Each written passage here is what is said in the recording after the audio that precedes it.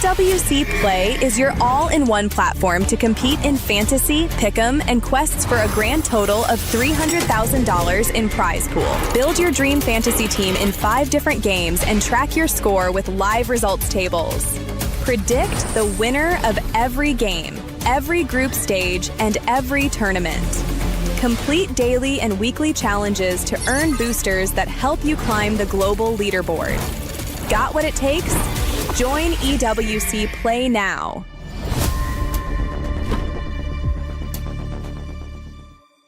Do you genuinely believe that you are the greatest MLBB player of all time? Do you believe your teammates let you down at EWC 2025? Do you think I'm overrated?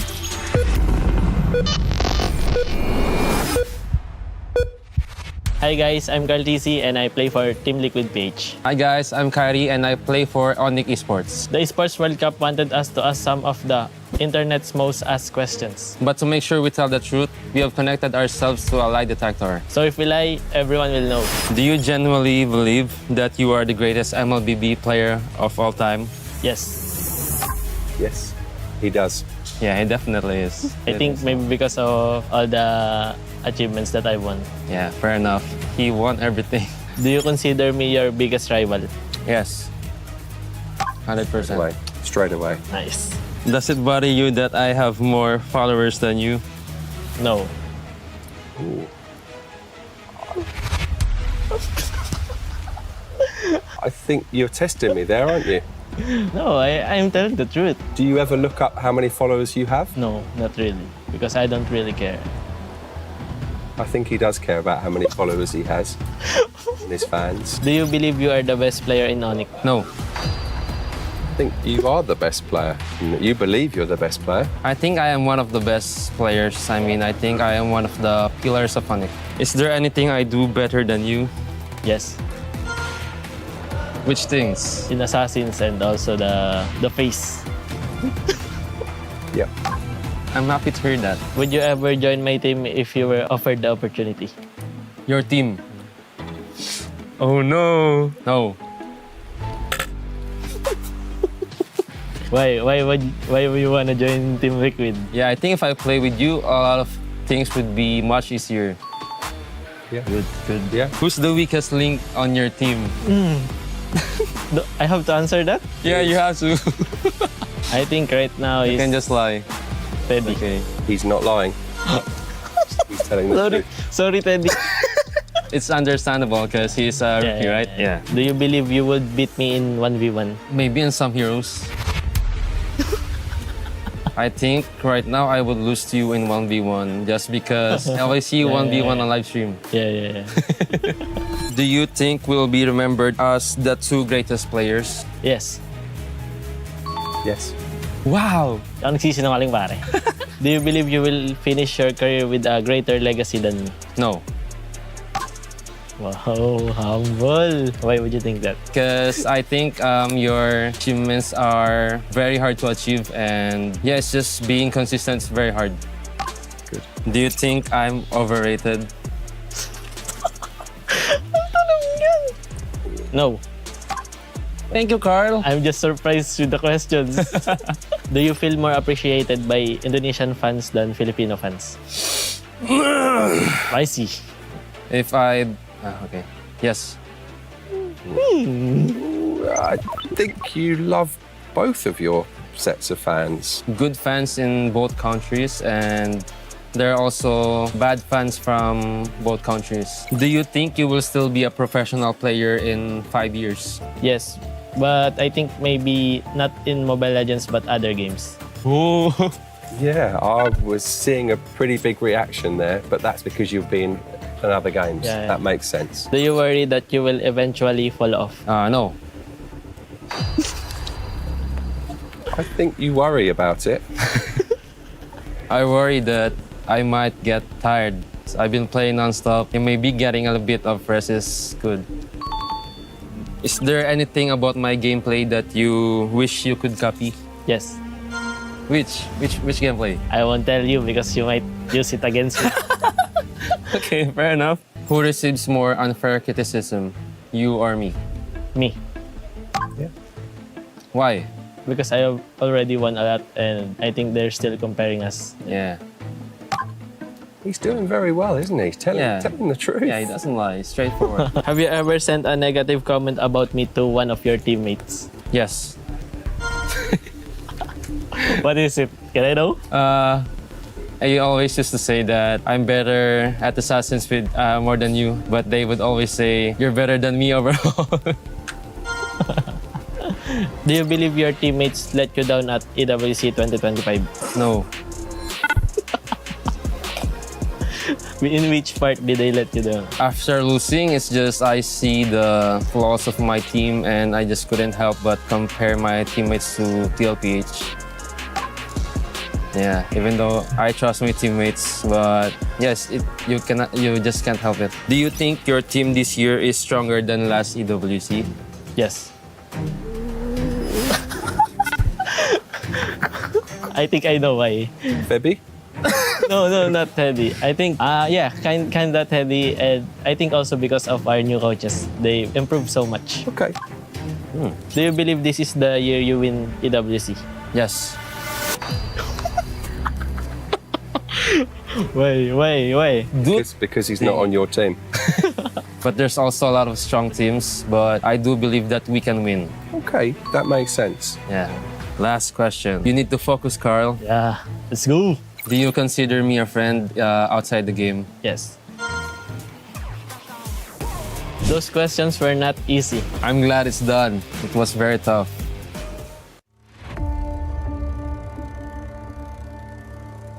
Bloodshed, tears, and glory. The Land of Dawn calls for contenders once again. Against all odds, Geekay Esports is here to win MPL MENA Season 9. Guangzhou Gaming! They go straight to the main stage. Ignite Gaming! MPLSG Season 11 crowns a new team. True Rippers are your champions. The place where a new chapter begins. The newcomers. MSC at the EWC, Paris. For many of us, this is our first. We may be the underdog. We may have sacrificed everything to come this far. We'll prove why we belong here. It's the first MCT Grand Finals and Entity will be your first champions. Bro! Esports is the reigning champion! Team of Falcons will push forward to the main stage of MSC. Congratulations! Vamos as you punched your ticket to France for EWC! Breaking barriers, defying limits. The aggressors come with nothing to lose. We carry the expectations of our country, our families. The fans who believed in us. This is the stage we've been working toward. Maybe this is where a new Dutch house is born. Aurora Gaming have wiped the Yangon Galacticos out. Megatron have not merely joined the Kings, they have become the Kings! And the Dragons of the North defend their Empire spirit! Challengers of the throne, the Titans stand ready. We have already achieved what many thought was impossible. Whether it's defending our regional title Or taking down the champions of our region. We're here to break curses and set new milestones. Falcons AP Runner moving on through the grand finals. Selangor Red Giants are your new champions, MSC 2023 champions! ONIC! Team Liquid is your grand champions! The names that shaped history, the kings and legends. It's been a while since we stepped foot onto the world stage. It's been a while since we brought home an international title. Our fight continues because our story isn't finished. Our legacy awaits. The journey to rise above begins. Play is in our DNA. Whenever we let it out, it becomes our superpower. Now imagine an entire city being built to supercharge it. Kadir City, powered by play.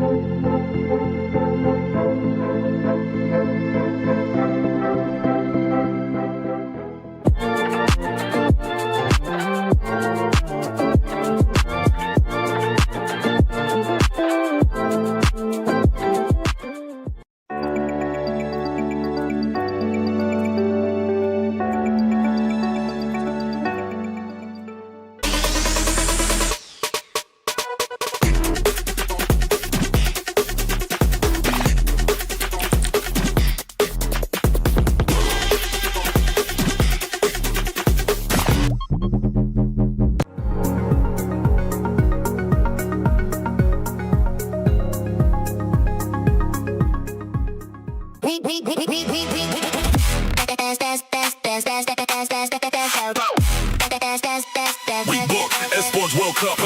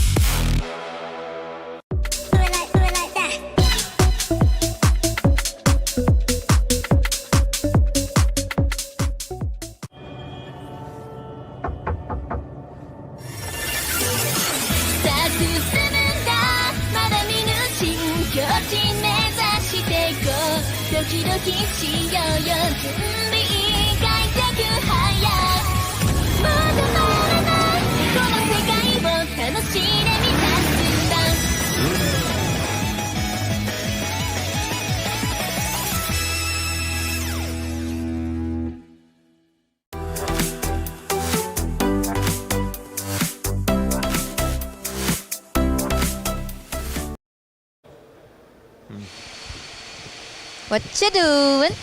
I'm busy doing my pick'ems actually. I'm on the Esports World Cup website. Okay. Picking the winners for today. So I was thinking SRG probably going to take game one. SRG, yeah. Up against Against GK. Yeah. We got that. Yeah, I think that's right. Yeah. Yangon taking on Pro Esports. I'm thinking a 2-0 there as well. Actually. Wait, for who? For Yangon Galacticos. What? No, for Pro do you think? Esports. I think Yangon. What? I think Aurora take down ONIC. I think it's an Aura matchup, but I'm thinking Aurora. I'd like to say it's ONIC, but seeing their performance, I think I have to agree. I think 2-1. I know you've been doing this a while, but just listen to me. 2-1. Last game, it's Liquid. I'm thinking Entity. 2-0. There's no chance. Do you see how Liquid played? There's no chance. There's no chance. They learn so fast from their mistakes. They're the defending champs. They have the GOAT, Kaltizi, they have JP, my GOAT. There's no... Trash. No. Trash. What? Did you just... No. Change it. Did you just submit it? You're not... Chris, what? Chris! It's day 4 of EWC MLBB. Chris! Let's get into it before she kills me.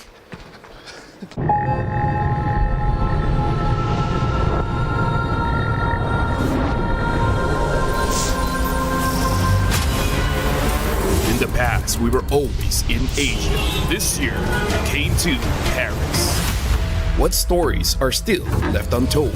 Kami sudah membuktikannya, tapi ini baru permulaan.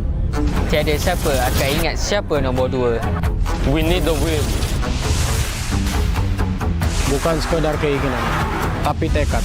Hindi ang pag-abot sa top ang pinakamahirap. Ang corona ang mahirap ipagtanggol. What happened last year became fuel for us this year. This time, we bring it to the fight and finish it. A new lineup, new chemistry, new fire. Once champions, not settling for podium finishes. World champions, defending MSC champions. As the final boss of MLBB, can anyone stop them? Names have been named, stars have risen, but now they need to show the world what it takes to rise above. This time, the world is bigger than ever. Like every year, new challengers step onto the world stage. Some carry the ambitions of 2 continents. Some fight for the pride of home turf. Some have never stopped chasing the throne. So who will finally rise to clinch the title? This is where unresolved stories find their ending. A new shot at glory. One more chance at redemption. We are back. Kali ini, sekali lagi. Manggulan atau tidak, Pareho lang ang chance namin. no one is untouchable. Let's fight. Bigyan ako kalau bisa. 2 champions, 1 game. Paris breaks through limitless possibilities. Welcome back to MLBB here. MSC at EWC 2026 is well underway, and as we welcome you to a nice weekend start, we have anything but a nice time for the teams who are facing elimination coming up in our first and final matches of the day. It is dire straits for our teams, but there is also a chance for glory if you can do things right. We'll see how much these teams have learned, how much they've bounced back as Group B takes center focus here on Stage 3 of the Lenovo Legion Gauntlet. Welcome back to the show. My name is Rain Day. I'm your host here, and I'm joined by my lovely panel, Brigitte and Lefel. Brigitte, I like the pink. Lefel and I went dark, and Lefel, you might have hit your face there. We won't worry too much about that. How you feeling? I'm feeling great. I'm feeling great. Excited for today, especially as this is Group B. I feel nervous. Yeah, I know. Because the but last you know time what? you and me are I here, know. it did not go well, Brigitte. Hey, listen. Yes. You are nervous because you're in first shift. I mean, yeah, but first shift has been amazing so far. Right? But I get to relax a bit because I will be watching during the last 2 series. And then you can become a duck. Yes, and I can become a duck. I just like react and, like be... You guys may not know this, but, she's part minion, part duck. I'm not. I haven't exposed Brigitte. I just said that something funny has been happening up here during some of those crazy upsets. But I didn't say what. I didn't say what. Okay, so she knows. I'm going to let her reveal it if she wants. Otherwise, just know we were getting hype up here. Let's take a look at the SDC rewind from yesterday. Speaking of games that have already happened, it was, again, more fanfare. Maybe not as many surprises. Might have gone a little bit more traditionally, but the meta has evolved, Brigitte. You were over there and obviously casting and talking about this. How did you... She had an amazing time. Especially the last game. I know. Bro, so much energy in that one. I know. Okay, now that you pointed out the last game, I might have to focus on the last 2 series we had yesterday. Because if we're talking about the meta and what else we got to witness yesterday, it's probably the Melissa that really stood out to me the most, because we saw very drastic performances on the Melissa. One where it was very efficient and one where it kind of struggled. I mean, like for me, looking at Guangzhou Gaming, that Saber though, right? The Saber going in with the new song with the Atlas just to shut down the Link, and oh my goodness, does it look good. Look at this one. This is the draft where they say like, do you want to fight? It's just yes. There's no hesitation. Dude, I love Guangzhou's draft yesterday.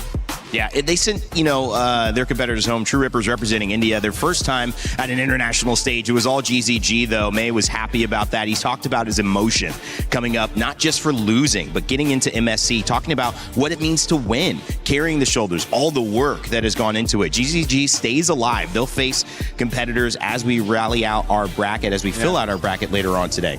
And then, Vamos goes up against Team Spirit. Yeah. Talk about a surprise. Because we were like, okay, Vamos is strong, but are they strong enough to defeat Team Spirit? Which, by the way, hearing the rumors, apparently Team Spirit is doing so well in scrims that this, for the teams that know, is considered as an upset. Because it's not just a win, it's a 2-0 win. Yeah, it's a strong win, Brigitte.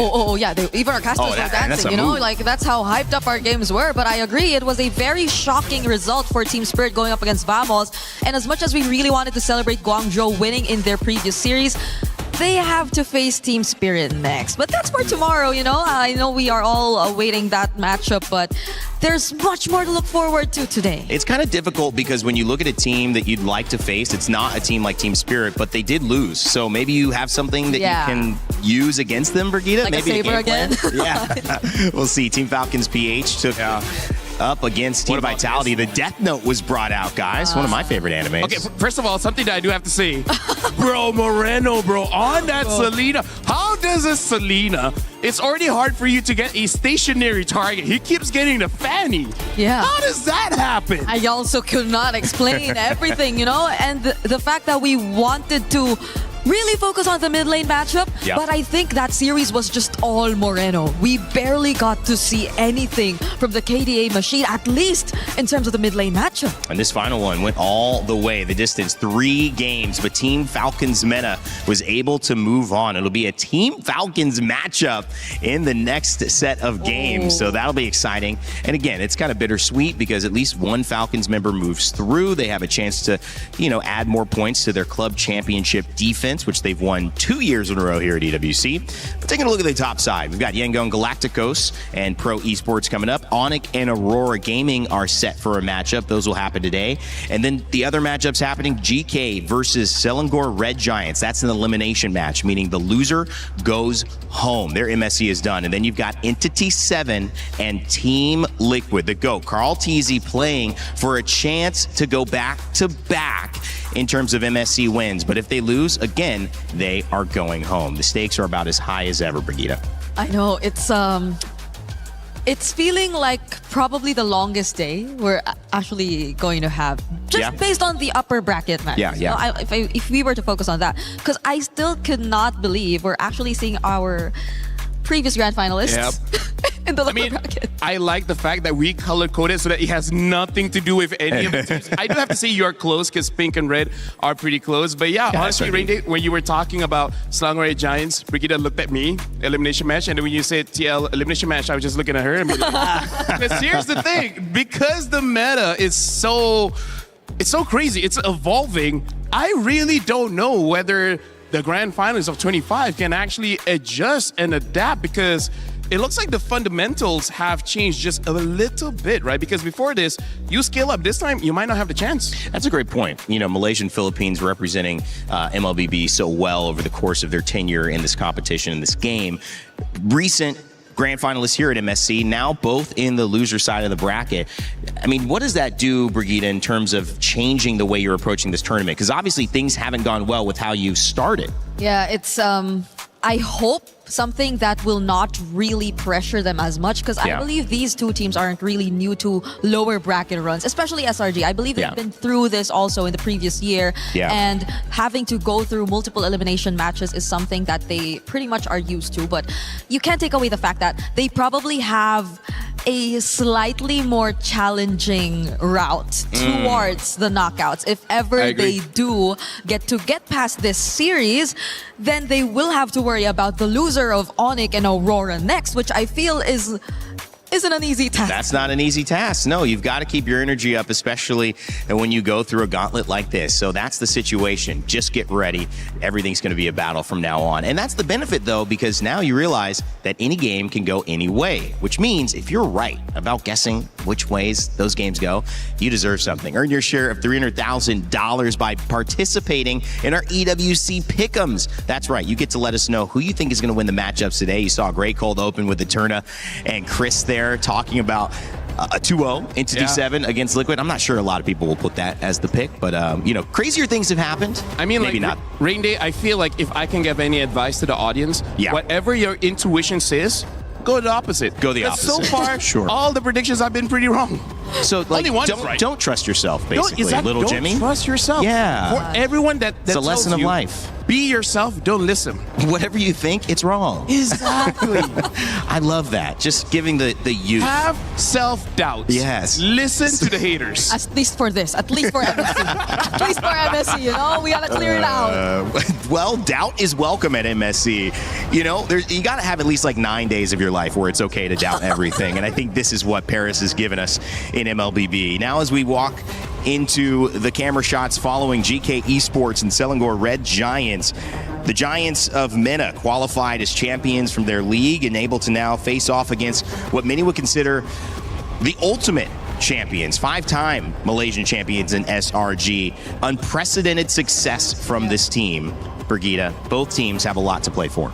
And I'm hoping we get to see them in a similar spot as they were 2 years ago, where they had a near flawless run, where Sekai's was just performing out of his mind, and where he was actually labeled as the Sky Prince? Because that was something we are yet to see from them. Yes, they got comfortable every now and then, but the moment they got their hands on the Ling, I feel like it was a surprise to us to see that kind of performance from SRG. For me, I still want to see him on the Ling. It's just that ban out all these crazy crowd control heroes, right? Yeah. Like even you saw like the Belleric, the Eudoras. Yep. Like I really feel like as long as those are not on the table, it's a little bit better for Skies. Because when there's a lot of crowd control, he really can't do much. Well, speaking of GK Esports, who he's going to be trying to do a lot with, they have a team that is built to understand that they have a challenge ahead of them in the Malaysian Champions. Can they do enough to move through this elimination gauntlet and keep themselves alive for one more day? Eterna sat down with Shin to get his thoughts. Hey everyone, it's Eterna here over with Shen, captain of GK Esports. How are you feeling coming to this elimination match? I mean, we didn't get to what we want last match, but today I think we're gonna play better because we got enough time to play more, and we're really excited because we're gonna beat with SRG, so it's really fun to play. Yeah, we're all anticipating this next match. Yeah. And were you surprised that SRG ended up in the lower brackets with you? Yeah, a little bit, but I think this meta, it's there's no really you can say really team gonna beat everyone or something like that. Oh, okay. Yeah, every team has a chance, Every team has a chance. It is a very interesting meta that we're looking at right now. And earlier on, you said that you had a little bit of time, right, to prepare more and so on and so forth. So did you think that was one of the main reasons why you lost your previous match? Yeah, I think we didn't get enough time with each other to adapt to the new meta. But I think now we're gonna play better for sure. Okay, if there was one thing that you could fix from that match that you lost, what was it? I think our draft. Okay, your draft. Yeah. So the drafts have been studied. It's been prepped for today. Did you think that the communication was okay? Chemistry, execution, was it okay for you? I mean, not really, but we didn't get to play the game, so I can't really say that, Okay.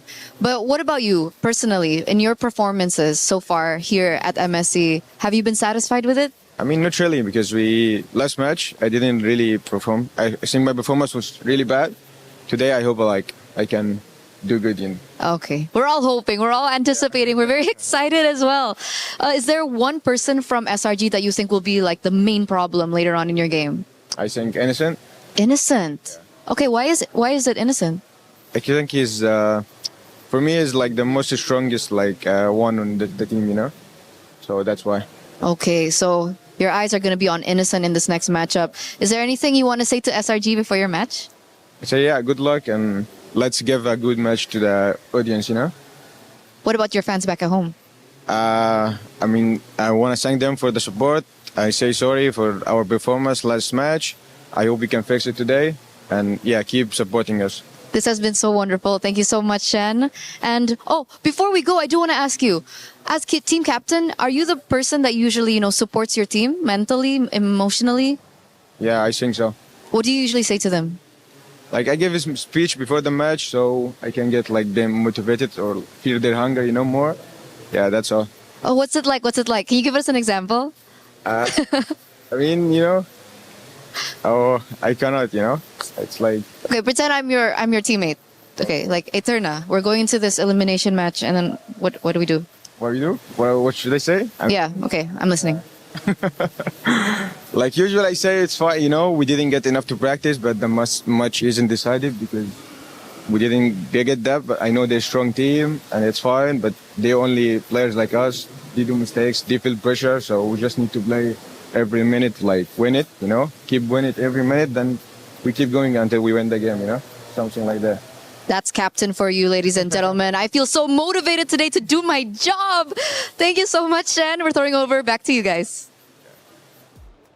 In order to stay in it, you got to win it every minute. That's what Shin basically said to me, and I like it. It rhymes, and I would be motivated after that as well. I'd say, keep going, man. Keep dropping some bars. All right, obviously on that side, Geekay Esports getting ready to go, but they're facing up against the Giants. That's right, in Malaysia. Selangor Red Giants.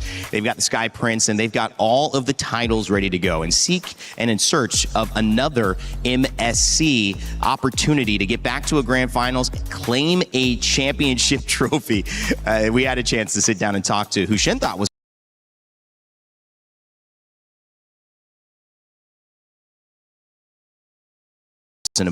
Are you surprised to be in an elimination match? Yeah.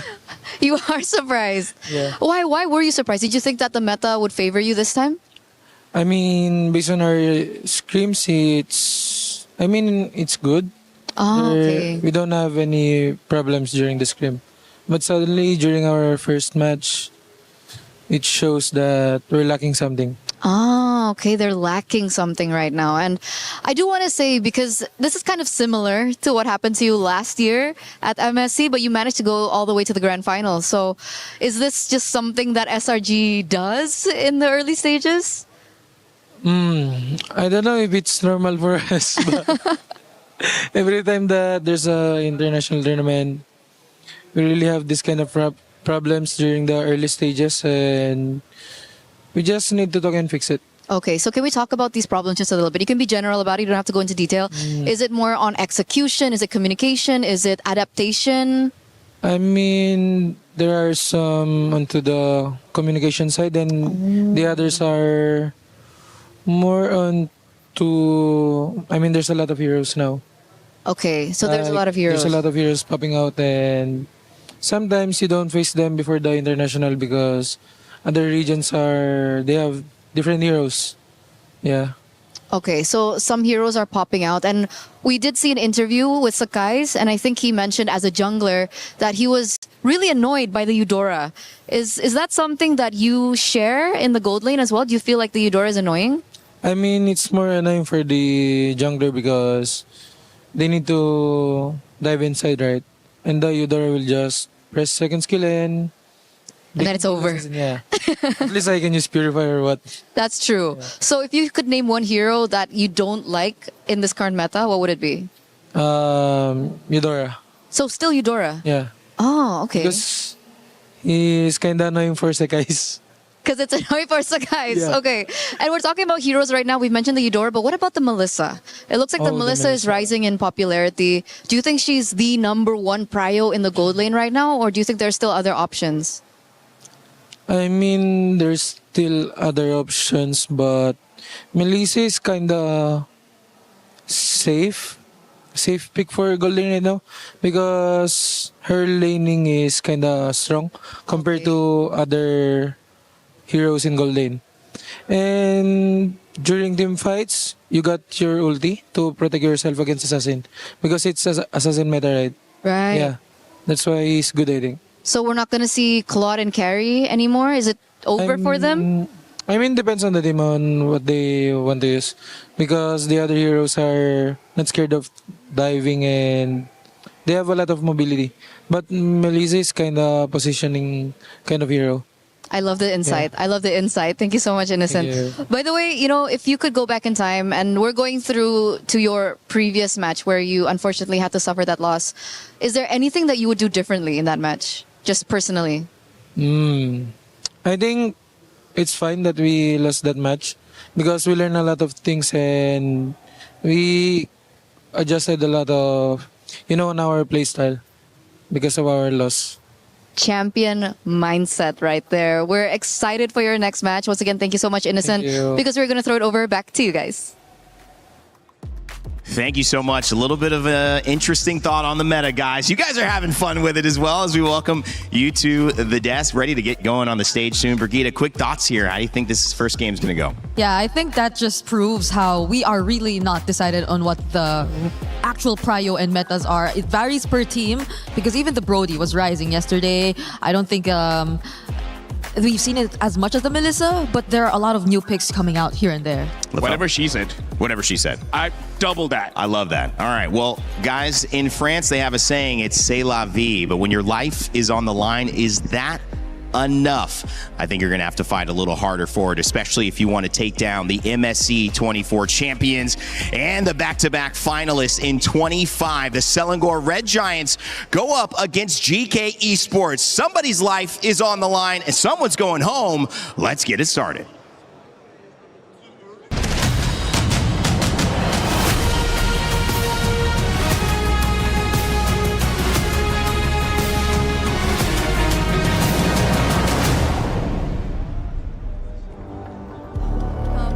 To the fourth day of MSC at EWC 2026. It's Rose and Milosh here again for another day. Now guys, yesterday we sent home 2 teams and 2 teams proceeded to the knockout stages. Today, history will repeat itself as we crush 2 keys and promote 2 teams. It's always a lot of fun to crush keys. It's a big part of what we do here at the Esports World Cup, a part of MSC's trajectory, I guess, the history here. Now, as you said, Rose, 2 teams advanced. That was Group A, our focus. There are 2 that went home, and we're going to continue doing that today in Group B. Though, our first matchup is elimination. So, a key to crush. It's the thing I love in the morning. Let's welcome our first competitor to the stage, Geekay Esports! 1-man representatives survive to fight another day. Can Geekay make their own dream come true? A rough ride in day 1 against Yangon Galacticos gave a big set of lessons to learn from. Can they apply them when the pressure is on? Yeah, that's definitely the toughest part. Being able to perform with pressure and of course, their opponents. It is none other than Selangor Red Giants. The champions of MSC 2024 are on shaky waters after losing in their opening match of the tournament. Have they got what it takes to keep the Giants in the game and attempt to reclaim what was once theirs? It's crazy that already champions from 2 years ago are standing here on the cusp of being eliminated. And by whom on the other side? Geekay, the Plucky Mana team that's looking to make a story of their own at MSC. This is what you watch MLBB for these sorts of storylines and international games. And I don't think it's time to push us too far. Please, Selangor Red Giants. Please, Geekay, my friends. You may place your keys. Take your seats, players, captains. You may shake hands because this matchup, once more, is about who stays at MSC 26 and who gets to go home. Let's break it all down and get ready for their desk.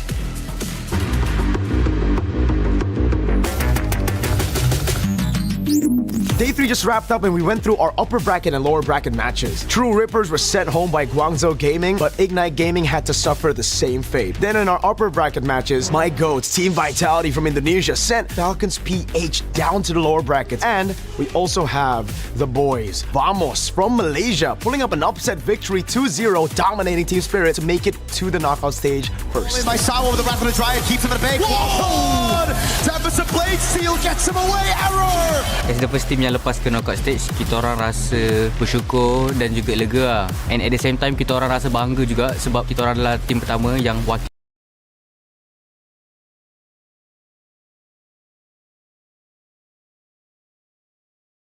Indonesia.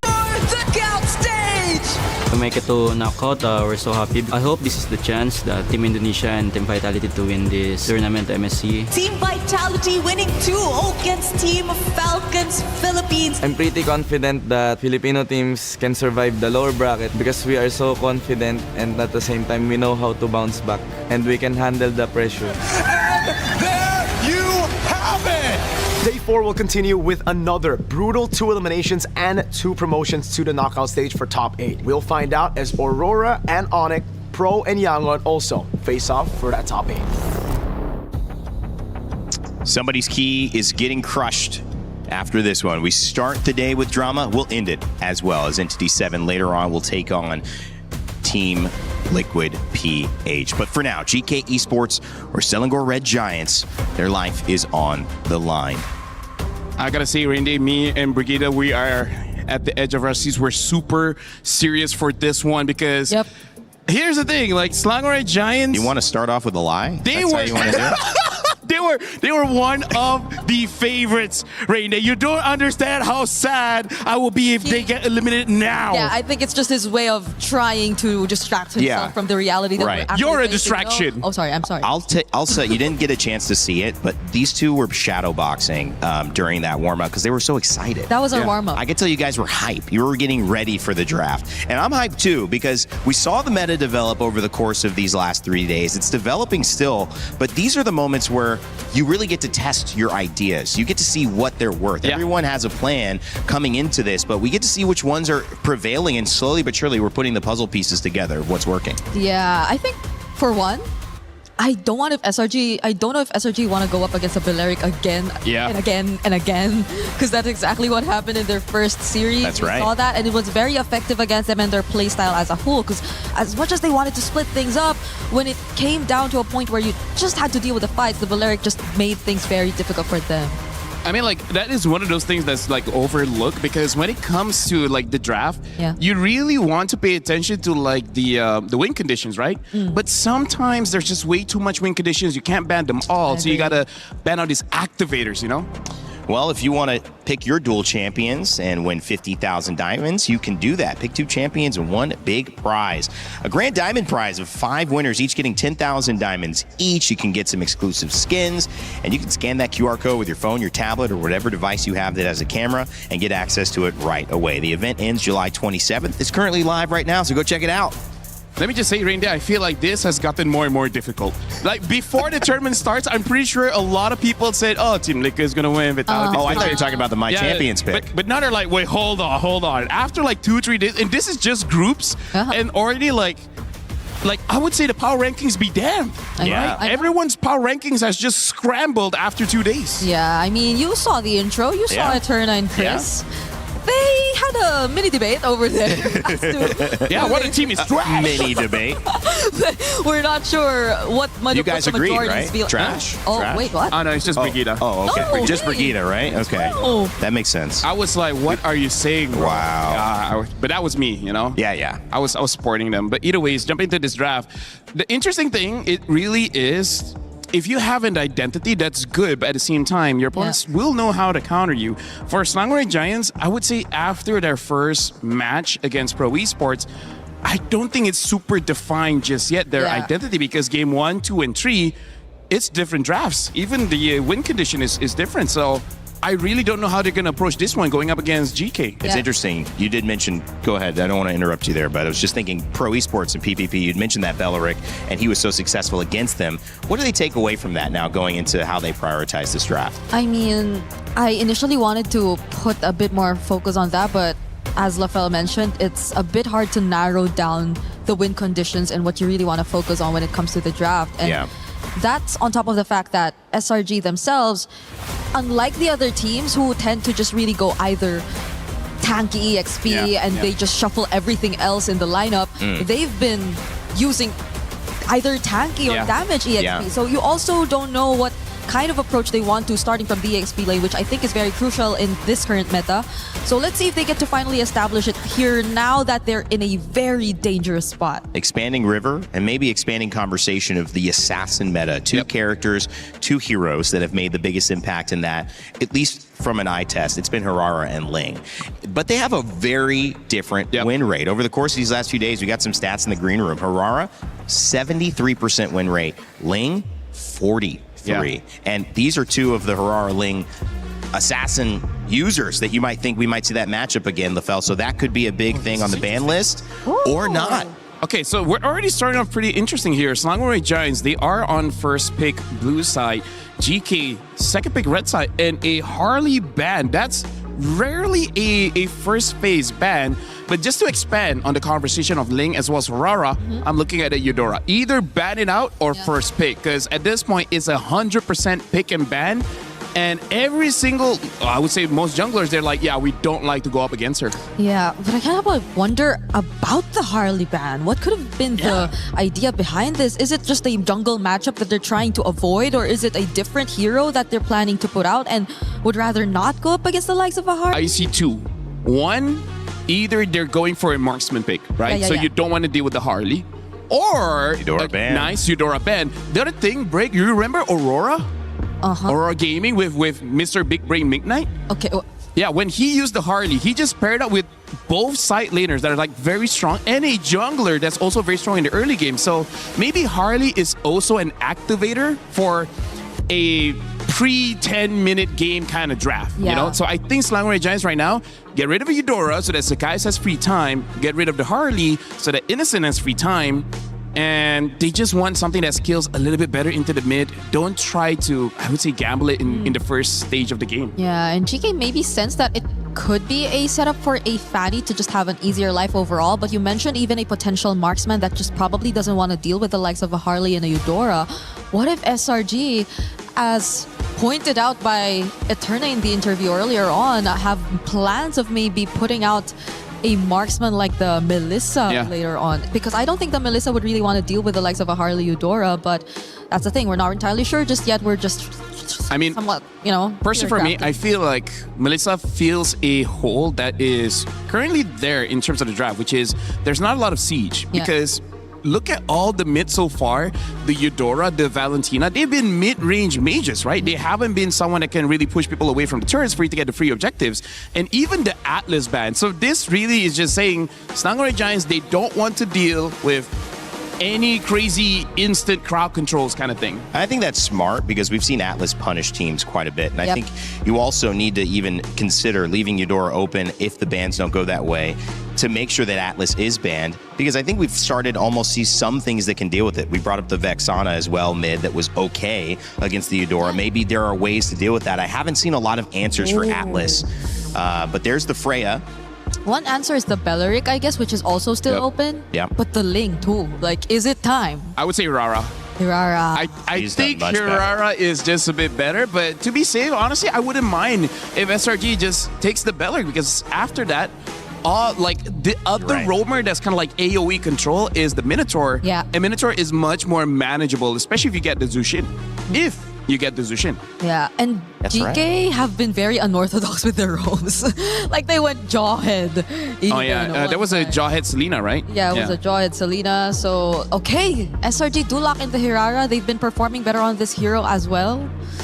And the fact that they did take out a couple counters too will make it much easier. But GK, on the other hand, do they lock into Belleric, which is somewhat a really good pick It is a very good pick. SRG based on pro and in general as a whole. One way you could deal with that, my thought is, if you have trouble against Belleric, you prep for that.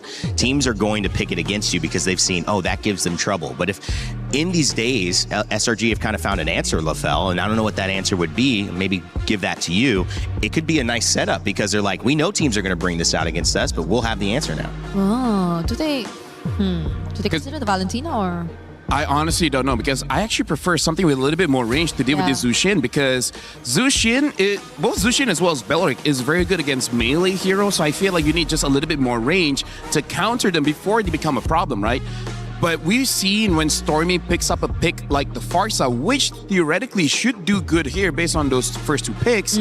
The problem is there's still a lot of junglers as well as EXP laners that can deal with the Farsa. Like, for example, the Yuzong's still up, so now they pick up an Eve, a much safer long-range hero, and they even pick up the Moskov just in case if GK does want to go for that Ling route. I'm liking SRG's opening draft because this is more honest, but at the same time, it's just very strong heroes. Yeah, and it feels less like them just willingly handing over some of the picks you would just really expect to be prioritized as power picks, as in contrast to the way that they drafted during the first time that we saw them, wherein they were letting go of picks here and there. And that's a Ling which they also did let go of this time, but it's not like they gave up on it. Right. They had the Hirara, which is stats-wise a much better performing jungler here currently in MSC. So now that we're on to the second banning phase, XP lane matchups. This is gonna be crucial. We don't see both XP lanes from both sides just yet. And everything's open. Esme is open. Paquito is open. It's only just the Freya. So at this point, I feel like for Selangor Giants, they're hoping for GK to show their EXP pick on 4th, just so that Cram has a winning matchup, right? Because I feel like that's also something that SRG is trying to do. Get winning matchups, secure the first 2 turtles, and then try to expand from there. Yeah, one winning matchup is a way to win the game. We've seen 2 kind of set them up really well. A gold lane that can push and have an impact, and also an EXP lane where you get off to a good start. I think the Phoveus is an interesting ban because I feel like they already have the counters for the Phoveus. Personally for me, though. Personally for me. And they themselves could have used it. We kind of are used to seeing Belleric in the roam, but they have used it in the EXP also. That's true. Oh, yeah, true. But the Phoveus ban, though, being taken out, again, yes, probably for the lane, but maybe there's a chance they also consider in an XP lane which doesn't want to really go up against a Phoveus. And that would be something like a Paquito, I guess. Paquito and Arlo. Yeah, they might try to get that. In terms of Arlo, I can see it because they do have the Belleric as well as the Zushin. And now the Barat. So this does seem more like an Arlo pick coming up. SRG, I think they would be okay to just let the Arlo go and try to fight back with either a Paquito or an Esmeralda. Both, I feel like, should be able to do their jobs quite well against GK's lineup. Or I don't know if they want to go for a Lapu. That's like not necessarily great, but that's definitely one of Cram's comfort. Yeah, even the Arlot or even the Barat's ban really tells you a lot. Yeah, it screams Arlet for this one. So Harith is taken out too. I wonder if SRG won't want to consider some of the more recently popping out marksmen or gold laners as well. What, like Melissa? Or Claude? The Brody too. Yeah, there goes the Claude. Yep. And expert Rain Day. Hey guys, I'm learning from the best here. Oh, wait. Wait, so they show up the Uranus. This means that SRG, they can get an Esmeralda and basically have a nothing lane. Yeah. Or again, just pick up the Paquito, win that lane, and then just establish pressure. Because as we saw, if you're going up against a Ling and the Ling does not have a good time getting those farms, it's going to take quite a while for the Ling to really be effective in the game. Yeah. And honestly, you don't know the roam yet. I mean, I would have considered Hilda, but the fact that the Belleric and the Juicin are just too good with melee heroes maybe might make you think twice about picking up the Hilda. So other roam options for Yums at this point. I wonder if they want to try a healer. You know, something like Matilda. Matilda is open. Yeah, it could be Funky. Yeah. I love Funky. Yuzhong, what about him? Oh, Yuzhong. Oh, Yuzhong is also very good here. Cram used that. Used that. And into he lost, but he used that. He used it. He used it, you know. Oh, Hylos. Oh. And Paquito. Okay, so a little bit of a different strategy there. And I feel like the Hylos is just a good combination with the Eve. There's a lot of slows there, making it so that the Link can get away. Everyone else, nuh-uh. Yeah. They're just going to stay there. And they're going to be okay with unique hero. Okay, what's this Hellkurt mean? Who wants to talk about it before we throw it to stage? Wait, is this going to be Hellkurt Gold? No, it's Rome, right? I mean... Oh, wait, no, gold. It's gold. I mean, Belleric could go EXP. It's gold. It's gold, Hellkurt. Well, so Hellkurt burst, and then he can make the map dark. Burst, and then Vision Deny. Ooh. We'll see. I love it. We rarely see it. It's kind of cool. Reminds me of my old Xbalanque days back in a game that's very similar. But this game, there's nothing similar to this feeling of under the bright lights, your life on the line. You're playing for hundreds of thousands, maybe millions of dollars if your journey continues. And one team is going to have that key crushed after this. Let's begin game one. SRG versus Geekay Esports. Send over your casters, Naisu and Trex. Thank you so much, Rain Day. I'm here with Naisu on the desk. Just a reminder, this is an elimination match between SRG and Geekay Esports. How are we feeling, Naisu? And you know what? It's weird to start the day with an elimination match, man, but that's been the course of things for the past couple weeks for all the journeys that we've made it up to this point. And now to think about a Hellkurt being placed in the gold lane. If I haven't been vocal enough about how much I love the meta right now, man, this is why. Because we're seeing even this come to play in an elimination match. This definitely makes things interesting, and I gotta say, the past couple big upsets that we have seen throughout the past few days have been because of picks like this. Now, The Hellcurt in the gold lane, not something you normally see. A little bit of action in the mid, though. First blood over to Stormy, Naisu. Wow. All right. Already burning a couple revitalize there to keep him up. But yeah, I was so surprised that was that early on that you're able to get a kill on Shen. A little bit of a misstep. Yeah, definitely a misstep. Yaga in this gold lane. Back to this Hellcurt, though. Nothing too crazy as far as emblems go across the map. We do have the pull together on Quanak. Overall, though, I'm excited to see how this plays. Are we going to see the Hellcurt roam around quickly? Normally, gold lane doesn't get too much action in the early game, but because of the speed, once he hits level 4 as well, getting the Dark Knight Falls might be able to help GK in terms of getting some of these first turtles. He hasn't hit level 4 yet. May be able to get it before this turtle. I'm wondering if SRG is going to want to rush it because they don't want to have to deal with that Dark Knight Falls. Because even when he's on the opposite side of the map, his team can still capitalize from it. So it's something we definitely have to watch out for, especially with the range, with the possible surprise of Shen hitting a Wrath of Dryad, something of that nature. So I'm excited to see how they utilize this pick. Oh, Eisenberg in the flicker too. Yeah, you're right about that. The utility that a Hellcurt can bring just with, darkening the map with his ultimate, that Dark Knight Falls, is great, but still, I think that's the main thing. Can he get out of the lane? Can he join these fights? It looks like he wants to do exactly that. They're going to force a fight anyway. Beacon already used. Shen able to flicker out for now. Dark Knight Falls comes through. They collapse on Sakai, so able to pick up one. Turtle still for the taking here. So for this, you got the numbers advantage, and there you go. Yaga's making it work. Gets another. Yaga. Things already turning around for the side of GK. Looking good. They take a death early on. But we're already seeing the possibility that Sakai's is going to have to be careful going off on his own, even if it looks like he can secure a kill, because at any point, Dark Knight Falls comes down, Yaga pops up, helps gets the kill. He is an assassin. He's still squishy. And that's what I feel like is going to be the target. You add that up with Stormy as well. We haven't seen Yve work out too well for a lot of teams. I feel like in a lot of drafts it looks nice, but the fact that there's things like Lings now being highly popularized, some of these assassin picks who can jump onto you, and the lack of movement from the Yve once you drop that ult, you are just a sitting duck. So Stormy, the big win condition for SRG, I think, is going to be positioning and timing on that RWM. Yep. And the same thing is going to go to GK with this Dark Knight Falls and things of that nature. Quanak already using the beacon. Actually going to flicker forward. Dark Knight Falls. They want to collapse on Stormy, as you were mentioning it. Tempest Blade's already going to be used. Yeah, trapped into a real-world manipulation, though, too. On the back foot, GK has to disengage. They wanted to go for that. Now multiple members are low, and here comes the follow-through. A spear from Innocent will be the find a double. He does it again in the mid lane. He just never misses. That's the reality situation with Innocent. And I want to go back to what I was saying with Stormy. That last RWM was huge, but Cram! Oh, Cram. Okay. This is why the Paquito's so deadly. Couple combos, and you're half health or less. Yaga's going to get spotted out. He does get stunned here, but he's fine for now. Yes, back to what you were saying, Trex.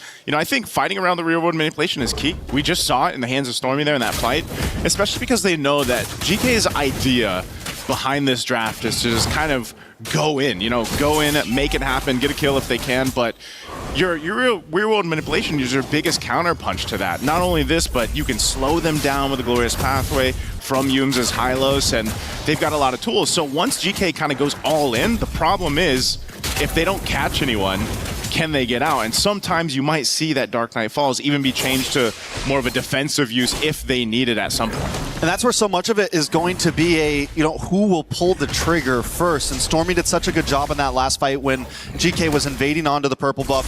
He holds on to the RWM. Dark Knight Fall went down first. Stormy moves around, finds a good position, and then after the fight's already been going on, he drops it. Oh, here we go. Fight for the second turtle. Less than half health here. They're going to force it anyway. Innocent gets a solo kill. The turtle's going to be secured by Sakai's, but he might lose his life for it as Quanak picks up a kill. Looking for Cram. He's trying to get away, but there's just a whole lot of crowd control locking him down as Aizen will pick up for himself. So a bit of a trade across the map, but that's also a lot of gold and push now for Innocent on the Moskov. Yeah, I don't think we expected things to go like this. It's 5-4 right now. GK holding a small, ever so slight gold lead. Still, the game is at a standstill, but every fight has gone back and forth. Neither team finding full leverage. Neither team really getting a full grip on this game. GK Esports, I'm wondering when is the time to really pop off?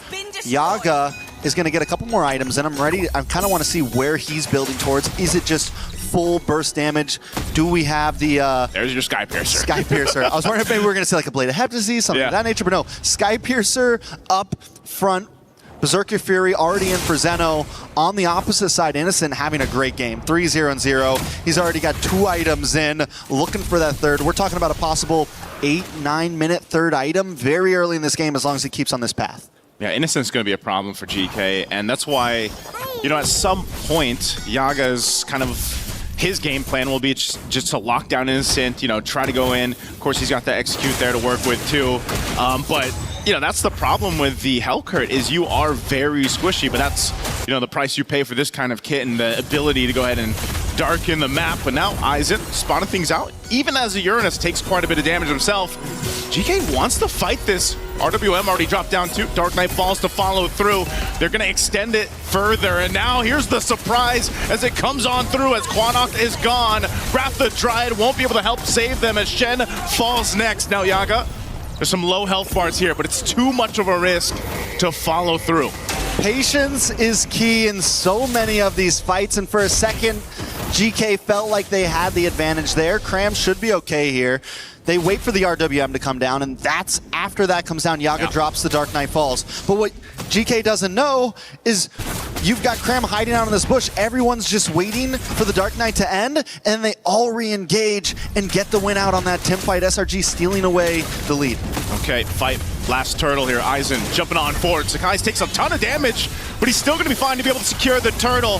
Yume's left to his death as he goes down, but Cram looks to capitalize on a kill. An SOD won't connect though, so they fall. Aizen falls here. Dark Knight falls once again. Cram will go down. Yaga able to pick up another here. Good push though down bot by SRG. Sakai goes in with the combo, gets his own revenge, taking out Yaga. Zeno's not going to try to commit to it. Yaga goes down. I feel like at this point, though, Yaga can die. He's always going to pack a decent punch. He's going to have utility. When will that eventually fall off in the lack of a marksman, though? Innocent going to try to get away. Still has a Purify. Should have room to work with. Picks up the DHS. He goes and tries to target Quanok. He knows the rest of the team might try to make their way here, but Yumes is going to be too late. It's a shutdown.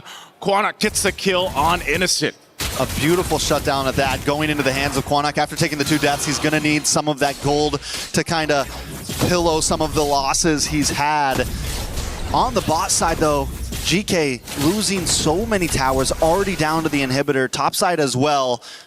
Though Geekay's been doing well in some of these team fights, in terms of macro, they've been having a little bit of trouble, and I think that's the sacrifice that happens when you pick up this Hellcurt. Yep. And yes, you can use it as a split pusher sometimes, but they've been using it a lot more for these turtles, for these objectives, for these big fights. They haven't really been sending him off to the offlanes, and I'm wondering if there's going to be a point where they kind of change his game plan on what they want to use that hero for.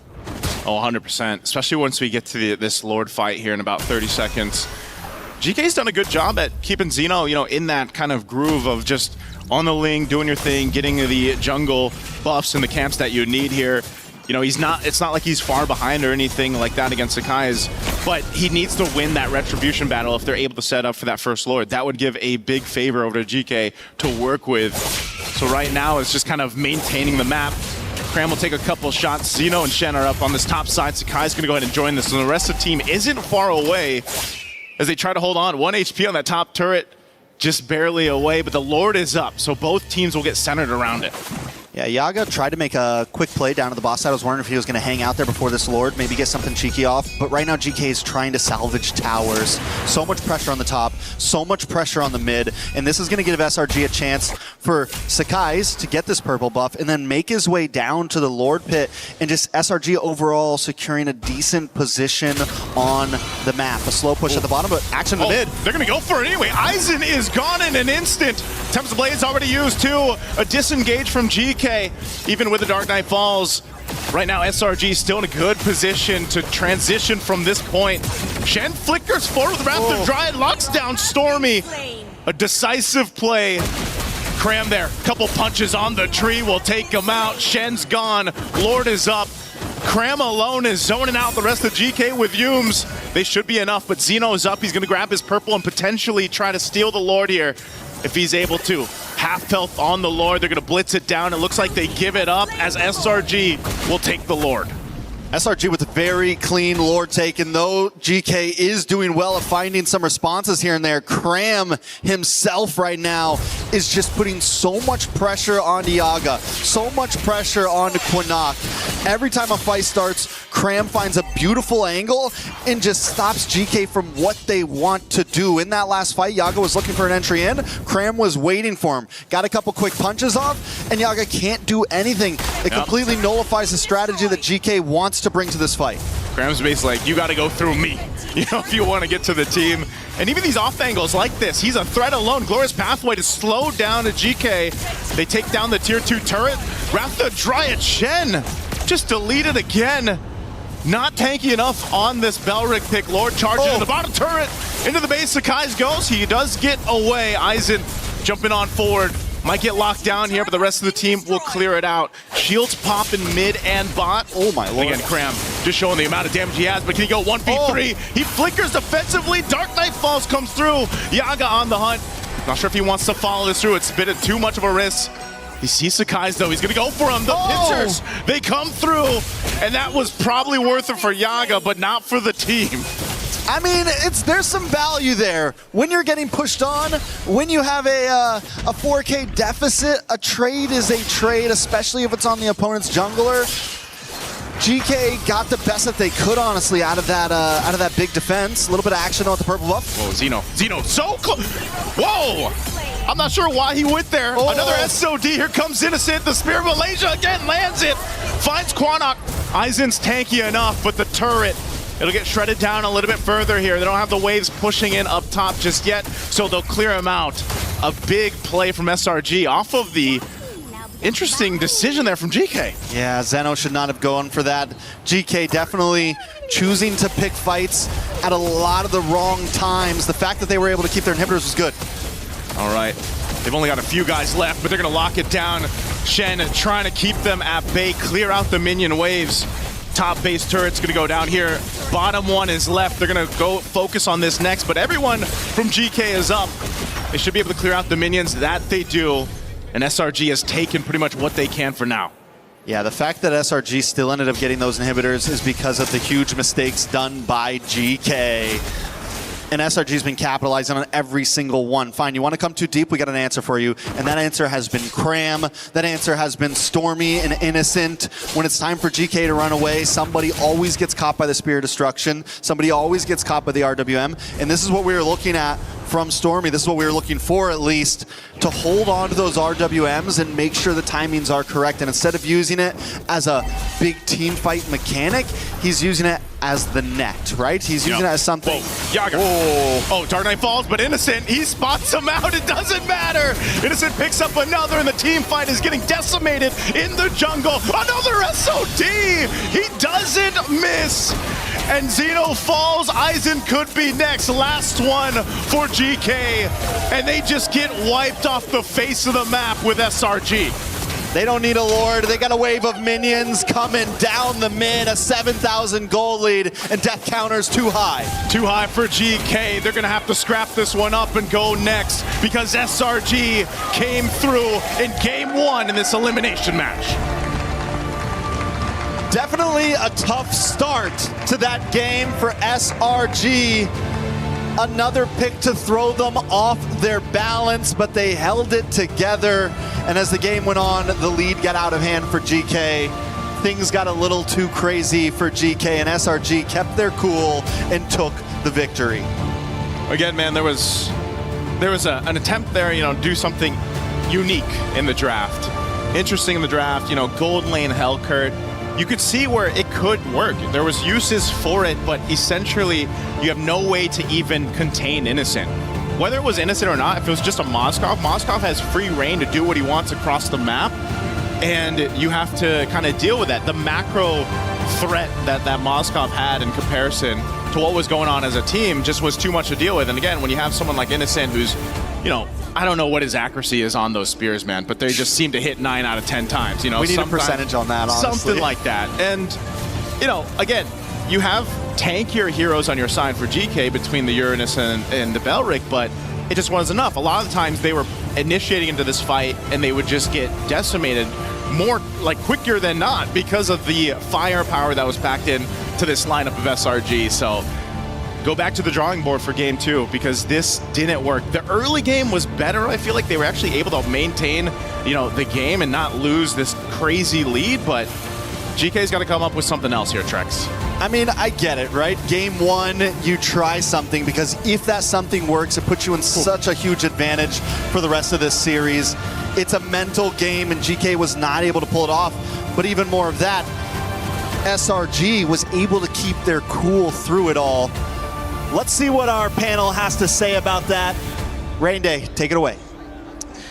Thank you, Trex, and nice, great cast on the first one. This was an interesting game, but you got to say GK Esports had moments where they looked much better. 5 kills after their time with YG, who got 55 kills against them. Now they added 11 to the tally, so technically doubling their overall efforts and effectiveness, but it wasn't enough against SRG, who I feel like, Brigitte, this is just my take, I want to hear yours, just had a win condition in the Moskov and in the Aurora, and their team fights really came together very well. Yeah, and on the other side, it was very specific for Yaga, who had to go up against that win condition you mentioned, which was Innocent on the Moskov, because I feel like Yaga and what he's been through in the first series, in their first showing here in MSC, was something they do not want to go through against. Yeah. So they picked up a very aggressive gold laner, a very unique gold laner at that. And you saw the intention, you saw it work to a certain extent at the beginning, but again, for a more sustained team fight or for the long run, I think they lost sight of how they should have played around the certain lineup. Yeah.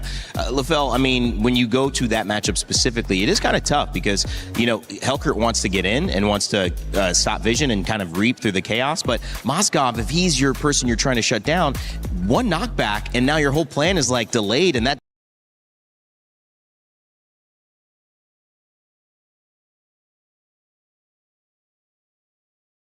to talk about is actually the map, because that's what Selangor used to defeat Geekay.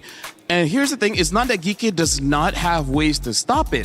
It's just that somehow they weren't able to, just because Innocent, he himself was invisible in the map. The moment he shows his face, sure, he dies. He made that one mistake, but then never again. Yeah, you would think that GK would have a less harder time finding Innocent because they had 2 assassins. They had such high mobility heroes, and even a Uranus who could just pretty much, you could rely on him to control the rest of the map. And he's the guy who could just split up from the rest of the members. Actually, 3 of them, like either of these 3 could just go and take their separate ways from the team, but it still didn't work out. How'd you feel about Cram? I feel like his Paquito is pretty impactful.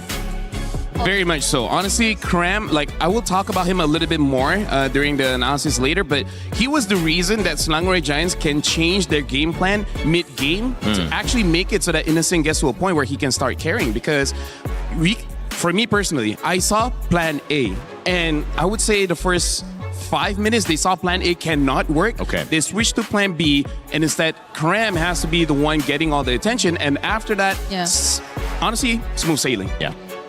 Cram just did not hold back that game. I feel like there was this one instance, even when I was watching, that he was already caught by 2 members. They were trying to poke him down. They were trying to threaten him out of the lane, but he stood his ground. He just stayed there, hid in the bush, and was ready for a potential re-engage if ever GK actually wanted to go for one more round. And that's the thing about Cram. He's a very aggressive XP lane, and the Paquito, I think, allows him to really play the kind of playstyle that maybe we've been missing in that first series that we saw from SRG. And it was really interesting to see the results of yesterday's performance, or not yesterday, but the day we saw Selangor Red Giants fall earlier on, because the Beleric gave them so many issues. GK prioritized the Beleric this time around, guys, and it doesn't give them any issues. And I think that's just SRG we need to have an answer for this. The Paquito worked really well to give them the space, but LaFell, I want you to break down what you saw in that game. All right, Brigitte, I trust you for this one. So we're gonna be looking at it. I'm just gonna stop. We're gonna look at the draft here, and I'm gonna take some time because we're gonna be looking at GK's draft first, where the idea of this Hellcat was to shut down the Moskov, because based on previous matchups, they know that the Moskov will win against Link. So they need an immediate answer, and that answer was this Hellcat, which this is why we're gonna see in the game how it really changes. But before that, we gotta talk about how Selangor Giants approach the draft, because they have 1, 2, and 3 independent laners, meaning to say that when the game goes above 5 minutes, you can have them solo lane, and then that can attract a lot of teams. But in this game, Sakai's was not a solo laner. He was the one actually starting the fights. It was more on Cram as well as Innocent to be in that lane. We're going to be looking at some clips here where in the first clip, we'll talk about how great the Yaga on this Hellcurt is, which by the way, it's a very toxic Hellcurt, you know, with Master Assassin, Rupture, as well as the Execute, just to make sure he actually gets the kill. Because as we're looking at the positioning here, you can see that Sakai's is supposed to have a flank angle because his job is to actually have and engage with the stun. And then look at the rest of Selangor Red Giants. They're just trying to establish some kind of box just to make sure that Sakai's is out of this box and he's dealing with everyone else. But you can also see that Zeno and Yaga, they're off to the side, aiming for Sakai's because they know he's going to be the disruptor. And then eventually, they will go for Innocent. But first things first, it is going to be Sakai's. We're going to be playing the clip just to see how they execute this. Kill Sakai's because they know his positioning is going to be outside of the square of influence. And then after that, even eventually killing off Yumes. This is where the draft works really well. And then we can see in a different clip here, this is where I want to show actually the minimap. As we're looking at the minimap here, you guys can see that Allah. Okay, never mind. You can see that Cram is all by himself, right?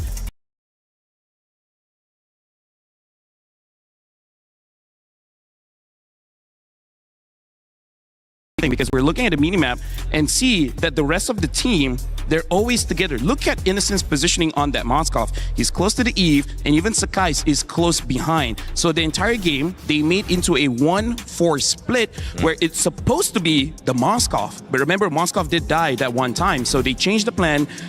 Cram is the one going for the solo lane. And then after that, we can see here, this is where we start to see Selangor Red Giants win when they split up the fight. And that's why, Rainday, you were talking about the Beleric. Beleric is good in a big fight. So don't have a big fight. That's right. Separate it. This is where Innocent had that lucky win where he found Yaga before Yaga was able to take him out. And then we saw in the team fight, things got much easier. Look at this. Already the Wrath of Dryad already been used, but Stormy is already out of the way. Even though Aizen is chasing him, but this is the position that Stormy wants. As long as he's not captured, he is not chain CC'd, he's able to deal the damage because in this position, he's the one with the most amount of damage in the team. Where the analysis is done, but if we look back into the items, we can see that Sakai's was using Queen's Wings, so his build is not full damage. He's built more like a fighter, surviving as long as he can. So his job, look at this Sakai's build. He has 2 Spell Vamp items with the War Axe as well as the Queen's Wings. He's not about assassinating people. If he gets it, great. But if he doesn't, that's not his main job. He's just there to distract. The damage is coming from Stormy, Cram, and Innocent. Yep. SRG were just so efficient. I think this was the most Thank you, production, by the way. That was amazing. Hey. Great How job. about Mike? Great job How to you about and Brigitte. How about the mic holder? You are She's the best. barely, almost sweating right now. Yeah. Later, I'll make sure that you don't have to stand up and that you'll just have to sit down while doing it. No, you stand up after this. Okay. No. Oh, wait, hold on. Okay, Hold on, that's too much. Going back, yeah, I agree. It was a very effective play from SRG this time because I feel like in the last few games we saw them try to split things up. They weren't consistent in doing so. It was like it was eventually almost always a point wherein they had to still resort to team fight, which again highlighted the impact a Beleric could potentially have. Yeah. So in this scenario, I think they found a way finally around it. So it might be one of the picks that they're willing to give more so than the others we saw ban, which still remain a question to us, by the way. Why the Harley, right? Why did they take that out and what could be the reason behind? I honestly feel like they're going to play this option, right? Play 1-3-1 and then eventually become a 4-1. They're thinking against a Harley, they cannot win the side lanes. Right? Against the link, they can outplay that. So I think that's just going to be the strategy coming in from Selangor Red Giants. They're going to play the map instead of the straight up team fight. That's a really good point. I mean, they've obviously come in with a plan, and sometimes taking a loss gives you the most amount of information. We talked about it. Even when you look down to Entity 7 and Team Liquid PH coming up as well. A lot of people surprised at some of the loss, but also there's a good chance to learn something valuable, and you might say invaluable, if this is the beginning of another SRG run to finals. Because if you're going to give it up, you need to know how to deal with it. They certainly definitely found a way to deal with it, but the question is now in Game 2, will they give it up? Will they go back to the same? Will they let GK Esports switch it up, or will they have another plan of attack? I mean, here's the thing. I feel like GK kind of read into it with the Hellcurt as well as the Link pick. It's just that the execution wasn't there. So I do wonder if GK wants to change it up just a little bit. Because Selangor Giants, for better or for worse, they're showing that they're not interested in team fights. They're going to be playing the side lane. So I think more and more teams are going to catch it. And this is going to force Selangor Giants to basically adapt. But here's the thing. This is an elimination match. The fact that if you lose this or the next game or the next match, you're eliminated. So this is actually a pretty tough situation for both teams, GK as well as Selangor Giants. Yeah, especially for GK, because really, you pointed it out. I'm not sure if they want to go for a similar approach in terms of just picking a very unorthodox lineup into SRG to potentially catch them off guard, or probably, you know, like shock them to a certain extent. Did it kind of feel like they were maybe trying to catch SRG in something and go versus playing to their own strength and finding a win condition? Kind of, yeah. Because I think it was something they observed. But that's the thing, like you get to observe it from one team, but you have to also acknowledge that that team is definitely going to learn from it. So they're less likely to replicate the same mistakes that you saw from them, though you could definitely consider it. SRG this time showed that they were not the same team that we saw 2 days ago going up against Pro Esports. And this is my question, and they answered it already. You got to ban the Moskov or deal with what made that first thing do. But again, it's reactionary to what has worked. We'll see if that continues with the Fanny and, of course, the Marcel band on the other side of SRG. Honestly, I like the ban here coming in from GK because they're banning out the Moskov. The other gold laner that can play the strategy that Selangor Giants already did was the Claude. Those are the only real two marksmen that can go play the side lane. They can go for a fighter. There are quite a few fighters that can handle the long lane well. But right now, with this Moskov ban, with this Aurora ban... Interesting. Freya might eventually be let through. The Paquito will get through again. So, yeah, SRG, they're banning out the Aurora. Do they just go all in and ban out that Ling as well? I think you have to ban Atlas here. Who Atlas is also a pick you got to consider, Because they're also leaving the Eudora open, so there are just so much trades that they could play around if ever they do leave that Ling. And if they hand over the Atlas, then maybe they can also consider the Beleric for themselves. So I think there are just so many trades on the board right now. SRG might even consider a throw ban at this point if they just really want to let all of these things open. Keep something open. Yeah, because at this point, I feel like it's either Ling or Eudora, because I feel like the rest you can kind of deal with. Even if they pick up Atlas, you can pick up Beleric, Valentina, and then suddenly you're looking pretty strong, vice versa. Or maybe even try to ban out of Valentina and then ask Harley, the question. It's Harley. I mean, like, in a way, it opens up the draft. And it does keep them... You mentioned the only other people that could do that, maybe the Claude. Claude's still open. That was actually banned by SRG to prevent a counter to the Moskov that they wanted to go. But now that they've revealed that's what they want to do, they're going to keep it open. Maybe they can do that since the Moskov is banned. Yeah, the only thing here is GK. I kind of feel like out of all the picks, I'm actually feeling that Eudora is probably a very strong early pick, but instead they go for the Ling. Might be a mistake. Eudora Atlas. Yeah, exactly. Selangor Giants can go Eudora Atlas or Eudora Beleric, whichever is their pick. Yeah, whichever they want, honestly, because either the Atlas or the Beleric, I feel like would be really great tools already. You have so much ways to force out a Purify, and then GK might settle with just a Purify gold lane as well, which... We're not entirely sure if they will revert back to a marksman gold lane either. True. Earlier, again, you already saw them going for an execute Hellcurt in the gold lane. So, honestly, the fact that Innocent was able to survive for such a long time is actually a, I would say, proof of his skills as a marksman gold laner. He just doesn't miss the SOD. No, I was saying that immediate play that we saw, I was like, that was amazing. They skipped the Eudora. They go Valentina instead. I'm not sure how much I like this. And I'm guessing I don't. Why is that? Because... Nothing to steal? Or does it stop something from being picked? It's the Occam's razor. Sometimes the most obvious pick is the right one. And the obvious one here should be the Eudora. Right. And the fact that they did not pick it up is very interesting. Because as of right now, they don't have a real way to stop the Ling.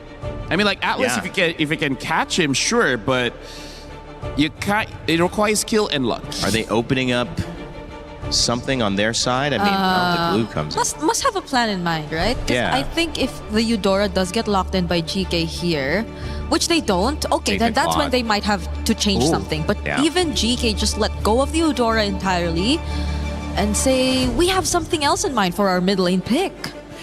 This is very interesting because GK right now, they're drafting in a way that Selangor Giants wants to play. So they're asking Selangor Giants, do you want to fight fire with fire and play a 1-3-1 comp? Or force Selangor Giants to play a team fight comp, which they have been avoiding for quite a while. But no matter what, they at least need one. So maybe the Paquito gets picked up again, handle the long lane, either deal with the Ling or deal with the Moskov.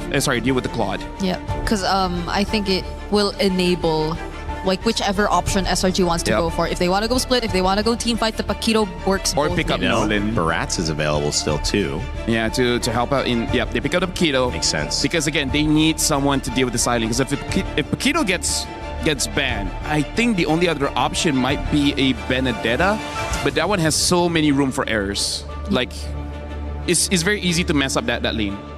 Could get punished real quick. So now we at least get to see the XP lane for SRG, and they again have not revealed to us the jungler yet. So GK might want to really focus on narrowing the hero pool here for Sekai's later on in the bans. But SRG, what mid lane picks do they not want? Eudora. You know?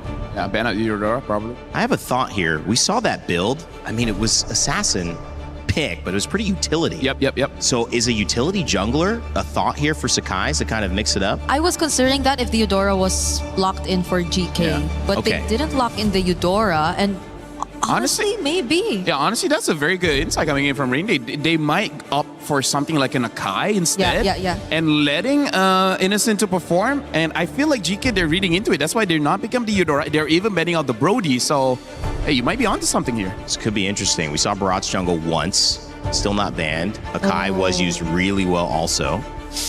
Yeah, though there isn't a Mathilda really, but I don't think we're seeing the Mathilda as a requirement to the Barats anymore. And still Melissa. Oh yeah, Melissa is also there. Surprisingly, again, like I said, we had a 13-minute game where the Melissa did over 100,000 damage. Yeah. That's way more than I would ever anticipate. And they're still not banning. If they don't ban the Eudora, Okay, now they ban. There's Eudora. Maybe they're just messing with the head of Costa Rica. Be like, hey, we may pick it, we may not. Because they are on the red side. They have last pick. Yeah. They can really play with the minds of GK here. Yeah, so do they take out another safe gold lane? Oh, they let the Harith through. Instead, they decide to pick the Melissa. Well, in the words of Innocent, he already described the Melissa as a very safe gold lane anyway. So, and I think there's no more safe gold lanes unless you want to consider a Bruno with the House Claw where your healing is just enough to survive. But even then, that's not a guarantee. Yeah, so it's that's probably another Harith carry option here for SRG unless they want to go something unique or want to flex the Paquito in gold. It could. If they do that, they go for the Yi Sun Shin. But going up against a Ling as well as a Claude, I don't think the Yi Sun Shin will have a good time. It is an option, just may not be the best option. Yeah.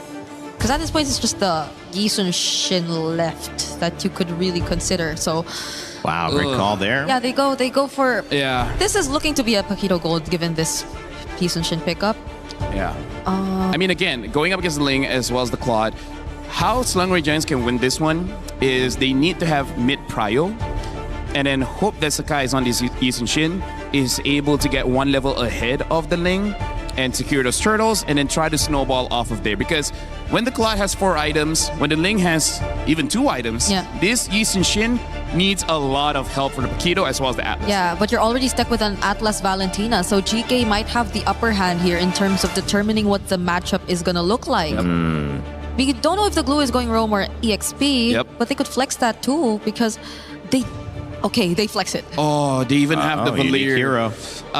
So the Valir is good at denying, I would say, everyone from Selangor Giants, if they want to go in, Valir will just push them away. And they even have Esmeralda to say, if you put Paquito into the EXP, the Esmeralda can deal with this. GK, this is another way to draft, and it looks very effective. Yeah, it looks very cool. I like it. Hot. GK looked very cool and hot because of the Cool Valir. and hot. Look at that. Yeah, it's hot and cool, but Well, what's going to be the cool hot pick from Innocent? should be EXP. Should be EXP, right? If they don't want to put the Paquito against the Esmeralda in the lane. They need someone to do with this Valir, so someone that can dive. Yuzong, a Lapu, Dairav just to deal with the Esmeralda. Oh, wow. This is very interesting. It's only been Falcon's PH. Yeah. Using the Daira. So I think the last time... I don't think it won either. It didn't, no. The last time Kram used the Dairav was MSC 25 during the group stage, and he won that one, but that was the only time he used in that competition, so... Wow. Quite a long time since he's used the Dairav, especially here in International. Who gets the edge from you guys? Quick thought. This is... Okay. GK sound very cool to... Look very cool to Moy. I think GK is easier to execute. All right, we'll see who executes here. SRG trying to go 2-0 and keep their tournament hopes alive to get back to the grand finals. If GK Esports lose, their key will be crushed. It's all on the line here in game 2 as we send it back over to Naisu and Trex. The pressure is on as we jump into the land of Dawn. SRG 1 game away from securing a victory and moving forward. GK just trying to tie things up here. This is Trex and Naisu bringing you the live action in this game. How we feeling, Naisu? Well, you know what? It's pressurous, Trex, because GK also already burning a flicker early on from Shen. We know how this mid lane goes. Obviously, as a glue, you can go ahead and heal some of this back up, but yeah, I think the pressure is there definitely at this point in the competition. GK is feeling it, but I like that they're still willing to bring something unique to the draft. Now, we saw that in the last one. You know, the Hellcurt kind of worked for a bit till it didn't. But now the Valir. Valir solves a lot of the points here that SRG brought to this draft, and I think them themselves bringing out the Dairoth, who, you know, as our panel, our studio mentioned, hasn't found the most success, but it still makes sense, especially against this matchup against Aizen with that Esmeralda. This is, you know, one of those picks that ends up working real well in terms of that matchup. But now, when it comes to the team fights, how can that help things out? He's really putting pressure there on Aizen, but, you know, first turtle is where we see just that threat. Yeah, what's going to be big for Kram is keeping this pressure up, maybe securing a kill in this early phase. First, second turtle, going deathless, and making sure you get that scale on. Kram has to be careful on a hero like Dairoth. We've seen it before. If you start to take a death or two too early on, you fall off quickly, and at that point, you're just a useless hero. Yep, little check here in the mid, but again, because of the nature of the compositions, you're not going to see too much action until the first objective comes up. It's really big for SRG to have that Fatal Links. They make an attempt here on Aizen, but again, as an Esmeralda, really difficult to take up on top. Kram, though, has level 4. Tempest Blade's already going to be used. Shen's low. Again, doesn't have the flicker, so he's got to go to the turret. It's Kram that does get punished. Aizen gets a double off of that. Yeah, a little too deep for Kram there. We saw what he was going for. He even gets almost all of his health back, but then still taken out with just a massive burst of damage. And literally right after I say it, you don't want to take too many deaths early on. It happens. Luckily, it's flying clouds, so you're not going to lose too much from an early game death like this. Yep, and SRG still has really good control of, you know, the map, the presence that they can give with this lineup, and as you mentioned, flying clouds. So even after that, they do end up getting the objective. They secure themselves the turtle. Looking at the replay here, brought to us by STC. Again, this was an attempt under the turret. Kram buys quite a bit of time here, but it's, again, Aizen's very patient. Mind you, on this Esmeralda, he's able to just kind of sweep in there, get that first blood, get that double kill, which will really help him now in this lane against Kram for now. So Kram might need this help just because of that 2-kill lead. So they're going to go for it. Aizen brought to half health, but popped the Purify. They want that kill on Aizen so bad right now. In the past 3 minutes, they've gone up to that lane twice now just to put pressure down. Back on that replay, I gotta highlight Zeno real fast. The guy drops the Tempest of Blades. Instead of going for all the swords, he backs off for a second to sidestep the Dairoth ult. and then re-engages, hits 2 swords, gets a bunch of damage. Aizen gets the final blows, but Zeno definitely very mechanically gifted in that last team fight. Now, SRG's been making plays across the map. Up on the top side, Cram. Oh, they're going for Cram. Now he picked up the blades there, Trex. He gets them this time. Good punish up top, and he'll go make a play. And what SRG can play around, as they were mentioning, throughout the draft, they got to build that lead over on this YSS for Sakai's. Now, bottom side, Yaga going to be the focus, popping the blades and duet. There's 3 SRG giants here, though. Innocent will pick that one up, but Sakai's gets punished. Zeno able to find one. Flicker from Stormy. Safety to the turret, and now Innocent should be able to get away here. The ultimate's already popped. He had to pop the flicker, though, and Yumes, he'll have to be there for safety, but this is going to be a turtle fought for Geekay. Yeah, without that flicker, Innocent may not be able to do much to help out. Zeno will get that turtle. Right now, both teams just looking for pick-off after pick-off. Oh, Shen. All right. Shen's fine. Be good? Yeah, he's going to be fine. He burned the battle spell again, though. Yeah, so a lot of battle spells down for the side of GK. SRG, with only 2 kills on the map, still applying pressure, but GK with almost 2,000 gold lead, even after losing second turtle. It has dropped a little bit down to 1.4, but still the pressure is on. But this is similar to last game. SRG sometimes needs a little bit of time to get things going. They like to look for that 6-7 minute power spike. I'm also excited to see how Innocent plays in the Paquito. It's no longer Cram on it. Yeah. And it's so normal to see Innocent on these marksmen, right? On things like the Moskov, things that he can dance around. So seeing him on the Paquito this time, I'm excited to see if he's able to apply the same amount of pressure that Cram did last game. Yeah, Cram was able to do it last game. I think so far, one of the best gold lane Paquitos we've seen. Hold on, Innocent, speaking of, okay, he gets away.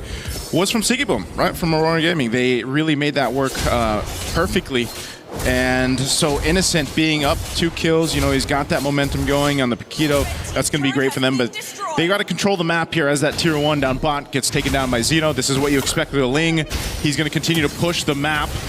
Guana popping the flicker himself. Some more action here in the mid. Whoa, Innocent got solo killed on the bottom side. Good play there from Zeno, man. Now picking up the Haas Claws off of it. As Zeno has been on fire, even in the last game that they lost. Zeno still made some amazing plays. A couple bad ones too, but here in game number 2, he seems to have gotten some of the rest off. He's finding solo kills. He's able to lock down Honest Innocent on the top side. Cram, not going to be able to escape this one. Yumes, too late to the party off that flying cloud. GK has found the footing in this one, Trex, for game 2. They've got a composition that's really hard to play against. SRG looking to lock down Shen, popping the flicker. So he's still going to be fine. This last turtle is up, though, and right now GK will make their way for it. Conceal's already going to be used now from SRG to push them off the turtle. Ooh, looking for this engage. Stormy holding on here, too, up on that front side. They'll just face off for now, though, as buffs are going to be secured by Zeno. Man, GK, like you said, just looking for plays all around the map, but here at the turtle, little action. Oh, they're going to go for it. Again, the setup, Quanta gone so quickly. Yaga firing off the backside, though. It's a split fight. Now Sakai's trying to get some work. He falls, and Zeno gets another kill. He'll heal back up with the Haas Claws. Rest of the team still going at it. Now Cram looking for Zeno. Can he catch him? He's quite slow, but he gets retried. So Zeno should be able to get away. Zeno gets away to safety. More action on the mid side, though. Blazing Duet. Blazing Duet already used here. Looking to take out another. Yumes falls, and GK further building the lead that they have. Forget the turtle. We'll take the bodies. Giant after giant tumbles right now. It's 9-3, 5K gold lead. And GK are looking at securing another turtle to cement their advance in game number 2. Last time SRG was able to keep things at a minimum, but this time the Turnic is gone. They're bleeding out. Is there an opportunity? Innocent, we got to see something from him, but the problem is it's a tough game for a Paquito. You got the glue. Aizen's there. Okay, he canceled the recall. He's there to go ahead and supplement Yaga here. Falling Star on use. Oh, Zeno! Under the turret, the rest of the team's gonna get caught in the jungle. They'll fight. GK wants to take it to them as Sakai's falls. Cram trying to get away, but there's 4 members here, and Aizen leading the charge. Meanwhile, Zeno will push mid. GK Esports has total control right now. All right. A little bit of a Fatal Links used on to Aizen there. Does pop the Purify, but at this point... Popping that Purify. GK. Shout out to Leo. GK. Shout out to Leo. Pop that Purify. GK making their way in. making their way downtown. And it's not looking good for SRG. Like I said, Innocent's going to have a tough game, man. I was about to. It went right We'll wait in for the there. Lord. Yeah. We'll wait for the Lord. Wait for the Lord. So as I was saying, we wanted to see Innocent do great things, but we can't count them out completely because the problem is this is a tough game for fighters. This is a tough game for the composition that SRG brought. The moment we kind of called it, we said, big chance YSS can come in and then they go for a double fighter-fighter. But the problem is before they even did that, they lock in the YSS and then the Quanok comes in and we just know, ooh, this is going to be tough for a big fighter composition. 100%. You see the Valier, you see the glue. Those are things that are just going to give Cram and Innocent a hard time in this game. And it doesn't give the space for Innocent. It doesn't give the space for Stormy. And at that point, how do you even counter this? And every time that someone's been on their own, GK has been all over the map. Zeno's been finding the 1v1s. And the rest of the team is finding pickoffs as well. So SRG's is getting slowly backed into this corner. This has been amazing kind of recoup that GK has done in Game 2. I mean, they really had to go back to the drawing board after Game 1's win with SRG. Now for Game 2, this is a bigger lead than what SRG had in the previous one, and GK has total control. Now, if you're looking at this 9,000 gold behind, if you're SRG, you're almost in that attempt where we just got to go for it because it continues to slip through. And even so, even being down this much, GK will still take things at ease. They'll slow it down. They need that purple buff for Zeno, and they'll just wait because if SRG overcommits into a fight, Trex, they could get destroyed really just because of the economic lead right now for GK. I gotta say, this is something so many teams have really stepped up to the plate on in terms of this MSC. I haven't seen that many super big brawly matches. A lot of teams have been willing to take the Lord slow, been willing to dance a bit, play the macro game, even when they're 8,000 gold ahead, right? Yeah. They weren't trying to rush things. They know that at any point, SRG is still a threat. Sometimes a dog backed into the corner is even more dangerous than one that's on even footing right now. Think about a giant backed in the corner. Exactly. GK respects that. They know what they're dealing with, they know the enemy, and they know they have to approach this meticulously. Right now they'll have to do that on the defense. Once that Lord comes up, it's going to come down the mid. They still hold on to maintain their shields right now in the base, but those are definitely going to pop here, if not all three. So they're going to have to hold this on. And when you look at this composition, you got to think too, how good is that base defense with this kind of composition for SRG? And it might be okay, but it's not the best. You have to expend a lot, so they go for a play anyway. This makes it better. They take out Yaga. And now Lord will charge in the mid. They're preoccupied here on the bottom side, though. Quanok throwing out the fireballs to slow them down and burn them slowly. Lord finally goes down, but not before it takes out the mid base turret. So GK, that might be all they get because they lost Yaga. The Flicker are going to be burned too. SRG, do they want to go for this fight? Quanok taking a ton of damage. There's their Abysm Strike. Sakai's able to find them, but they get caught in the jungle again. They forgot about Zeno. They forgot about the rest of the members of GK. And they're still here now, focusing on the bottom base turret. They're going to lock down on Innocent with a 1-2 punch in the shields, but they get shredded through anyway as GK picks up another and a base turret. Once Humes misses that Fatal Links, SRG had no reason being there because now GK's at their base.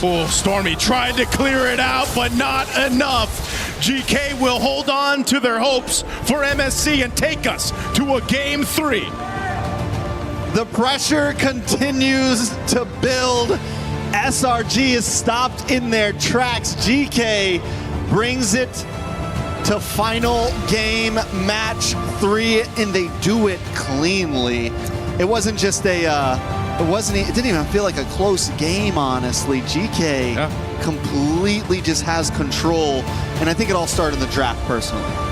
The draft, I feel like, I don't know if there was a last minute call to change things up, over for SRG's side or what exactly happened, but the Valier was also just a big part of this. Aizen, mind you, too, on the Esmeralda was phenomenal. When we first saw Aizen, a couple years ago when he was back on Lil Gun and, making a name for himself, I remember he was one of the players to stand out. And in this game, he standed out for GK with the rest of the squad here to follow through just because, again, they had to come together as a team, play around the Ling, supplement that so that Zeno can do his thing. And this was really a team effort for them to get to a Game 3 after how quick of a game and devastating a Game 1 was against SRG. So, and now Trex, it comes down to it. When you got that one game left for either of these teams to move on forward for MSC, I don't know. Do you still bring something new out or not? There's a lot to question here.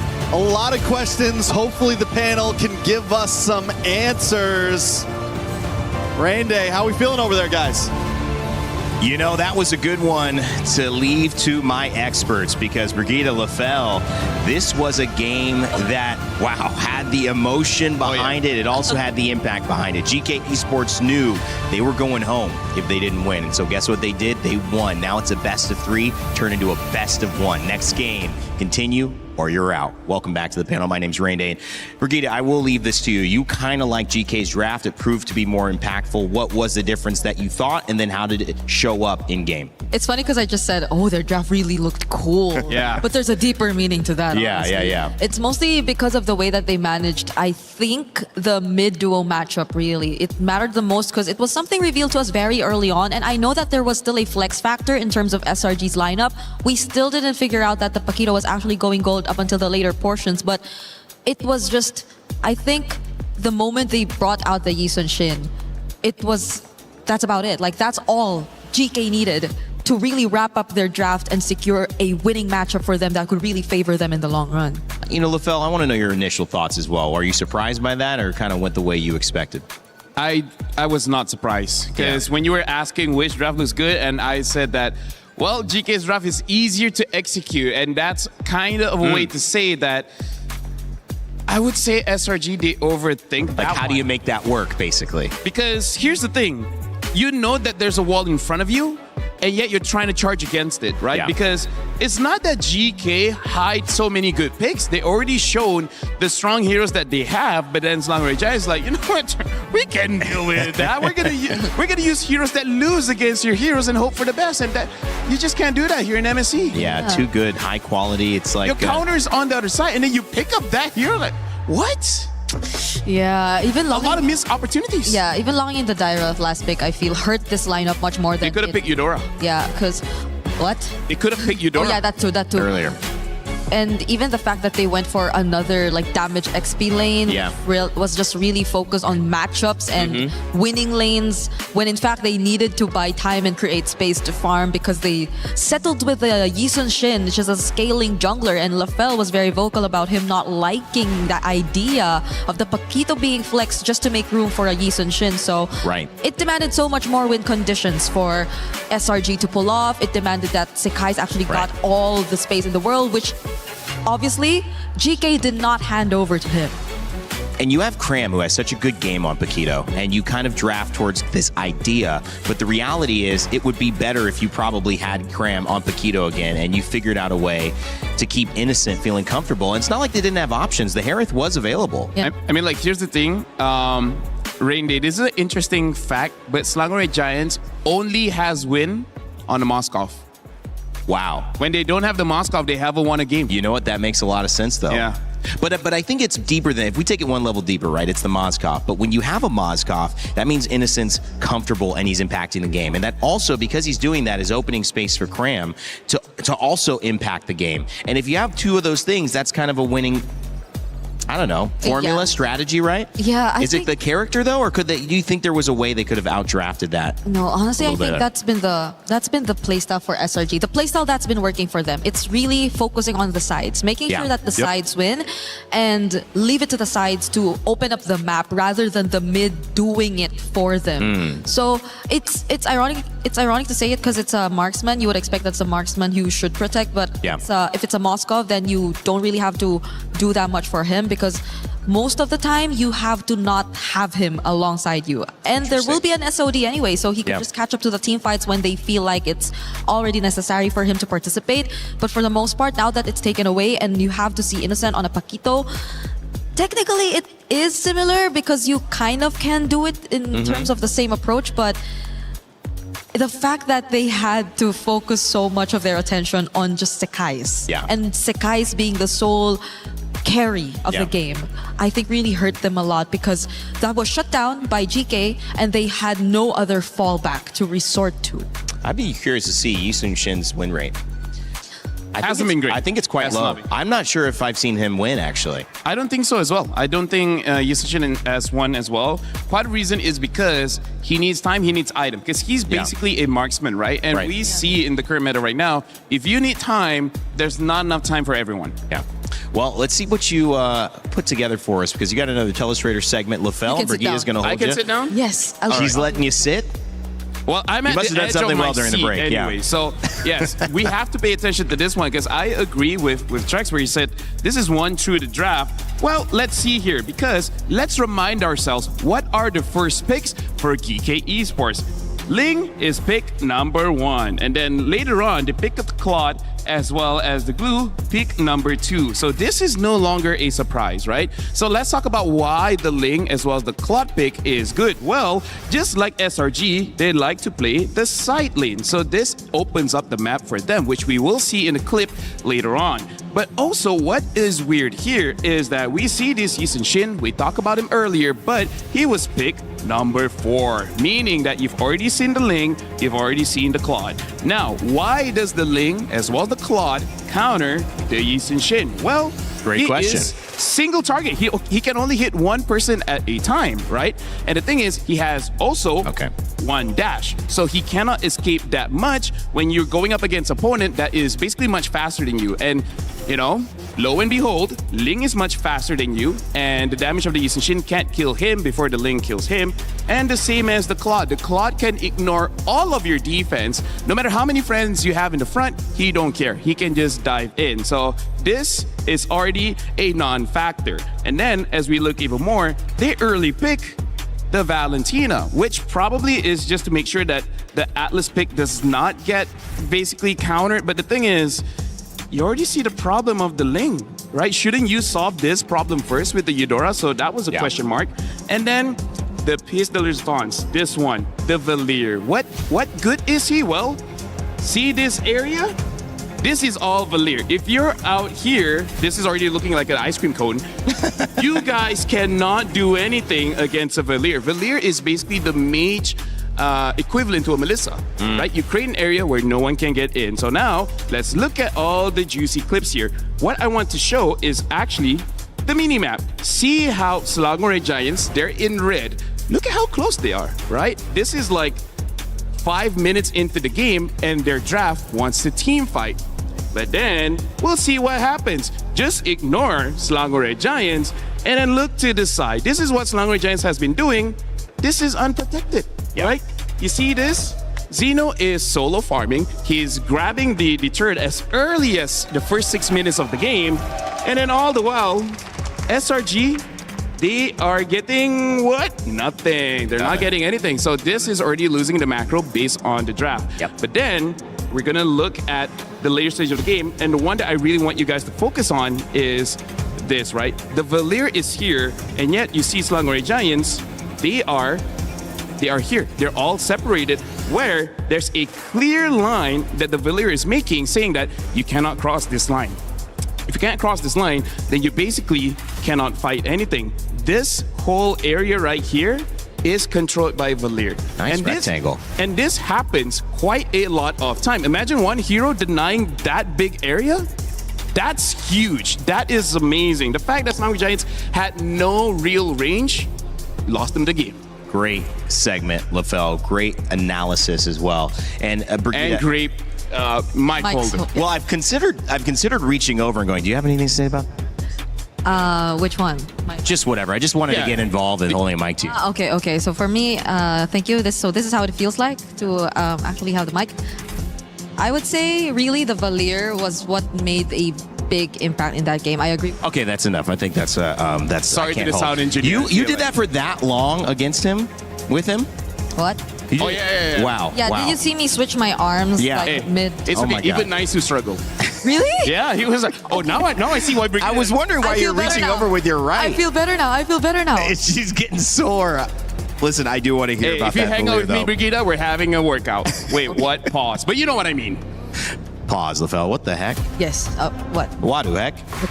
Okay, Valier. You haven't gone to the gym yet. Yeah, I don't. Jom lah. Aduh, hai dini. Valier, Brigida.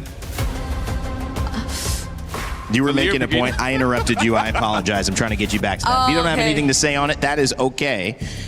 I can move us on to a different conversation. It's okay. It's okay. No, I really feel like GK 100% won that draft. Yeah. And I don't know whether Selangor Giants anticipated that or they were just as surprised. But hey, salutes to Coach Costa Rica. GK won game 1, and now there's a real possibility Selangor Giants, being one of the favorites, gets eliminated here and now.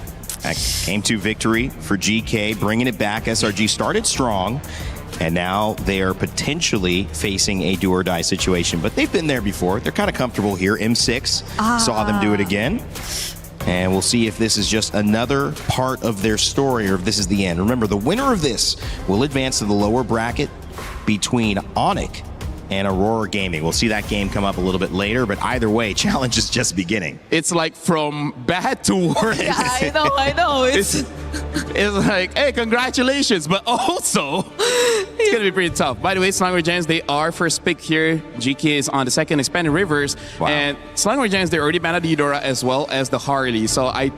And the Moskov has been banned out. So I feel like Selangor Giants, if they want to play how they usually play, which is those side lanes, they might have to consider picking up the Ling early and then later on picking the Keto. Because, oh, by the way, ladies and gentlemen, we have a sub here. Looks like Sakai's will not be playing in game number 3. Oh! It's going to be Uni substituting for the jungle role. So wow. Wait. I don't know whether the draft is going to change now with Uni playing or not. What's happened here, Brigitte? Your reaction tells a big story, but we can't see it on broadcast. I think it's just more on my emotions of being shocked and disbelief that it's not Sakai's playing in this do-or-die match. Let me ask, because I'm coming in and wondering, I've not seen this before or in this moment in MLBB.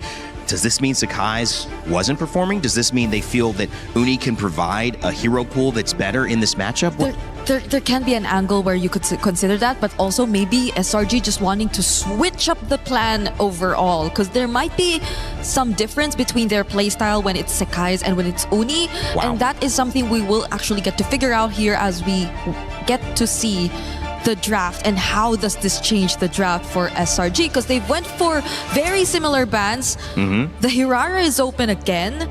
We can see Uni on the Hirara if they want to consider that, but you have the Ling option as well, and they banned out the Eudora.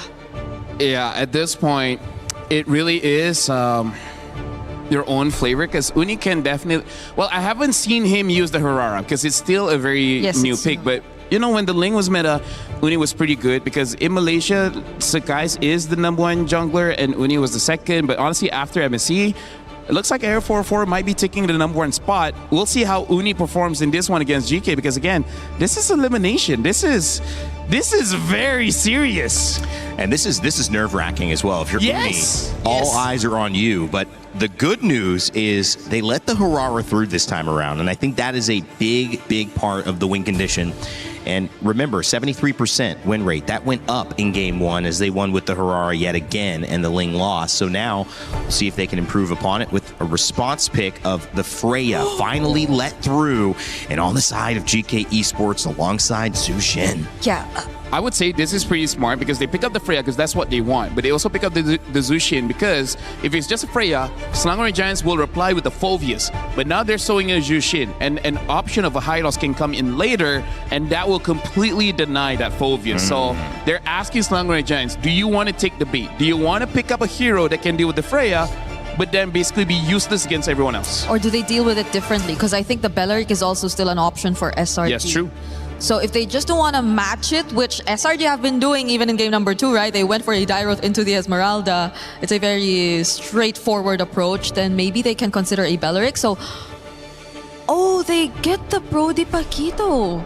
Well, they want to win the lane here. Brody is one of those, and I think the Paquito is also a takeaway because I think Brody, there are some tanks that he can deal with or fighters in the gold lane that he can deal with.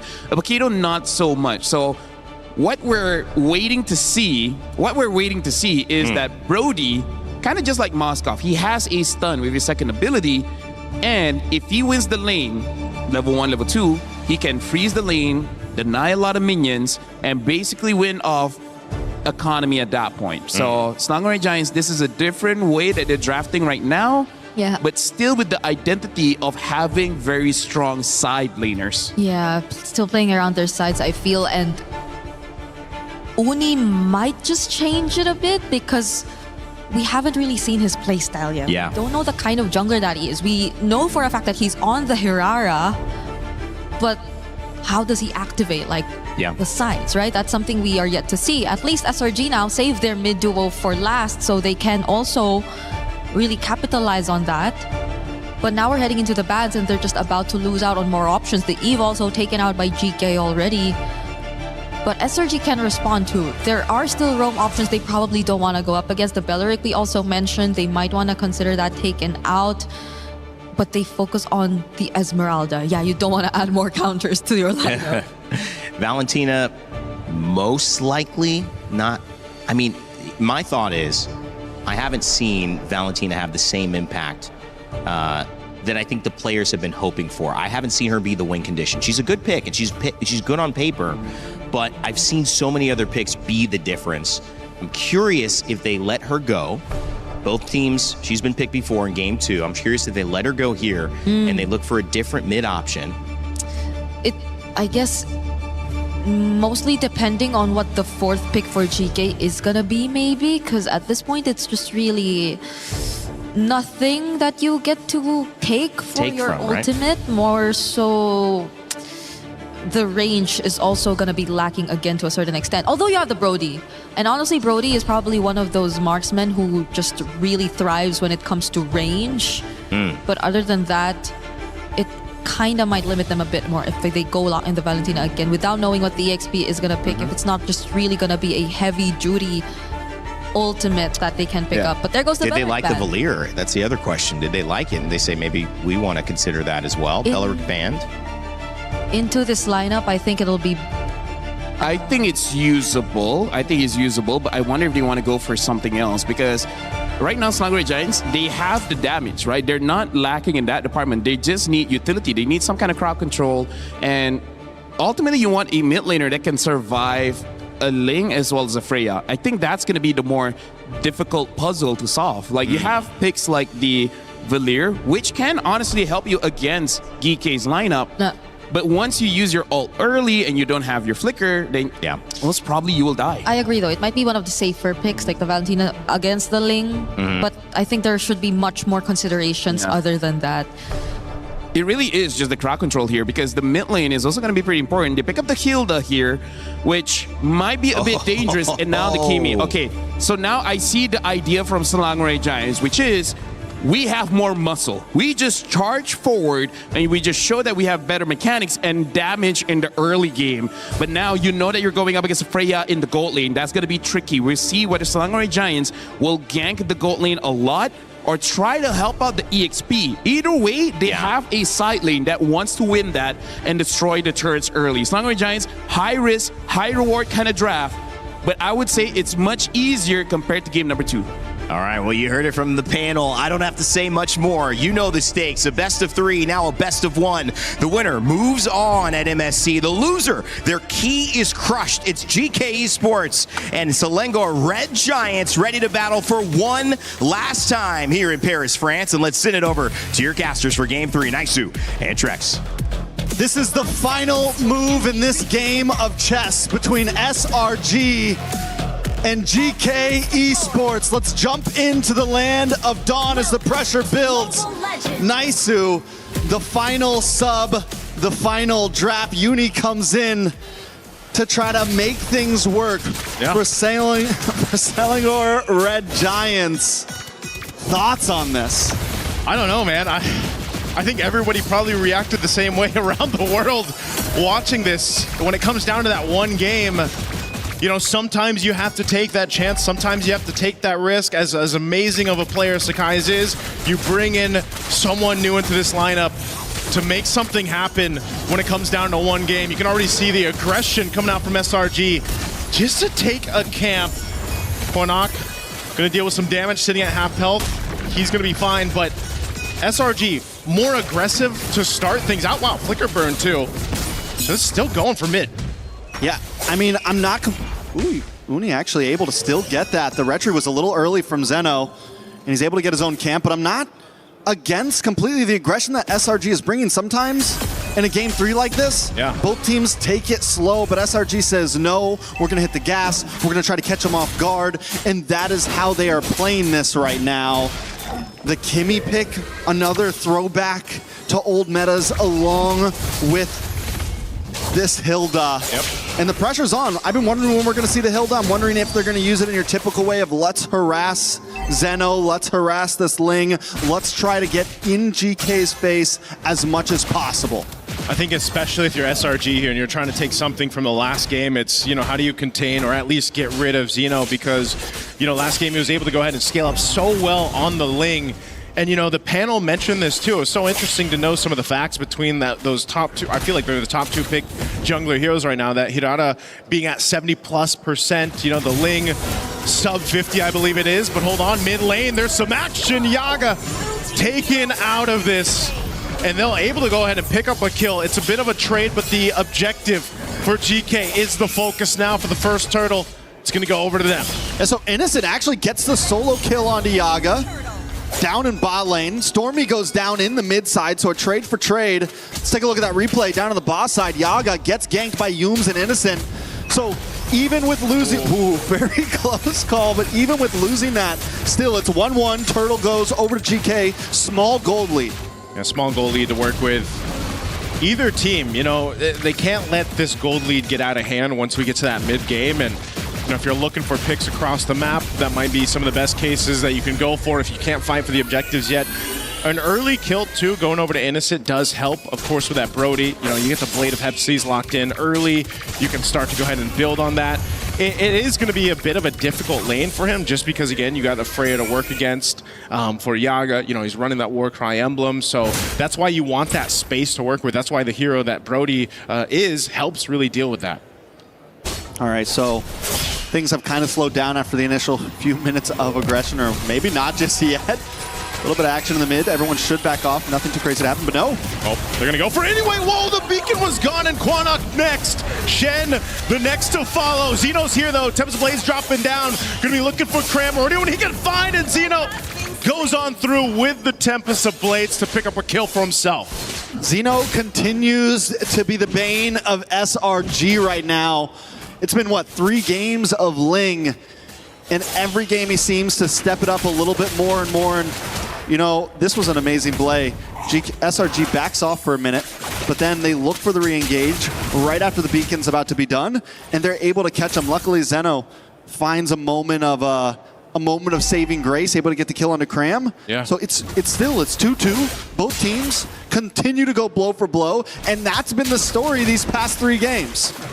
So far, it's been such a interesting series for this one. You know, just from game 1 to game 2, how one-sided for each team it was, and now at this point, you know, relatively even as we get our way to the second turtle. And you have SRG trying to get this secured already, as Uni's going to go ahead and work on it. Meanwhile, mid lane, there's going to be a fight breaking out. Quanok already burned the beacon. Both gold laners going to make their way. Zeno goes in, but SRG will win the retry. But can they win the fight as Cram is taken out? GK might just be happy with 1 kill. Zeno going for more. Stormy will keep him at bay. Unless Uni wants to re-engage in the mid lane, goes in and gets the damage out. Yums is there, but still not a follow-through to get GK down. All right, so Hunter Strikes start to fall in maybe a little bit late for SRG. We just saw Uni get his. Cram gets his after death. Maybe just if they could have got that a bit sooner, we would have seen a little bit more damage, a little bit more possibilities. Luckily, SRG still gets the turtle in the midst of the chaos, but Cram now 0-2. In game number 1, this Paquito was the thing that brought them to victory. Yep. And with the start that it's have, GK's learned that, listen, we don't want to let that happen. We need to make sure we focus down, and Zeno is making a job of that. We do see the Sky Piercer lock in for Innocent. So he hasn't been able to get stacks off it just yet, but if more kills can start getting locked in for him, this Brody could start to become dangerous.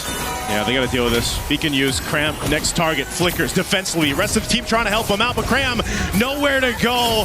Another kill picked up, and Yums, unfortunately, not able to help him stay alive. So GK, they'll continue to do this, Trex. Look for pickoffs, look to play around that beacon from Quanok, and it's working so well for them for now. SRG, this game, not really waiting for the power spikes to hit. Yes, Cram got the Hunter Strike, but still, you can't just go in like that, especially when you are behind, especially with the composition that Geekay has. I think the goal should have been to wait just a little bit longer, maybe another minute or two to really start trying to make those plays happen, especially since he's already taken 2 deaths, and now it's 3 deaths. So hopefully Cram can kind of back off a little bit, slow it down, wait for your time to shine. It's what you did in game number 1, and it's what you're going to have to do in game number 3 to get this victory. Geekay, on the other hand, just need to keep capitalizing on these small mistakes. This is one of the difficult things, though, to do, you know, when you are a Piquito that is, you know, you've died a few times, you're trying to figure out how do you bring that value to these team fights and, you know, turn the tides of them. And unfortunately, when you're down, it's a little bit harder to be able to do that when you have the lead. So now some ultimates being thrown out here. Turtle's up, and you don't have a traction pulse now for Stormy. They could still fight even without it, but it's going to take some master fighting here from them to be able to pull this off. GK's really been playing around their ultimates really well, just like they are now. Yuum's really low. Zeno waiting for that window of opportunity to jump in. Might just try to go and steal this turtle here. Goes in and makes it happen. And now Stormy on the run. The rest of GK just happy, staying disciplined, takes the objective, and goes elsewhere. Even though it wasn't exactly straightforward, SRG backs off a bit during that turtle fight because they know Aizen is coming with that Throne of Ruin. And if they stayed for that turtle, getting caught by that would have been detrimental. Could have been an end game type of fight. Oh no, they're gonna collapse down here. They're looking for a kill on Aizen, but he's able to get away now. Zeno joining the fight in the mid, gonna go for Uni. Uni trying to use the iframes to get out Temps of Blades too. He's on the run, and now mid lane, Cram finally will take one down, and they get a second as Shen falls. SRG finds some breathing room. SRG right now is just the perfect example of punching your way through your problems. Even, I mean, seriously, they're behind. They take that fight. Exactly, they take that fight, and I'm like, guys, what are you doing? But somehow they just keep on hitting and hitting and hitting, and eventually they do come out on top. This fight didn't look good for them at first, but Innocent is now involved. They're a full 5-man, and that's what they needed to win. Back on the main screen, another fight, and they're coming out on top. They get the kill onto Yaga, and GK is finally getting pushed back. Oh man, SRG off of one team fight somehow find a swing in their favor.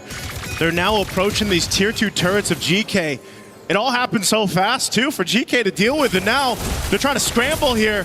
Shen, half health, he has to watch the tier 2 fall, and you got 19 seconds for that lore to come up.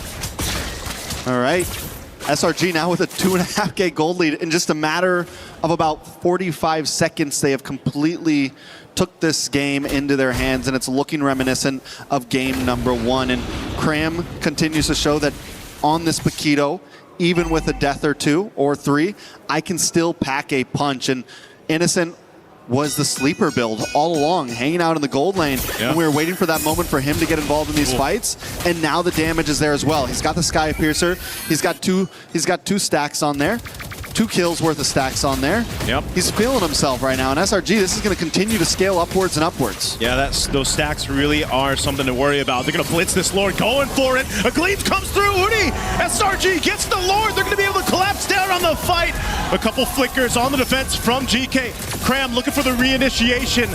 They're going on Shen. Shen has nowhere to go. Another stack for Innocent. And they find a double. Add another one to Innocent. Sky Piercer. 5-0-1 on Innocent.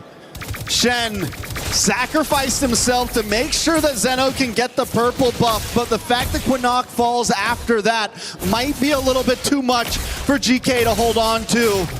It's a 5K gold lead, and a Lord is coming soon. Oh, this was worked so well. Again, they blitzed it. They tried to go in for an attempt. They're knocking on the base turrets now, too. Back in the live cam. Traction pulse already thrown out, sending GK back to heal up. They're going to defend this Lord push. SRG with a swing in their favor. Uni jumps in, bringing down half health bars for GK. They're going to collapse down anyway. Cram's in the base, punching, looking for Yaga. Innocent finds him as well. Takes out Aizen. SRG, they brought out a new Titan. No, a new Giant to the mix. And they move forward for MSC, keeping their dreams alive. SRG SRG continues to brute force their way through this bracket. They take some losses, but today they move forward on to their next opponent, Geekay Esports. They put up a great fight. They tried their best. They brought the Giants to game number 3, but with a quick change, a quick flex, SRG take the victory. Hey man, that was a risk in itself, but it paid off. And it felt a little dicey there in the early game, mid-game. Geekay, hats off to them, man. They really put up a fight against a team like SRG, you know, who's accomplished so much. And again, a lot of people probably question the switch in to bring Uni, but hey, it ends up working out. He played this Aurora really well, allowing the team to shine, allowing Innocent to get the stacks that he needed on the Brody. And you know, it just ended up working out so well for them. Sometimes that's what it takes to move on to the next stage of the tournament. You know, when things aren't clicking, things aren't working, where do you go from here? I mean, this was such a great initiation too from SRG and the team. Mind you how much Cram dealt with in this game, how, you know, he has 0-3 at one point, but still punches on through this game, and they punch on through to move forward. That has been what this MSC is all about. Persevere, punch your way through, adapt, find a way to flex your way to victory. On stage, we got an interview. SRG being able to survive their first elimination matches of the group stages in a 2-1 win up against Geekay Esports. Right now on stage, we are with Uni, who got subbed in later on in the game. Hello, Uni. How are we feeling? I'm feeling so speechless because I just play one game and then suddenly so easy win. Wow, easy win. Okay. We are getting started here on stage. Uni, first of all, talk to us. Coming into MSC, a lot of the people were saying that, you know, SRG has what it takes to probably win back the championship, right? But what happened? Why did you guys start off so shaky? Is it the meta? Are you guys having a problem adapting to it? Maybe we just behind with the meta because we're trying to adapt more. And then, yeah, maybe just lack of comms like that. Yeah, I think that's that. Okay, you said that previously as you guys entered the tournament, you guys were a little bit behind on the meta. But what about now? How are you guys doing now? Is it better? Have you guys found your footing? Has Uni found your footing in this meta, in this jungle patch especially? I'm also not sure about that because I rarely play in training, and yeah, I just keep learning with the team, and we all the teams trying to adapt with the meta as fast as possible. Yeah. I agree. All the teams here in MSC are definitely trying to adapt to the meta as fast as possible. But let's talk about your next opponent. Now, your next opponent, I'd like to think it's going to be a tough one because you guys will be going up either against Aurora Gaming or ONIC. Whoever it is, it's definitely going to be tough. So how is SRG going to prepare for that matchup? I think after this, we're just going to go on our training back, and then we just focus on our enemy. We don't care our enemy, who is them. Yeah, we just play as a team. Just play as a team and just play your game. Any message to the Malaysians watching at home, Uni? Thank you for our Malaysian fans that keep supporting us. Whether we lose, whether we win. Yeah, thank you guys. Now, I'm pretty sure a lot of the people were on the edge of their seat watching this first series of the day. But with that, boys, come join me up on stage. I have a question. Who wants to crush some keys? Uni? No. Okay, let's go. Come follow me. Let's go. I guess Uni is going to be doing some key crushing on his first MSC tournament. All right, come on in, boys.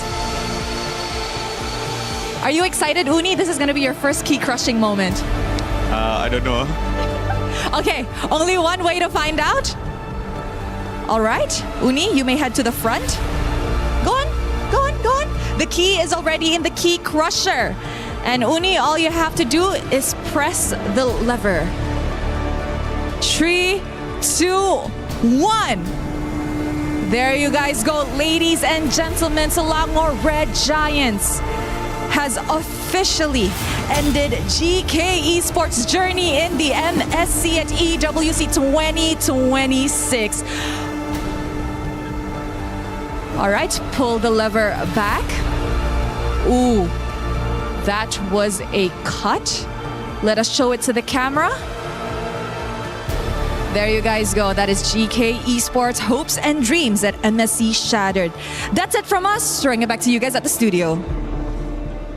Well, SRG continue their run in the elimination bracket, and it's GK Esports for Meta who will be going home, but not after a valiant effort. In Game 2, they turned it around, sent us to a best of one. You got to say, it's still not over for Meta. We still have Team Falcons representing the region, but overall, GK Esports, they did well. Just not good enough against SRG, who found their answer and maybe that little bit of momentum or spark that they needed in the substitution in Game 3 for Uni, a story that many, I'm sure, are already talking about, will be talking about for the rest of the day, maybe the rest of the tournament if he continues to play. My name is Rande, joined by Brigitte and Lefel here back on the panel.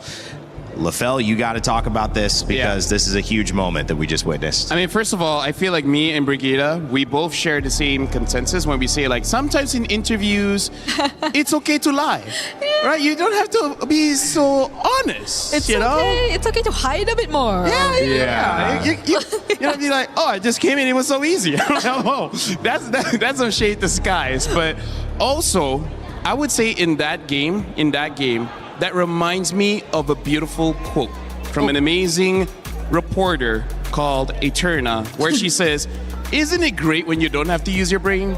And that's kind of draft game number 3, where it's all we just go forward. And that's the best plan we got. And just keep on pushing. It's nothing you have to overthink about. Exactly. Nothing you have to overthink about. Just go. You see bad guy, you hit bad guy. You go bad guy. You see friend, help friend. It started with Stormy on Kimmy as well, which was super cool to see. I mean, here's some stats that are pretty interesting. When you look at Paquito, 2-0 when Cram played him. 2-0. Won both games on Paquito. The second game they played Paquito, it was on Innocent. And Innocent, when he's on a marksman in that gold lane, he's 2-0 as well. So the fact is they found a way to, I think, change what went wrong in Game 2, get everyone comfortable again in Game 3, and that ended up making a big difference. Another win for Aurora as well. Yeah. Oh, by the way, let me just very quickly, Selangor Giants has to hope so hard. Yeah. They're not going to fight against Aurora because we see that their early game is not there. Yeah. Right? And they, like Team Liquid, like to scale up. That is Aurora's specialty. Their early game is the best in MSC so far. Yeah. So if somehow, some way, ONIC wins, Aurora goes down, I don't know whether SRG has enough time to get their early game the same level as Aurora. Because at this point, I feel like no team can have the same early game as Aurora. Yeah, I agree. Although Uni did say that they're not really going to pay attention to who they're going up against. They should. More on, it's more on them just focusing on themselves. Because as you mentioned, I think based on their first 2 series, we've observed which works for them and which doesn't. And it's mostly on the draft, which we kind of see a pattern that it's really just the marksman working out for Innocent here and there, mostly the Moscovs, and then Cram on the Paquito and stuff like that.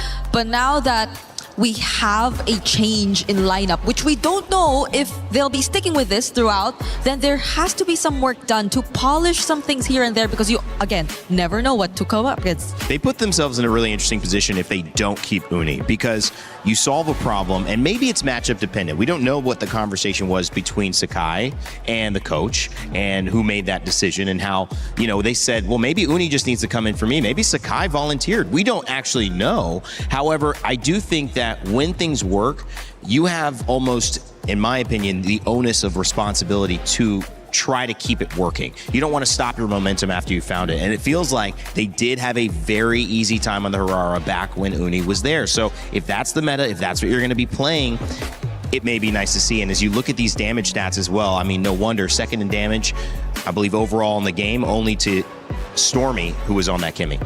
I do have to say, like, outside of the game, the difference between Uni as well as Skies, I would say Uni is a better shot caller. He has a very good idea of how the map looks like even when it's dark. And then in game, Sakai's is the guy that's willing to sacrifice himself to get 3 kills.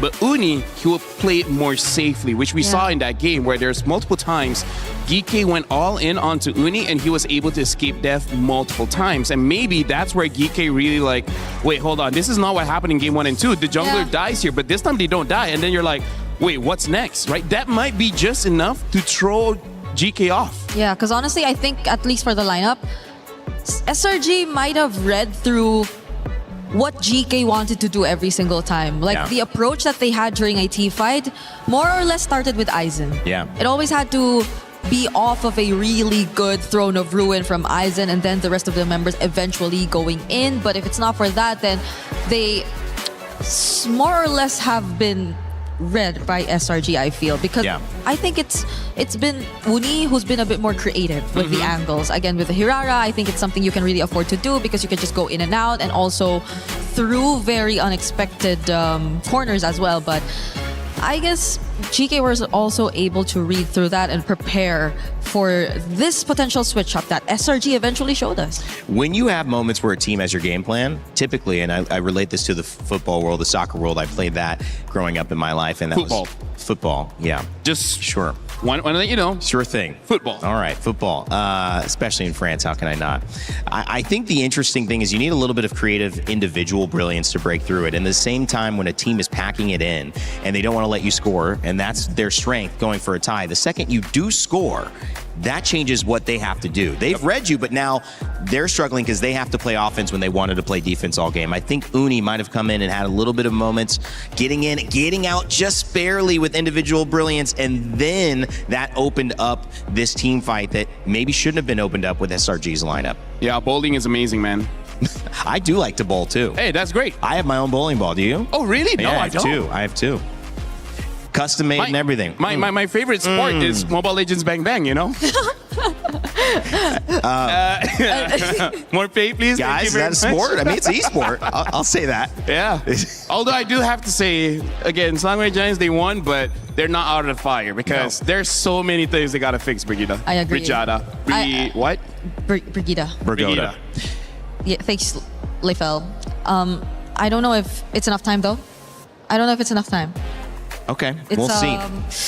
Less than 24 hours because I think they're having their next match tomorrow. Like all other elimination matches are happening tomorrow. So let's hope for the best. Hopefully, though, this has been enough learning experience for SRG moving forward. We'll see. It certainly was an experience for Geekay Esports. Maybe didn't end the way that they wanted, but of course they found a way to bounce back. Got to hold their heads up high for that game too. We had a chance to have an extra interview with Shin talking about what it feels to have his key crushed and what this journey meant to them. We're backstage now with Shen. What happened in that match? I mean, we kinda. You can talk into the mic a little bit. We kinda were playing good. Everything was good. We kinda like rush every set. Kinda rush, you know. That's why the game get out of the hand, you know. Okay. That's the problem. So that was game 3, or from game 1 as well? I think game 1 and game 3. Game 1 and game 3. We kinda rush a bit. Okay, because in game number 2, I think that was a valiant effort. 10,000 gold lead for you guys. You guys are definitely on the right track. What is it? Was it a communication error? Was it a shot call error? What made it so rushing? Yeah, I think we all was like good with the draft. After that, we moved to the gameplay. I think everything was like comfortable to play, and everything was good. Everyone doing his job, so it was good. You know, it was a good match for us. Yeah, that's it. Are you okay? Yeah, I'm good. I'm good. Is everyone fine as well? Yeah, they're fine. They're fine. They're fine. Kinda sad because we could win, but yeah, I mean it's fine. You were very close. You were very close. It's kinda close. What lesson did you learn from this match about you guys? I think to be more calm. You know, it's like we don't rush everything. Like we just we just fight when we need to fight. That's all. What did you think caused it? Was it like the adrenaline rush? Yeah, I think it's like, you know, we're winning and we like wanna fight. You know, so it's like, you know, kinda like this. There's definitely a lot of things that you can learn from this match, and obviously we're very excited to see you come back onto the international scene. That was a very valiant effort. Thank you so much for being here. Is there anything else that you want to say before you leave? Sorry for today, guys. I hope you enjoyed the game. And next time we will do our best, you know, to make you feel better, you know. Okay, once again, thank you, and we're throwing over back to you guys. We appreciate you, Shin. Not easy to do those exit interviews. Obviously, you're feeling the emotion. You haven't even had time to process it. Then Eterna is making you nervous when you're in there, so I understand it. But thank you so much. Geekay Esports, they go down. Selangor Red Giants continue. They'll have another match, which will be elimination or their chance to be promoted into our knockout stages. Coming up next, Yangon Galacticos take on Pro Esports. Nobody's going home here or with ONIC and Aurora Gaming. These are the 4 best teams in Group B so far, and they are looking to prove who are the best 2. So there'll be a lot on the line just on the other side of things. A win in these games means at least $100,000 going in your pocket after MSC. So you could be happy about that. Again, Entity 7, Team Liquid, one of those teams going home. Lower bracket game to end the day. Gosh, it's going to be a lot of fun, guys. I cannot wait. Make sure you get your pick'ems in for what you think is going to happen in this next matchup. Yangon Galacticos, they've been playing really, really well, but can they stall? Can they change? Can they outdraft Pro Esports? Because they have been one of our top teams also. We'll find out a little bit more on that after these 2 dance. We'll actually give you a dance break because this is what they're like off camera. Now you're finally seeing a little bit of it. Thank you, Jib, for catching that as well. I've got some fun people on the panel. We've got some fun coming up in Acecraft. If you love the game, well, guess what? There's a new way to play in co-op. We fly together. Check it out. We'll be right back.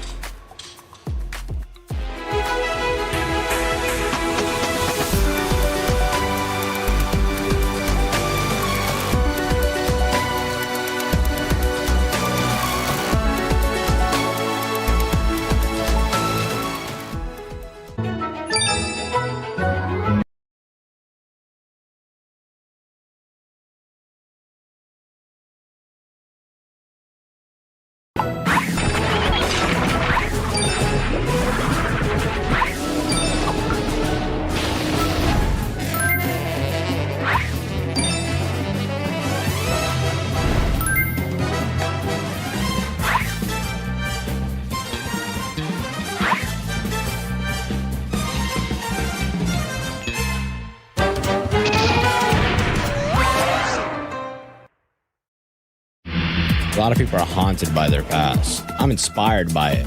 They're not just playing for themselves, they're really playing for their entire family.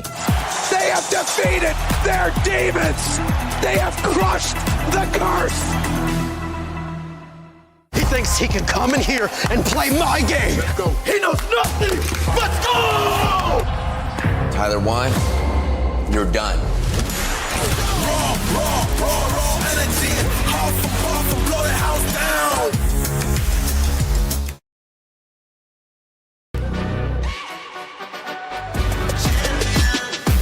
Ain't no regular thing. Came for the ring, you know what I mean. You see my name in the lights, better get right, champion.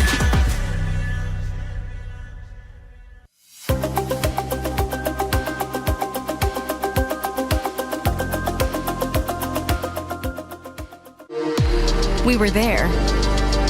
For every click, every clutch, every respawn. We were there for the years of grind. And we're here. Now, the proud founding partner of EWC, powering the biggest event in gaming, shoulder to shoulder with the world's best, making history. Greatness deserves a stage. Lenovo Legion, reach your impossible.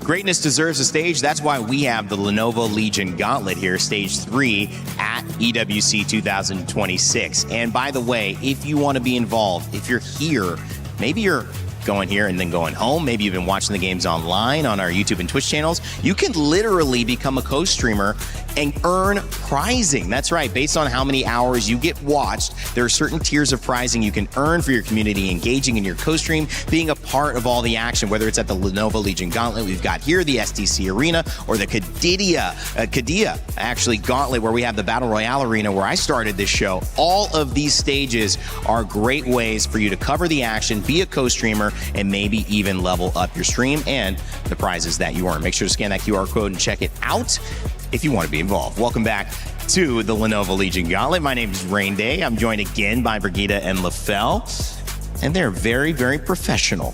I do gotta say, I don't know how she does this. It's so hard sitting like this. I can't even, it's not. You need to move forward a bit.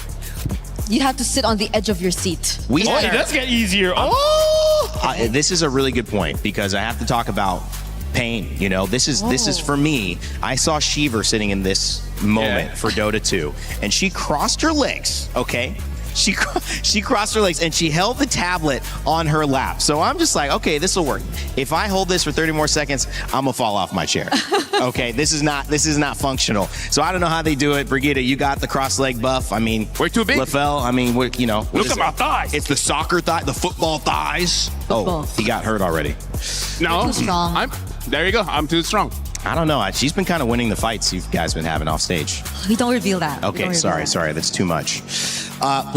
Well, can we reveal a little bit of how this is going to work as you guys continue to do the Macarena? I'll take over from here because we have a very important dynamic to be determined. You know how we have those upper bracket winners, right? We're going to see one in this next game show up. We're going to have another one in the following game. When you reach the upper bracket, you are going to be ranked based on your ability to go 2-0 and have a total fastest game winning time, which means if you won every game in 10 minutes, well, 4 games, 40 minutes, that's going to probably be the fastest time. But let's say one game was 20, one game was 15. Well, another team who also qualifies, if they have a lower average time, will beat you. Now, let's say there's a crazy scenario, guys, and they have the exact same time in terms of winning every single match to the second. Well, then we will have the single fastest match victory be the time. That will be the decider if it goes there. I can't imagine it going there, but that is how you'll do it. And what's the point? You get to choose in that order who you play against. And LaFell, I know you've been at other MLBB international events. It's working differently. You can choose from anybody in any group. I do have to say though, based on just my memory, I feel like the fastest should be Aurora. They had a game below 10 minutes, and then even after that, it's like only in the teens. So I feel like if they're able to get a quick win over ONIC later on, they'll be first pick. And I gotta say, they keep it up. I gotta say, having first pick to choose who your opponent is gonna be, that's gonna be a huge advantage. Huge. Wait. Huge. Yeah. Huge. I agree. Huge. Huge. You know why? Why? I don't think you want to choose anyone, honestly, from the lower bracket. You don't want the Group B ones. Yeah, the Group B's. Yeah, maybe not, right? Whoever gets to advance, honestly. So, like, any choice will be difficult. Yeah. Either way, you'd probably want to choose where you feel you'd be more efficient. How? Rain Day, I love it. No, I will say something here. Game 2 coming up. Let's start moving our way into it. We're having a lot of fun today. Yangon Galacticos, they're going to be jumping on with Pro Esports, and this is the rise of the challengers. 2 dark horses, one will rise above. But if you've looked at the way that they've played, Brigitte, they don't look like dark horses. They're not playing like them. 2-0s for these teams. They have been dominant in their showcases so far. Yeah, Pro Esports pushing SRG to the limit, and their jungler being such a standout player too. You see the highlights from Coily on the Hirara, and I must say it's very MVP deserving if we ever get to actually label an MVP per series. But on the other side, I don't think you can just talk about Coily. You gotta talk about Han. Han has also been an exceptional jungler, especially in the current meta. And it's interesting because Yangon Galacticos seem to have a really decent grasp of the meta, other than the fact that you're expecting them to be very unorthodox. But they're coming here into MSC with a not so out of the meta playstyle just yet, because every single time I look at Blink, I just can't help but think, like, is he going for something unique? Yeah, exactly. Is he going Hellcurt? Because we saw the Hellcurt in Geekay instead earlier today. Right? What if somehow there's like a Eudora role? We don't know. Oh, we'll never know. And I believe these 2 teams played against the teams we just saw, right? They were the ones who took out SRG and Geekay Esports, which ended up being pretty evenly matched. I mean, especially after that sub, which changed the dynamic, maybe that would have been a game that went 20 minutes towards the very end of game 3. So both of these teams on the upper side very well could be matched up. Are you okay, Rain Day? She is. Brigitte, okay? Did something happen? Be professional, guys. We're be professional. Oh, God, I can't join you. I wish. I got to last all day up here. You guys get to leave after this series, so I have to take care and pace myself. Yangon Galacticos, their squad comes in. You mentioned Han being able to be a star jungler. That has been the focus so far with the Lings, the Hararas, the Fannies being banned. Will Han continue to have that impact? Yangon Galacticos and their road to EWC is hoping to prove successful. If they can get a win here, it it will be everything they hope for and put them on the road for even more. Yep, it's a really great showing.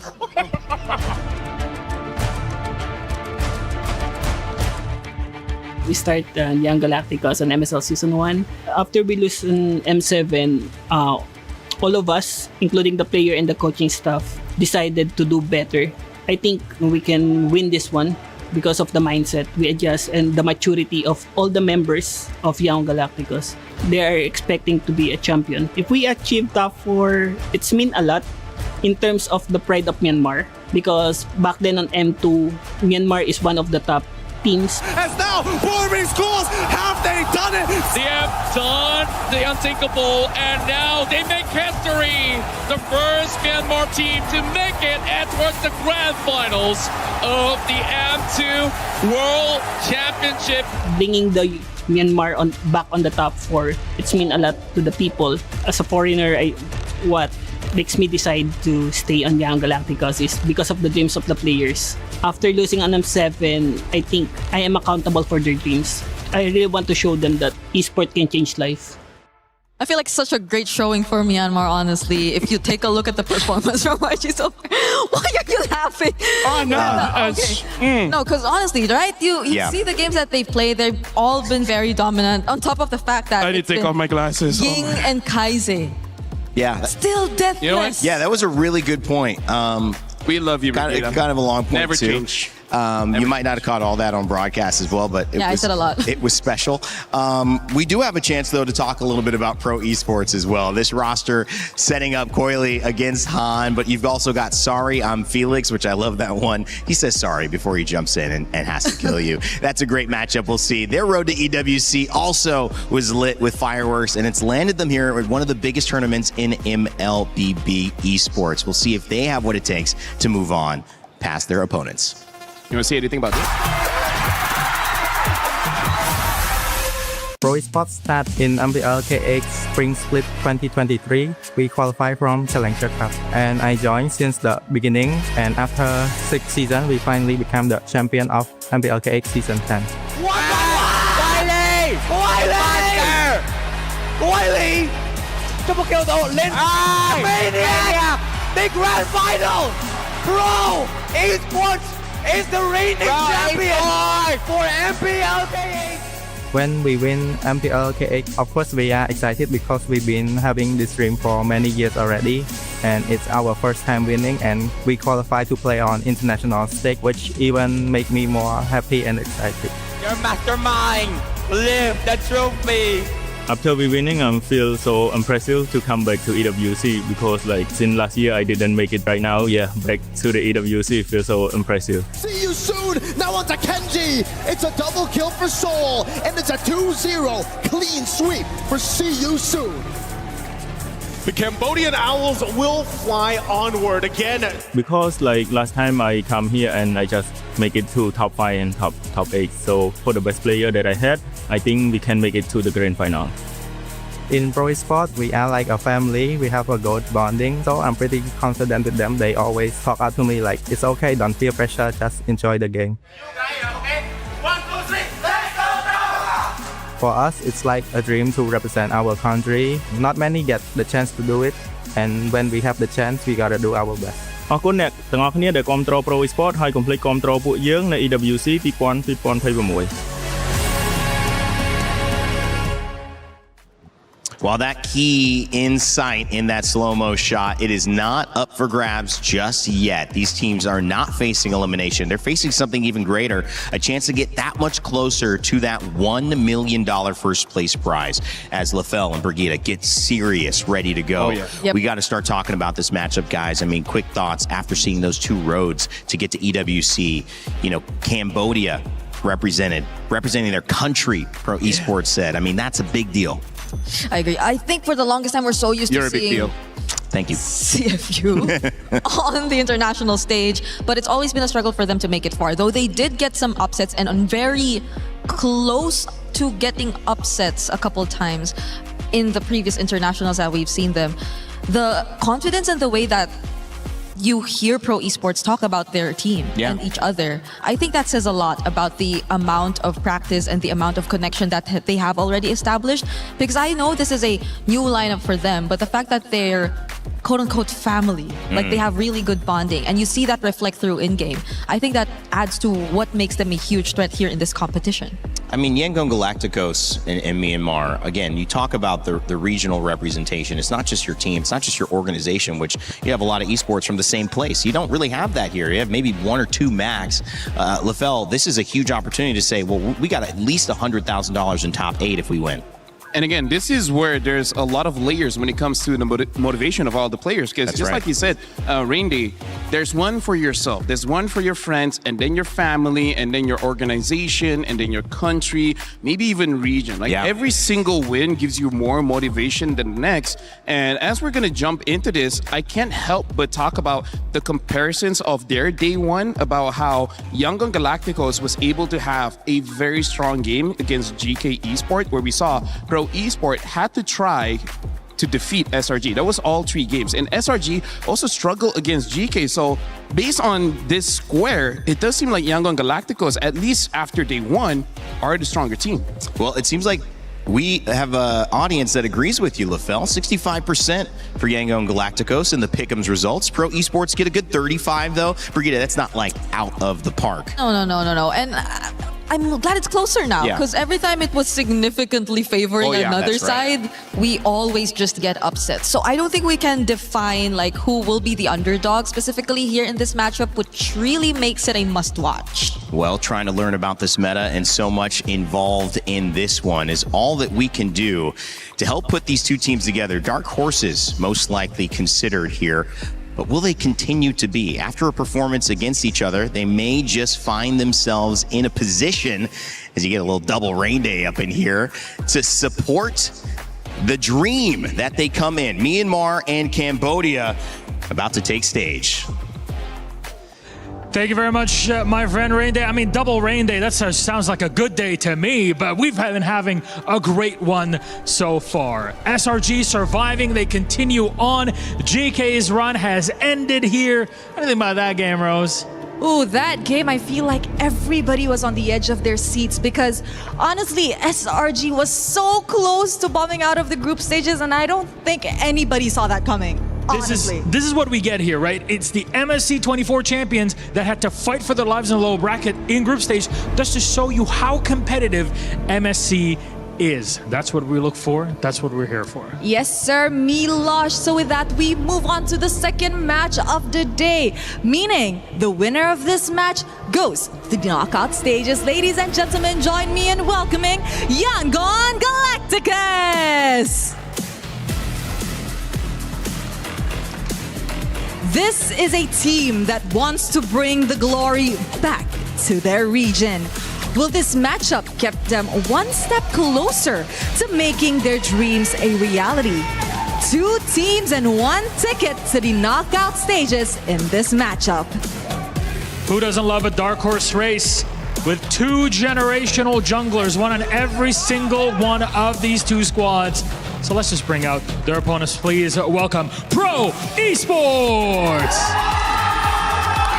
The crowd has said it, you can hear it, and it's from one dark horse to another. Let me tell you, their stable is stacked, and they showed it versus SRG.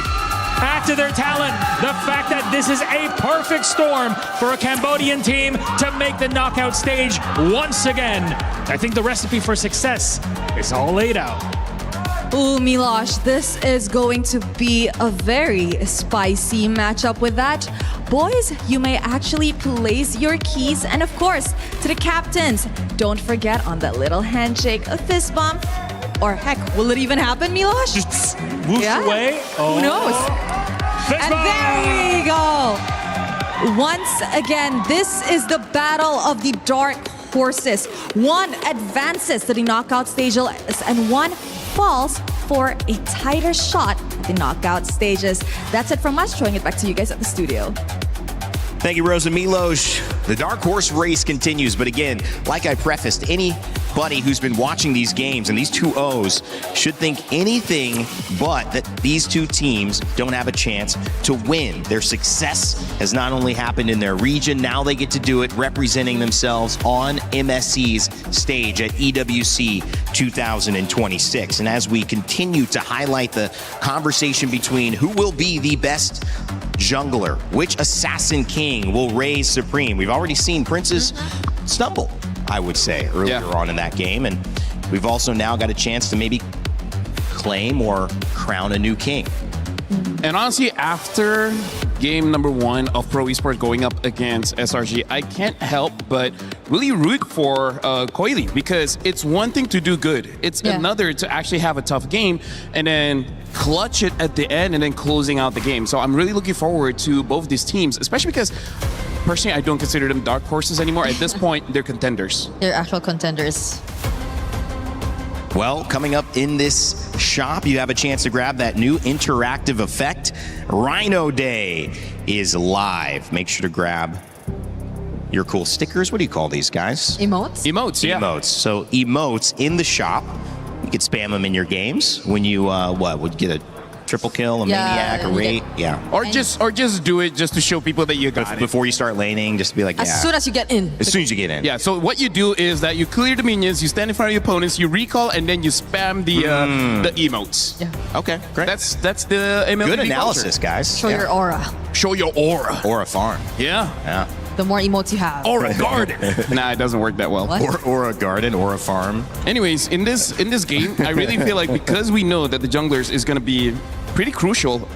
Funny enough, I really feel like we got to look at the roam matchups, because both the Beleric as well. I mean, like, as much as we want to build by saying that the roam is, I don't know, expanded, because honestly there is quite a lot of heroes you can use in the roam position, but just by how good Atlas and Beleric is, there really is no reason not to pick them up if they're open, right? So much roam heroes to expect, especially if you're talking about Blink, but at the same time, he's just only been on the Atlas and the Cho. But you could argue the same. PP has only been on the Beleric, because we've seen that spammed throughout the 3 games they went up against SRG. So we haven't seen much explored just yet. I think the most creative they've been in the draft so far was really in the EXP lane. Because Yangon, they've never used the more common XP lane. It's always the Barretts or the Ruby that you really got to see from them. So that's maybe something we're looking at. We know for a fact that Yangon can be creative, but where and until or only which heroes are they willing to be creative with? Yes, that's a sentence.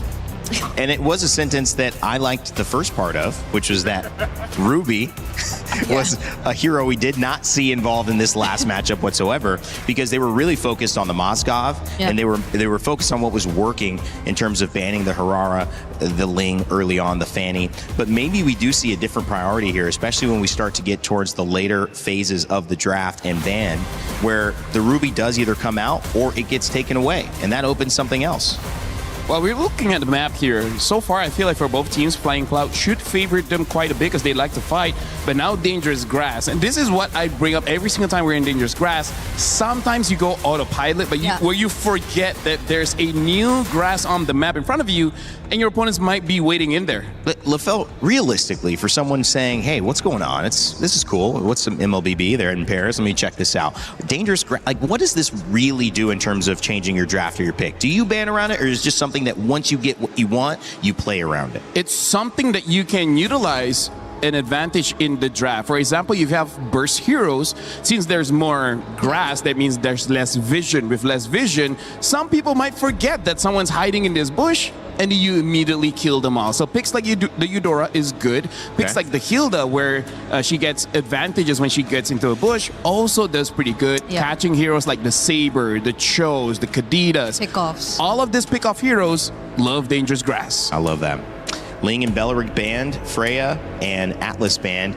Do you feel like YG say, PP, what else do you got? Because they take the Beleric away right away. Yeah, they no Atlas and no Beleric. Yeah, they saw how comfortable they are actually with these picks. So it's great. I think now that we're in Dangerous Grass, it's all the more reason for them to just go more creative. Go crazy with the picks. There are multiple options out there and potential for pickoffs. But the Valentina ban. Interesting ban. maybe just to open up the draft, trying to force Pro Esports to ban out the Aurora, because if Aurora is let through, you know that's going to be first pick. So it's both the Belleric Atlas and the potential Ling Hirara banned out. Actually, no, maybe YG just picks up the Eudora first and be like, yeah, I dare you to pick up Aurora. That too. That's a good way to do it, but I feel like this sets up a good thing for YG, and this is where you want in this part of the pick. Because obviously, if you get the Aurora, great. If not, you get the Eudora, most likely to counter. So they feel pretty good. I think that the question is, if you give Han the Aurora, you still have a Fanny you could prioritize. Oh, yeah. Oh, I forgot about that. On the side of Coily. But that was Yangon who also used the Fanny recently. Oh my Mars, God, we forgot. I mean, rarely picked up, right? So now they can pick up a Eudora +1 plus the Fanny. Oh. And the Phoveus. That's very interesting. Didn't thought the Phoveus would get picked up this early, considering that there's quite a lot of EXP that can fight against a Phoveus. Yeah. Like the Alice, Uranus. You just probably be a bit more careful with the gold lane pick, given this.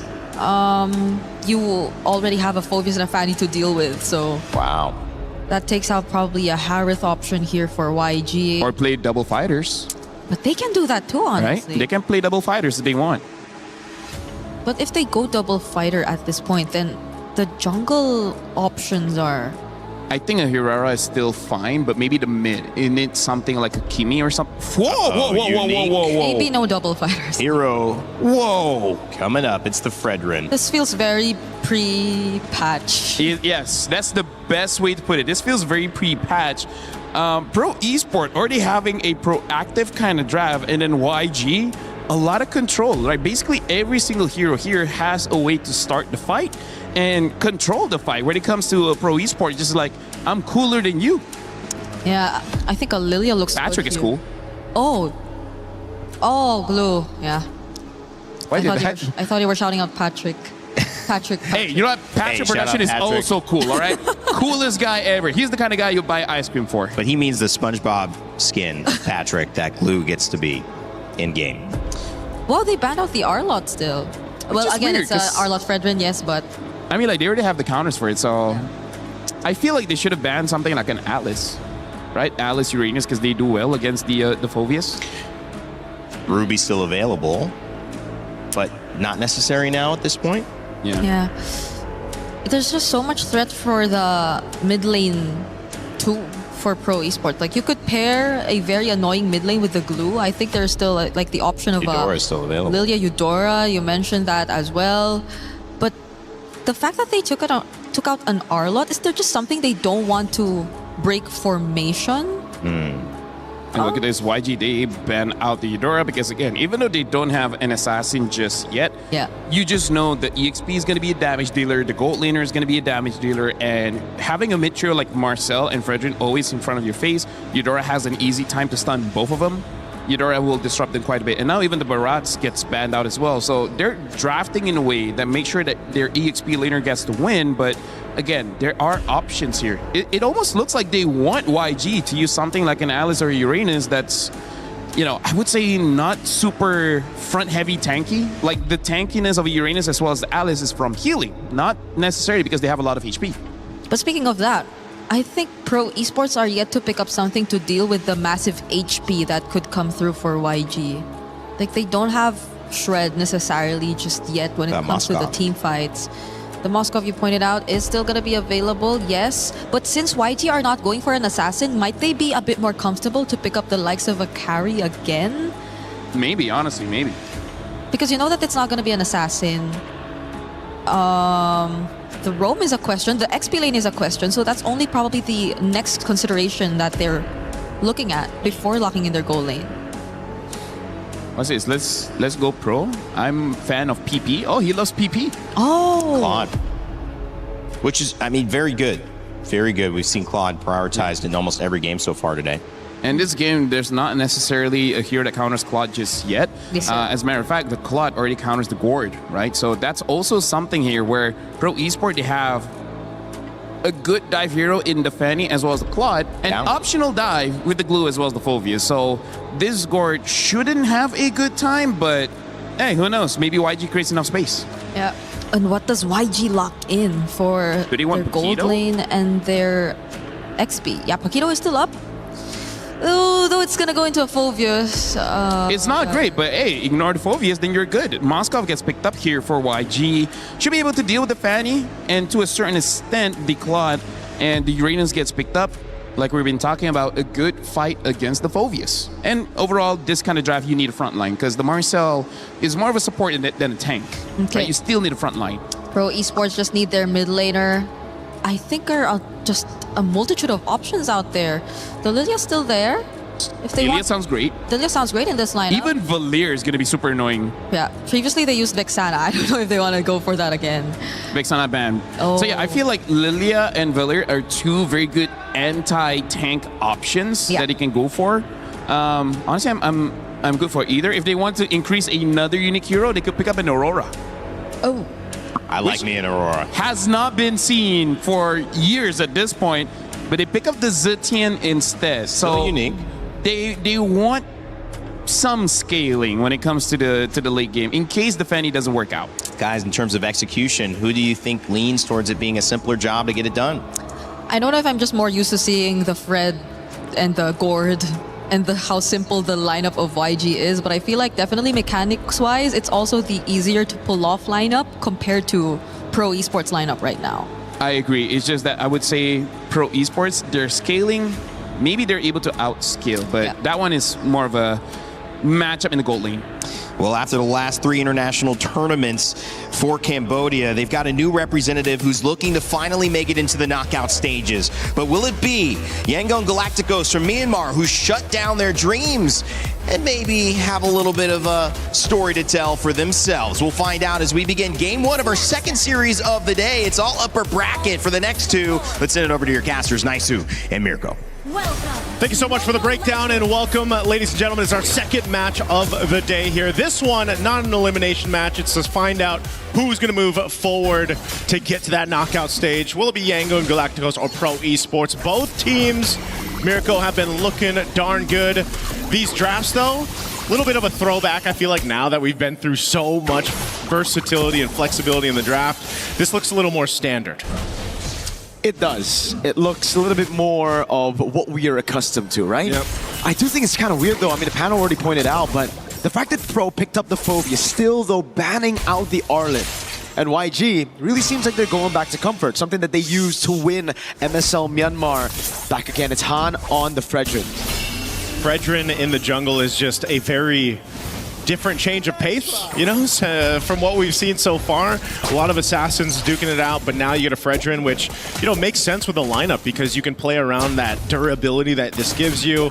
You know, if you take a look at the emblem setup too, you're playing with a lot of speed with the Marcel, obviously being that kind of annoying support slash roam that he is. Coily, goes in now, the cables as well, shreds him down. Han will fall first blood over to Coily.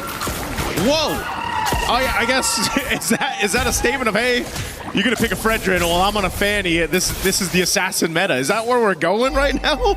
I guess. Coily straight into the orange buff set up by P.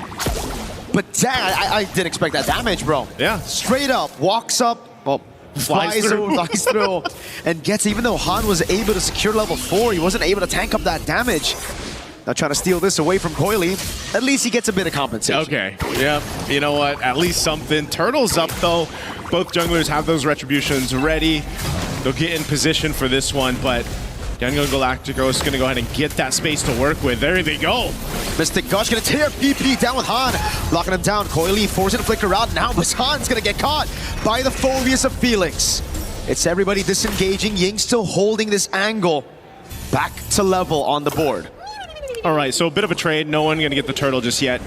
Jungler is going to grab their buffs for this one. We'll take a look at the replay by STC. Great setup here, you know, to go ahead and capitalize that Mystic Gush, utilizing the Fredrin kit, but you get a lockdown, and you can see how dangerous it is for Han, though, because if he's, you know, in this vicinity of the rest of the team fight, he's actually shredded down quite quickly. It's just not tanky enough just yet. We gotta take a look at the items right now if we're talking about how Han can actually like deal with Pro, right? He's on the way to the Dreadnought armor. I feel like he should have just rushed that straight up. He went for the Ares belt first, a bit more HP, trying to play around with the passive and then Appraiser's Wrath. Let's see if it works out. Felix on the turtle. Yep, just walking out. This should be free. Yep. No purple buff on the hands of Coily. A straight up red tree now as Sa has to flicker out. Good taunt though. Brings Felix in for the shoulder bash. A dark wave lands and then Appraiser's Wrath is right there, but Felix is able to sustain for a bit as Coily jumps into the back again with the cables. Tears through Kaiser. He gets another with the cutthroat. Big double for Coily. Han isolated and it will be fed over to Kuzen. It looked like it would have been okay for YG on the way they went through that. Oh, sorry, Felix. Ying. Okay, he doesn't have enough damage, but yeah, the idea was there, but you always have to remember when you're up against a Fanny that being caught in those choke points around the walls, around the jungle, is not where you want to be. And, you know, just after getting that objective, that turtle, that all falls apart here. This was going so well, but then look at the back line. Coily has all the room to work with, just lines them up, and is able to go ahead and swing in, pop that damage out, while everybody else gets cut off from each other. So that's really good game sense coming through from Pro Esports and the rest of the team. Also a bit of a whiff from Blink. That golden hour was supposed to keep Kaiser from getting initiated on, but it only found Kaiser. Gave Coily the opportunity to just wait, go for those cables, and find the double. Yep. This is the reason we don't see too many Gords, too many Yees now in this meta, right? It's just, if you don't have Flicker, you're dead. They had their moment, you know, and that, I guess that's one of the things as we gone through the days here for MSC is that development of the meta. And yes, some heroes that just feels like just weeks ago were doing so well are obviously struggling in a sense, but this is something that I would say Yangon and Galacticos, if they get to, let's say, a late game and you get a little more durability to work with, if you're able to go ahead and play around the golden hour from Blink, then, you know, that's one of the cases. Plus the Moskov, still a power pick in that gold lane, able to move through. You do have generally a safer laning phase to deal with that Fanny, you know, from Coily approaching. But that's the thing. It's more so of Yangon Galacticos really trying to hold on. You can see Brute Force Breastplate now picked up for Han. That's going to help him a little bit to deal with that kind of burst physical damage that's coming through. Second turtle up, though, as YG gets space to go ahead and work around this. Coily in the base can go ahead and swing in here anytime he's ready, but it's just a stare-off for now between both, fighting for this space. One thing you got to take into account if you're pro is Sanji in the bottom lane here on the Moskov. He's chosen the Bargain Hunter for a reason.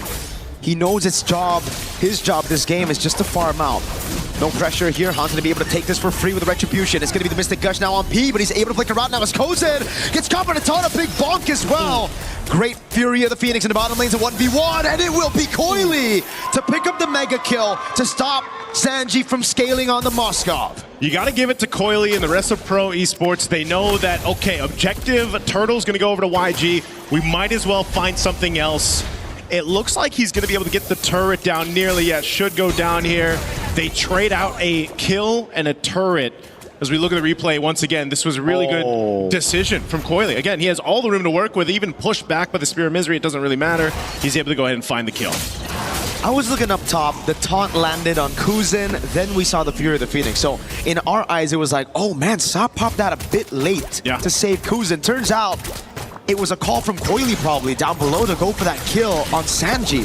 That's why the Fury of the Phoenix was tying for the pickoff on Sanji rather than to save Kuzen up top. Blink though. Golden Hour, the SOD lands as well.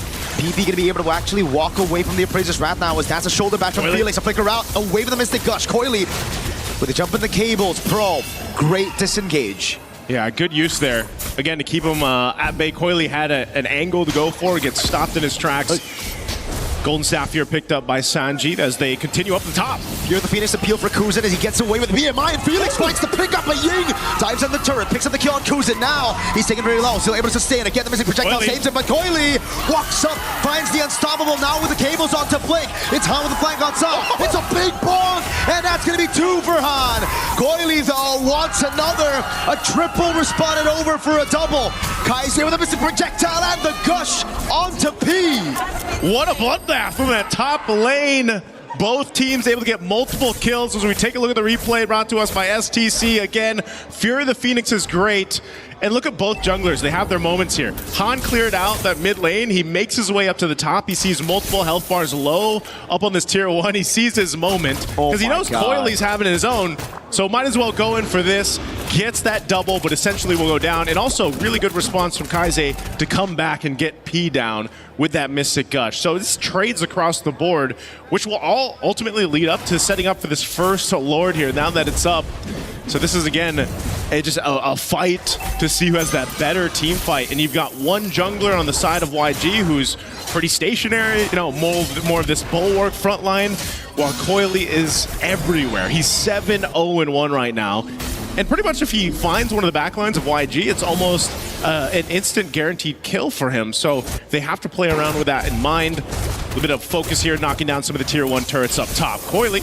Dude, against a Moskov, usually you'd see Fannies hesitate a bit, you know, like kind of think twice about going in. Coily against a Marcel and a Moskov walks up like that, or again, flies around like that.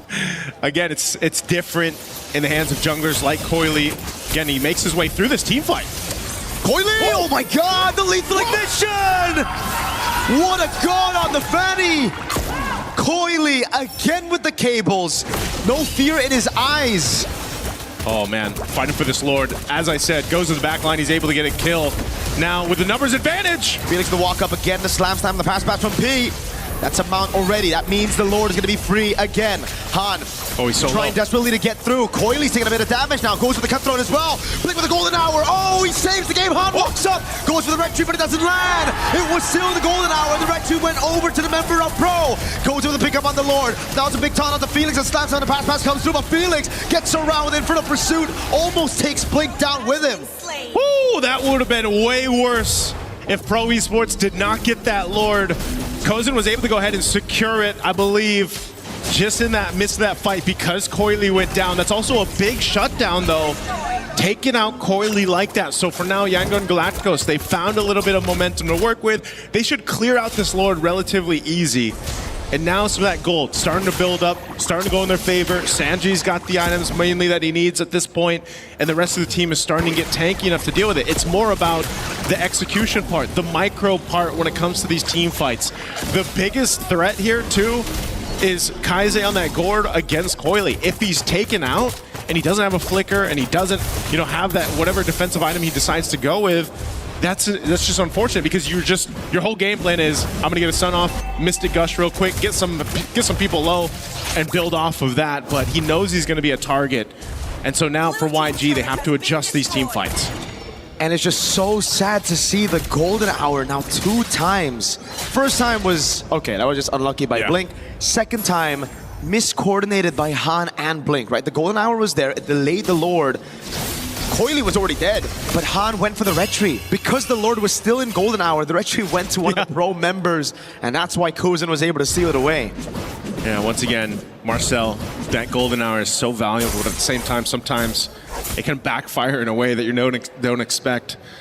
Now it's pretty much even across the board, except for the fact that you got a couple extra turrets for Pro Esports off that Lord take, off that Lord push. Helps open the map a little bit for them, but they still have plenty of time to go ahead and find something here. You've got some pressure on this purple buff. Uh-oh, they're gonna all in on P. Flicker out of their Praisers Wrath and a Mystic Gush already. That's gonna be Coily with the damage. Oh, the mount as well. Big Fury of the Phoenix. Onto a choke point. Han with a taunt. Onto 2. Ying still trying to buy some time as Han pops P. Okay, they fight back again. It's been trades all game long for the past 12 minutes here. And you're seeing it too. Now because of these items falling into place for Yangon Galacticos, you can't find whoever you want, aside from the Gourd, Kaize, for Coily to go ahead and get, you know, because just again, you have enough durability at this point, and you have to start to rely on your both gold laners to turn the tides of these team fights. But you'll see it here. This is a team fight comes through. P surviving this is also crazy. Good use of the defensive flicker, staying alive, and then he mounts up and brings back into that Fury of the Phoenix blink. So really good timing there, but Han also gets his revenge. Again, he had a tough start to the game on this Fredrin, but so far he's really found footing. And the gold lead is non-existent for YG versus Pro. We should have expected this coming into this matchup. YG with a dominant game against Geekay to make it here. Pro with a crazy upset victory over Selangor Red Giants. Both trying to fight for that qualification to knockout stage. Han holding on the neutral objective, jumps on P. No flicker, Mystic Gush, and then Brazer's Wrath to take him down. Now Felix gonna get caught by the taunt as well. Sanji clearing out mid. Kozin doing the same thing, but the wave up top is good for Pro. Oh, they're gonna fight for this Lord here. It's at half health. They know they're down P. They're gonna just blitz this Lord though for YG. Han's trying, the Golden Hour's placed down. Oh, Felix! With a steal on the Phobius! With the help of the Fury of the Phoenix, how did that just happen? Was that just a dark wave? Like, no way, we gotta get a replay on that. What? We have to see it. Again, that Fury of the Phoenix really helping. They're trying to hold on to this mid turret, but man, another Lord. Uh-oh. I thought he was gonna pay for his sins, but no. Flicker, get out of jail-free card, Coily. Oh, he's here. He gets caught in a frozen moment. Oh my God, it went a crown. Perfectly timed by Kaiser. A fade away. Coily wants part 2 with the cables. This time trying to bait out a battle spell. That's actually pretty big though. The Winter Crown being down at least is something as they approach the base. That's what they want to play off of this Lord here now that everyone's going to be up. But again, at least for the Gord, at least for Kaiser, he still has Flicker. He can just kind of post up in the base, help clear things out. The fight for these buffs though, man, P taking a ton of damage too. Goes in, trying to take down the tier 2 turret. Lord makes its way up top now. Oh, Coily gonna be stopped here. Clearing out the Lord. This might be all they get. They do get some damage done to that top base turret, but still, YG's base defense and their composition will clear things out relatively quick. So, I mean, based how things have gone for the last couple Lords here, it's got to be the retribution for the next one, man. It's going to be so important for either team to go ahead and secure that, to get this momentum as we look at the items coming into place. There's even a big difference gold-wise between the XP laners, but Sarion Felix is actually doing a really good job of just kind of being that front line that he needs to be on the Phobius. This is why even after those nerfs, the Phobius still finds itself at a pretty good spot in the draft, right? Still prioed, banned in the first phase, especially with the Assassins coming back into meta. Felix, though, he's had a tremendous game on the Phobius so far. That Phobius steal, it shouldn't even be possible. Again, I would have loved to see the instant replay there. How did he get his hands on it? Because it doesn't really look like Coily was in a position to steal. Han had a free retry, it almost looked like. Yeah, again, at this point, that retribution battle needs to come down between the two junglers here for this next one. But both teams have been showing that they will go for pickoffs if they can. It's a bit of a tough game, I'd say, for YG too, just because you got to keep tabs on Coily. Where's he pushing? Where is he going? As you look at the difference here between the XP laners, what they've been able to go ahead and secure, of course, for each other. But Ying can essentially do the same thing. We saw that in the earlier team fights, you know, being that front line for them. He can help kind of give that vision too. Phobius, though. Whoa. Oh, hold on. Trying to cut him. Nice try. Yeah, he's able to get away just fine. Again, you got to keep tabs on Coily. Any Fanny like this is going to play that move, but YG has the same option with Sanji. That's the thing. There's still so many ways they can play this against YG. It's not like they're going to lose out on that far lane. They have a Moskov and a Uranus to play on those far lanes to match the Fanny. Heck, I think they might even be able to clear it out. Oh, wait, Kozin can't be standing behind those minions like that, man. The piercing damage of Sanji starting to hurt. Yeah, it does. Mystic Gush already dropped down too. Wait. Okay, that's some key ultimates down for YG. Did Pro Esports just get the upper hand for this Lord take? They're going to make their way. Coily already got his buff. They're going to try to zone out the rest of YG. He already pushed in the bottom lane. So now it relies on Sanji to land that SOD. PP in the back, trying to zone him away. Coily with retribution again as PP was able to zone him away as the golden hour comes through, but the SOD landed. There's no way he takes it with 4 members corralling over that landed SOD. Han mounted on, now brought back to the team. He's still able to escape for a bit, but the pass is right there again. A big bomb lands onto Coily, baits out the rose gold. Pro should just be happy with the Lord. Blink wants a bit more. Ying now walks up Kozin, trying to punish Flicker out from Ying. Okay, this just has to be a disengage. They got the Lord to deal with. You're seeing how much of a push and pull it is for both team compositions now at this stage of the game to really execute it properly based on the ultimates they have, plus those battle spells.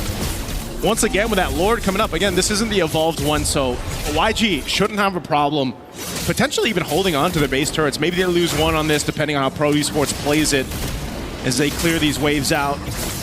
It's a little troublesome for Pro Esports on approaching this because, again, when this Lord is dealt with quickly in those waves, those powered up waves, you might even just get a tier 2 mid lane off of this. I mean, they're looking for their own window of opportunity, but it's even difficult for Sario and Felix to be the one to jump in or P. And it looks like that's just going to be it. The Lord is cleared out easily. That's one advantage that YG have, right? Like, when it's outside of the base, Pro definitely have the advantage. They can go from different angles to attack this front to back, to break the formation. But when YG are defending, there's no chance you can break that formation. They're playing under those turrets, right? And that's why with Sanji and Kaize, as long as these two are still alive and those frontliners can just hold in front with the towers, there's no way Pro can actually siege them down. They're going to have to win it through a team fight. Yeah. This one, Oily, get a couple hits off. It might be the best thing you can do, you know, just playing around Coily, get a couple hits on the turret, do it on the other side of the map, because they both know they have to just play around Lord. The pick-off potential starts to come down to, can we use a conceal, can we actually find someone out, but then the teams have been doing such a good job at just going to be in there for each other, answering the call if some pressure comes through. Good little take on that purple buff though, Coily. Ruthless on the fan. Use the cutthroat to secure it there. And yeah, it just seems like Han's been losing out on these red tree battles. Nice on the veteran. Hey man, at least if he can get it for the Lord here, it's going to be 30 seconds over quality. quantity. Yeah, exactly. You know, and that one will be evolved too. This is a very different game one than what we've seen so far throughout MSC, especially, you know, you're reminded once that Fredrin gets picked up and a lineup's kind of built around it, this kind of utility jungle concept, it's very different, bit of a different pace. Pete just walks out of there, blink. Frozen moment, Felix walks up, that's Sa with a massive Fear of the Phoenix. Toilets for the ankle, big golden hour. How do they utilize this? In the midst of it all, he's giving the slam again from P. He's able to flicker out to safety now as Coily looks for an angle to go with the cables. Just trying to bait those resources from YG. Again, nobody falls. Just a flicker burnt for Kaize and P. And a flicker for P. Ying. Yep. It's all this battle of resources at this point. Coily, as hell of a start that he had in this game, he knows that he can't just throw himself into the arms of YG. And so he's going to continue to push down that bot, it looks like. At least cut that wave through. YG's going to make an attempt on this Lord. It's half felt right now, but Coily will be here in time to face off. He has no flicker. They know it. They're going to try to burst him down. The taunt lands as well.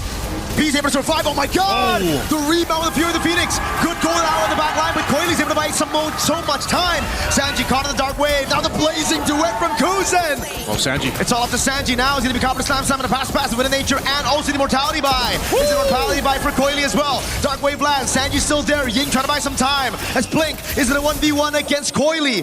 It's an all-out fight everywhere in the map. Again, Coily trying to chase Blink down. He's running away. He finally gets cutthroated and assassinated up top. Oh, I thought that was a nice block, though. I thought it was going to land on Coily, but man, they bought some time, but Pro Esports, they want to go for this tier 2 turret. They want to take this purple buff out. Wait, they don't go Lord. They reset the Lord. They reset the Lord. I have to go. Let's look at this replay again. Started things up with the Mystic Gush over here. This fight breaks off into 2 areas. Collapsing down, golden hour used into that Fury of the Phoenix. Meanwhile, also a real cam. It looks like Pro Esports is going to secure themselves that Lord there, but you know, that was a fight that was dissected on through. And that's one of the things that Fanny will do too. You know, you were able to go ahead and split the fights up, focus on the right targets. Golden hour, it just feels weird in some of these instances because it's like, it's clearly there to stop the momentum of a fight, but sometimes it ends up just kind of splitting things off in an odd angle for YG. So now it's back to the defense of YG. They have a good composition to defend, but Pro have an evolved Lord now. At 22 minutes, it's a different kind of Lord. Wind of Nature for Kuzen. Bootless at this point for both of the gold laners. Okay, clear out these waves. Lord is up top. It's going to get that charge in. Taking out the base turret. YG has no choice but just to let that go. They're going to have to deal with the Lord, clear it out. Potentially losing some more base turrets. Conceal is going to be used from Pro Esports though. Double top from Han now with the force play as well. Coily with a jump in the back line, but it's going to be the winner crown again. Flicker round, Blink shredded to pieces, but he gets the golden hour. All base turrets taken out now as Ying buys the immortality in time, keeps himself alive. Han! Han! With a big taunt on the Brazier Strap, but Kozen was able to win of nature all of that physical damage. Okay. YG lost the base turrets, but it's okay. They're still in the game. They've got some more waves to deal with here, and knowing that they're down Blink, looks like Pro Esports still wants to go ahead and potentially end the game here. Ying again, pops into Consecration, baiting the mini waves over to the right side of the map. Sanji clearing it out. Kaise no flicker. He needs to play far back. Pro are still lingering. That's a pounce! The Mystic Projectile landed. The BMI gets Kozen out, but the Rose Gold was already procced. So that's all they get. Pro Esports off that Evolved Lord will take down and strip the base of those turrets. Taking the disciplined route, even amidst the lead they have, it's just YG still able to fight up. They're still able to do well. This is where we start to see the item swaps come into play. Winter crowns even being picked up. You've got multiple across the board here for YG. Wind of Nature sitting on Sanji. Sanji has been doing a great job just staying alive because he's so pivotal for them to actually be able to stay in this game. Kaise as well, very happy with his Mystic Gush timings, but he's got to go in a way where we saw in that last fight where he pops the Winter Crown, he Mystic Gush. It's still being used even when he's frozen, but again, it's better for him to go ahead and do that in the base. But this time, now 24 plus minutes in the game, this Lord, I don't know, man. If Pro Esports able to secure it, even with this kind of defensive line that YG has, I don't think you can defend against that. Coily's still pushing in that bottom wave. He knows it's going to force someone from YG, force Sanji to go clear that out, respond to it. Holy moly.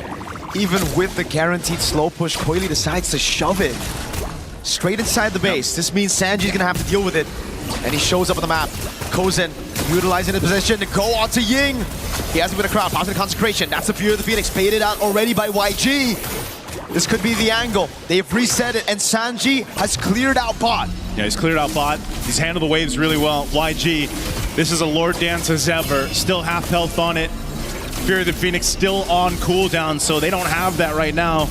And Han's tanky enough to go ahead and sit here, like we've seen so much before, on this Fredrin with an immortality to go ahead and just take up the shots. Blink jumps in. Golden Hour doesn't land on anybody. Felix is able to evade right now as he lands the Dark Wave, but Coily's gonna go up top. Mystic Gush and a big Appraiser's Wrath. Coily in the base. Blink trying desperately to go back into the base to save it. He gets there in time, but Coily has a few minions on it. Now it's gonna be the SOD that lands. Sanji gets Coily down. His first kill of the game, and it's a massive shutdown. Both junglers, though, will be taken out. A last-ditch effort from Coily to try to make something happen, knowing that the Lord was secured by YG. Really good timing against Sanji. Might have been his first kill, but it was an important kill. Might be the one to potentially win them the game here. They've got a really strong Evolved Lord to march down this mid lane. Now, 45 seconds for Coily to be up. Can Pro Esports delay this further? And without Han, the same thing. Is Ying going to be the guy to go in and tank this, lead this, or will it be Blink? He's got a golden hour that he can play around with. The game plan here might just be to knock down some base turrets. Mystic Gush already on Felix. Golden Hour catches 3. No follow-up though. Felix is able to escape. That Fury of the Phoenix from Sa buying them a bit of time. Now can they clear this Lord? Base turret I think will surely fall. Sanji's on it already. But hold a second, after that charge, it doesn't seem like YG have the resources one hit to push in forward even more. It's just going to be the base turret taken by the Evolved Lord. Pro, again, able to defend through the wins they got all the way from the start of the game. Those base turrets on the side lane, nice. Yeah. So Pro Esports, mind you, again, they were up quite a bit, 7,000-ish gold. Again, at this point, it's more about switching the items, but they did lose that lead that they had. They also lost a base turret off of that. So YG now in a position, now in a seat to actually go ahead and be in a better position to win the next Lord fight. The biggest thing for Yangon Galacticos is literally just dealing with whatever Coily is going to do. He's the only guy that can push the opposite side of the map. And Sanji so far has been the guy that YG has counted on to deal with it. Oh, dude. They flicker down. Very squishy, Patrick. Yeah. In the face of Mystic Gush late game. Yeah, it's definitely hurting. A flicker down is something for YG to play around with. Some big waves down bot that they're going to have to deal with too here, but it's just playing around each other because they just know that if Coily jumps into this backside, even on Kaise, and gets a winner crown, that's value. Everything comes down to pop in battle spells or defensive items now that we get this point. You're going to see these potions being picked up now too. 28 minutes, man. This has to be, if not our longest, one of the longest so far for MSC groups. Fighting for this Lord up. It's going to take some time to go ahead and take this one down as both teams get in position. A whole lot of immortalities to play around too. Sanji clearing up that bottom side. Conceal's going to be used. Pete pushing out Han here. And just fighting for this space right now. Pro Esports trying to control this space around the Lord, but it's just too much to hold. That wave bot is just so annoying for YG. Constantly gonna have to send someone down below. SOD nearly lands. Blink was the one to give him vision for that attempt. And that's where the mechanics come through. 28 minutes. Yeah. It's the macro, obviously, but you have to be clutch in these moments. You have to be the one to make the play to win the team that game. This is like the most macro game we've seen so far. I feel like one of the biggest ones too at this point. Well, Coily. Game one, Coily's just gonna go ahead and sit down on that bot side, but look who's rotating down. Sanji and Blink. Mr. Gush already used. Lord's gonna go for a bit of a reset there. Oh, that is a big whiff. Coily stays for a bit too long, gets caught by the Spear of Misery from Sanji. It had to be also that snapshot, right? I mean, they got him on the wall there too, that Spear. That is a huge pickup, and now without Coily for 60 seconds, a whole minute, YG cleared out the waves, and they know they have the space to work with for this Lord. But Mr. Gush. All in onto P. Fear the Phoenix, P. Immortality down already, Blink now coming in as well. Good taunt, and the pierce from Sanji. Ying taking very low. Kuzi gonna be looking for the play. Flickers in the Blazing Duet and the Wind of Nature as well, but Blink is able to get out of the way of the Blazing Duet. Felix, 3-man Dark Wave, has to flicker out. Big bomb with a missing projectile. Goes in as the Immortality, but he's gonna go down to Ying. A big bonk sends Han, or rather Felix low, but now it's Sanji with Wind of Nature. That's an Immortality already down. Assault's gonna get flickered down, but he buys the Immortality in time. Wind of Nature, everything with the Wind of Crown as well, but it won't be enough. It's a big wipe for YG as they come back in game number one. Talk about a defense from Yangon Galacticos to hold on strong even when down for the majority of that game. A composition built around base defense. Well, you see exactly what that can pull off here. Really good timing, really good game sense to make that play in the bottom lane, find Coily, and then make something out of it. They knew that they either had an option. If we get Coily out, we could probably just get the Lord, and if not that, then we could just win a team fight. Not having that threat anymore, and so Yangon Galacticos knew what they had to accomplish. They did it perfectly with this lineup. Took some time. They really had to buckle in for as we look at the highlights from STC with this one. Again, very strong showing though from Pro Esports. Coily on this Fanny, phenomenal, but eventually it kind of falls to a different point of the game. You know, you're not able to go ahead and just sweep in like this, get kills. Han really held on, built up that durability, and you know, you got to give it up to Yangon Galacticos to hold on together. YG winning this game with an unorthodox composition. Yeah. We have to say this. This is meta. A few patches ago, this was the best composition you could go for. But in the current meta, we've seen more assassins in the jungle. Coily had an 8-0 start to the game. Yeah. Yet it was the utility jungle of Han. Yet it was them coming back through crazy steals, honestly, crazy mistakes as well, but then adapting and downloading the pro movements as the game got to that late stage. We knew this one was going to be a good one, man. You know, I'm expecting it to be a 3-game series. Both teams just have each other's numbers. They're playing so well around each other, whatever they decide to draft. You know, and again, it's all about that execution factor, and it was executed really well by Yangon Galacticos. So let's go ahead and throw over to the panel to see what they have to say about game one. Thank you guys so much. Great matchup there to kick off our second series of the day. It was Yangon Galacticos with the defense of time that somehow, some way stalled out the efforts of their opponents and made them think that maybe that Fanny, that assassin, isn't at the top of this meta if we let Marcel available. The other news that I want to give you, 4 games Marcel has been let through, 4 wins. Might need to stay on the ban list for now. Welcome back. My name's Rain Day. Brigida, LaFell joining me on panel.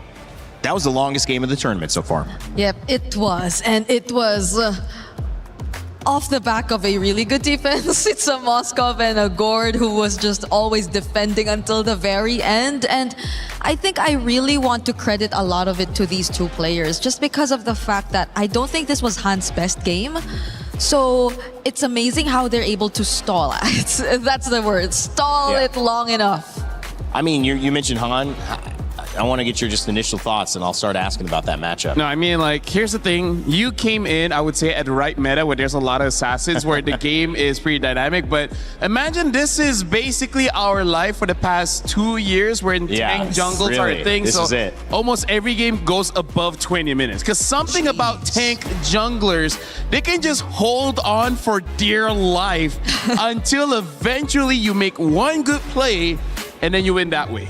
30 minutes and 2 seconds. I said the longest. Well, it says 1 on there, but maybe it was like, 1 and 59 or something, hundredths of a second. I think this was really a good showcase of the matchup we highlighted with Coily and Han. I think Coily actually played quite well, but also I think there was, like you maybe had mentioned earlier, just this meta's past, a glimpse of what your life used to be.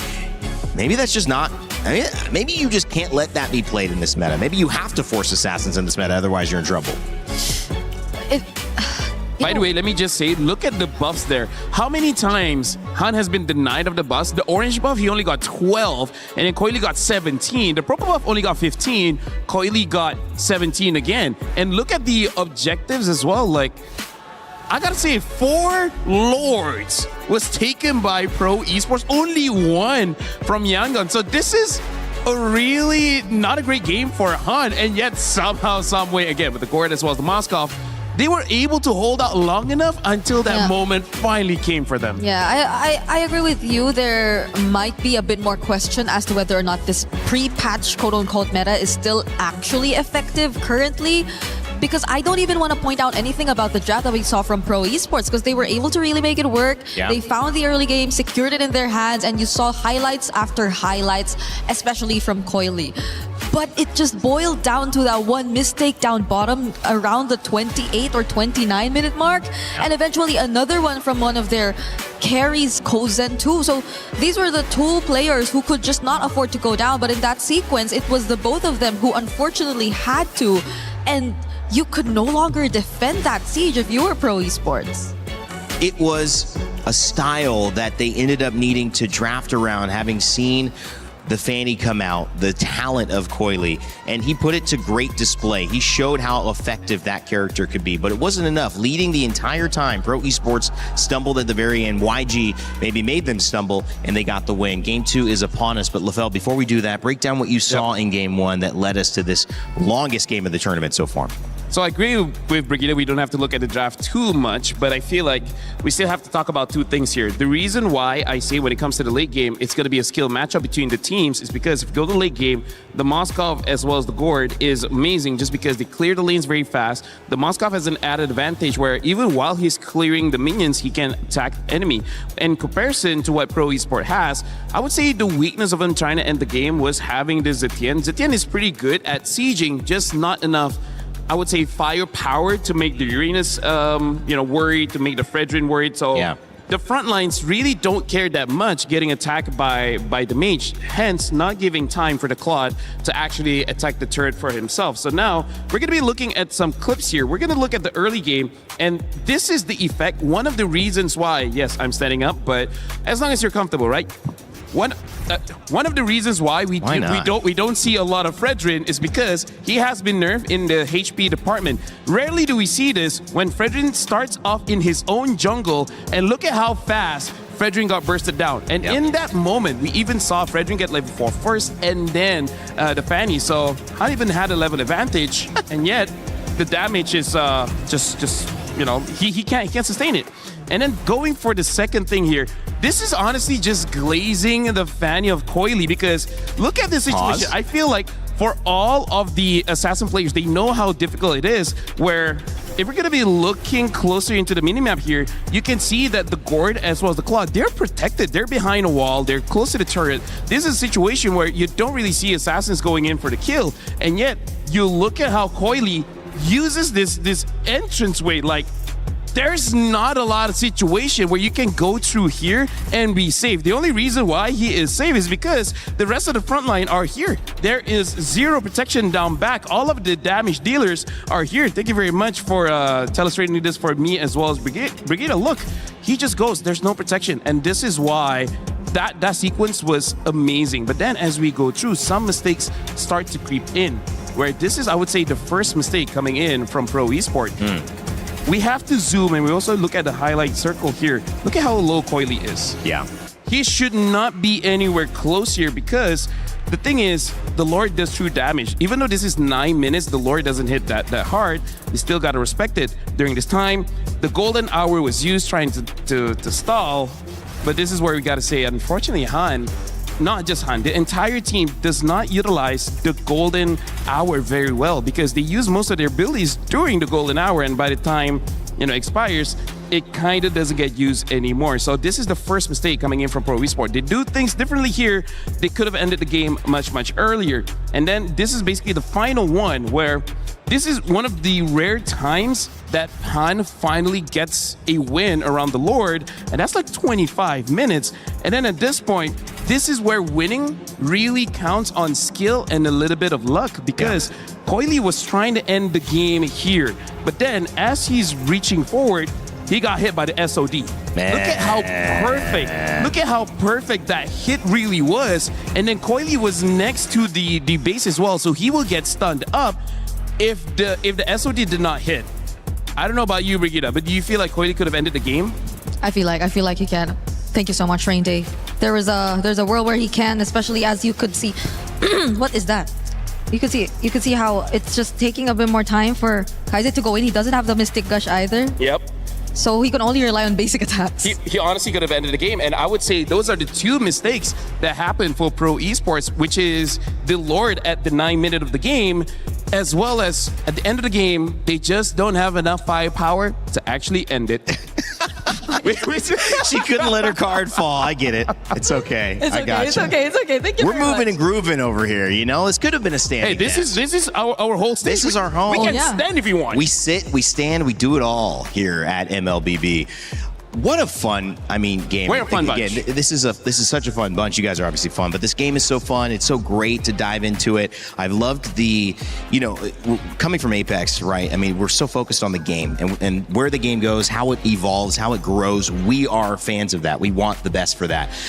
This game, it just the sky is the limit. Obviously, so big around the world and so many great communities who are involved in it. Games like that.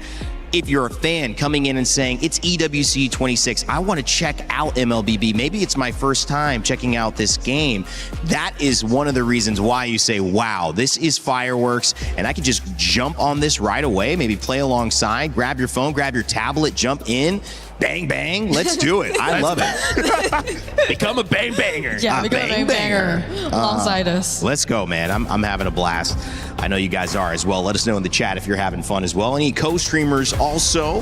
Hopefully you guys are enjoying this event. Flying Cloud will be where we set up the stage for our second matchup.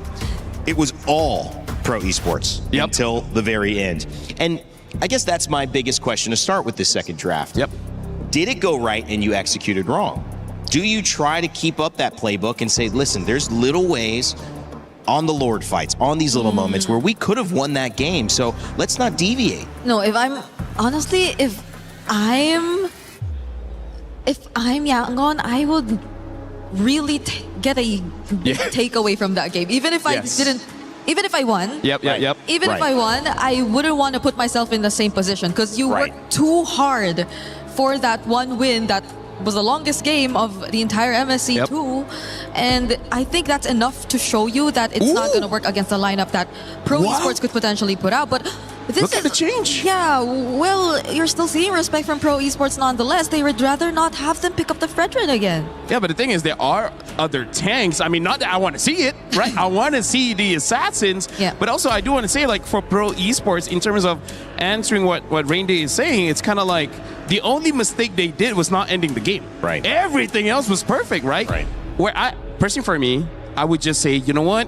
Glue and Phovius, you guys don't matter. Dive into the turret. If you die, you die. But let me end the game, because that's, I would say, one of their mistakes. They should have just been brave enough to sacrifice some of their members and then ending the game. But again, going up against a Moskov as well as the Gord, it's kind of difficult to end the game. But now, the Freya does get banned out. Hirara is still open.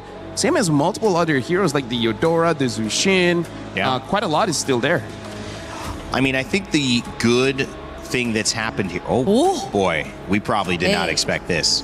But you know what? It kind of gives you an insight, doesn't it, Brigida, into like how comfortable PP probably felt. Wow! That Sorry, I Bellerin. just saw it.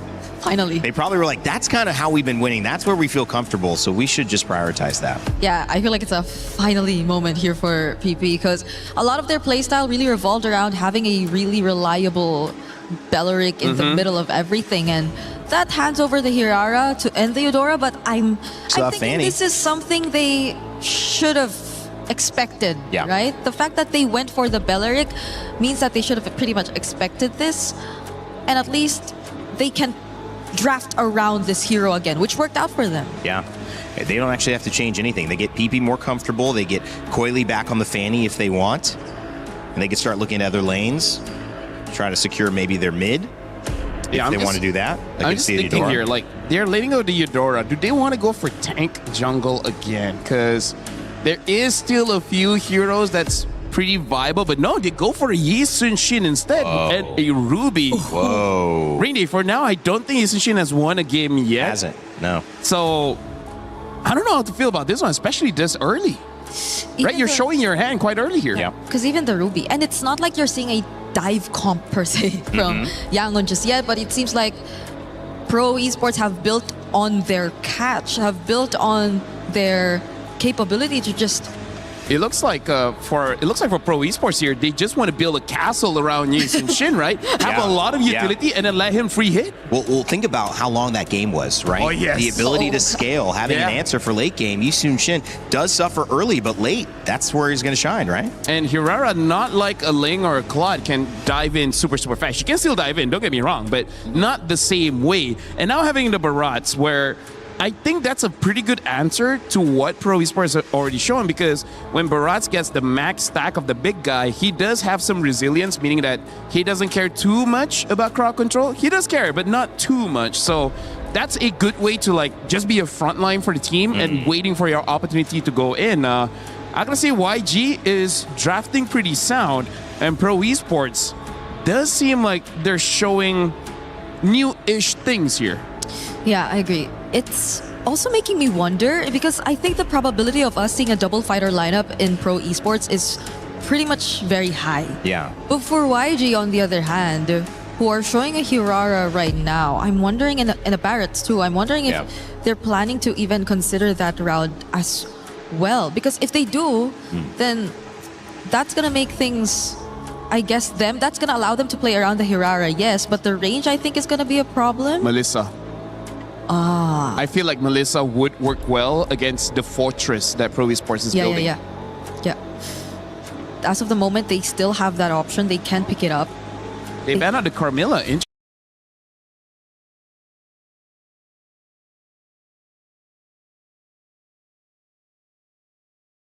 Can gold lane if they want, because they don't have the gold lane as well as the roamer, and I feel like showing either or doesn't exactly expose your draft too much. Because it's not like, oh, you show Melissa, I'm going to pick up something like a Farsa to kill you. There's multiple ways to deal with a pick like that. And you know that the Yi Sun-Shin is going to the jungle anyway, so there's less things to worry about. It's, at this point, really just a potential... What if Yi Sun-Shin gold? Oh. I don't like it. Hey. But who knows? Ixia. Okay, unique hero. Another new pick again. Okay, we're going deep here. If they're going double fighter, then the other fighter has to be a backline. Yeah, like a Lapu, Benedetta. Yeah. Yuzong. There has to be someone to reach that Ixia, because, well, it can also be the mage. I think CC is okay. I think CC is okay. Yeah. Uh, If you want to put CC gold, but Ruby EXP against Barats may not be a good matchup there. Or if they don't want to do that, then maybe the mid lane too can compensate for the range, for the reach. Eve probably is the safest. Yeah. We don't see much Farsas currently, so... We see one loss, but we've seen one. So let's see. Oh, All right, they pick up the Vexana as well as the Uranus. I feel like Vexana. I like this. Vexana has one win. But do you remember how I was mentioning that she is pretty tough against Eudora? In my limited experience. I mean, you're not wrong. But I'm just saying it's like a matchup that does okay, which it means you're not going to get behind and you might be able to pressure her out so she doesn't get ahead. Another element to the fortress. Just add a Lord as well, right? This is a clear fortress for Yi Sun-shin. This is a, I don't know, walking battalion? Walking? Not all of them walk even. It's a strong vanguard for sure. Last pick coming in from YG. it's all for Coily now. Synonymous with Myanmar at this point and trying to do another historic run. The Matilda. Wow. So another unique hero. A lot of defense coming in from Pro Esports and Yangon Galacticos. They have a lot of ways to approach the fight. I gotta tell you, Brigida, I do not know how to approach this draft. Yeah. So I'm gonna look at this like a fan. This seems like a fun game to watch. Yes, it does. I think it's just very specific for Yangon. They can go very specific with their targets, but Pro can go a little more heavy on team fights for this game. Well, I'm the pro analyst. I know exactly what's going to happen. Vexana's going to beat Eudora in mid lane. I can't believe you guys don't know it. My Grandmaster rank games, I already figured that out. Okay, let's send it to two guys who have a better idea of what might take place here. Game 2, trying to tie it up. Nice, Mirko, what's going on? Hey, we appreciate that, Rain Day. You know, I see you climbing the ranks there, but let's go ahead and jump into this one. It's me and Mirko to bring you the action right now. Again, it's interesting drafts across the board. Another unique pick. Yangon Galacticos, last game paid off with patience because they turned the game over on its head, got the victory. Now, Pro Esports, I like it, man. This is all playing for your Yi Sun-shin. Maybe that's what it's going to take, Mirko, to get him a win because, yes, the YSS hasn't really won anything. Nope. Been used twice already. P already has to use a Revitalize early as well. At least there's one thing, right? YG technically only have one frontliner. So if Pro want to go front to back, they technically don't need to deal with too many tanks. The thing is, it's a barrage with the help of Matilda, though. I was going to say, you know, it's one thing to have one frontliner who can just go anywhere, you know? That's with the help of the Matilda. And even so, if I recall correctly, the Matilda can also do some interesting things with a Nixia pick, man. Yep. You know, drop down that full barrage and soar on through. So I feel like for Yangon Galacticos, the upper hand here, aside from just Sanji. Okay, that was all right. Burn the flicker. One of the upper hands that I was going to say. Oh, hold on. Whoa! A Purify out. First blood for Han still, despite the Purify from Felix. So that's an upper hand, getting the first blood, but it's also just, again, mobility options that they have to play around with this composition. Taking a quick look at the emblems, you can see where they're going with this. Again, the Matilda is going to have a whole bunch of mobility to work with, and this being Flying Cloud also kind of brings everybody back to the team fights really quickly. The Barrett's being the one tanky guy, you can see him. You know, he's got the tenacity, he's got concussive blast, he's on the tank emblems. Ying knows his job for this one. Koza's going to be able to take that gold crab away from Sanji. Obviously already won that lane earlier, but Sanji can just walk back up in Flying Clouds very easily. That's the thing. Doesn't matter if you really pull your opponents here this early on with the Flying Clouds map. Oh, big chomp by Ying, spits him out as well, gets a stun, and look at the peel from the rest of the team. Felix able to stop that from happening, the pick off on Coily, but he's a bit too low to participate around this turtle fight. Yeah, I really like that sound effect there, Miko. That was a good one. Now for the turtle, fighting it off. Not sure if they're going to get in range. Han gets the turtle secured. Okay, circling Eagle. Oh, not on Sa. He was already a free kill, I'm guessing, for Blink. YG go up 1,000. Go up 1,000 gold because they've got a couple kills in their favor. A turtle, a little bit of extra gold off these gold platings too. So this is all really starting well for Yangon Galacticos, and I think that's why even our panel was kind of mentioning this with the composition that Pro Esports brought to the table. You know, playing around your YSS, you've got enough bodies, I mean, even an extra one with the Eternal Guard to protect you and give you space. But if you're not able to go ahead and utilize that and let Coily get farmed up here, scale up, it's going to be really difficult for him. I mean, look what Han is doing to Coily's jungle. Hey, if he can win on the utility jungle in this meta, Imagine what he does on a Hirara right now. I wonder how he feels after going from a Fredrin to a Aurora. Hey, to be fair, I think Hans just chill with it, man. Like, I don't know how many heroes he has in his pool, you know? Like, we've seen him on a Fanny as well, and then the Fredrin, and now it's going to be the gank onto Kuzen onto the bottom lane. Oh my god, the full barrage as well with the guiding wind. Kuzen still able to stay alive for a bit, though. Good Eternal Guard on Blink, but he's able to flick around and gets the guiding wind out away from the roots of P. Able to get away off of that, too. I mean, that's dirty to see, but Yangon Galacticos, makes it work. Again, they said this is going to be a fun composition to see in motion. Well, there it is. You do something like that. Looking at the replay brought to us by STC. Brings it a little bit too far, you know, but still able to cap out a kill under the turret, and then good flicker usage there to stay alive by Sanji, and then guiding wins on out from Blink. That's a tilter, bro. That is. After losing that close 30-minute game, this is usually what happens, you know, after you lose a close 30-minute game, it might be a quick one in game 2. We saw the Brimmies fans earlier. Yeah. Up on stage. I got my sound effects approved, by the way, by the king. the king yourself. The young man from the Philippines. Yo, shout out to the king, man. Shout out, man. We'll see you really soon. And now for this second turtle up here. Pro Esports has control of it, but they wait for Coily to get in range here. Little poke back and forth right now. Both teams, Ying playing up that front side. There's the Mount Shocker. Pulled in the Dino, the Eternal Guard as well. Full barrage comes around. The red tree is good for Coily. Dives onto Han, untargetable for a bit. Able to escape with the help of the Flask of the Oasis. So it ends up being a big win for Pro finally. XP and Turtle. Yeah, that's something they needed. At least get the objective secured. You don't want to let this scaling happen even further for YG. Up 2,000 gold at this point. That's a Sky Piercer also picked up for Han. They're going to go ahead and just keep Kozen back here. You know, one of the things too, speaking of this, hold on, Circling Eagle. Oh, stun. Oh, God. Oh, God. Yeah. I was going to do the caca, but... Welcome to the Thunderdome. We need a Thunder effect, man. I don't know how it's going to work. I don't know if Leo's going to approve that one, but that one's not. He'll come up with something better. But that is the interaction that you can expect. One of many that Yangon Galacticos can go ahead and play around. And so for Pro Esports, you know, that's one of the hard things about it is like, what way is YG going to approach our fight? You know, or they more so just kind of have this universal, straightforward approach. We saw it where they're able to go ahead and bully off Yangon Galacticos off of an objective. But even so, if that ends up being the case, you know, once the Lords come to play, the approach is going to be different. So Pro are just going to take it slow, but YG scaled pretty well as well with the Ixia, right? Yeah. So, I mean, we're just going to have to find out again. A 2,000 gold lead for YG. We've seen massive gold leads turn around in very, very good games like yesterday, Falcons Meta against IG. They held like an 8,000 gold lead.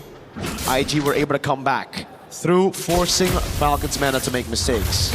Seems to be the case, you know, whatever team makes these mistakes kind of gets punished on them. The teams so far that have been competing throughout MSC, they all do that really well. Once they see an overstep from the opposing team, they're able to go ahead and punish it. Now this is also just the nature of the compositions you have, you know, with a Eudora. I mean, there's a reason why the Eudora is picked up so much. One of the top picks right now in that hero pool. Last Turtle, though, again, playing around that stun that you have, the mobility that Matilda brings, YG will wait for their own moment. Goes in. Oh, the chop missed. He's going to be pulled back as well. Oh, great taunt to read the flicker too. But it won't be a kill. They're just buying time right now for Coily to get his hands on it. And Han walks up. Great CC from the Circling Eagle of Blink. To steal it away now, Han locking him down for Sanji to get a few shots on that full barrage. PP with a walk up, a taunt that doesn't land. And it's the combo, but it's a Belleric. He should be able to get away from this, right? Hold on. Revitalize taunt. Oh, he picks up the kill with a basic attack through the CC chain. How many stacks does Han have right now? Can we take a look at that? I mean, I know he picked up the Sky Piercer, was it a couple kills ago? Let's take a look at the replay here. This looked like it would be so good for Pro Esports, but Blink with that Matilda coming through on the Circling Eagle, and then Han able to swoop on, get that, and then capitalize a kill. You know, this is one of the things you got to watch out for. We've seen it before where Hirara gets like max stacks on the Sky Piercer, and next thing you know, you're gone, you know? And so Pro Esports, even if they want to buckle in a little bit for this, it might be one of those cases where you don't want to wait too long just because of the scaling that's happening here with YG. Now, bringing it further, you can see, okay, couple stacks. So 2 kills off of that when he picked up that Sky Piercer, but it's that threat now, that threat of just kind of almost lining up the kills too easily for YG to capitalize on. Even then, when they're trying to buy some time for Coily to get his hands on a neutral objective, it's just so difficult because they don't really have CC on on Felix. So all he can do is really just stand up front and hope that YG get intimidated by the aura of a Uranus. All right now too, look at this pressure. Ooh, again, no CC from Felix, he can't chain it. So I can drop down as much CC as he wants to. Yeah. But as long as it's not going to be followed up by a Mountain Shocker, an I'm Offended, or a Don't Run Wolf King, Han's going to be good, bro. Yeah, Han's got a lot of space to work with, just by himself, basically. Han. Yeah. And Han can do this. Han can do this. As this Lord comes up, they get in position. Again, some of the ultimates were used in the previous fight, but they should be back up for this, depending on how Pro Esports stalls this out. Whoa. Oh, Mountain Shocker used. Oh, good usage. Not as welcome. 1v4. Oh, spits him out, gets on top! Now, I'm Offended coming through as well. Response over. Kuzen able to pick him through, but Han's able to pick up the kill. Now he goes back in. Onto Kuzen! A double for Han as he outplays Pro completely. Oh, man. Sorry, I'm Felix is going to survive. P as well, but 2 members going down for Pro Esports, and Yangon Galacticos will make their way to secure this Lord. A little circling eagle here to keep Coily back again. There's still an attempt, it looks like, from Pro Esports. How do they want to play this one? Kuzen is down. Coily doesn't have enough damage. Han gonna go in. Wait a second, Han. Oh, he baits him everybody into the full barrage. PP taking a little flicker in from Sanji. And Han with the red tree now as he walks back up again and he picks up the godlike YG up with 5,000 over Pro. That was such a good bait from Han to go ahead and utilize that. They know they have a full barrage in the hands of Sanji. And so just line up Pro Esports into it. And you know they want the Lord. I mean, look at this replay here. Again, Han popping that winner crown. What a bait. And just following through the full barrage and then comes in, help clean up after getting the Lord. That's a whole lot of value for YG off of that fight. And now Lord in the mid lane, they're knocking on this tier 2. Full barrage. Oh my God! Kuzen just got bleeped out of the game. Welcome to the Thunderdome, basically. Lord charges in. Oh! Okay, Purify used. There's the shields. They're going to pop in mid and bot. Asanji is still down there right now. Down Kozin for 10 seconds. Pro Esports just has to let these turrets get whittled down here. Han's walking in that wave up top. They're trying to hold on to this one holy defense shield. This is such a problem, man. I mean, even alone, if you go too far forward, if you're Pro Esports, you're going to get stunned. Or you're going to get Circling Eagled. Or you're going to get Daytona's Welcome. Like, this is what I'm talking about. There was so many options that YG can play around with, and that's what's gotten themselves almost this 9,000 gold lead. And it just seems like the Yi Sun Shin might not be it in the meta, bro. Yeah. Like, he's done... it's not Coily's fault. It's a pick. He's done nothing in this game, right? Farming up. Oh, whoa. Finds him, as we were talking about, throws it back to 3! Ying, what a play on the barrage! And now it's Han on Kozin, trying to find the kill, the stun lands, and it's a basic attack that gives Han a double. Now on Felix, can he get it? His hands on the 80 stacks of the Sky Piercer! Han with a triple to send Yangon Galacticos to the knockout stage of MSC at EWC 2026. What a dominant game 2 for Yangon Galacticos after an endurance test in game 1. They just came in to this one with a different game plan, and my oh my, did they execute it well. Talk about draft diff for this one, and just execution. Again, Yangon Galacticos, familiar names across the board for the most of us here that have watched international MLBB, and they are a team that just does it so well in so many different ways. And they're definitely going to be a force to be reckoned with in the knockout stage, man.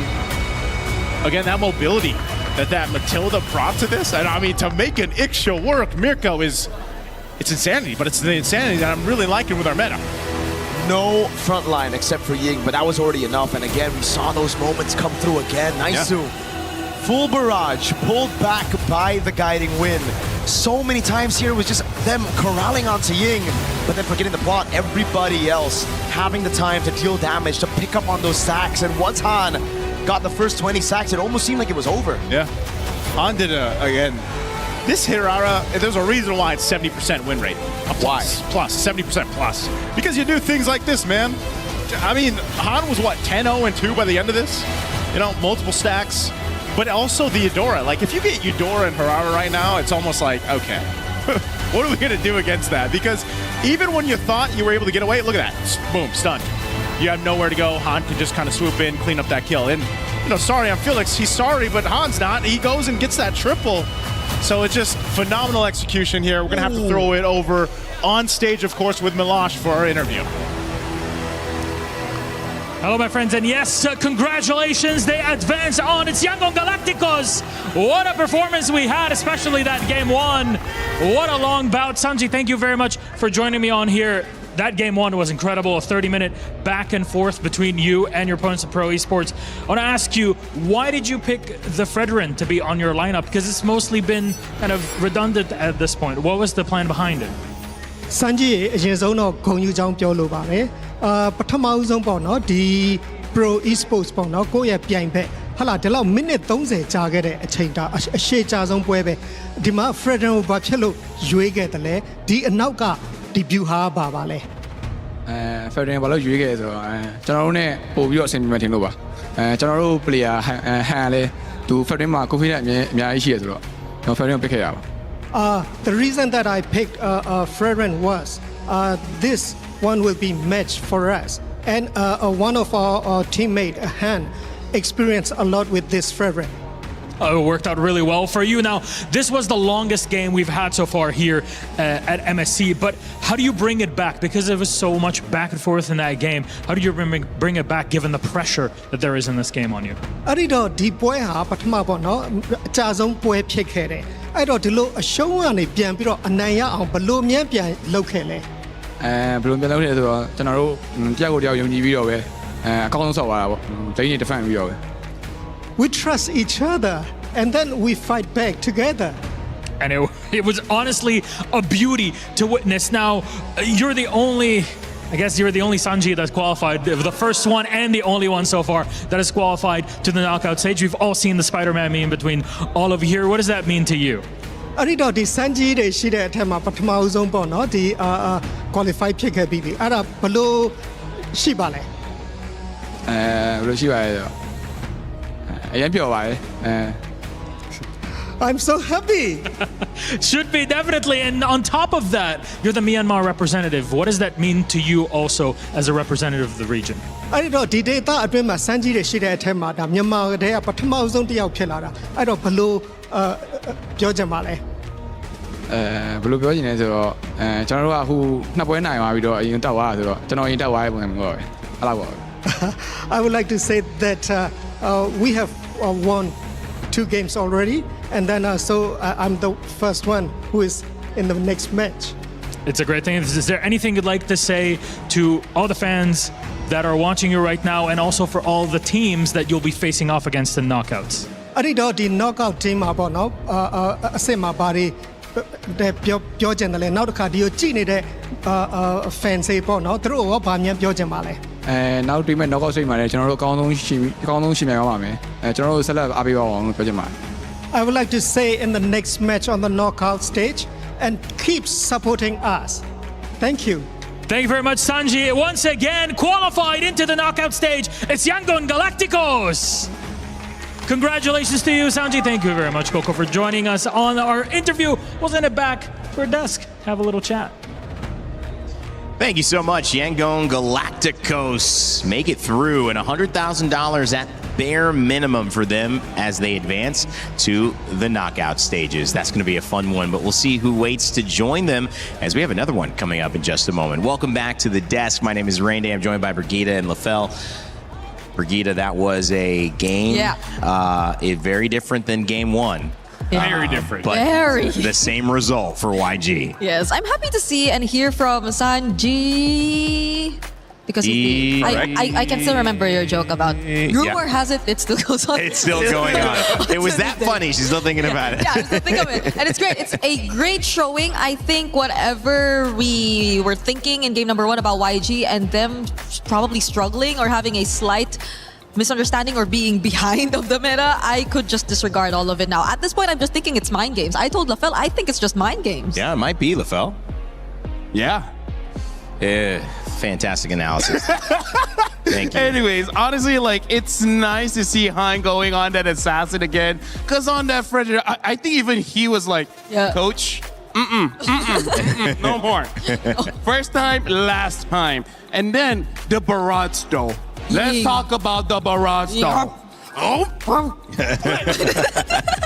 It was so good. It's close to a quack. It's close. It's close. Hey, you know what? Technically, it's a giant chicken, right? Oh. Because it's a dinosaur.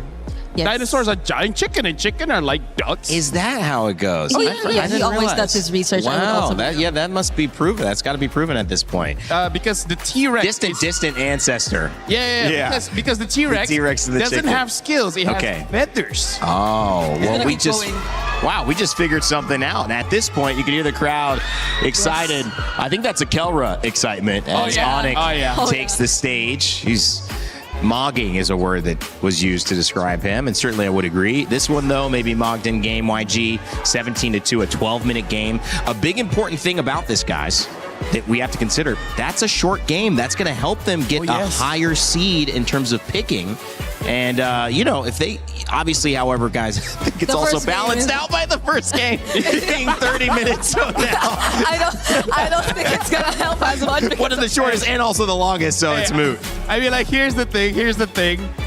I feel like something to consider is that you don't want to be like number 3 and number 4 in this selection, right? Because number 4, you don't have a choice. Yeah. Right? Number 1, number 2, I feel like you still have some solid choices. But then number 3 and number 4, you will have like champions for sure there. Yeah, but that's if it comes down to the shortest single game time. Yeah, exactly. Because if there's no tie, with that 30-minute game, with that 30-minute, I don't know. There might be 3 or 4 after that one. I'm like looking at it, 30, 20, 47. That's like 22-minute average. That's not so great.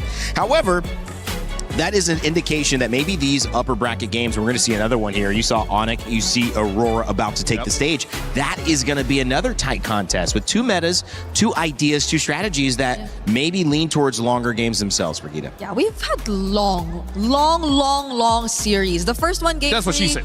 This one, not necessarily game 3, but it feels like we had a game 3. Yeah, it does feel that way. Yeah. 30 minutes. Honestly, like, this is going to be such a good game to watch in the green room on the sofa while having lunch. Eat some lunch. Right? Come on. Or together with the audience. No. No, green room, lunch. That's going to be good with Aurora, though, can you, I mean, it might be 9 minutes. What? You can't eat lunch? With like a Raphael Amid again? Maybe, who knows? Can we eat lunch? I saw someone. Did you see that? You know what I want here? Guys, you know what I want at the venue? I'm just going to say it. It's personal preference, ice cream. Oh, that would be so good, bro. If there's any way we could like have an access to ice cream. Yeah.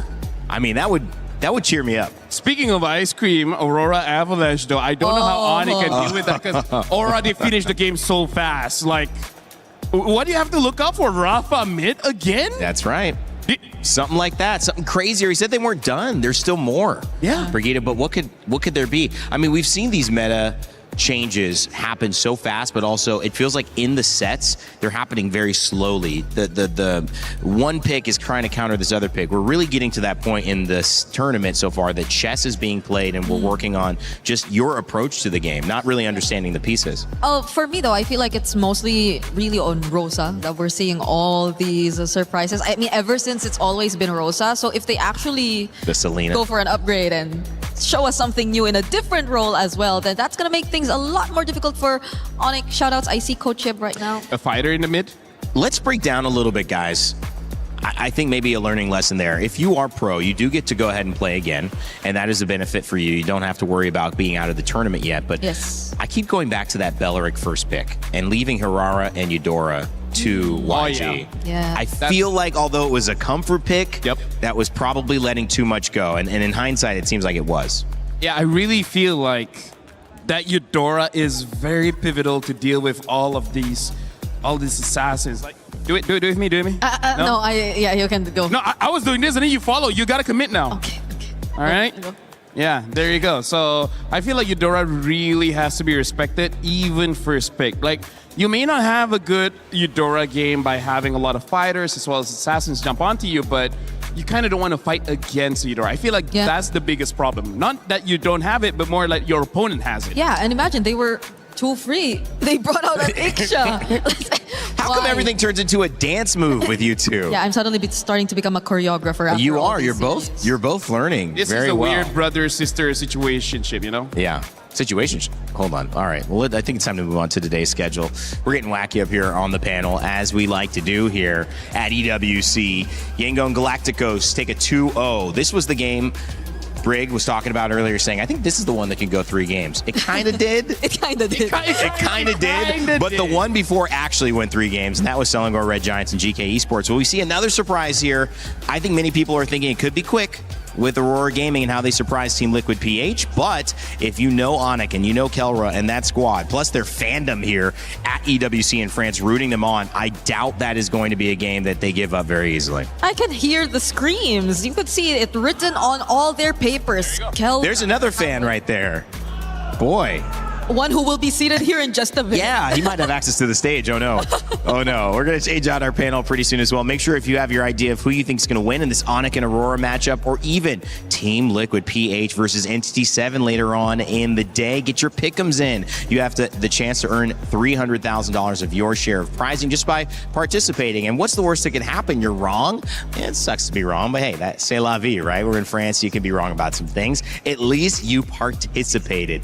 Coming up after this, we're going to change out our panel. We've got ONIC and Aurora, another upper bracket match. It's going to be a brawl, and I know a game that's pretty good at brawling, Street Fighter. Oh yeah, and they're doing something with MLBB. Check that out.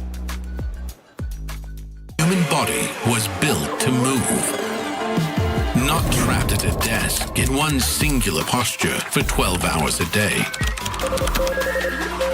It's time your chair evolved. This is Secret Lab Titan Evo. Ergonomically engineered for you, gamers, hybrid workers, artists, backing your every move.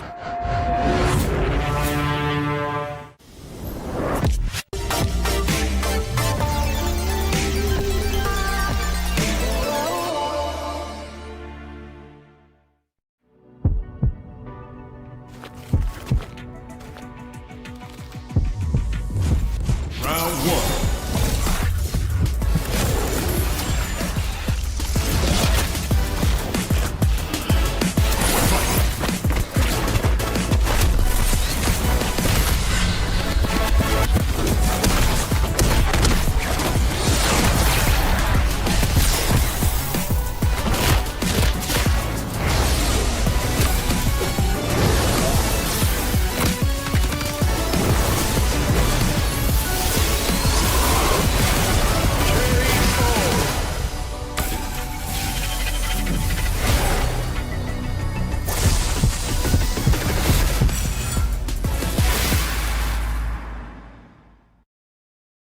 He can come in here and play my game. Let's go. He knows nothing. Let's go! Tyler Wine, you're done. Raw energy. Half and blow the house down.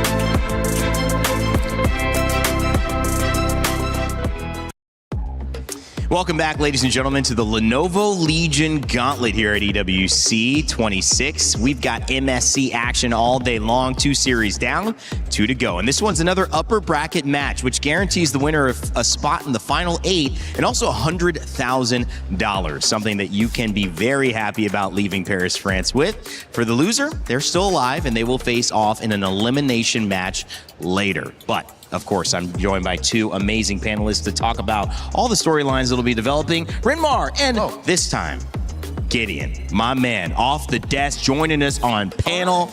I'm gonna start with you. How you feeling, brother? I'm feeling really good. You know, these past couple of days have been really interesting, seeing some of the highest highs for some of these teams, the lowest lows at the same time. So I really got a good scale to what's been going on, at least on the ground, for a lot of these players. Renmar, too, this has been a game where we've seen developments across the scene, these 2 series. Yeah. I mean, that first game between YG and Pro, 30 minutes, longest game of the tournament. We've seen some mistakes. We've seen some great drafts. A lot to talk about. Oh, yeah, definitely. And still the meta is so wide open. Like, a lot of people were wondering, hey, can we get, like the global ban and picks? We don't need it in this meta. There's so many options, so many permutations to consider. And at the same time, it translates to some really great action as well. It's not just all about the picks, it's all about the drafts. Teams are balling out this MSC. Yeah, I mean, this is honestly a tournament that to me has given us a little bit of a surprise, Gideon. But it's continued to kind of balance out, in my opinion. Have you felt that we've caught our footing here, or do you feel like there's a little bit more to go? I think there's a lot more to go, actually, because especially when you're casting the first couple of days, you're expecting a lot of these teams to come in with their comfort picks first, put their best foot forwards, make sure they get the games that they're looking to win, and then solidify their lead. However, I think we've seen that as of right now, the meta is way more open, as Renmar mentioned, and a lot of the draft starters, they're not linear anymore. And I think that's the biggest problem. A lot of these teams here today are still adapting from the day before. We've already seen 2 different variations as we've seen the past couple of 3 games. It's great. Adapt to the adaptation and just keep going. We'll see what mutation of this meta shows up. And speaking of what mutation shows up, because that's benefiting certain teams that are ahead of the curve. If you are ahead of the curve in terms of your win, the upper bracket is not settled once you get there. It's settled how you get there. So if you are one of the teams like we just saw, Yangon Galacticos, making it to our upper bracket, you're going to have a total time that it took to win your games. That total time will be compared against the other 4 teams that make it 2-0 without losing a game. And the fastest total game winning time will have the first pick of the other 4 teams that qualify, having had a loss, 2-1 in our elimination matches, who they want to play in the knockout stages. So essentially, you get the fastest time, you win the fastest, you're going to have your first pick of who you want to play in your quarterfinal. The lowest time is going to be given their quarterfinal in the 4th position, which Renmar means there's another layer of drama, spice here in France for MSC. Yeah, and it fits the meta so well because teams are encouraged to go faster. Teams are encouraged to not really wait for a certain point for their winning condition. They want to get their winning condition as early as Turtle 1, as early as the first few kills in the first 3 to 4 minutes of the game, and then you snowball from there. All right, well, it's time to bring up our Crunchyroll story of the day. And of course, when you take a look at it, this gives us some nice highlights, but this one is done with the GOAT, now with the Sky King. We've seen Carl TZ and Team Liquid, the GOAT, find their way into an elimination game. Maybe something that they'll be able to work on. We'll find out in just 1 series from now. But it is up to the Sky King here on this stage to prove that he has maybe the main narrative in this tournament. Yeah, because now people are looking at TNZ based off all of the rumors and the scrims, quotes from the players. They're all looking at TNZ as the best jungler right now at MSC. Well, you can ask Niall. Niall would say, well, I'm number 1. Yeah. But a lot of other players would definitely say TNZ. And yeah, it's interesting in the meta, in an MSC where you have Carl TZ, Sekais, Kyrie, Kyle TZ, all these fantastic junglers around the world. TNZ, who's always made a name for himself every international, now it's much more obvious that you really have to watch out for TNZ. He might just be the hitman here. He's already found one.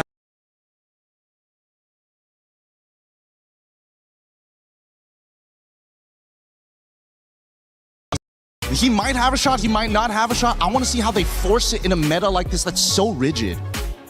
One of the interesting things about these two teams, and we saw it before, is that everybody had a game plan that worked. We saw a lot of 2-0s in these upper bracket runs to get here, and Aurora Gaming was no different. But ONIC has had their own traveling fan base. They have had some incredible moments with this roster. But Aurora is not anybody that you can just sit back and say, okay, let's show up and play. You actually almost have to expect the unexpected, Renmar. Yeah, that's what I'm expecting. The unexpected. I want to see a very tailored draft again. We saw the Rafael in mid lane the last time from them. I want to see if they have something like that prepared for ONIC. Did Coach Midnight and the team come up with something very specific to deal with the Sky Kings? All right, well, ONIC Esports, let's take a look at that roster that's showing up as well. We've got a chance to see Lutpi, we've got Kyrie, and one of the main stars of this, Kelra. I mean, Mog is an understatement for that guy. Had a great interview. The fans were cheering for ONIC. Let's hear a little bit more about them before this day's match. Eterna here, and we are now with the Gold Lane Standard, Kelra. Hello, everyone. You're still the Gold Lane Standard, right? No. What? What do you mean, no? For me, the real gold standard is OHEB. Still OHEB. Okay, still OHEB.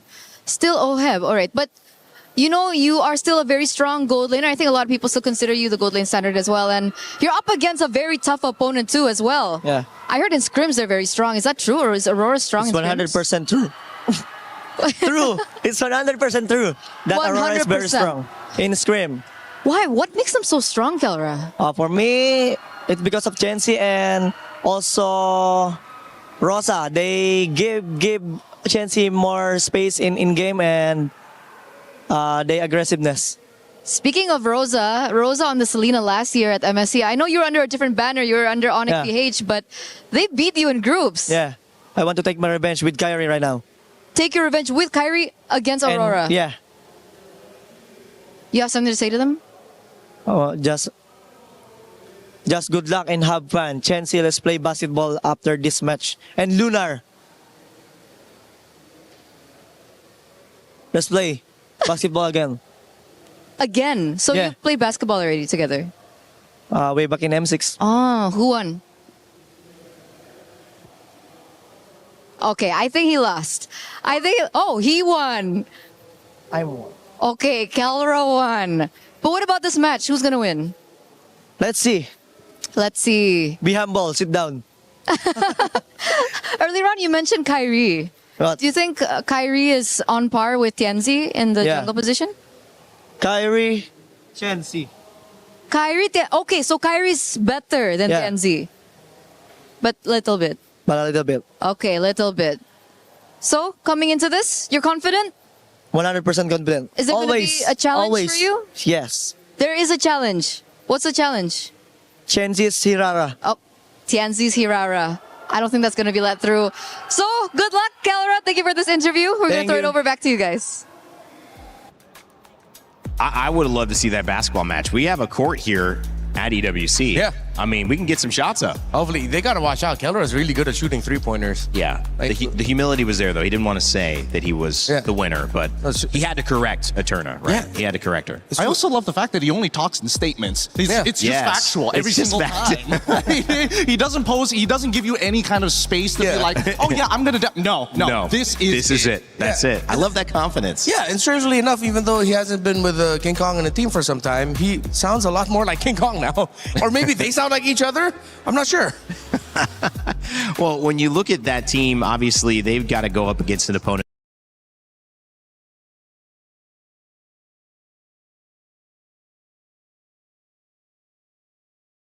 Rafaela and Coach Midnight as well. Even Lunar got a call out. I mean, you know, the only person not mentioned is Pagu here. This is a team that we need to see. And when you put this team together to get here to MSC, their journey just beginning. Now they have a chance to make it into the knockout stages and do it by taking down some of the best.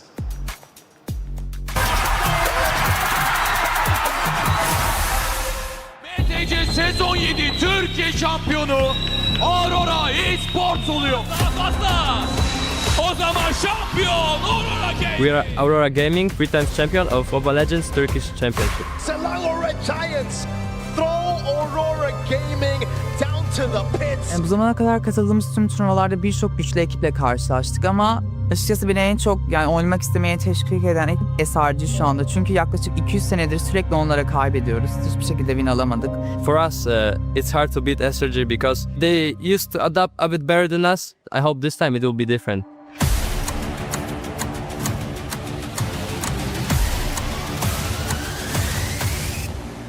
M8 Türkiye'de olduğu için MSC bizim için önemli bir hal aldı. Çünkü M8'de bu MSC'de gerçekten başaracağımızı düşünüyorum. Kesinlikle çalıştığımızın hakkımızı vereceğimizi düşünüyoruz ve kesinlikle bize karşı güvenen herkesin de güvenini kıracağımızı düşünmüyorum ve kesinlikle bu sefer birinciliğe oynayacağımızı düşünüyorum. Finale kalacağımıza inanıyorum. I want to prove that we can compete against the Southeast Asian teams and we can actually be the strongest team. To do everything they can to defend, but Aurora Gaming have locked on the base. What can they do against this force of nature? The upset of the day happened. The champions go down. To all the fans around the world, Aurora fans, we want to prove that we are very strong and we want to make you guys proud. So keep supporting us, guys, and keep watching. Well, Turkiye very, very happy with that result. Aurora Gaming looking to continue. Rinmar, with everyone knowing you're putting up a surprise, I mean, can you keep surprising people? I still think we can, and I still think they can, but for a lot of people, you know, I feel like if this was at any point in time, it would be very ONIC-sided, but I think it's one of the first rare times where we've seen Aurora Gaming is leading a prediction against ONIC. I think there's some amazing. It's some really good arguments here. I think that this is one of the few times that Aurora Gaming are coming into this with the perfect storm. I mean, our international at the end of the year is going to be in their home country. So this year is going to be huge for them. On top of the fact that the meta actually supports a lot of their players in their previous history. They played it before. So they've got a backlog and plenty of wealth when it comes down to creative drafts.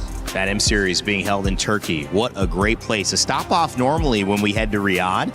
However, this time around, it's all Paris, France. Aurora Gaming representing Turkiye, trying to keep surprising their opponents, and they'll face off against ONIC, who want to represent not only the yellow, not only the fans here in the building, but their shot at taking down the team that looks untouchable. Will Kelra really claim the gold standard in this matchup? Because if he's going to do so, it puts ONIC in a dangerous position.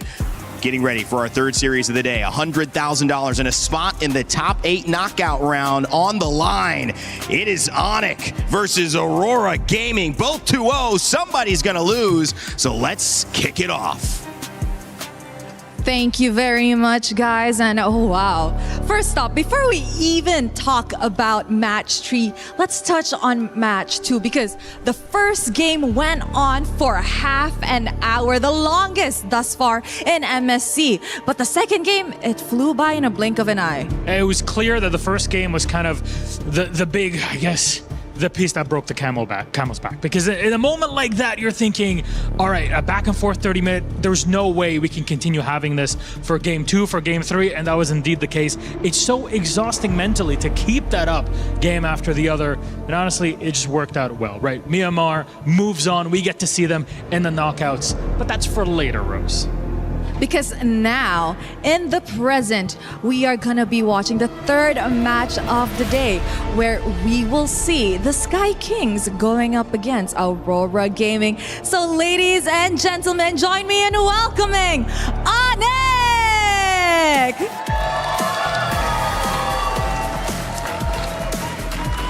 The Sky Kings are here to claim their knockout stage ticket with a meta that they are oh so comfortable with. Is that enough to push them through the day? All right, the Sky Kings, not bad, not bad. They're great in their own way. They got fans here even all the way in Paris. There's always somebody looking to cheer for ONIC, but I'll raise you one. On the other side, a team looking to prove themselves. Please welcome the King Slayers, Aurora Gaming! Word on the street is that these guys are an absolute menace in scrims from how we saw them send the Liquid Cavalry packing. Our current MSC champions, Aurora, are not slowing down anytime soon. A win here isn't merely a spot in knockouts, it's proof that they are a contender to be feared at MSC 26. This match will be a menace. This match will be chaos, and oh boy, will it be fun. That's all we're looking for here, so please, Aurora, please, ONIC. My friends, you may place your keys, take your seats, and captains, remember, quick handshake before getting into this one. Rose, if you ask me, this could even be a final in its own right, and we're gonna get here. There we go, respect between both of our teams. Let's see, will it be the Sky Kings? Will it be the King Slayers? Our panel, break it down. So exciting to be in a moment like this at MSC where the fans are ready, the audience around the world is ready, the players certainly ready, and I know my panel is ready. Rinmar, Gideon, it's time to break down this draft, start talking about what these thoughts could be, what else could catch us by surprise. Could be a performance, could be a lineup. So many different ways. I think first starting off with Aurora, you have to look at the gold lane in Sigiboom. Great on the Freya, great on the Paquito. That's one thing that ONIC needs to look at. Next, of course, you're going to be trading around the centerpieces in the center of the map with the Roman trio. But then you also have to consider, wait, what are they fielding for Rosa? Are they really gonna go on with the rumors that we've been hearing that there are some teams still considering fighters even in the mid lane and then just shifting around there? Is that a knockouts thing? Is that gonna be a group stage thing? We don't know. It seems like the more we talk about the draft and consider the permutations, it's more difficult for ONIC to think about Aurora. I agree, but we have to listen to, what not only the fans have said, but what we have on data so far. So far, the permutations when it comes down to that mid trio has been devastating. Do you attack the jungle? Do you start attacking the supports? The big Beleric Atlas Valentina trade is still up in the air, and I think right now Coach Midnight is already thinking about it in his head. How could I either blind pick or have flex picks in that particular area to keep teams on their toes? 2 champions, 1 pick. Make sure to grab your My Champions pick in game right now. 5 winners, 10,000 diamonds each. Scan that QR code. Events live until July 27th.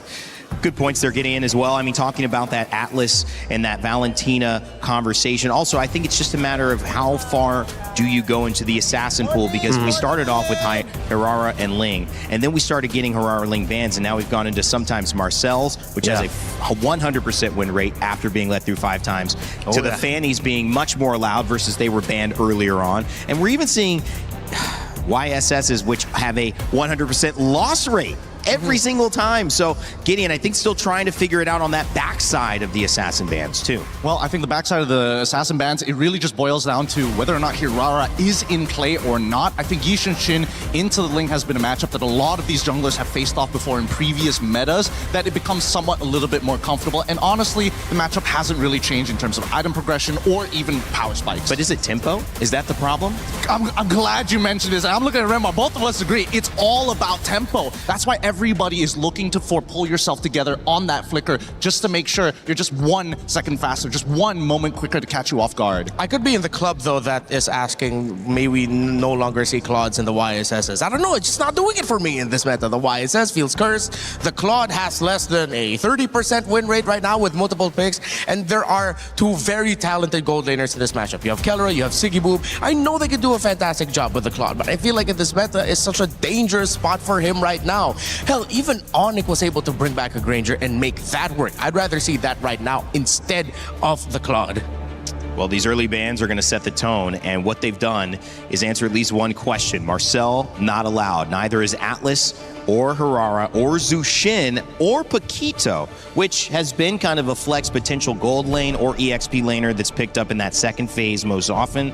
Atlas a first pick, so is Marcel, and obviously Hirara. So it leaves some things open, Gideon. What's your thought?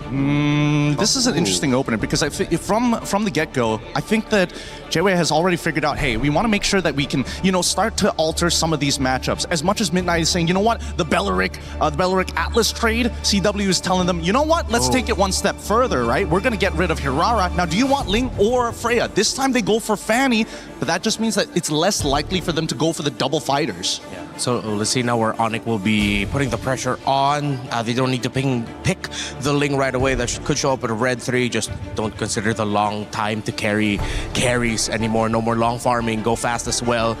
Something maybe to make it comfortable at the center of the map. I mean, we've seen some surprise Selena, surprise early Chos as well from both Vitality and ONIC in the past. I wouldn't... Whoa, they picked it up right away. They didn't need to wait, and then they went ahead and picked up the Eudora. I thought they'd want to pick up maybe one of their roamers already. You don't want to play with your food, because I think what may end up happening is they're worried about 2 bans or 2 picks from Aurora that would force them to have to change something in the EXP lane or roam before it gets banned out. And so they're prioritizing having the Ling just to be safe. You're killing it. You're killing it, Raina. You're absolutely right. And now instantly we see from Aurora's side, right? They're still going to try and fight for that tempo. And a lot of it is really going to boil down to how fast you can actually clear that mid wave. Now we have Selena, probably going to have Season Hunter as well to kind of speed up the leash. So not only are they going to get that Fanny like extra fast coming out of that jungle looking for a gank, but at the same time, at least with the Selena, you have that vision of where they're going to move without having to commit too much. Yeah, this is MSC 2026, not 2025, right? It's Kelra in ONIC going up against Fanny and Selena. I saw this last year already. That was the matchup that was getting referred to in the interview with Kelra, and it was Aurora then who were able to surprise ONIC Philippines at that time. Were they ready for this to show up already? Because it feels like you're just getting reminded of the ghosts of your pasts. There we go. I like that. Coming out early, Badang. So what I expected that might come out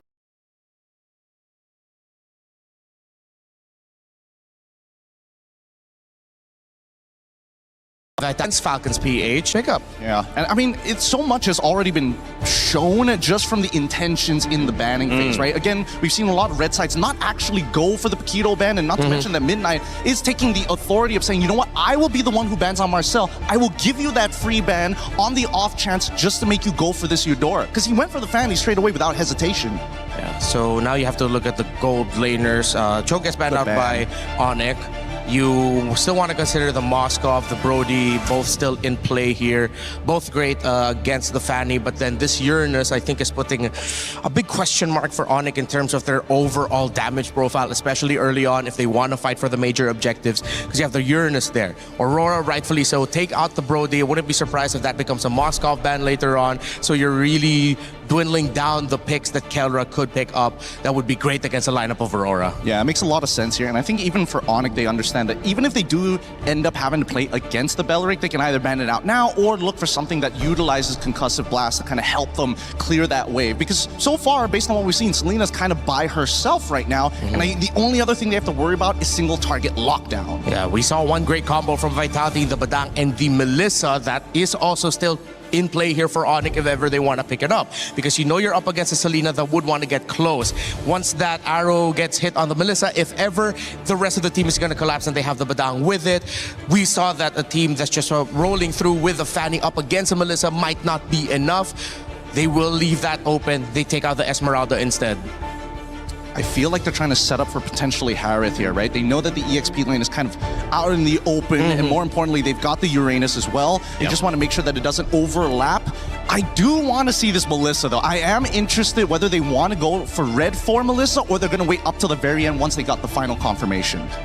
Could be until the very end. They could also be thinking of damage profiles and considering, are we crazy enough to pack a Granger up against a Fanny? We do need someone with a Sky Piercer, if ever, to start giving difficulties for that Uranus. But can you even start snowballing kills around that, considering that there is a Fanny? That might be one of the conversations that ONIC is having right now.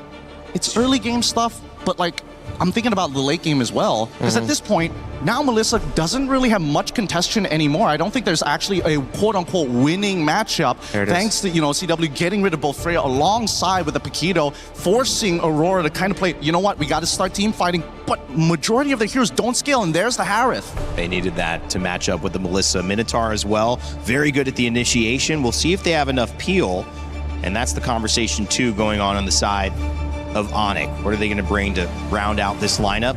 I'm thinking maybe an Alice would be their last best bet. Alice versus Uranus in lane, and then you also have the AoEs to mess up with the Harith.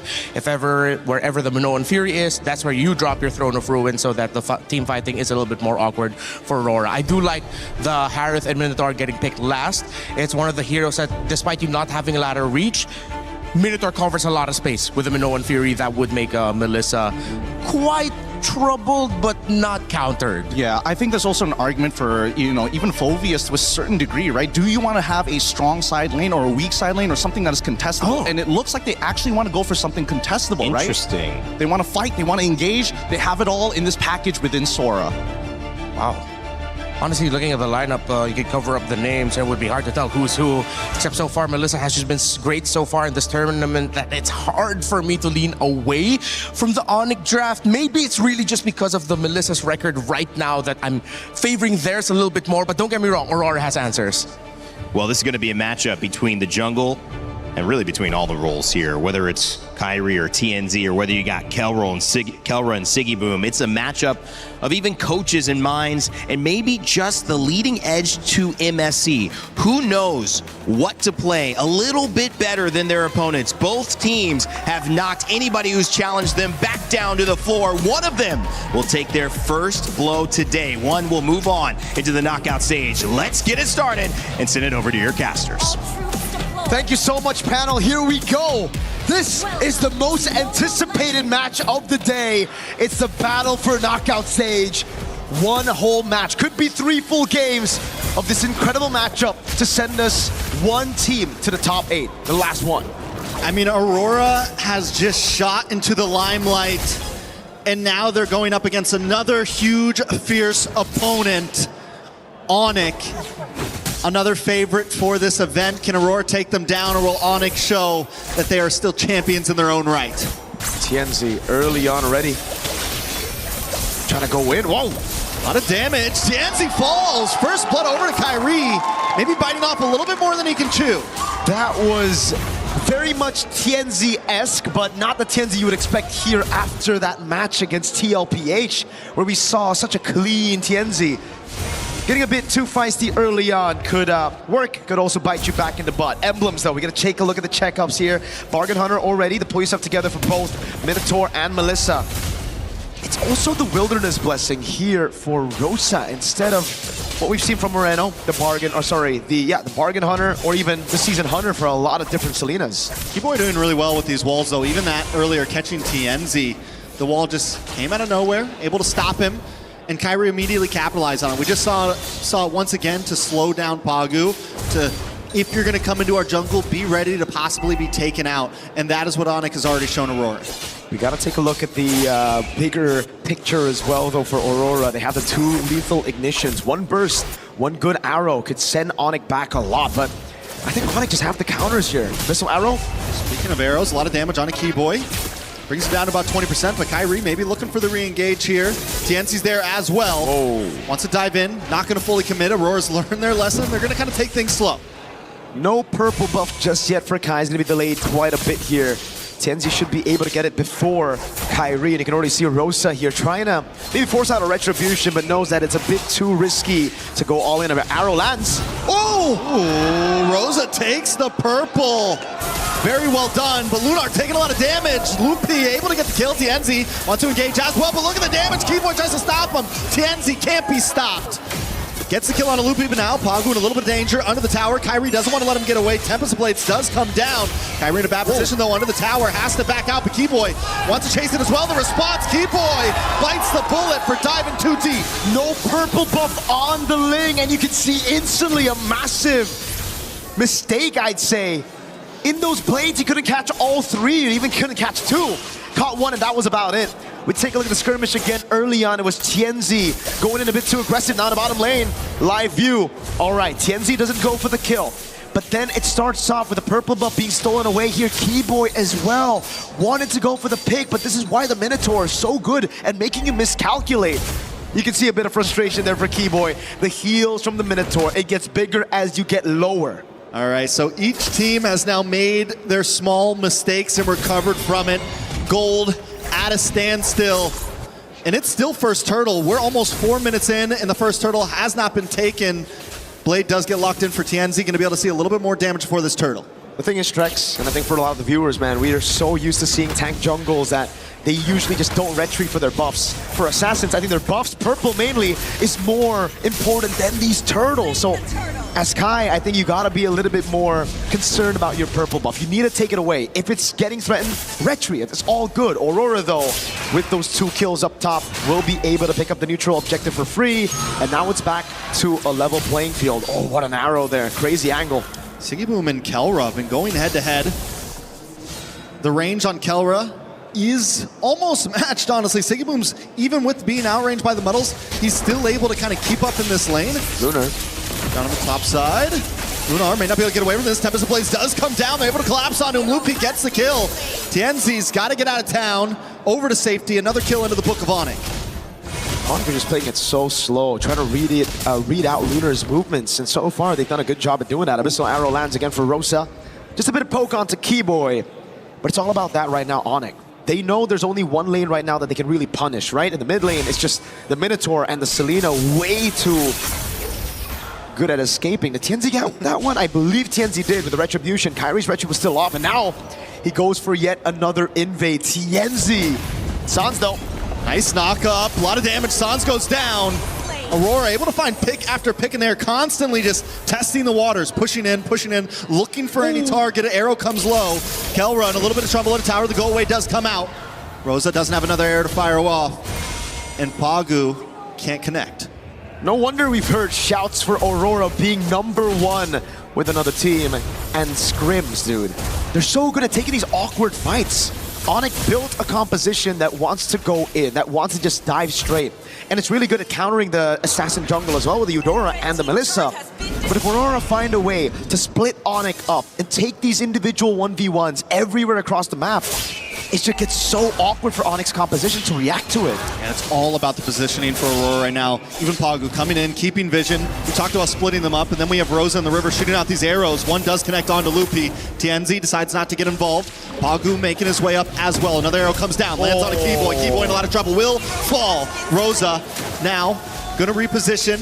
They claim the turtle pit, and Kyrie has no way in. TNZ wants to find a target. Kyrie's forced to Finch Poise, and now ONIC is backed off to the jungle.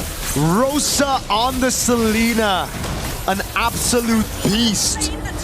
We saw them knock ONIC Philippines down to the lower brackets of the group stage just last year in MSC 2025, and it was also with Rosa on the Selena. Lupi in mid. A lot of damage. Lupi trying to defend. Big Minoan's Fury on multiple members. Whoa. Into the back line. Tempest Blaze does come down. Kyrie able to find TNZ. Lupi very low, but still survives. But Rosa gets a kill on Sans. Rosa looking for more. Looking for another air to shoot out. Decides not to do it as Pagu and Rosa back off. It's TNZ for Sans. ONIC wins out on that one. Crazy skirmish. Kai's recall gets canceled. Now Lunar wants to go for the cut. Ooh, Kyrie under the tower. Not a safe spot. Does have full energy. Should be able to get away from this to safety. But the tower will fall on that top side. Again, it's Aurora just making these moves proactively around the map. Yeah, they went in under that tier 1. It was a bit of a mistake, but it was a risk that they were willing to take to push their lead even further. They didn't lose too much. You gotta remember right now that even if TNZ dies, Lunar, or even Sigiboom, they're not gonna give out any bounties. It's all about Rosa. He needs to stay alive, but the others can dive. They can pull out these gambles. And ONIC are still behind. A whopping 3,000 gold behind. Kelra's not given space to actually farm out, and it's because of these arrows again from Rosa. Not only that, but even when ONIC's able to get a kill, they find TNZ earlier. Aurora's movement on the map has been so crucial. They find both offlane towers. They're consistently hunting for this mid lane tower. They aren't only evening out or winning the skirmishes, they're winning on map play. Just truly have become a whole new into this MSC. It's all about defending the mid lane right now for ONIC. Damage control, trying to get space for Kelra to farm out. Haas Claws built up by Kai. The Flask of the Oasis as well. The Orange secured by Kai, his own, but he's still falling behind a whole level down of TNZ. ONIC gotta look for a big set, but even then it's gonna be very, very tough for them because Aurora have ways to deal with it. You get a stun on Sigiboom, Rosa, TNZ, then you're gonna get AoE'd by Pagu. There's the healing as well that just keeps them alive. Kind of want to see the items on where Kyrie is in terms of gold compared to TNZ. Just 700 gold behind. Not too far behind. Definitely still capable. Lupi as well, holding his own, actually ahead of Lunar right now. That could be the big play. Keyboy sets something up, and those two can output the damage. Not to mention, Kelra has been free farming, hasn't taken any deaths. It's definitely not GG's for ONIC just yet. Nope. They can definitely scale with the Ling and the Melissa. They will have enough damage later on to actually pull out a comeback. But Aurora, they're pretty good. They've got pretty good scaling as well with the Harith. Even the Selena when it comes to map control. if they continue to pushing these turrets, take away these tier 1s, ONIC will be choked down even more. They're going to be forced to suffocate inside of their own base. And that's what Aurora are trying to do right now with a massive lead on Rosa and Sigibuma conceal into the mid lane. And an arrow that lands. Does land. Loopy kind of walked into that one though, but Tianzi to the backside. Looking for an angle, gonna walk into Keyboy. The wall does not come out. He's able to safely move. Loopy force a dash away. ONIC positioned back into their jungle as Aurora takes over the Lord Pit. Watch for Loopy and Sands, looking for an angle in as well. Kyrie forced up to the top side to try to defend the tower. This could be the play for Aurora to burst down this Lord. Tianzi will get caught by the fist crack. A lot of damage. Everyone piles on top of him. But he's still able to get away. ONIC now in a little bit of trouble. Sans to the backside, taken out by Sigiboom. Zmon's forces dropped, and now Loopy will be shredded down as well. Rosa finding that kill for himself as Kelra tries to pop off. Doesn't have to go away. Caught in the midst. Kyrie able to find Sigiboom. Tianzi finds Kelra. It is hell in the land of Dawn as Keyboy tries to get away. But Aurora comes out on top once again. Tianzi goes back to base, and the Lord is still up. They're just too good in this meta. Oh my god. The healing coming in from Pagu with the Minotaur and Tianzi with the cleanest cables to get away from Kai, who was hunting him down with the Finch Poise, even with a purple buff. And you could see that delay from Tianzi got Kyrie into such an awkward spot because he already used so much of his energy to use the Finch Poise to try to chase Tianzi down. Then Aurora through that skirmish, really just utilizing a sustain out. Oh, these guys. Live game, thought we were still in the replay person. These fights have been phenomenal. Great steal by Kai though. We're seeing the glimpses of that M3 Ling Kyrie that really shocked the world with his crazy pattern. Again, reacting to the moves around. Shout out to Seer there, shout outs to him. Biggest Aurora fan in the building. I like to see it. Both junglers right now, Tianzi able to get out of that fight earlier, getting hit by the fist crack. No purple buff, this is true. Maybe we get the anime battle right here. Kyrie, Tianzi does not have vision on him. He's gonna go back to safety. Kyrie's not gonna force it, he's just, I mean, they know. Either one to probably, oh wait, no, Tianzi's like, let's do it. Back in the mid side, a little bit of damage, they're able to take the tower.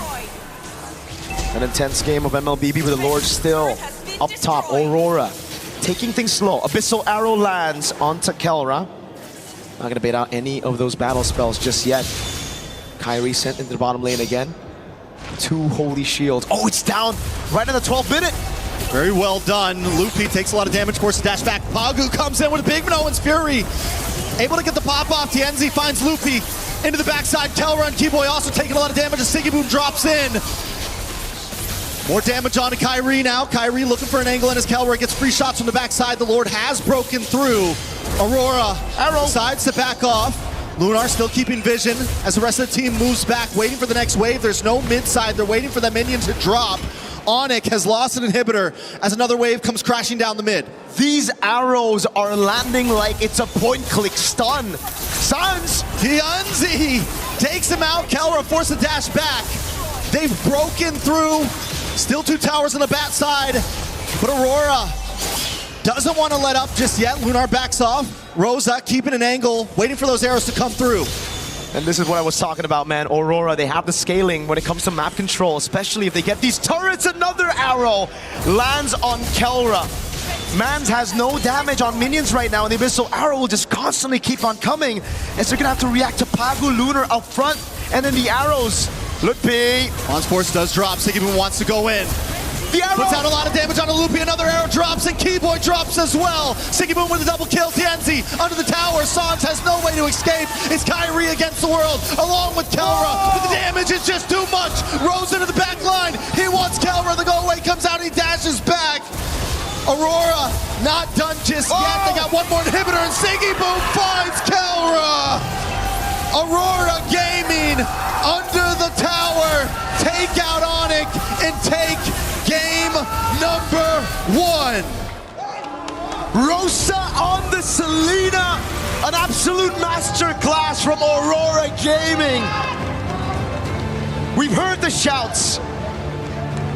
We've heard the rumors of how strong they were in scrims, and they're doing it, they're pulling it off on stage. Clearly the number 1 thus far. Aurora Gaming just looks better and better every game we see them play. Dude, it looked like Rosa was playing with Eudora's second skill with the range of Selena. It's definitely disgusting at this point. And every one of them, you've got Rosa, Siggy Boom, played an amazing game up against the gold standard. TNZ, even after taking deaths early on, was able to pull through and still be a menace. Midnight Parating Handa. We're gonna throw it back again. Towards us. Yeah, towards us. Towards maybe a few words from our boys. What do you think about the early game though, right? A few mistakes. TNZ went in a bit too aggressively onto those waves, onto the creep up top. They took a fight under tier 1. But then everything just fell in place. Aurora continues to surprise us. And I think after this match, we can no longer be surprised. We just have to know that Aurora is the real deal at this point. They are aiming for not just the top 8 finish, they're aiming for a finals right now. Still 2 games to go though. ONIC played a good start, honestly. Keyboy was able to do well at a few moments. Everyone kind of had their moments. But Rosa on that Selena, even at the end here, just hanging out, knowing that even if I don't get the kill, I am a nuisance with these arrows. Is it crazy to say, but this team gives me vibes that I haven't seen in a long time. Prime ONIC Philippines of M6 vibes, no? Okay. No? I see, like M6 ONIC Philippines when Kelro was on the team, finally gets the World Championship. I think Aurora Turkey, though, still has like so much of their own identity. Like, they do. They really do. Rafael Amid. Rafael, that's what I'm saying. They're still able to pull some of these crazy picks. It's the same Aurora that I feel like we've always been seeing. It's just more polished and better. That's crazy to say, right? Because all this time, it always just feels like Aurora, they've been good. They've been kind of like creating the meta here and there. They were the ones that started the Harley as well at M7. But they were always so close, yet so far from being a top team. By top, I mean top 2. Because clearly, I think in the world, they're always going to be rated as like a top 4, top 8 kind of team. They will always be the ones to make it to knockout stage. But now they look elite. They look like monsters. I'm speechless, honestly, by it, because I think a lot of us came to this day wondering, was the other day just a fluke? No. I mean, we heard good things about Aurora, but can they keep it up, right? Can they take out not just a Filipino region dominance, but also a Indonesian dominant team? And they have now defeated both. Damn.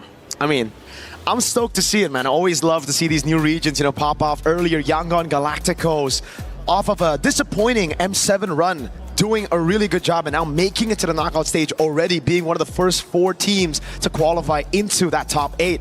Now Aurora going through, I think, the hardest first 2 matches you could expect from a team in the group stage, going up against TLPH in their first match and then having to meet up against ONIC ID.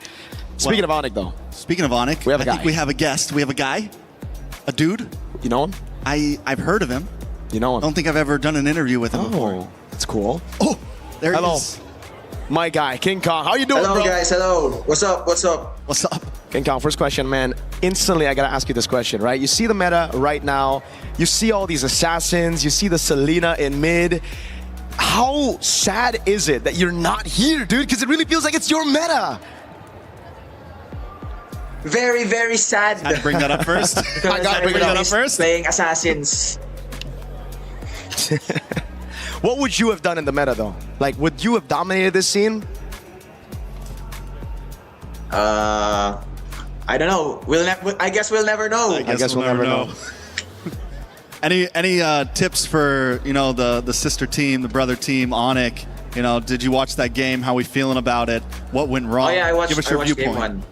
Advice: maybe just be aware of Aurora's early game dominance, especially the first minute of the game. Earlier, I think they were aware, but it's just that Rosa's Selena, mind-blowing.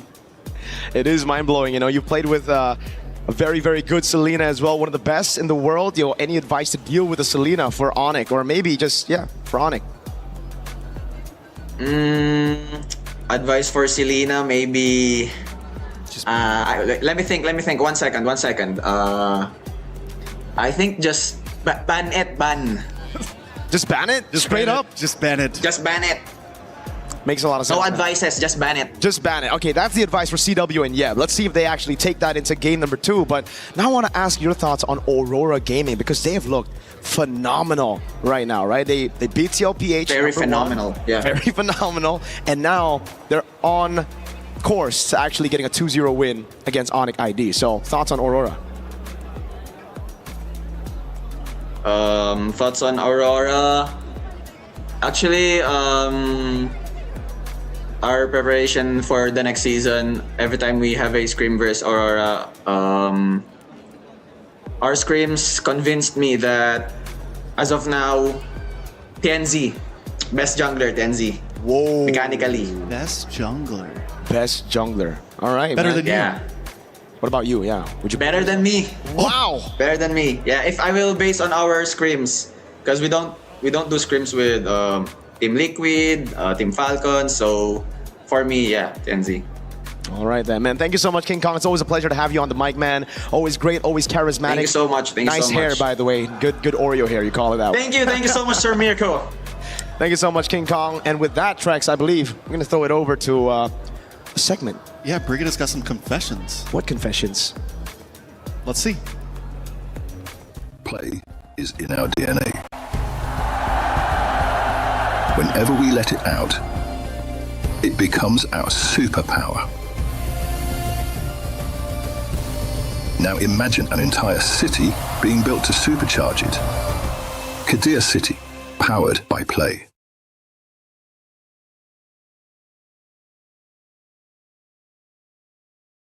This is Confessions with Brigida. Brigida, I have been told that you are the nicest member of talent, so I've got to go easy on you. Is that just is it all just a bit of is it fake, or are you actually? I don't think so, or it's probably because I'm a bit quiet, honestly. Okay. So they probably associate it with being nice, but at the same time, I think I'm nice.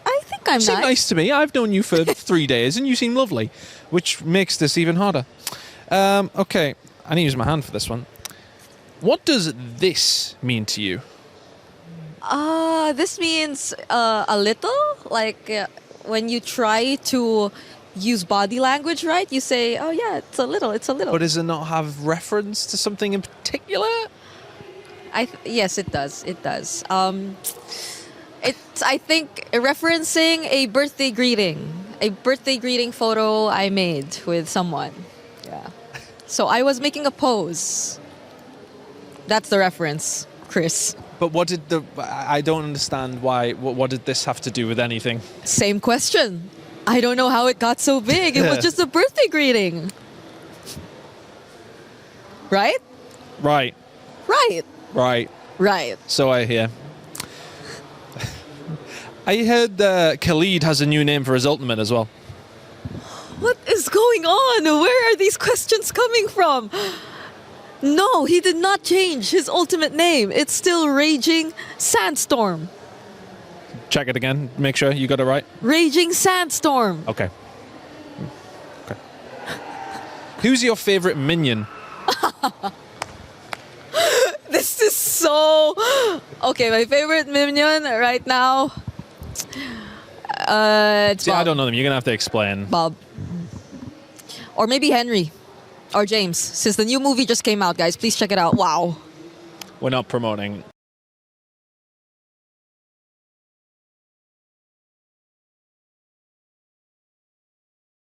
Oh. I like girl groups. I like Twice. I like La Seraphim. I like Aespa. I like ITZY. I like Eugene's.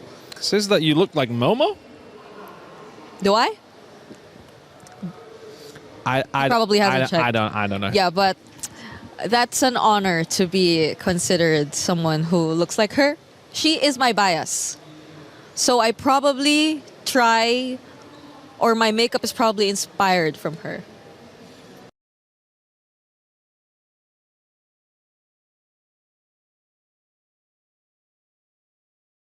Do you think I would? What would work? Maybe eyeliner? The eyeliner, yeah. Eyeliner? That's for the next one. We'll try. We'll do that for the next one. Do you normally open the MLBB chat on stream?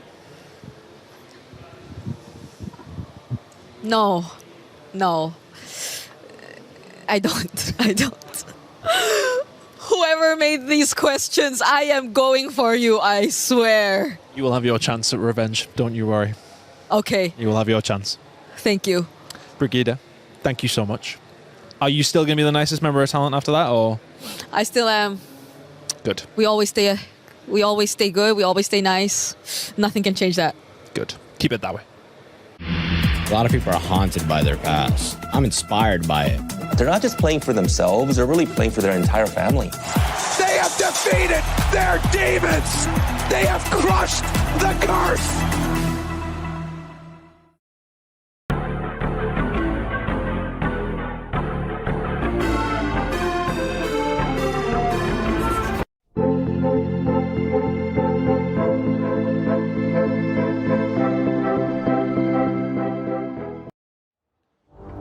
Welcome back to the series of this day. Aurora Gaming in the lead against ONIC.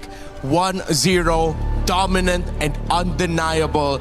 The force of nature that is the Northern Lights continue to shine bright. Let's see though if Coach Yeb and Coach CW will have something ready and in store to answer what has been a very problematic Aurora for the teams that have faced them. They look too damn good. Renmar and Gideon still here to call over the draft. The baseline of what everybody's expectations have been shifted. I am sure the pick'ems are going insane right now, and not to mention that this map reveal might actually be extremely important to what the next plan might be coming from Aurora. We get dangerous grass this time round, and luckily it wasn't the flying clouds. Yeah. Maybe we might have something new. Yeah, for sure. If it was the cloud, then I think it would not have boded well for ONIC, because I think some of the more unique picks in the metagame does arise out of flying cloud because of how fast you can quickly come back into the fight and into the map. So I feel like maybe it's really just because I have a lot of doubts about the hero. But I think it is warranted to deprioritize the Eudora, because when you rush it too early, you end up going up against a Uranus that you won't have enough damage for, or you're lacking reach. And the problem for ONIC, they didn't have enough damage for Lunar's Uranus. Look, I think, of course, Lunar's Uranus was going to be a little difficult to get through, but that early game actually went exactly how ONIC wanted to go. But this time around, the adaptations are starting to come on in. They're still going to get rid of the Paquito, but of course, they're putting Selena as a priority here on blue side. Yep, that is a very worthy ban. I think Rosa's impact in the previous game was undeniable. Arrow after arrow, and you were pointing it out to me behind the scenes, the trap placements were perfect. Constant vision reading. And I think maybe that's why ONIC just couldn't get a footing in the game 2-3 minutes into the game. After the first minute where they got the kill on Tianzi, good. After that, it feels like their map movements were just red nonstop. Exactly, and that's why it's always important, because information allows you to make better decisions at a faster rate. And Aurora will always able to assess, well, or at least assess exactly where they need to be. Oh, hey, top side, we've got 3 traps there. We just saw Fanny Abaddon. We got to immediately start moving over to the purple buff side and start stealing away resources. But this time round, at least for ONIC, a lot of respect is put on Aurora. Getting rid of not only Selena, they make sure that Fanny is out of contention. This means the Ling and Herrera trade is in effect.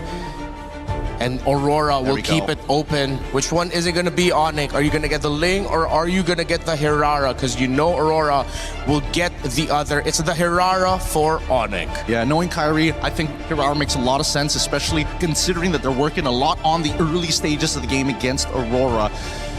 But then we jump back, right?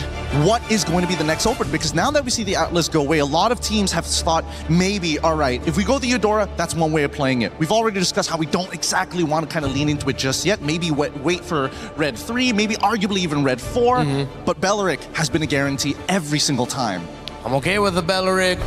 I'm gonna pause on my dogging on Eudora for now, but let's see how they'll be able to translate that in game. I think I wouldn't mind a Uranus or Esmer, something like that really early on. Something that demands a really good damage profile to give it a lot of difficulty, so that you force out some early, faster scaling heroes from Aurora. You can save your roam pick for later and adjust it in the second phase. You still have quite a wealth of options depending on which way you're going through. Uranus is the pickup, one of my wish lists. All right, See if they'll keep that up.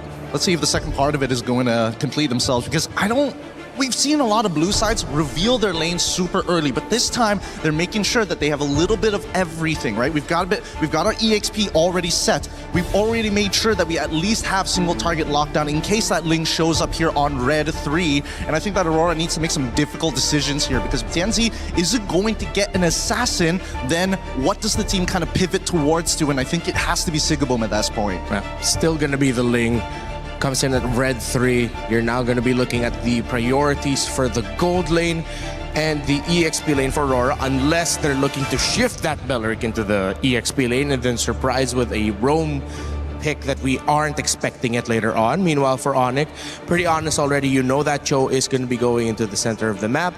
And then you're waiting for their mid and their gold laner. Oh, really great ban here. Good ban. Yeah, I mean, I'm expecting Esmeralda on the side of Onyx side just to kind of, free up some space here and make sure at least Lutpi is going to have a much better matchup to try and control this lane. They knew that Paquito was kind of out of the question, and thankfully Freya got banned out for the side of Aurora. Now Esme, the expected ban. We come back to Aurora one more time. Is it going to be heavy? Maybe even a Lilia? I feel like, unfortunately, Lilia now, her HP is just way too low against these assassins, against these burst mages. It might not be worth it. Wonder if anyone's cooking up something unique here. So far, though, we can still expect the usual options in gold to pop up. You could even think about maybe Aurora is still considering the Harith, knowing that you wouldn't expect something like a glue to show up. The Vexana in its range plus its AoE would have been detrimental for a Harith. Maybe if you take away a million, no? Okay, they'll take out a Brody. So you still have Moskov, Harith available. Claude, maybe I'll have to reel back a little bit into what I said about Claude earlier. He still might be viable here. I think it's something that ONIC might have to pick up, because I'm feeling like Aurora is trying to set up for another Harith matchup into Melissa. That might be what they're trying to repeat here for Midnight side. I am interested though. ONIC, getting rid of the Brats, get rid of the sandbags, and now all that's left is going to be the Alice and the EXP. We're still looking for a means to not only engage upon your opponents, but not to mention that there's like a decent amount of iframes. We don't get the Harith, but at least the Claude gets locked in for Aurora. Yeah. If Aurora will make this work, they play Claude, they play Ling, they play Eudora. I think they need a little bit more tankiness in them, a little bit more sustain would be great. Meanwhile, for ONIC, at least you get an honest matchup in the gold, and you can field any of the usual picks. They do have dive, so if you want to go for something like the Itcha as we saw earlier, wouldn't be worth it. Yeah, there's a lot of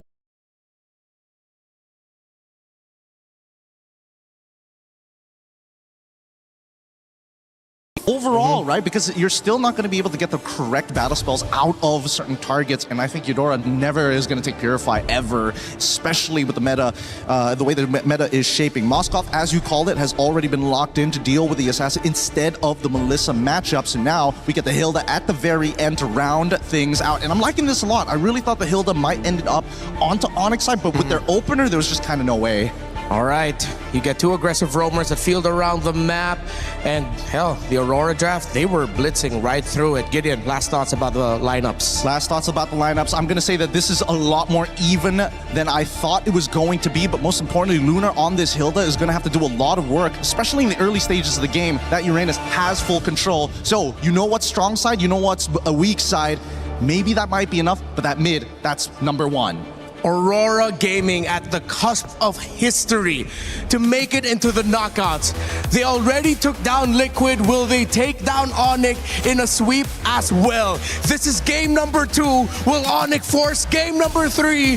Trex, Mirko, let's go! A back-to-back win, a back-to-back clean sweep from TLPH to ONIC would certainly put them up there when it comes to greatest performances for a team in a group stage, but we'll find out here. ONIC have some solid answers as well, and just like Gideon pointed out, it is much more even here this time around.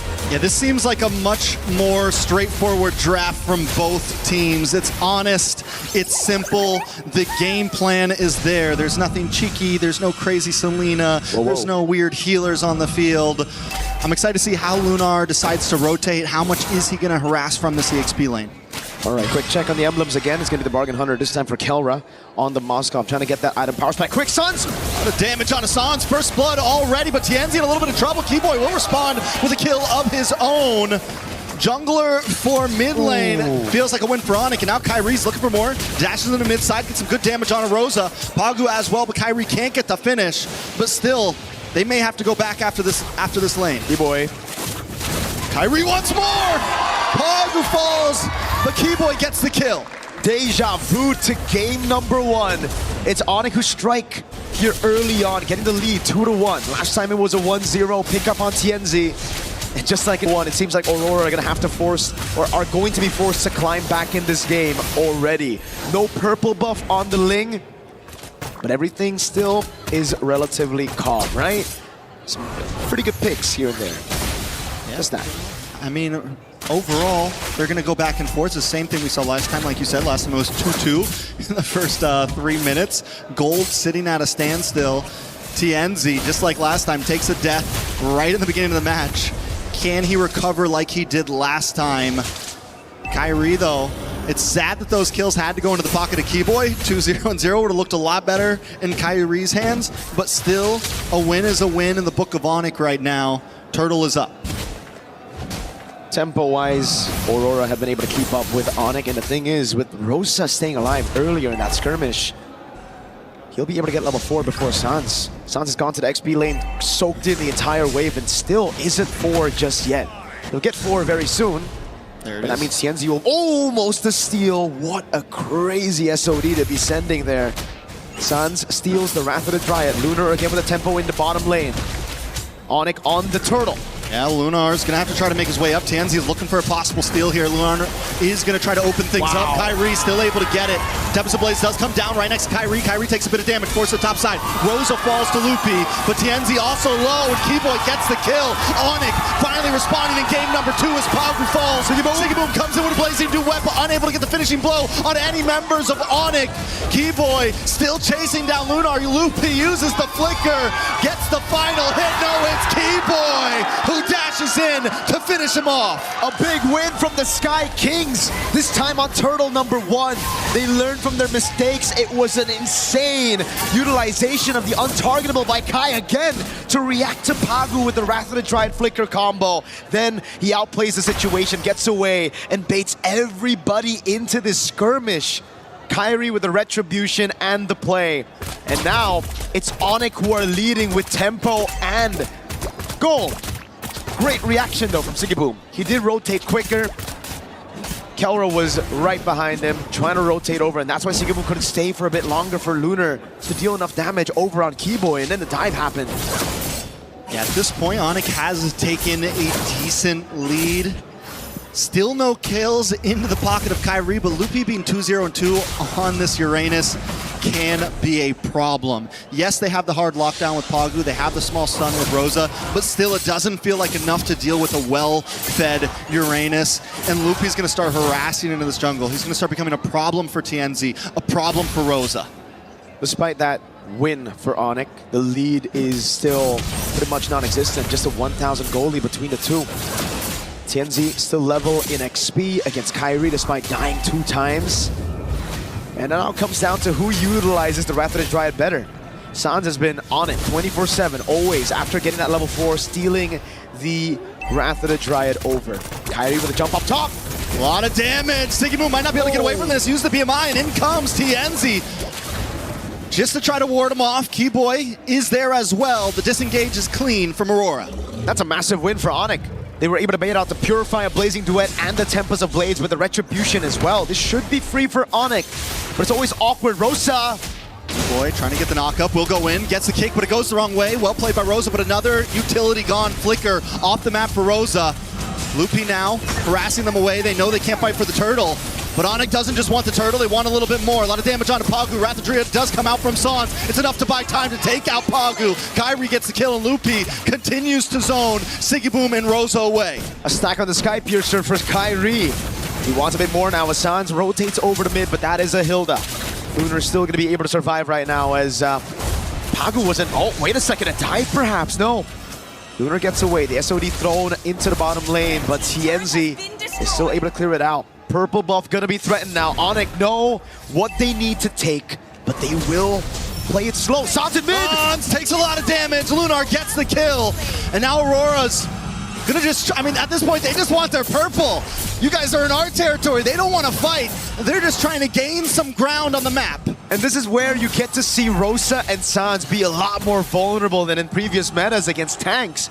If you walk up too aggressive, which is both their tendencies, you are going to be punished. This isn't the tank meta where you can actually just stay up front and then just escape.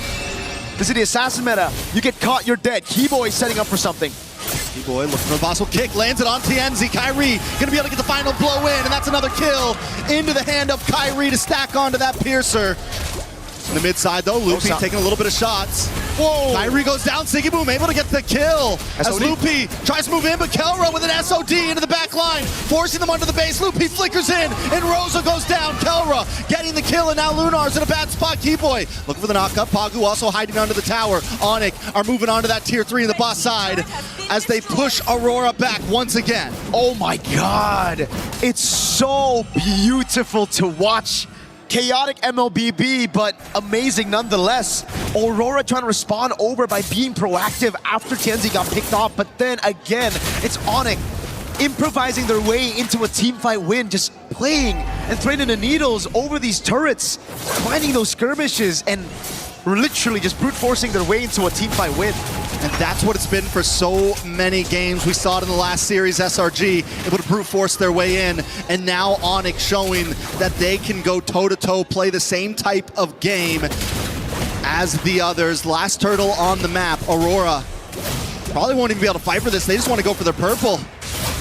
Nope. I think they're going to have to give this away unless TNZ finds a miraculous steal. But on Cho, on the hands of Keyboy, I don't think you're going to try to actually walk up there. There's been a couple of times already where he's been caught by the Jeet Kune Do.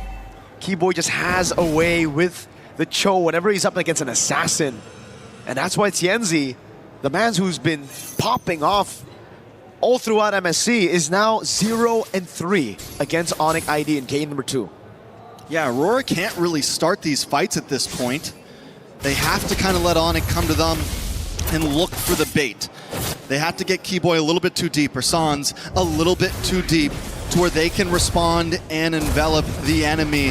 ONIC, on the other hand, has been able to catch Aurora off guard time and time again. Loopy going to take a couple shots, should be okay.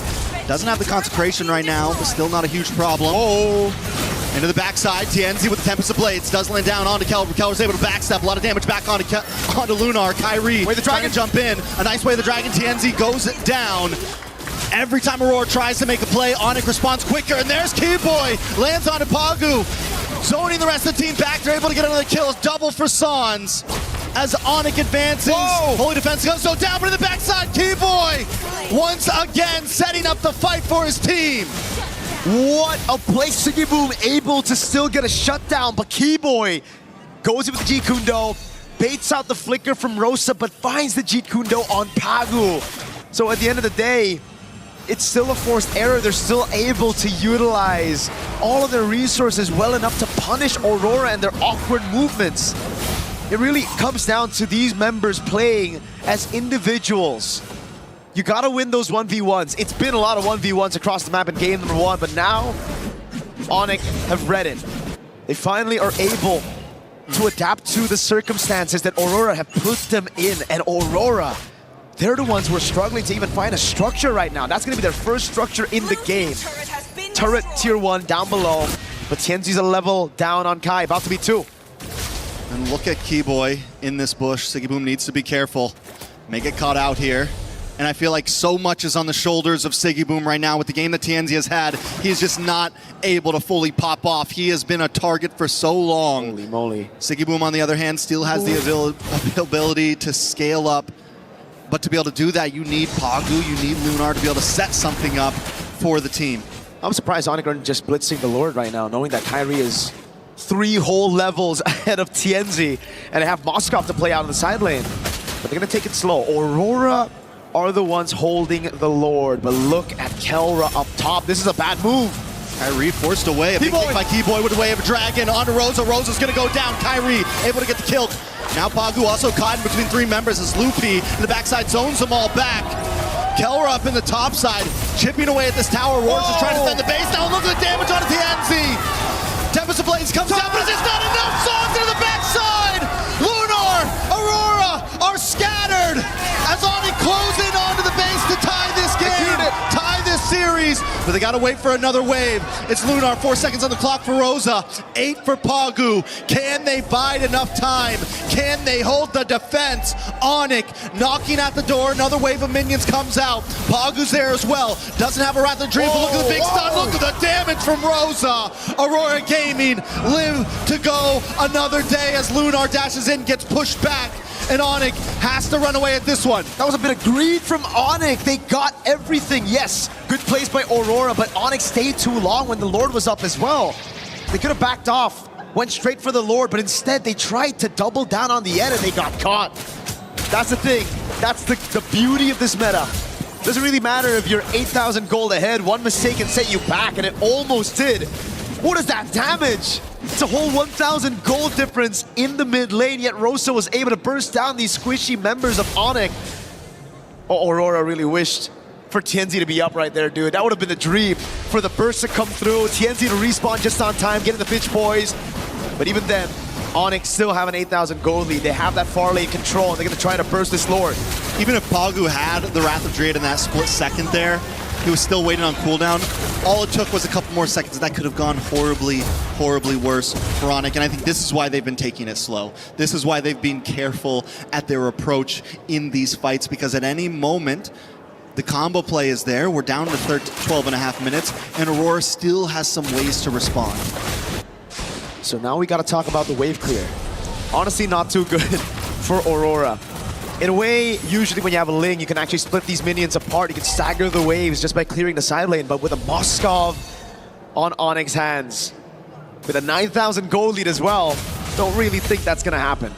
ONIC are going to be able to handle all 3 waves. So Aurora, they might have to lose all their base turrets if they want to survive in the game. All right, Aurora going to be able to defend down the mid. They clear the tower, but a Lord is coming down the top as ONIC moves on to the boss side wave. They want to try to crack another inhibitor. Keyboy dashes in with the G-Kundo. A big stun from Rosa. The ult doesn't quite connect.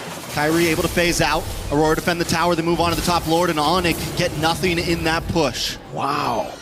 Still a stellar defense. I really thought that the base turrets would go down with that Lord, knowing that they have so much tempo in the Moskov as well, but Aurora, they've already used the Electric Keyboy! Gets the kick, but is it enough? Tempest Blades in the backside. A lot of damage on Loopy. Loopy tries to dive in. He's forced to flicker out. Kyrie in the backside. Gets nice damage on Pagu. Finally gets the kill. TNZ taking shots from Kelra as Kelra dashes in, and Kyrie's got his back. Siggy Boom with a blazing duet on Loopy and Songs, trying to chase him down, but Loopy's on his back. He BMI's back, but not before he gets the shutdown. 2 whole shutdowns for Siggy Boom.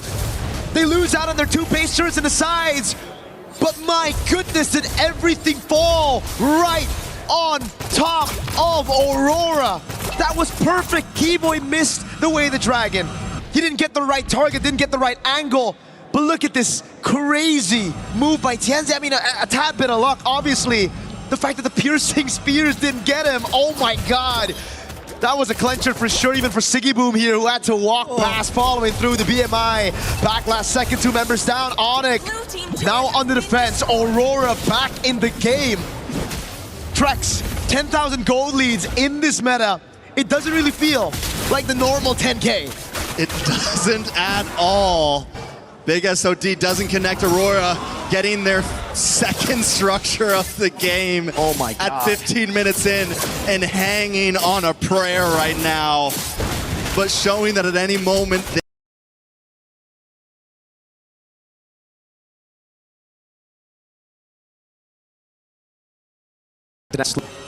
it was winner here for Siggy Boom. He sells it, gets the win in nature, knows just how much there is of a threat from ONIC when it comes to the physical damage. Kelra scaled up completely. Kyrie on the Hirara, a menace. Shut down, but still a menace. Not as many stacks on the Sky Piercer, but that survivability of his. Now Aurora, the Keyboy, do they read it out? Do they do housekeeping properly, right? Pagu's done it. doing it, but it's already on Rosa. He's already looking for the kick. Rosa flickers, stops him. B-Boy makes the whip, but it's an SOD from Kelra. Able to still find it in the back. But wait, Kelra's in trouble. Oh my God. Able to wind of nature, very clean. He backs up, he sidesteps, but he's still pushed against the wall, and he finally goes down. That's not worth it. Kelra for Rosa is not worth it. In trouble. Lunar, maybe in a bad spot as well. Kyrie able to pick him up. It's two members down to the side of Aurora. Pagu, Siggy Boom, trying to defend. Sans moves on. Pagu goes down. A double kill for Kyrie. TNZ, where are you? They need you. You gotta get back to base. Up top, Siggy Boom clearing out the wave. Final baser of the game gonna be falling. Keyboy. A lot of damage. He will go down. Keyboy finally gets the kick. And it's Siggy Boom. 6 seconds on the clock for Rosa. Siggy Boom may not be able to do this alone. He doesn't have the blazing duet. He doesn't have the damage. He's trying to defend. The base is low. He's cleared it. Rosa's back. And Kyrie's down. No way. Aurora still holds on. The iframes are there. But ONIC wants to end it. Can Rosa do it on his own? And Lunar's back up. The base not down yet, but finally, Kyrie and ONIC tie the game. What a game! What a series to the end of that push. Rosa keeps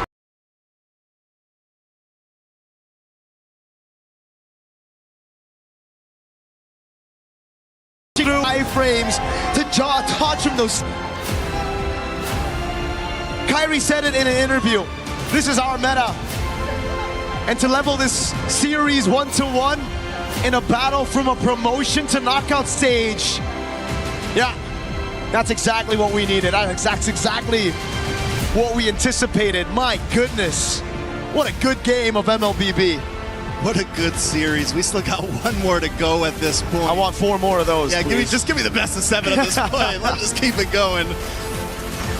Oh man, God. That was just beautiful, beautiful, beautiful MLBB, man. From both sides, even Aurora defending for that long, trading off. Rosa comes back up, Siggy Boom hangs on, but ONIC did not want to they didn't want to turn around. This is all or nothing right here. We're either finishing this or we're losing this. There were no breaks. They took it out, right? There was a nitro button and they definitely put it on. The gear from 1 to 6 as well after that first turtle. And it was Aurora playing on the back foot for such a long time. It's impressive, honestly, how they were able to turn things around for just a bit. Especially here. It just came down to hero plays after hero plays for Aurora to stay in the game. That game was only, what, 18 minutes, something like that? It felt like a 25-minute game. Dude. It felt like that game had me on the edge of my seat throughout the whole thing. And I mean, so many great plays. Siggy Boom here, able to save the base. This is when they had a slight entry back in, but here's the end. Rosa up, Kyrie gets the immortality, Winter Crown's back, able to get to safety, iframes out of the shot, Keyboy Loopy re-engage, and iframes the Forked Lightning once again. The SOD landed. We're gonna throw it to the panel to dissect this game and break it all down. Man, that was a fun one. ONIC tie it back up, and we go again. Best of 5s coming up soon, but best of 3s for now. So we turn it into a best of 1 to tell us what the story will be, who's moving on, and for a match that has about at least a minimum, if you win versus if you lose, $40,000 on the line. Oh boy. That's kind of the way it should go, huh, Rimar? Yeah, I love the show that we are getting. Yeah, clearly that was a more one-sided on the game, but Aurora on the defense. But Keyboy went into this game with a mission, man. He wanted revenge, and he got it. It's some hot stuff. Honestly, it's some of the best Auroras we've seen so far, the best plays that we've seen so far, and really high caliber decisions that are being made from both sides with compositions that honestly one mistake should have been kind of over for. It was a lot of like base holding almost and continuing. Gideon, was this on in your mind more of the fact that ONIC was making a moment that shouldn't have been a moment, or where they needed to be more aggressive? Were they less patient? Was it just really good defense by Aurora, even though they should have died in some of those earlier moments? What do you think about those base defenses, how they kept going? Well, I think a lot of it just really boils down to how you kind of envision your opponent, right? I think they understand that Aurora is coming in really, really hot right now, and if they drag the game out any longer, the higher the possibility that maybe they were going to drop the game afterwards. Obviously, there were some moments where maybe the most correct play was to go down to the Lord, but why risk it when TNZ TNZ has been this close every single time to stealing away neutrals. So just pushing and pushing, saying we got to end it now. This is it. We throw it all against the wall. It worked. I mean, it was great to see ONIC bounce back. And Rinmar, I know you got some plays that you've lined up for us in terms of how that game went. What did you catch when you were looking at game 2? Well, I was looking at the draft first and foremost. Gideon and I had some very important discussions about it. Looking at the draft, of course, our priorities over the side for ONIC. We both really liked that the choke came out early. So the orders have been a little bit twisted, but then just keep in mind, all right, Gideon, I need your help out here. All right. You don't need to put your arm around me, but I like it. So I like it too. It's great vision. Somebody take a photo of this. Smile. So the Joe actually came out of the first phase alongside with the Hirara, and the pick that I really liked coming out of the first phase was the Uranus. ONIC knew that Aurora needed to pick the Ling at the 3rd slot here, and that's exactly what they did. Because if they wanted to match the Esmeralda into the Uranus, they can't. If they prioritize the Esmeralda over the Ling, they're losing the Ling, and then suddenly they're down on Assassin. They needed to rush the Ling at red 3. They banned out the Esmeralda later on. Now, I feel a little bit vindicated with my, I wouldn't call it hatred, but dislike for picking up the Claude and the... Yeah, you do. Eudora early on. It doesn't work. Especially with the Uranus up, but... Gideon made a fair point that it was the Cho coming out early that was really good. You want to hop in real quick as to why you really like the Cho coming out? Because the beautiful thing about the Cho is that it forces a lot of gold lane matchups to be skewed in one favor or the other because of Flicker. Sometimes, especially when you're facing off things like Harith, or when you can get run down by someone like Claude, having Flicker is the make it or break it in that laning phase. So here, especially when it comes down to first phase Cho, there was a lot of value because you see Sigabum now has to take Purify. Yeah, all right. So now let's go back to the first play that I want to break down here. This was like the first big team fight for Turtle number 1, if I'm not mistaken. So this got stretched out, and you can see the difficulty here for Aurora when it comes to fighting, especially with the presence of the Uranus around. You see how much hell Lutfi is giving them with the movements that he's making in the fight, but then most importantly, the impact of Kiboy on the Cho. Those two together early on gave a lot of problems for Aurora in the team fights because of the single target lockdown of the Cho, the AoE that he has, and if ever Aurora miss their timing, miss their opening in the team fight, it's going to be the Uranus slowly punishing them with the creeping damage that he provides. And the final play that I would like to break down, if ever we don't get to see the really awesome final fight in the Siege, is this one. This was the dagger fight that solidified the lead. See, Kiboy, again, starting it out, marking TNZ, marking Aurora really well, and that forced Aurora to respond. But with Kyrie holding the bush, he would get spotted out and AoE'd, but watch out for Sans coming in with a Valentina ult to get the kill there onto Sigibum, and then Kelro landing the SOD in time to join the fight and deliver the dagger. That was the win that solidified the lead and the win for ONIC. I hope it was ONIC, otherwise we're here for no reason. It's a 2-0 to Aurora. Just kidding. It's ONIC. They tied it up. It's 1-1. And, that was a great breakdown, Renmar. And also, you mentioned Mozkov, and that's SOD, and the fact that he has played such a big role in this tournament. It feels like it's been the decider in so many different games, whether it's been the main thing or whether it's been that extra thing that just pushes them over the edge, especially with the Hararas, with the Chos, as this instance you said.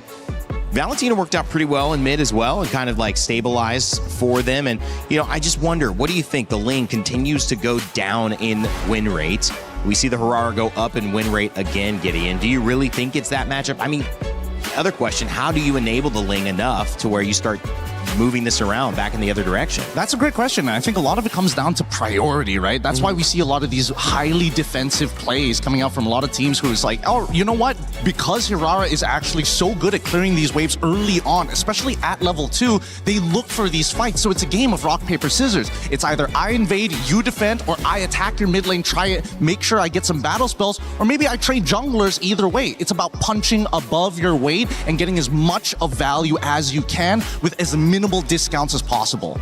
Yeah, the tradings early on, especially for those picks, is going to be really quite difficult. I think Hirara is just such a really great pick. The multiple iframes that you get, the multiple dashes. I know Ling has a slightly similar kit, but again, it's the difference in what happens if suddenly one of the main pieces you need around to help support the Ling. We think of Ling as an independent hero, as an assassin, but it does need some help as well. It needs some sandbags. It needs someone to help crowd control and peel for itself if ever it decides to finally join in with the Tempest of Blades. But what happens when the Hilda gets taken out early? What happens when the Bellary gets taken out early? It gets difficult for the Ling and TNZ to start making a move of when to go in.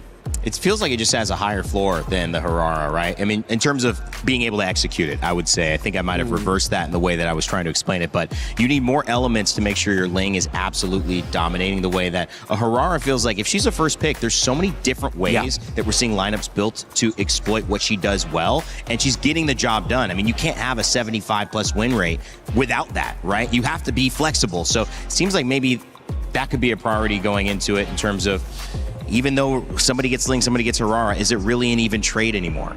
Yeah. I think it's the acceptance of, I'm going to play for the later stages of the game and Aurora wants to play in the early stages of the game, right? It's very clear identities when these jungles have to actually battle against each other, because even so, there are some pros and cons, right? Despite Aurora having 4 abilities at level 2, Ling can cross the map in less than 3 seconds, right? You're giving away pressure for extra strength when you are playing this Aurora. So that's why it really boils down to that mid lane. And I think that a lot of teams have started to recognize right now, hey, if we can influence the lane with our picks, Cho, very good example of this, to force people to take out Purifies, I think then it starts to open your mind to what other options you have of what truly is strong side and weak side. Yeah, so we might need to revisit the importance of showing up Cho a little bit earlier in the draft, as Gideon pointed out. For me personally, the type of mid laners that you have and the damage profile that you have, looking at the opposing EXP laner. If Eudora's up, I really don't like to pick it up if the Uranus is around, if the Barretts is around. Yeah, ONIC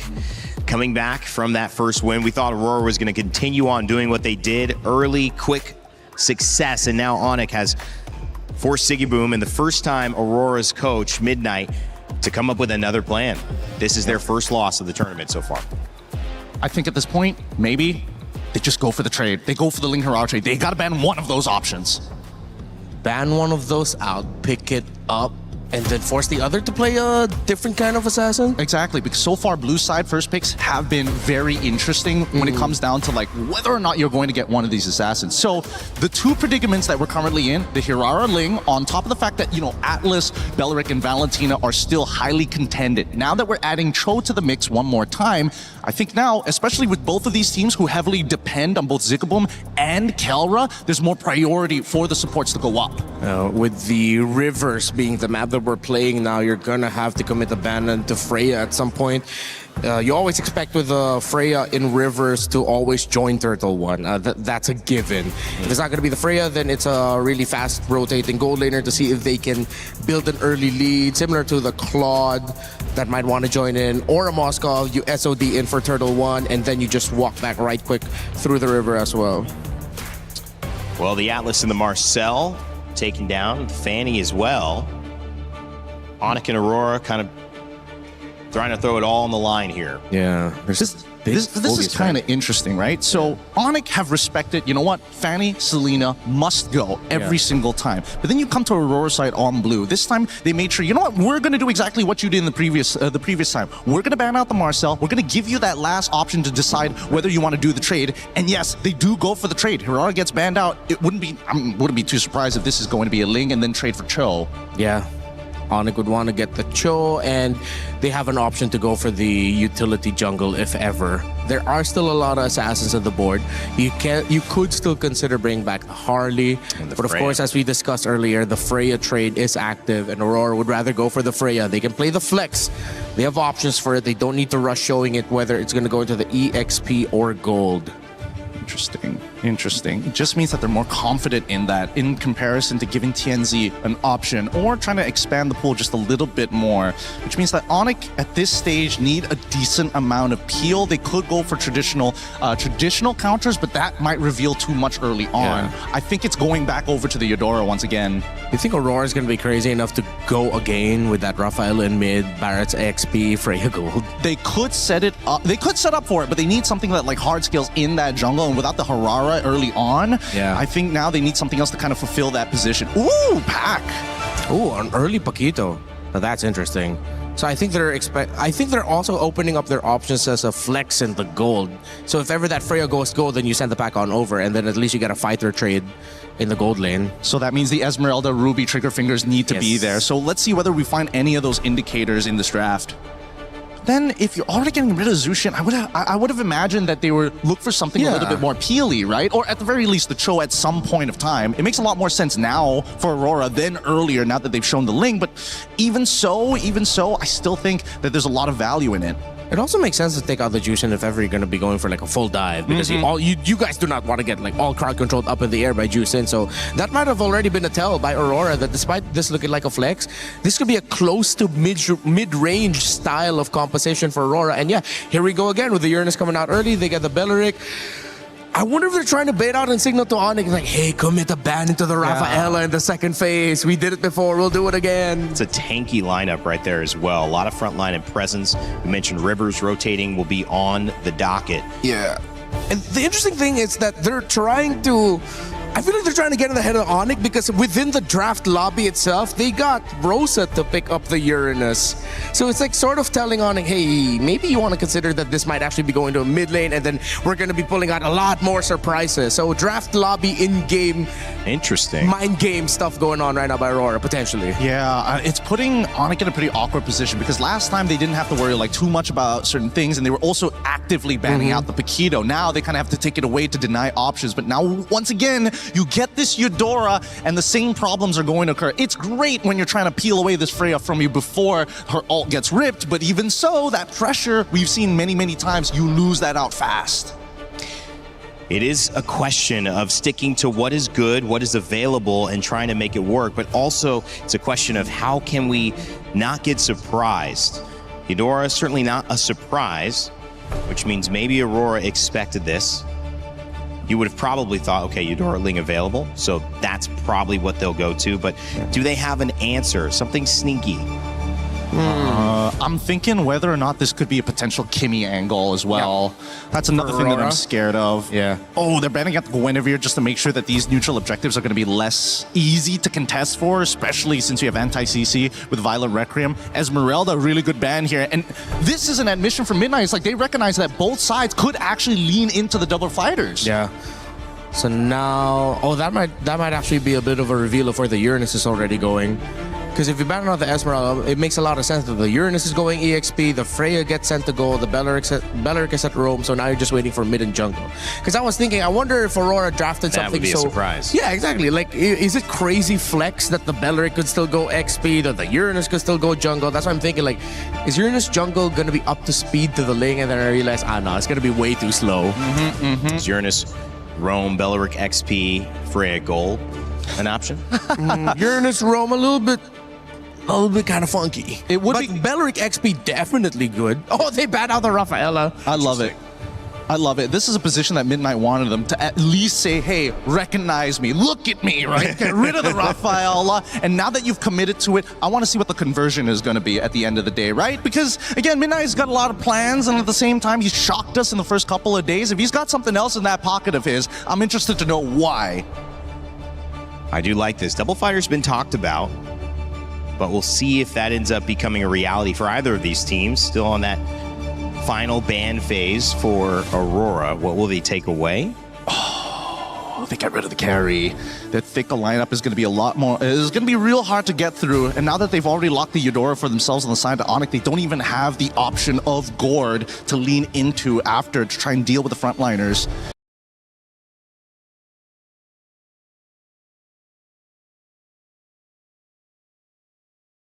So Badang just to like slow peel, but after game number 1, I think that Kiboy is gonna have to take a step back here as they get the Barats. Yeah.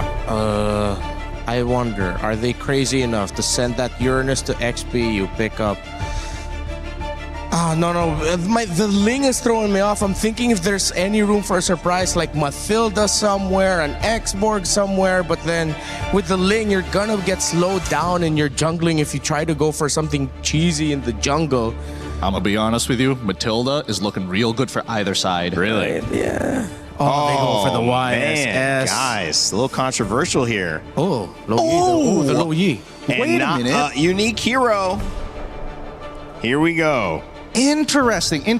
So they want map pressure to be able to kind of, if we're a little bit slow on the turn, the Loyi is able to teleport multiple people at once to a target location. Yes, it is reveal, big whoops, but it's still a way to kind of maintain pressure. Oh, I lose priority? Doesn't matter, I'm still there. you know, this could be an interesting approach and a different way of thinking for Aurora. ONIC, you think they expected this one? I mean, final pick, they have a chance to respond, but I mean, first time we're seeing Luyi in this tournament, and YSS, again, has not won a game, been played about 6 times. This will be the 6th. We'll see if that changes here. Let's see if they'll make it work. You see some cursed options so far, and I think this will balance things out in terms of like the cursed option curses, I guess, with the Eudora getting picked, knowing that the Uranus is still open, the YSS getting picked, knowing that it's going to be a little bit slower because there's the Bears on the other side. Oh, interesting choices, but with the low Yi, this might be the X factor. Whoever flickers first loses. Yeah, pretty much. Well, it's going to be a flicker battle. This could be over in a flicker as well, because you see these two teams, how good they are, how effective these drafts can be. But only one is going to move on into your knockout rounds. One will still be alive and will join another elimination game. But for game 3, it needs no hype added. It's a big one. ONIC trying to take down Aurora Gaming. Let's send it over to our casters, Mirko and Trex. Here it is, the final game of the series. It's Mirko and Trex to bring you the action of this game 3. And conclusion awaits us. The climax, here we go. I'm not ready for it, Mirko. I'm not ready for it. We got a Luyi. Midnight's either cooking or overcooked with this one, but so far he has been a chef in the draft. Let's see if this one is going to pull it off. Mirko, any thoughts on the way this draft turned out? Okay. Just against these very low-range targets, the Luyi makes a lot of sense. I'll be honest with you. Back in the day as well, when it comes to the utility jungles, man, like the Barat's over, everybody who wants to stick together, they kind of get countered by the Luyi, right? So it's AoE damage that Aurora are playing around. And they have a very good front to back. If they can somehow get the tempo, which should be kind of like the win already, just based on the composition here, on those side lanes, they can play around Rosa early on. So we'll find out. Again, it's the Wilderness Blessing with the Brave Smite Rosa. Even though he's on the Luyi, does a lot of good damage on ONIC's composition, still got to get that safety net, man. A little bit of sustain. Tenacities across the board as well, though, but nothing too crazy aside from that. Harry does use the Retribution on that Lethal Wander, wondering if Aurora's going to try to capitalize and harass onto this orange buff, but ONIC already smells it coming. They're going to move in, try to push Aurora away. TNZ might want to get involved in this one. A little bit of damage on a Lupi. Yep. Nice Mountain Shocker, good stun. Kyrie takes a lot of damage as well, but they all get pushed onto the tower by Lupi. So well done to disengage by him. Aurora's forced to back off. And that's what I'm talking about, man. These melee targets clumping up together, it's just so good for Rosa to find the constant yin-yang reactions on him. And it's gotten them a free golem. Yeah, they should be able to get this one. See which way it goes. Oh. TNZ actually does. Oh, TNZ down! First blood, I think that's 3 games in a row. First blood's on to TNZ, but Rosa does find Sans a quick trade. Hasn't been the best 2 games for TNZ, man. ONIC really have set their sights on him. But Rosa has done a good job taking down Sans. Now it's 1-1. Tempo up top for Aurora. So TNZ should still be able to get the orange buff and make it in time into the turtle. So let's see again what happened here. It's just Sans with the flicker in, dude. Gets it, shut down, a stun. Kyrie, just Chicheri on top with the Tempest of Blades. But it will be traded, so not the worst. Still really good for ONIC, but not the worst for Aurora. And Aurora is not, you know, whether it's game 1, game 2, or game 3, they're not going to stop their style of play. And that's that early aggression. That's exactly what King Kong was talking about in an interview. They have to watch out for that first minute or 2. And ONIC has been dealing with it well. Diversion play up to the turtle. Kyrie's already there, forced to back off. A nice pullback from Lupi. Good stun. Nice stun on a Lupi as well, but a nice stun from Sans as well. Rosa trying to get involved with the Yin Yang overturn, but not able to land. TNZ able to take the turtle. Tempest of Blades does come down. Rosa able to flick back. The Key Boy's in a little bit of trouble. TNZ falls to Lupi, and now Lupi drops Siggy Boom. They're going to try to move on to Kelra. Kelra might not be able to get away with this one. Enough damage, and Kelra goes down. A double kill into the hands of Siggy Boom. TNZ is nothing but a bait to reel ONIC in for the rest of the team to corral over and just pounce. Siggy Boom with the rotation, similar to Kelra. Kelra had the instant rotation first, but again for Siggy Boom, it's about waiting for those resources to be depleted by ONIC already from the rest of the team for him to come in as the main carry. 2 kills over, now the gold lead as well. They even got the neutral objective with that turtle earlier, so man, Aurora really cooking. Maybe that's how you make the Yi Sun-Shin work. Every other team, they pick the Yi Sun-Shin, they play around the Yi Sun-Shin. Aurora like, this is the Yi Sun-Shin, he's a support. He gets the turtle, he dies, then we kill you, and that's just the goal. You know, but honestly, this has been the start for TNZ in all 3 games. Even in game 1, he got hit by Keyboy, died very early on. So I don't think we completely count him out. Yes, right now on a YSS, you don't want to have 2 deaths this early, but at least this time Sigiboom has something. They have other heroes to rely on this game. And I really gotta say, man, very underrated member of Aurora, right? Everybody talks about TNZ, Rosa, even Pagu at M7 because he was the newest member, but Sigiboom, just a constant growth from this man right here. From his debut on Aurora, actually from his debut in S2G at M6, to then join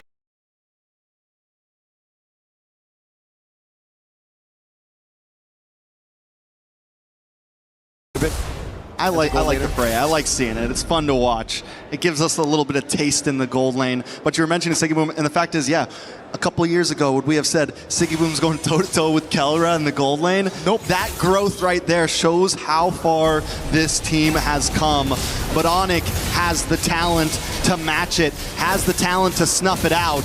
Keyboy works his way down, gets caught by the yin-yang, will have to back off. Loopy taking a lot of damage as well, may not be able to get away from this. Sigiboom gets a knock-up and Lunar gets the kill. A nice taunt on to Keyboy as well.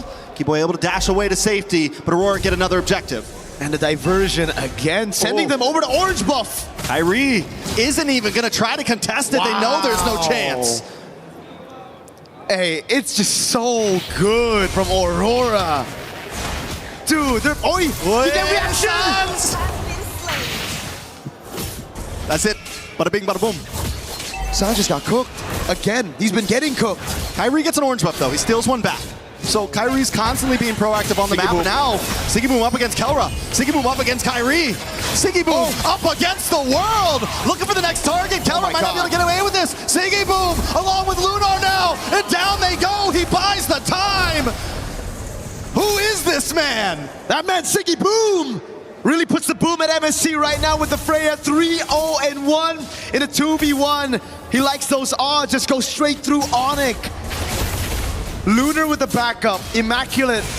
Now another diversion, tier 1 in mid, tier 2 down below.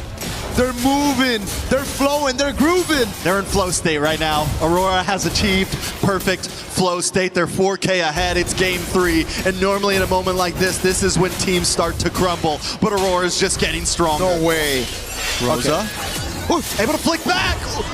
One more shot. Kyrie, can Lunar chase him down, at least even the playing field? Lunar doesn't have a flicker. Kyrie should be able to get away. He gets out. Wait. Oh, was it close? You thought that was a seal, bro? Hey, wait, no, that's Keyboy. Looking at how chaotic the game has been, how many flanks we had in the last game, I don't blame you. For a second, even my eyes deceived me. I was like, yo, is that positive? Is that Belric? No, it was Keyboy, just to conceal to help him in case the chase went a bit too far. But Aurora, 4,000 ahead, TNZ gets away. ONIC trying to tie Keyboy. Ooh, Keyboy does dash in, but TNZ's on phase because of the Traceless. Keyboy now, Sigiboom on to Sans. Keyboy gets the knock-up, but Sigiboom doesn't want to let him stop him at all. Keyboy will fall, and now Sigiboom's under the towers. Loopy's taken out up on the top side. Bring me back to the other tower. What are they doing? Lunar finds Sans, and Sigiboom goes back to base safely. Not even close, baby. Sigiboom. Wait, Kyrie with the Tempest of Blades looking for TNZ. Kyrie still steals a turtle, but he loses his life. Was it worth it? I don't know. I don't know if that was worth it. He took the purple buff as well. They got the turtle. It really comes down to how Aurora are able to convert now off of that kill. Because Kyrie got the purple, I guess there's not much resources in the jungle to take away from him. That very clearly should have been a free turtle for Aurora. So I guess if you look at the conditions, sure, it's pretty worth, right? All right, it's the only thing they can get. It's the only thing they can At least get. you got something. They got something. That's what we're looking at. Fair enough. Lunar on the Uranus this time. You know, last time. Deal with this guy? Nobody. They have they got a little quick sun from Sans. They have the big knockup. They do have crowd control, don't get me wrong. But are you going to waste all of that on Uranus when you got Sigiboom jumping around? Nope. Uh-oh. No purple buff this time. Yenzi. Kyrie with the back and forth will not get taken down, but Sigiboom's there. He's forced to jump off the wall. Pagu not going to chase him down. Back in the mid side, ONIC just trying to defend. TNZ is up in levels, 3 whole levels up against Kyrie. Remember, folks, this is a 0% win rate Yi Sun-shin that he's on right now. No other team has made the Yi Sun-shin work. I've seen worse odds. You've seen worse odds, yeah. Again, ONIC, it almost seems like they have the... Oh, good seal from Pagu. Hassan's gotta be careful, he doesn't have flicker. They're trying to bait something out here. Pagu's on him, Pagu's on him. Loopy won't be able to get away, but look at Keyboy with the knockup on to 2. Tienzi though still finds Loopy and they're all dashed in. Pagu falls, Kyrie trying to dash back, but he gets pulled in once again. It's a double kill for Tienzi. It's a full team wipe. Aurora, the holy defense.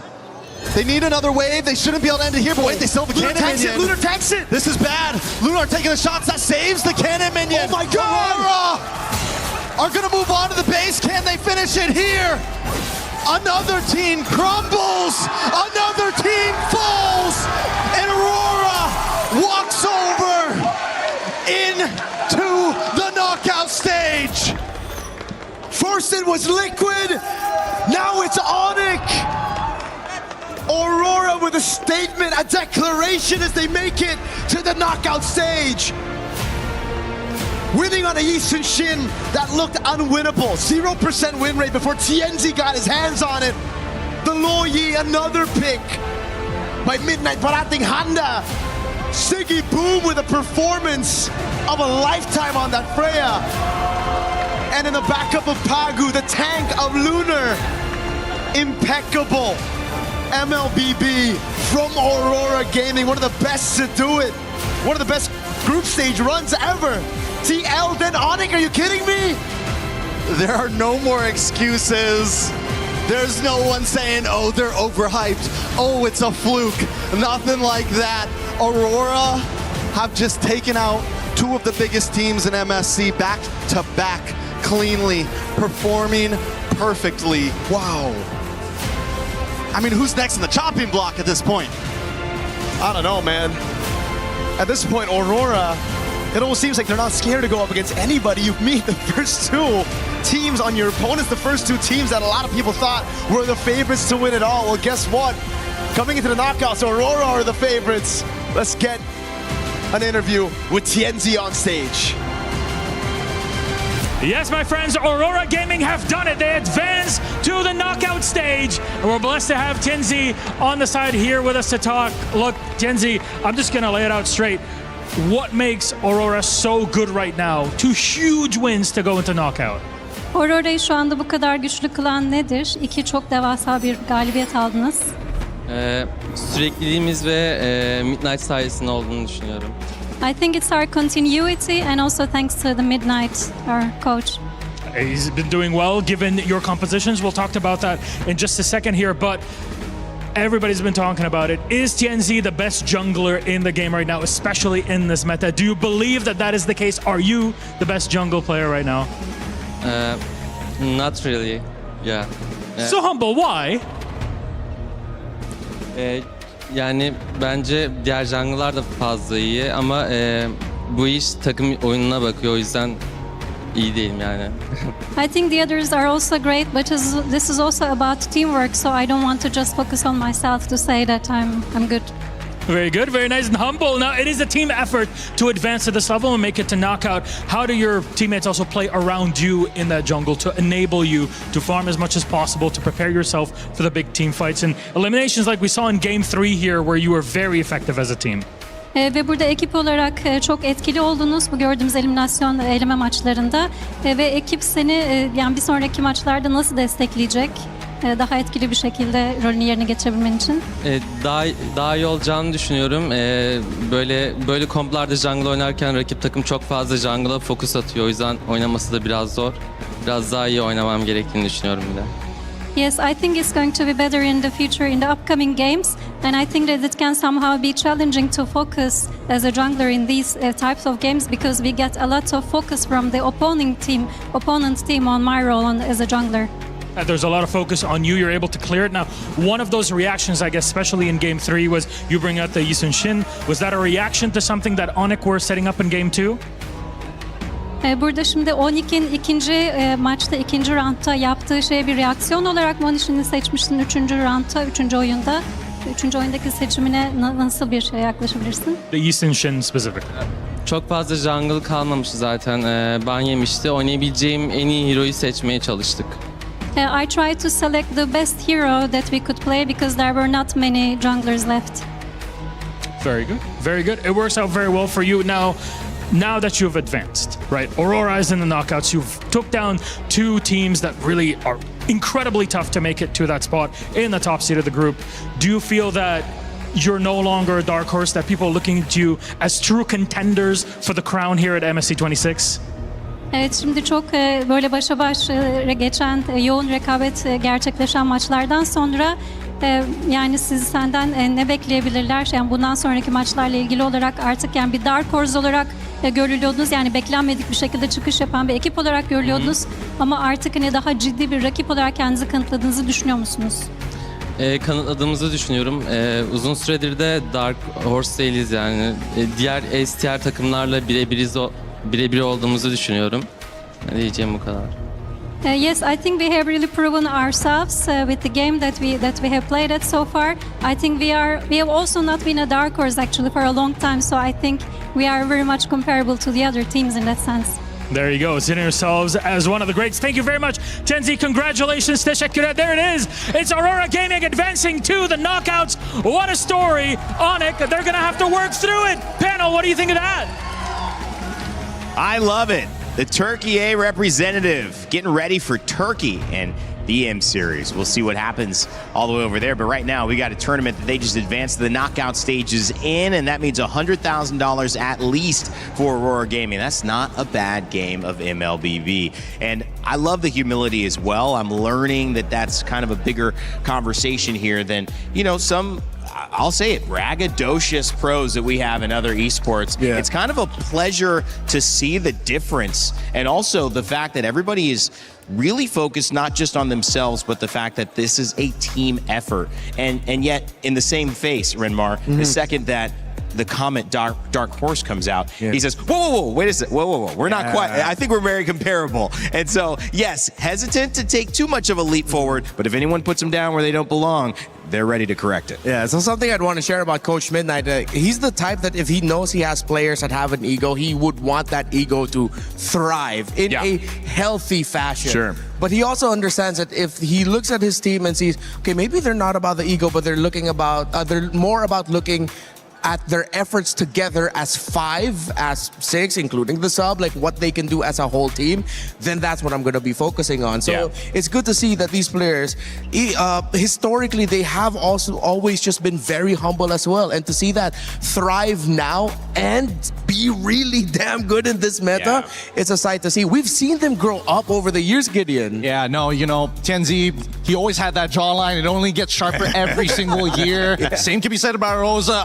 Everybody on this squad has history, and I think. I thought you were going to say a jawline. I mean, I was gonna say that too, but I'm waiting for the M Series so that everybody has got that cut. But overall, I think it's really unique to see Aurora in a position where they've not only gone through multiple iterations of their own lineup, but they are finally settling into themselves, saying, "This is it. This is the moment. This is the culmination of an entire region working together to get to a 15-4 score pre-10 minutes against the Sky Kings." I mean, going to a third game, it's going to hurt their overall time. But I mean, if you go to a third game, you want it at least under 10 minutes. Yeah, and at least they were able to clear that out. And it was fast, it was clean.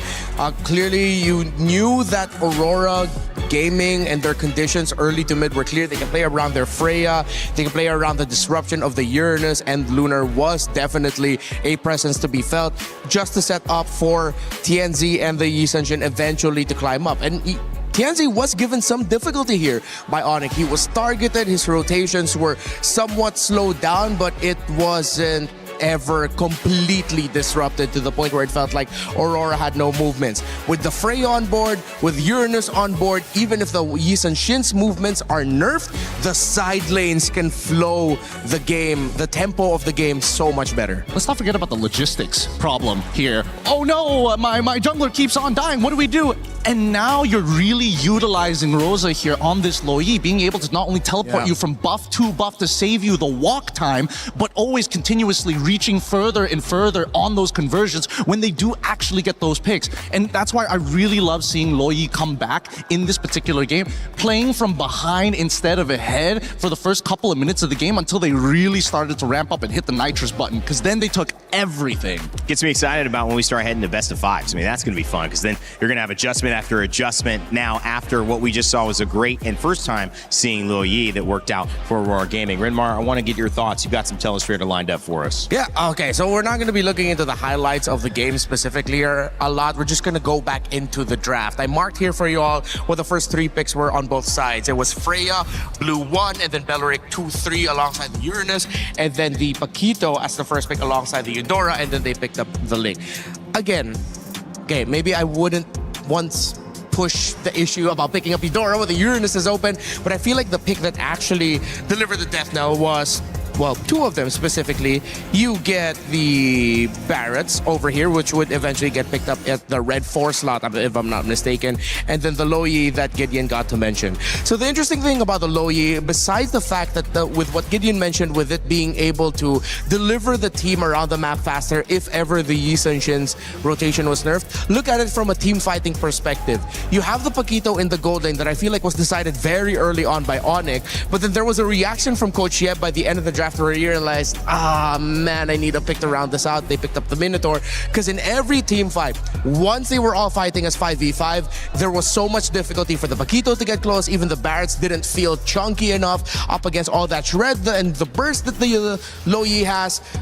Then it got to the point where Freya has damage, Yi Sun-Shin has damage, and ONIC cannot fight comfortably. They're fighting under a lot of crowd control. They're fighting under a lot of damage. Look at the composition of Aurora, and you can just imagine how much of a nightmare it is to deal with that if you are the Paquito. There is just way too much to deal with. And if you are one of the main damage dealers, like I needed 3 circles just to make the point really felt that the Paquito would have struggled in every team fight. Add to that as well, if you cannot get the early game domination that you need with the Ling and Eudora, you're not going to get a good bridge into the mid to the late game. And what stops early game dominations most frequently?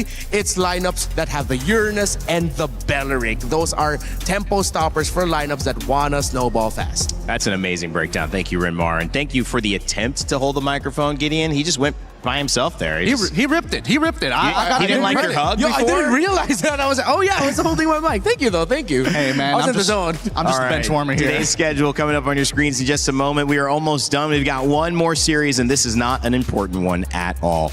Just kidding. It's Team Liquid PH, who are your champions of last year, going up against Entity 7. The GOAT, Carl Teasy, will he find a way to come back after a loss against Aurora Gaming and stay in this tournament, or will this be the end and we will guarantee a new champion? Entity 7 has a lot to prove, considerably the underdogs in this matchup. However, Gideon, we have seen a lot that we didn't expect in this tournament so far, so no one's counting anyone out yet. Absolutely, but it's about the level of polish coming into this tournament, and so far Team Liquid has shown that they're a little bit behind on what they were going to. Well, I don't know if it's they're behind or whether they're like holding back on what to show in these tournaments, because remember, our format isn't like, oh, we go through a round robin of a group stage. No, it's immediately, you got 2 lives, you mess that up, you don't get a second chance. So I think Entity 7, if we need to see something good, first off, foundation and polish. All right, well, let's make sure you guys are watching, because you can get your pick'ems for that final match. If you haven't done so already, before it gets going, let us know who you think is going to win. Is it going to be Team Liquid PH? Is it going to be Entity 7? We will follow along with the fan vote and give you guys information on where it stands before we head into game. Before we do that, we're going to get the teams back on the stage, take a little bit of a moment away right now, and let you listen to the Saudia radio comms from yesterday's matches when we come back, our final series of the day.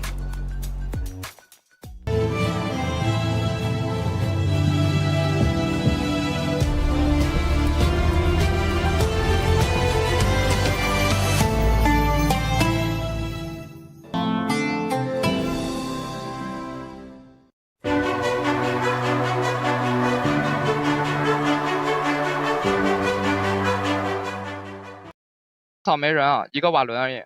来来，我把它指出来。你到这龙血得看呀。可以看一眼，可以看一眼。哎，来看我啊，我这有人啊。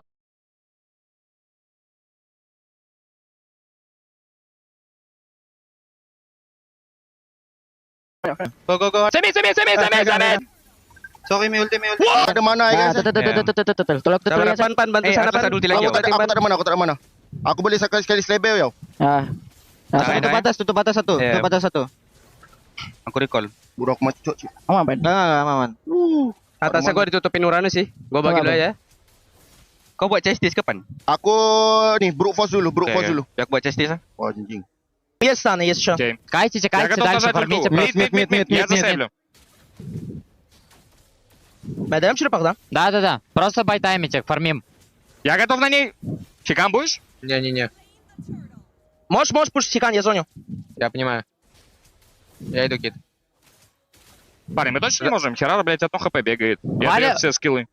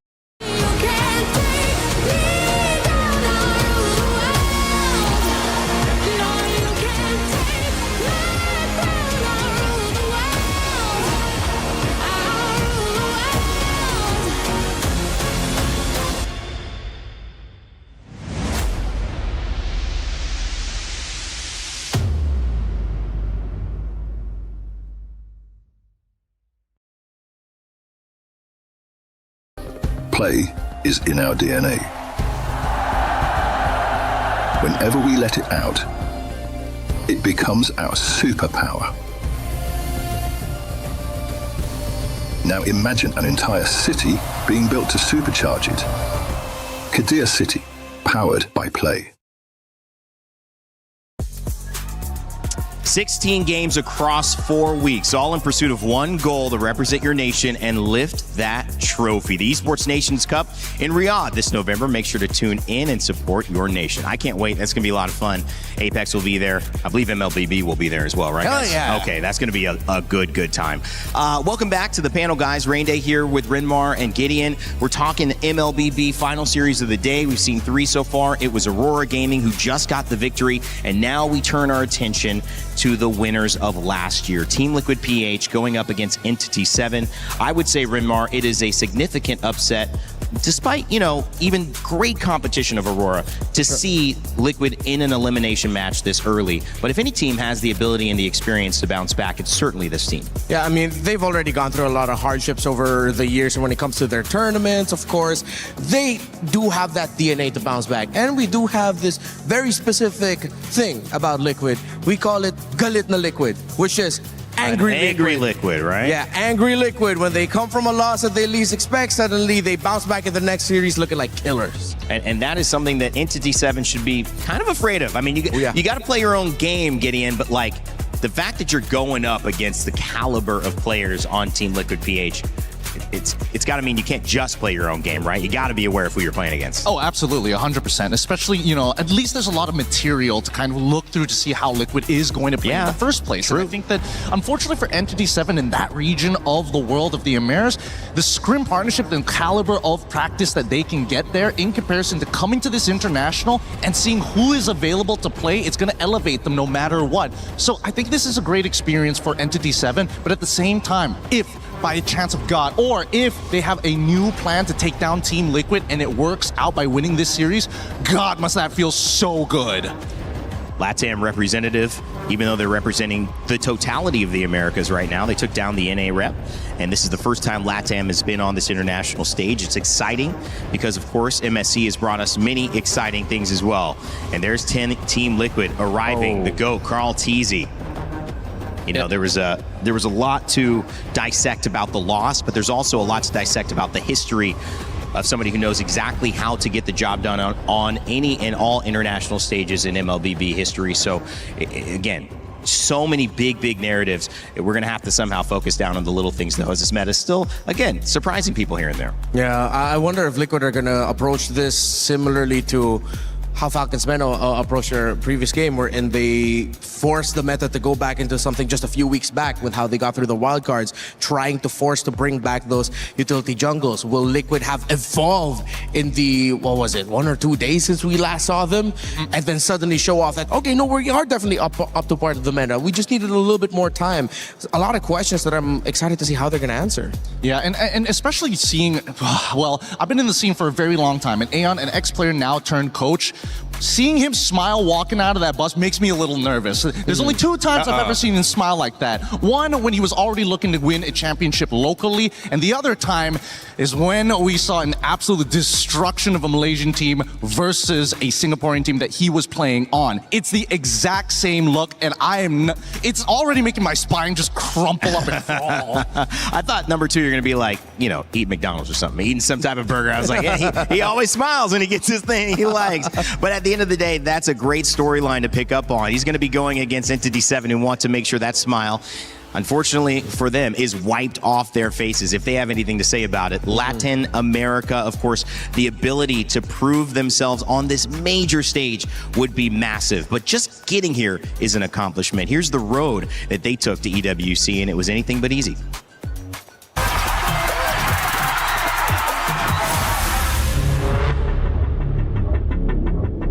Yo me uní a Entity 7 en esta MST Hammer Season 1 porque Akashi y Baggy me llamaron. Después fui con Shin y Hidden Bush. Este roster es similar al de la M7 con Black Sentence. Oh, now just 2 members. Now goes Detective. And ladies and gentlemen, we have Black Sentence. Com a junção que teve da América do Norte e América do Sul, eu acho que elevou o nível das duas regiões em si, porque a gente não se jogava junto contra. Eu acho que a América do Norte é uma região bem forte, inclusive tem players que já ganharam o MSC, então elevou o nível de todo mundo e a gente consegue chegar mais preparado para jogar o stage internacional. Este es el momento en que esa llave se convierta en de ustedes. Esa llave va a ser con la que ustedes abran la EWC.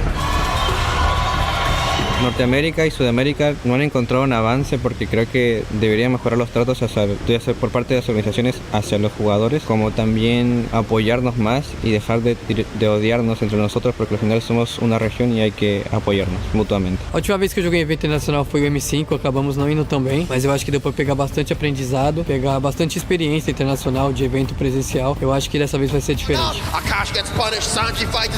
Yo creo que este roster es mejor que el de Black Sentence porque con la experiencia a la M7 fue muy buena, como también la sinergia que tenemos con el nuevo equipo es muy buena.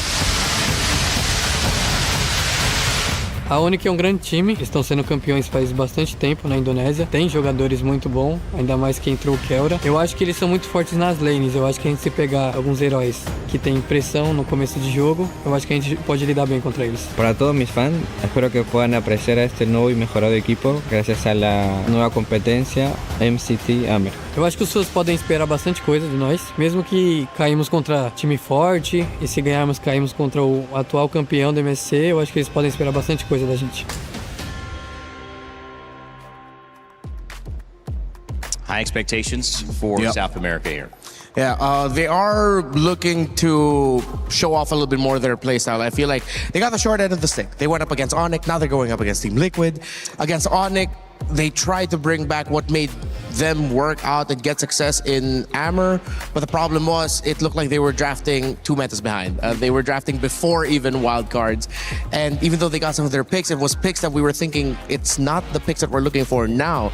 So maybe they learned a lot from ONIC. They said they learned a lot from their previous experiences. Hopefully they learned from the ONIC matchup. Well, honestly, I think they've got a lot of ambition going behind them because it's totally understandable from their POV that it's like, not only are we looking for organizational support and the fact that, they've combined the region to raise them up, but they have yet to have that amazing international finish to show, yes, this region has what it takes to play against the best. So again, this may not mean much for a lot of people out there, but for those players up on that stage facing up against Liquid right here, right now, if they can take even 1 game away from them, that could put that extra chip, that 1 extra chip to say, these boys are worth investing in. And that's what I'm hoping that this game and this series raises up the region as a whole. Yeah, and we started off the day with a result like that. We didn't expect that it would get to the point we were wondering, is GK actually going to eliminate Selangor Red Giants? What if how we started off the day is how we're going to bookend it? What if we get to the point where we're wondering, I can't believe NTT7 might be close to beating Liquid. This is the MSC where surprises come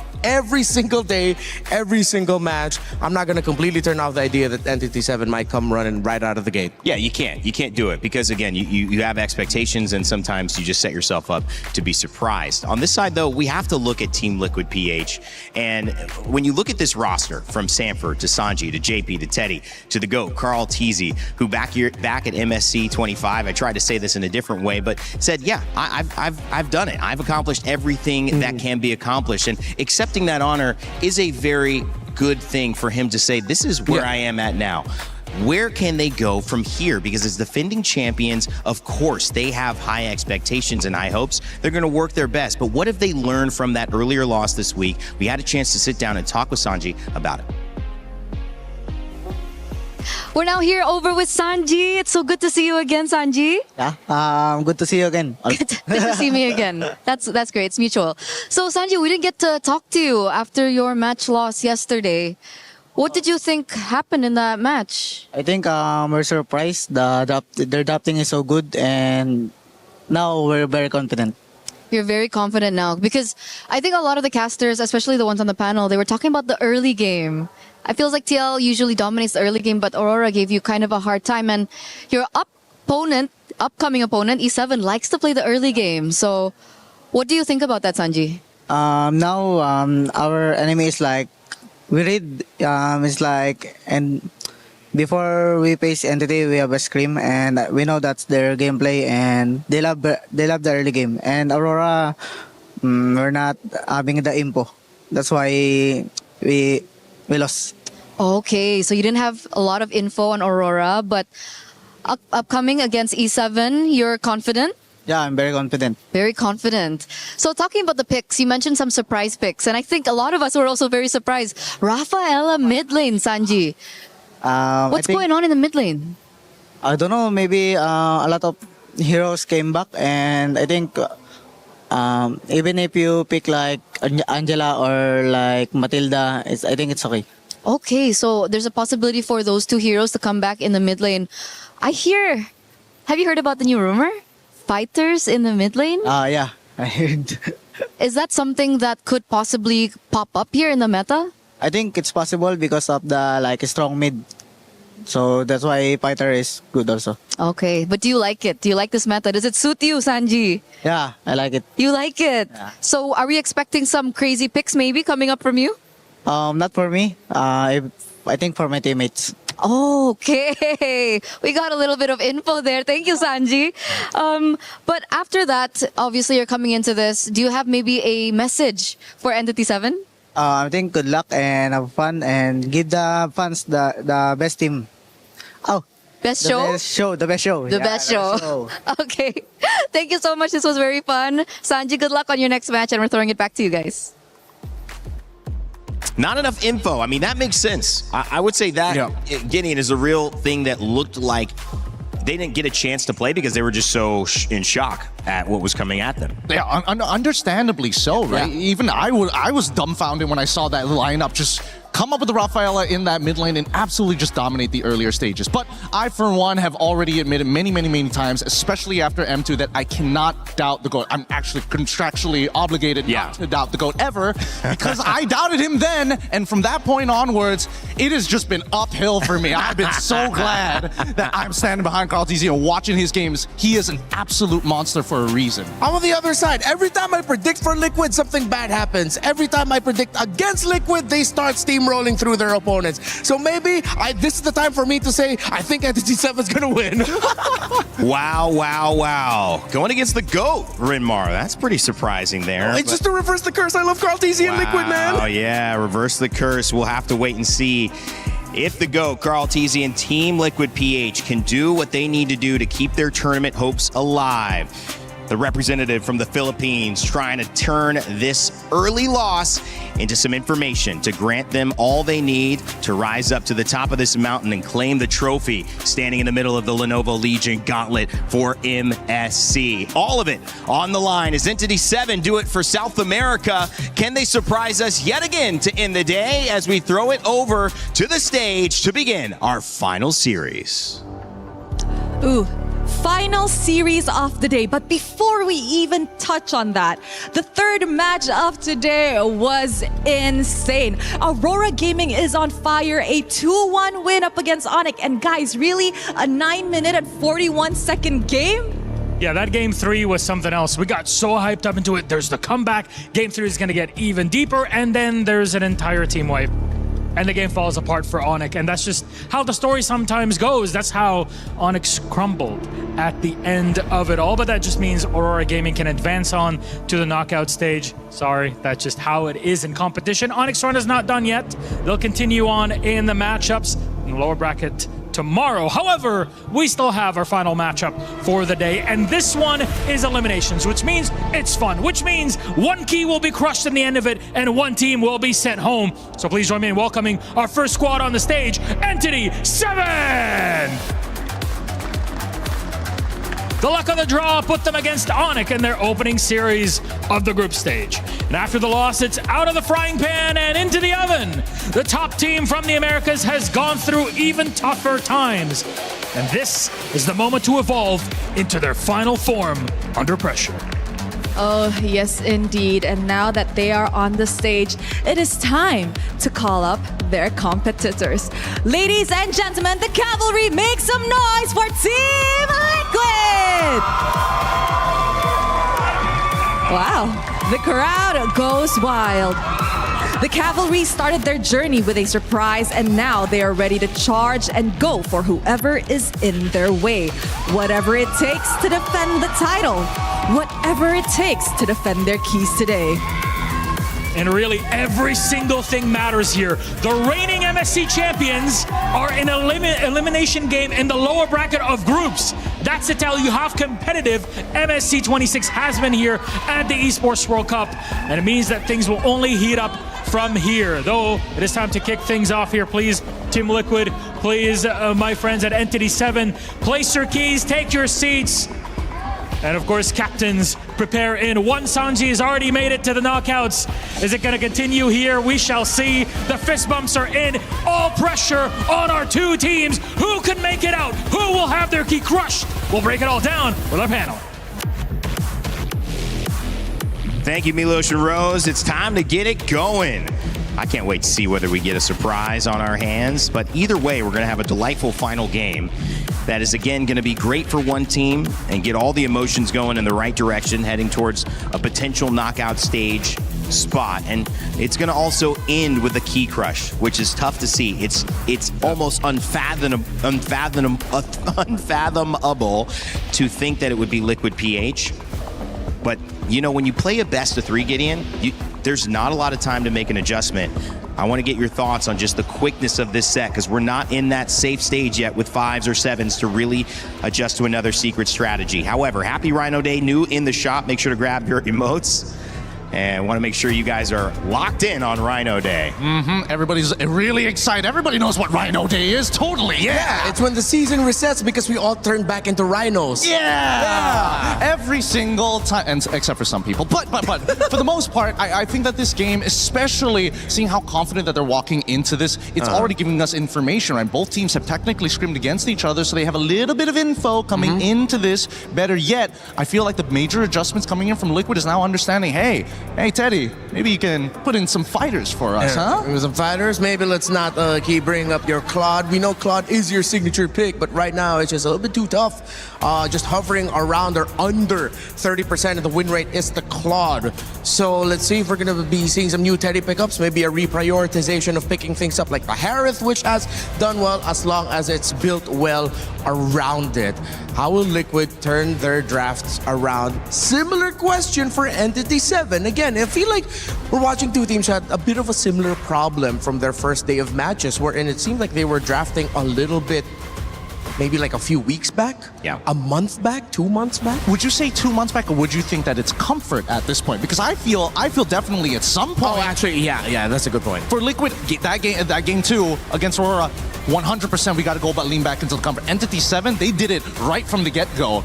Game number 1, game number 2, these are all picks we've seen them play locally in their own leagues. Yeah, but comforts have to evolve. You can't always be the one who likes the porridge too hot. Sometimes there's some days where you like the porridge a little bit too cold. Sometimes just the right amount of temperature. You know what? Got to evolve with the times. I'm not gonna lie, I agree with you. Right? You gotta mix it up every now and then. Growing up, we loved hot oatmeal. Now it's all about the Now it's overnight cold. oats. You're so right. You're right. I'm with him. Gotta I don't know. evolve. Y'all sound like men without principles. That's what it sounds like here. I'm gonna go for the hot porridge now. No. It's got to be the same every single time. And I think that more importantly, it comes down to comfort, right? Yeah. The level of comfort and execution, especially when you're playing at the high level, that people don't seem to understand. They're like, oh, you could play all these amazing picks, but if the player says, you know what, out of the 3, I'm only gonna play 1 out of those 3.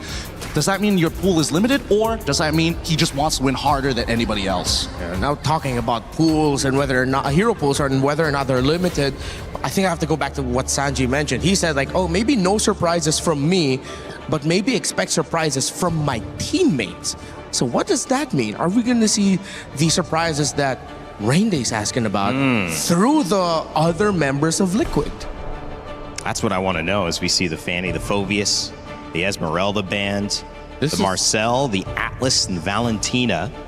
Are they gonna either prioritize Freya or Hirara? Okay, Hirara over the Freya. Wow, this is a lot more standard than I was expecting, to be perfectly honest. I thought maybe a slight adjustment, but man, right on the money. My interesting awareness was Entity 7's comfort was actually not in this meta, so it kind of didn't keep up.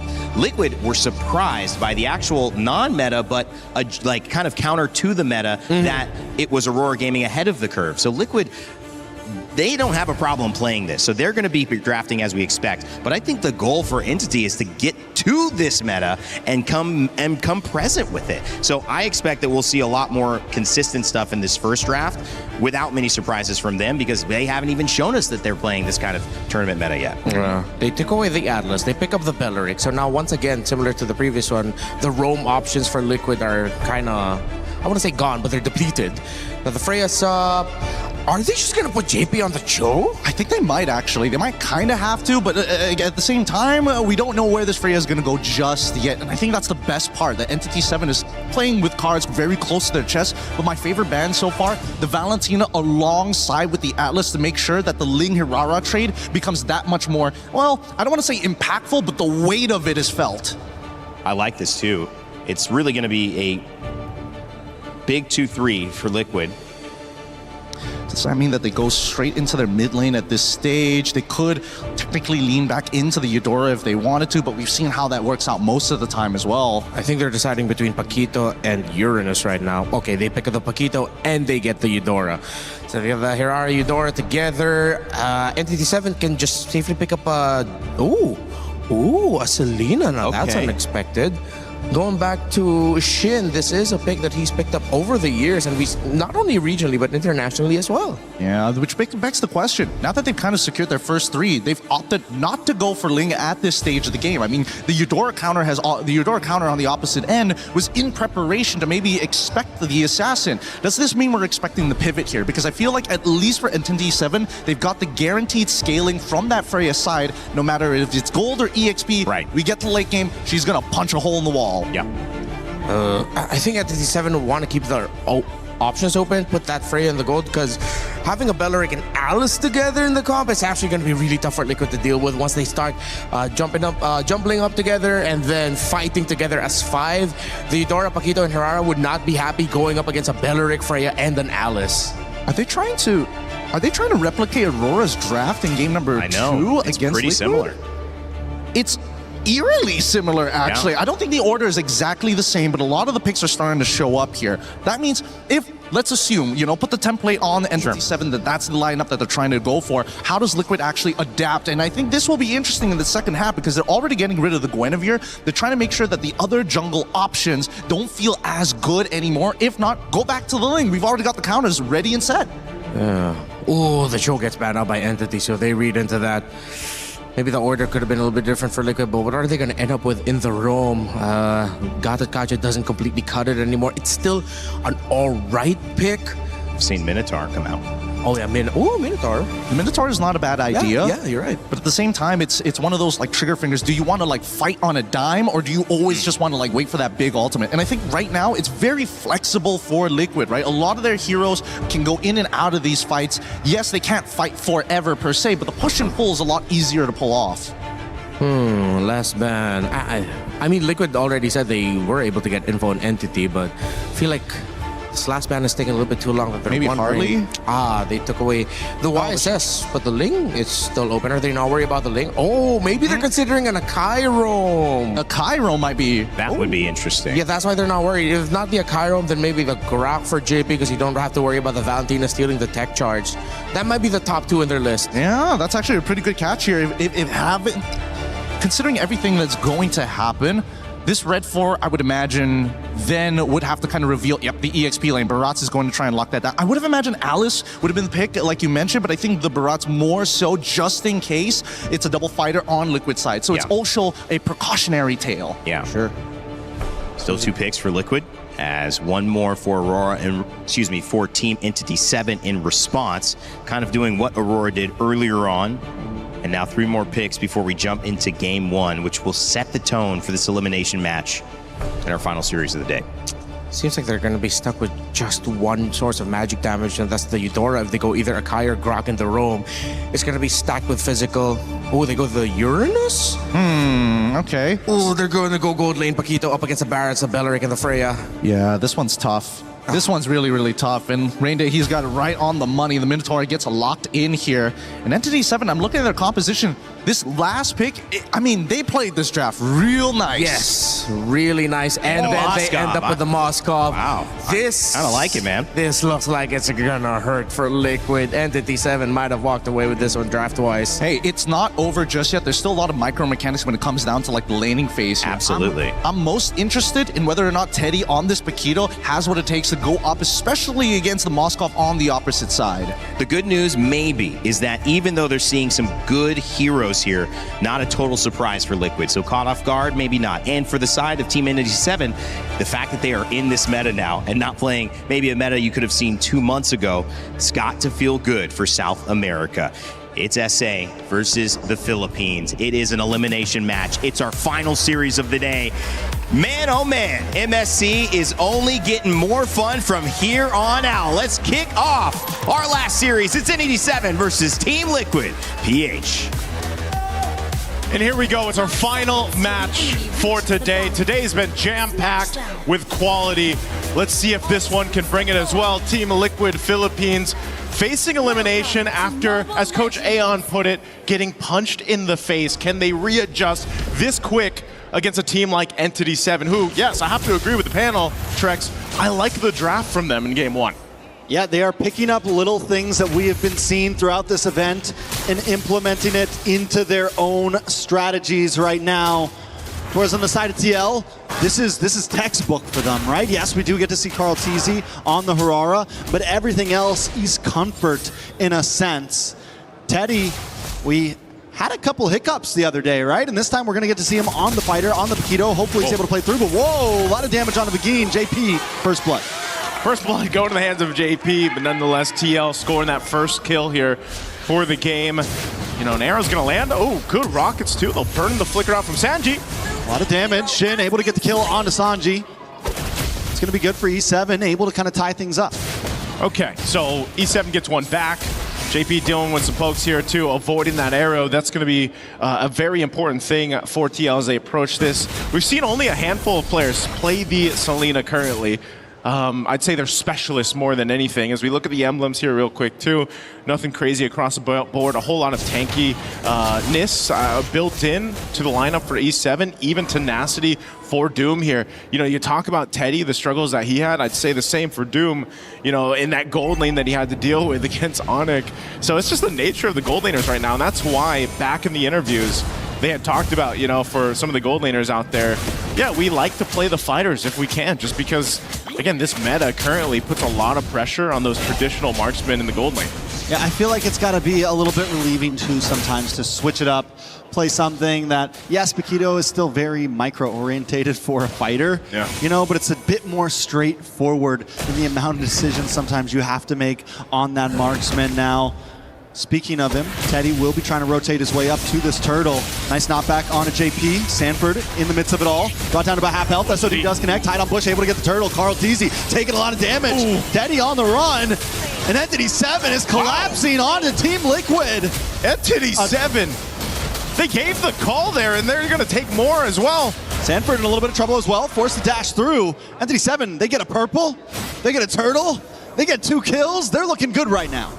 Man, what a play. I was expecting Teddy to look for that opening to go and initiate that fight. I'm not sure what the call was there, but look at the replay brought to us by SCC. Again, it looks like they're in position for this, but then they just kind of decided this wasn't the fight they wanted to take because of that tankiness up at the front line that E7's lineup gives them with that Belric and, of course, even hide on Bush on the Barretts, plus that Freya. So, you know, and at the same time, Doom just got to go ahead and chill in his lane.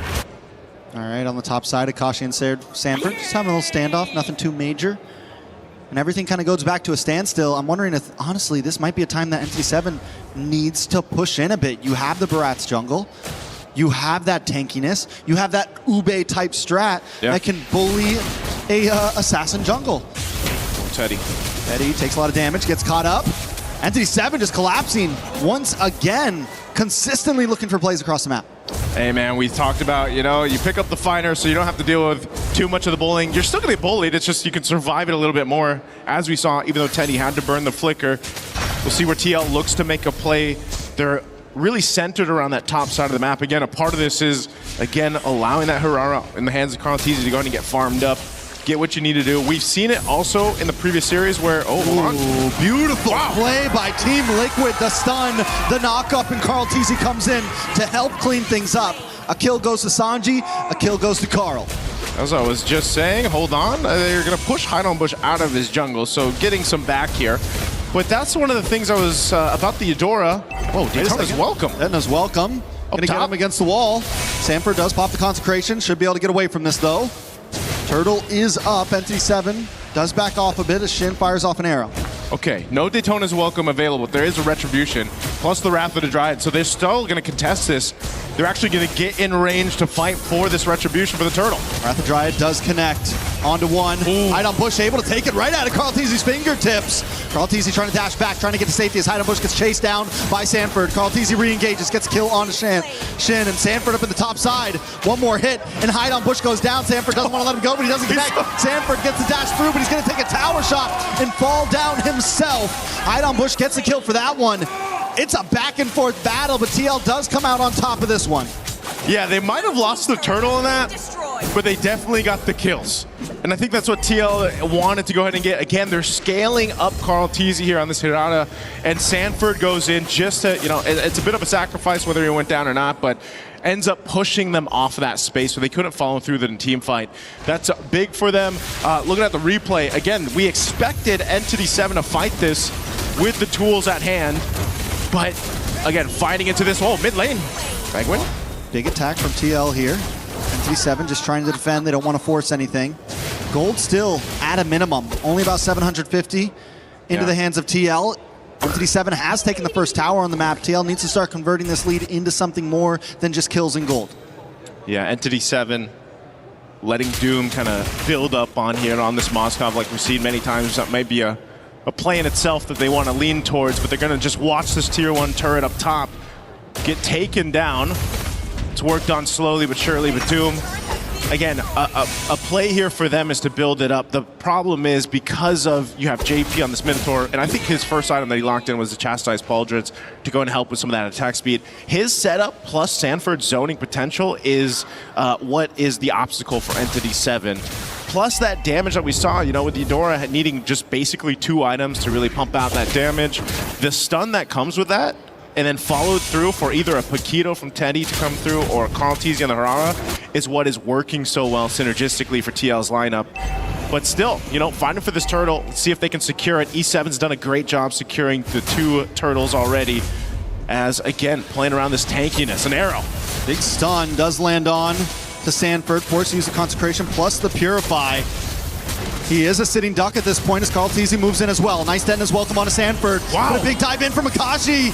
But the knockup still connects and SOD as well. Doom able to get the shutdown onto Galacticos. Getting some nice gold as Teddy's on the run. And E7 splits up, splitting TL apart. Sanford, the last one to go down. It's nothing but JP left. A turtle, the third and last turtle, into the hands of Entity 7. Entity 7 is making it work right now. Again, give it to Hide on Bush to go and win the retry battle against Galacticos now. That's 3 for 3 for Turtles. And the rest of the team to fight into that team fight. Again, Doom has been farming his mind out, and then he just joins the fight with an SOD and helps turn things around. This is why they were talking about it in the draft. How good this composition from Entity 7 is and how well-rounded of a profile for damage that it has too. I mean, the tankiness alone helps place things up. And then if you just follow up an arrow from Shin, it's almost an easy catch with the Daytona's Welcome, the Wrath of Dryad, and then to pump out the damage. Now they're going to start moving into buffs, and this is what we used to see in the days of Barat's Jungle. Against assassins like this with a bulky lineup, you just slowly push forward. You slowly strangle the life out of the opponent, and that's what ND7's trying to do.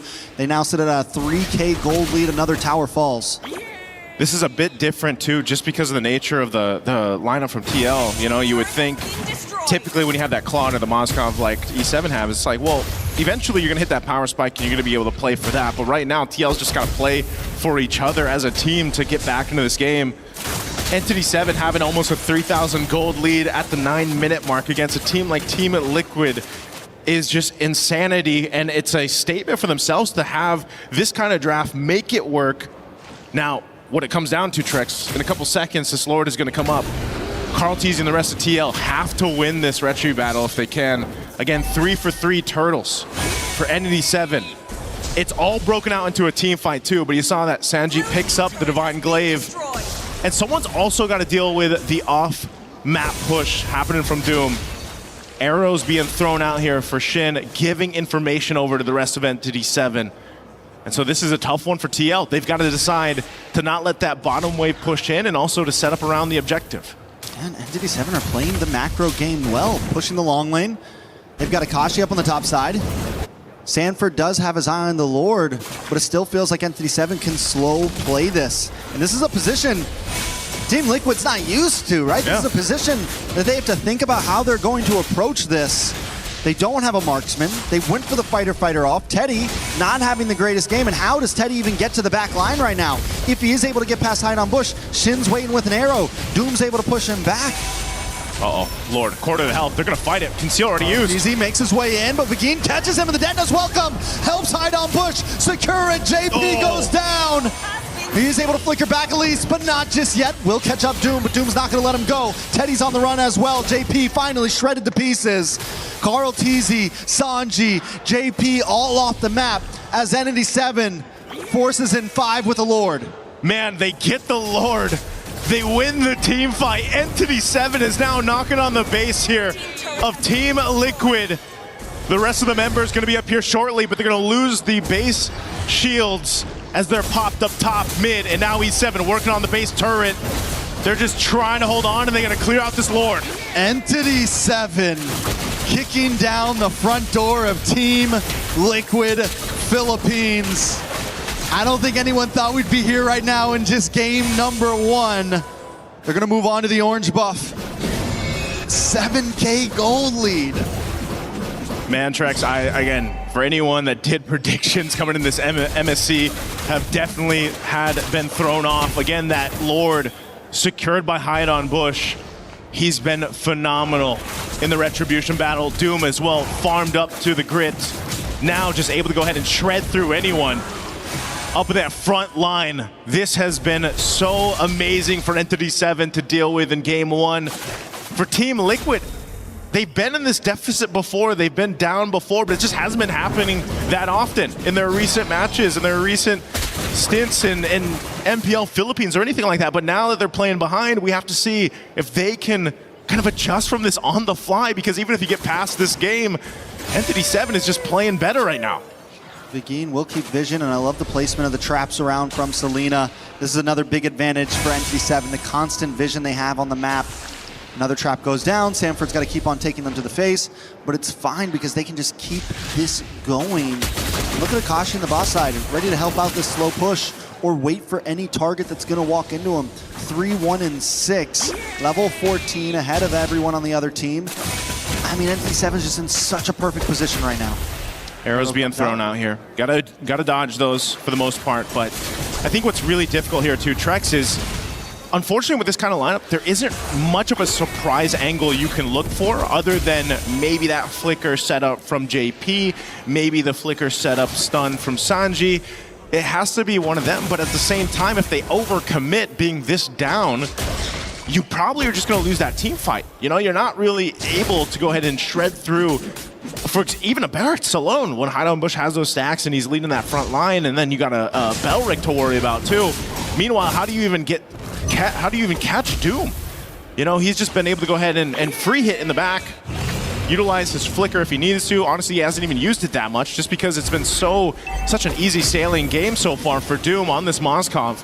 And now with Lord up, they're going to go ahead and start this one up. TL knows what's going on here, but there's Daytona's welcome. Might have been a waste a little bit early on to Sanford. Sanford uses the consecration, able to get away. Arrow comes out. Team Liquid is forced back. Sanford going to look for the re-engage, keep vision up. NT7 knows they don't have the Detona's welcome, which gives KarlTzy a little bit of freedom, but there's minions on the base, making this a forced 4v5 if TL wants to go for it.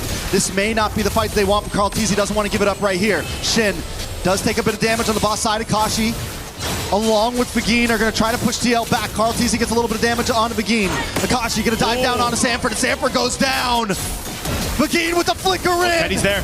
Looking for two, but only catches one. But a big Minoan's Fury in response. Doom falls. Teddy to the backside. But E7 aren't done just yet. They're going to move on to KarlTzy. KarlTzy dashes back. Kashi doesn't want to let him go just yet. Get the combo. This is the knockback. Shin, it's a lot of damage. KarlTzy still under with the iframes, but he finally falls.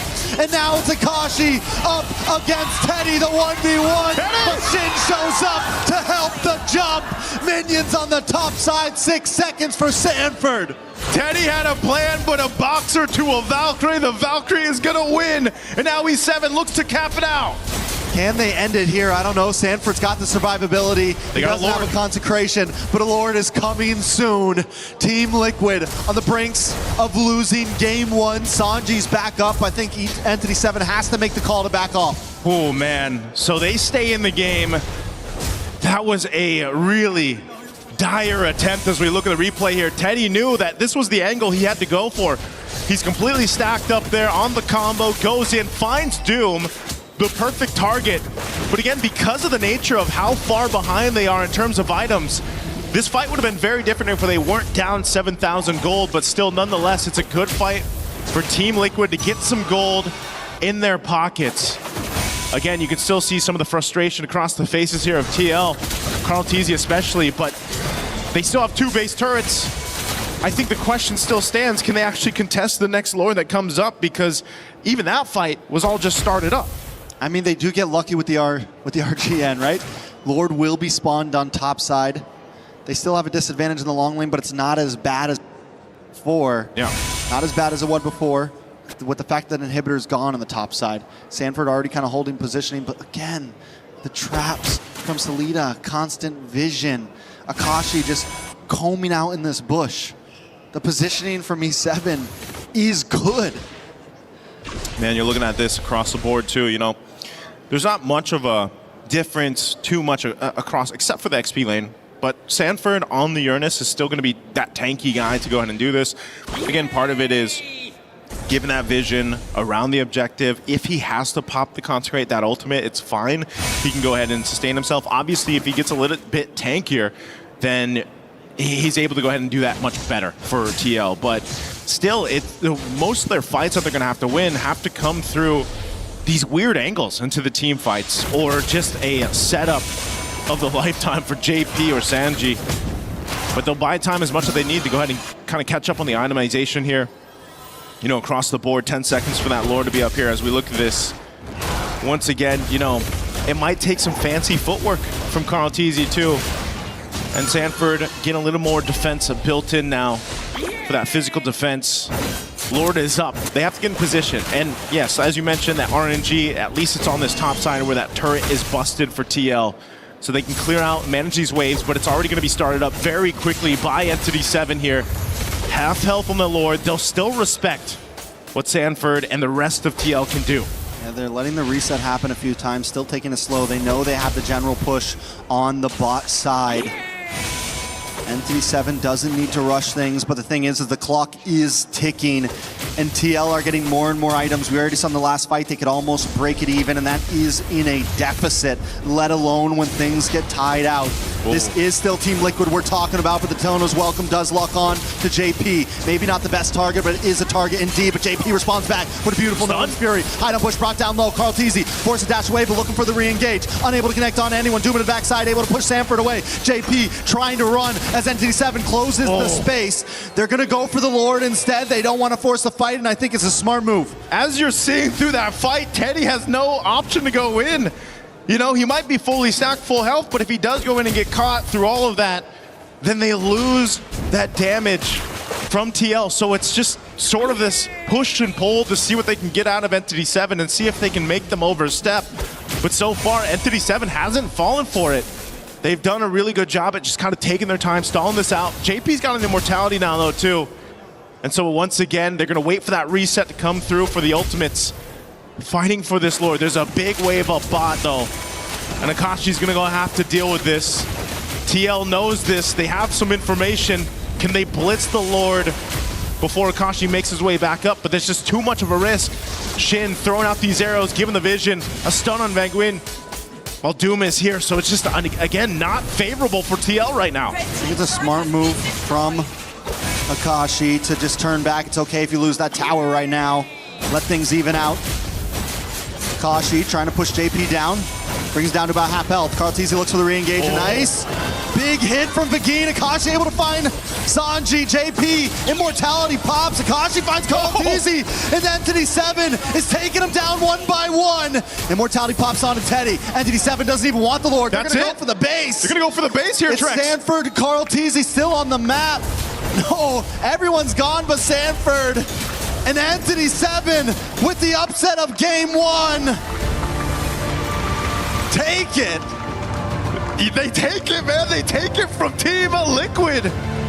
Entity 7 surprising everyone. I mean, they looked a little surprised themselves, but what is going on here?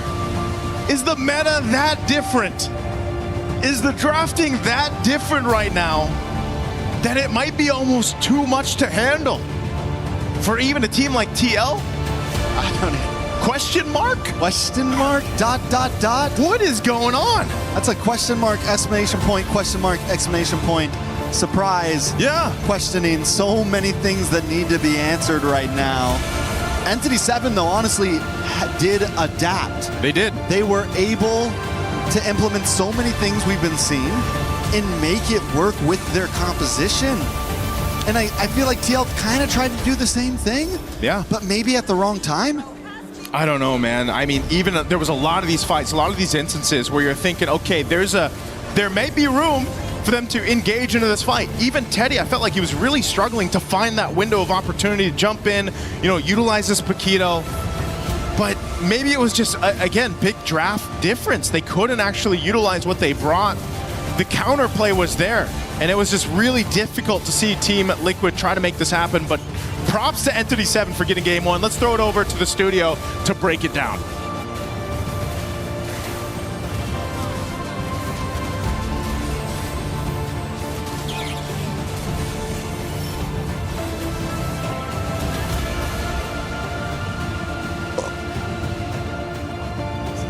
Well, with that, we see another upset. And I love how this is giving us an MSC to remember, and definitely one that has shaken this MLB world, BB world by storm. It is a Entity 7 victory in game one over Team Liquid PH. And surprisingly enough, you guys kind of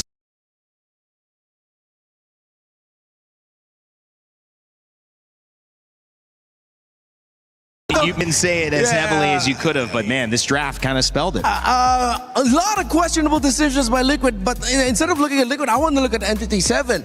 Tremendous growth for the Amber squad.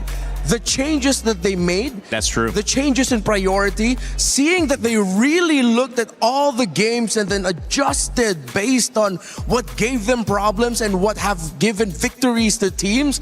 You have to clap for Entity 7 and how they drafted for this game number 1. Yeah, really great work overall because, again, it just boils down to the numbers of the game. And unfortunately, this time around, the scaling was just so much onto the side of Entity 7 that inevitably, unless Liquid were playing out of their minds from minute 0 all the way to minute 9 and had maybe a 6K gold lead, that could have been the opportunity for them to try and close out the game. But MT7 said no, which is great because now it really goes to show that the caliber and level of these different regions are closing really fast, and you have to be smart about these picks and bans. Listen, people are ready to jump on this type of stuff, but when it comes to champions, when it comes to GOATs like Carl Teasy, you have to always consider that there's a chance. And many people saying, just go back to what's comfortable for you. Clearly, this has been an uncomfortable meta for Team Liquid PH, but it also has to be mentioned that there's just so much to be proud of on the side of Entity 7. We actually had a chance to talk with Doom, who played a fantastic Mozkov in this previous game earlier before the set.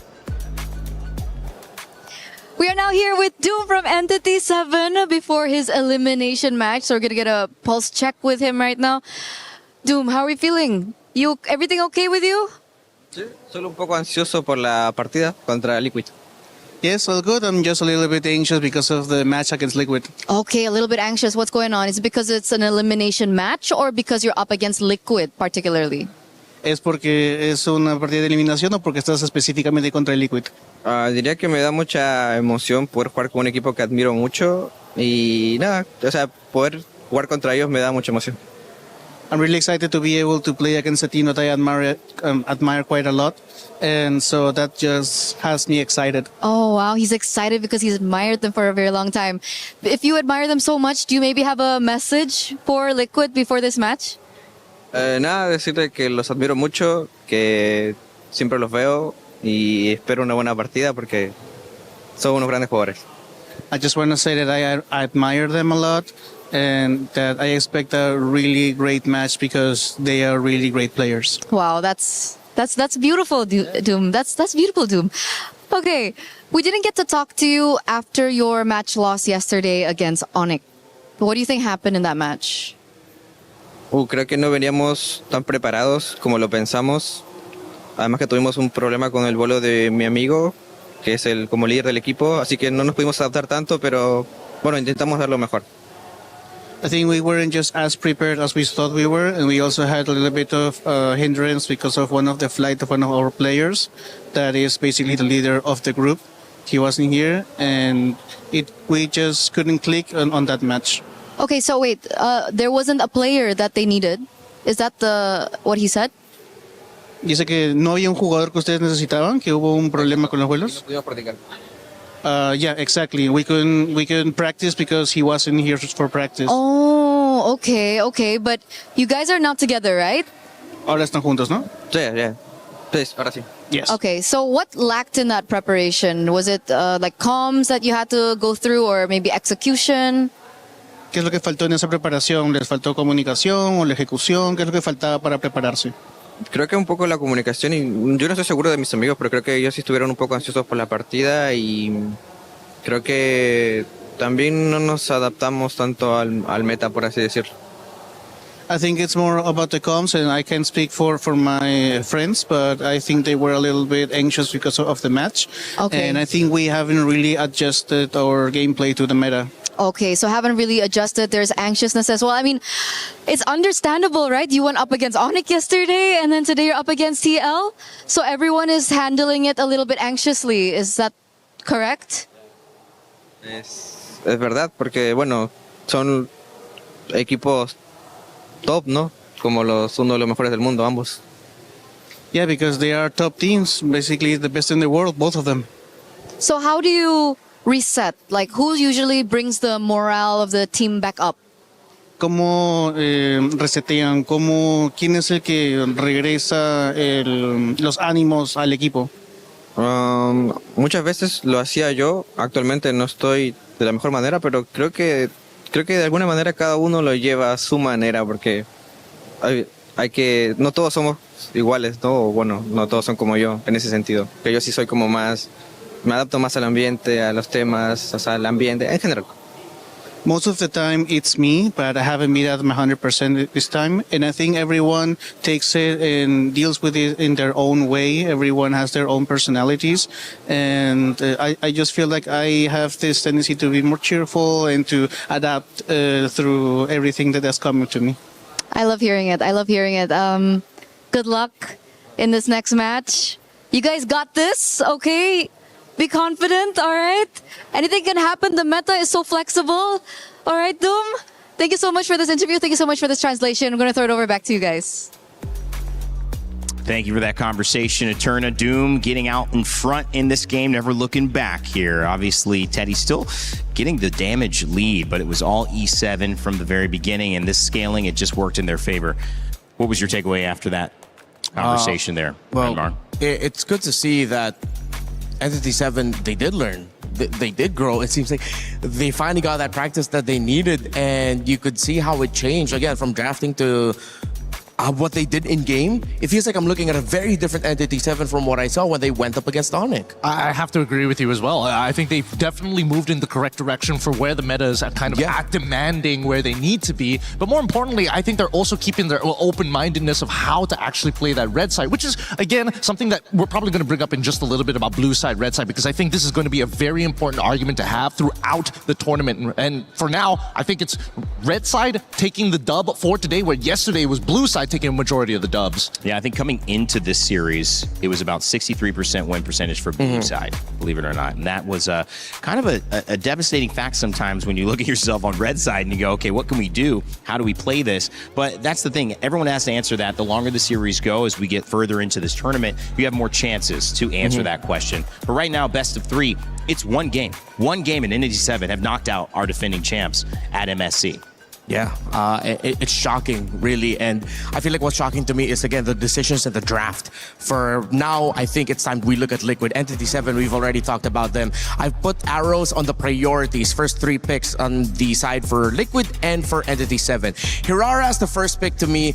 As great as she is, and despite her very high win rate, I really thought Liquid was setting up for a Freya on their side and then willing to give up the Aurora, meaning that they'd end up with probably a Freya Ling together, and then they'll build around that, see whatever they could get to pick up for Teddy. But it seems like now, looking at the Esmeralda Phoveus 2 bans, it wasn't to set up for a Freya, but to set up for a Paquito that they already looked at as the centerpiece for their draft heading into this game. While for Entity 7, they flowed with it. I did not see that Selena pickup come in, and it worked out. Despite it going up against a lineup that can heal through the damage of the Selena, what are you providing with the Selena? Vision and that little bit of burst. That means that you'd have to spend a skill from the Uranus to regain, or just make sure that he gets his passive up so that he can heal through it, or maybe a quick little motivation roar from the Minotaur to be able to regain the health that you lost. But Shin on that Selena, what he provided was really just the vision and that constant little bit of crowd control that would make Liquid hesitate.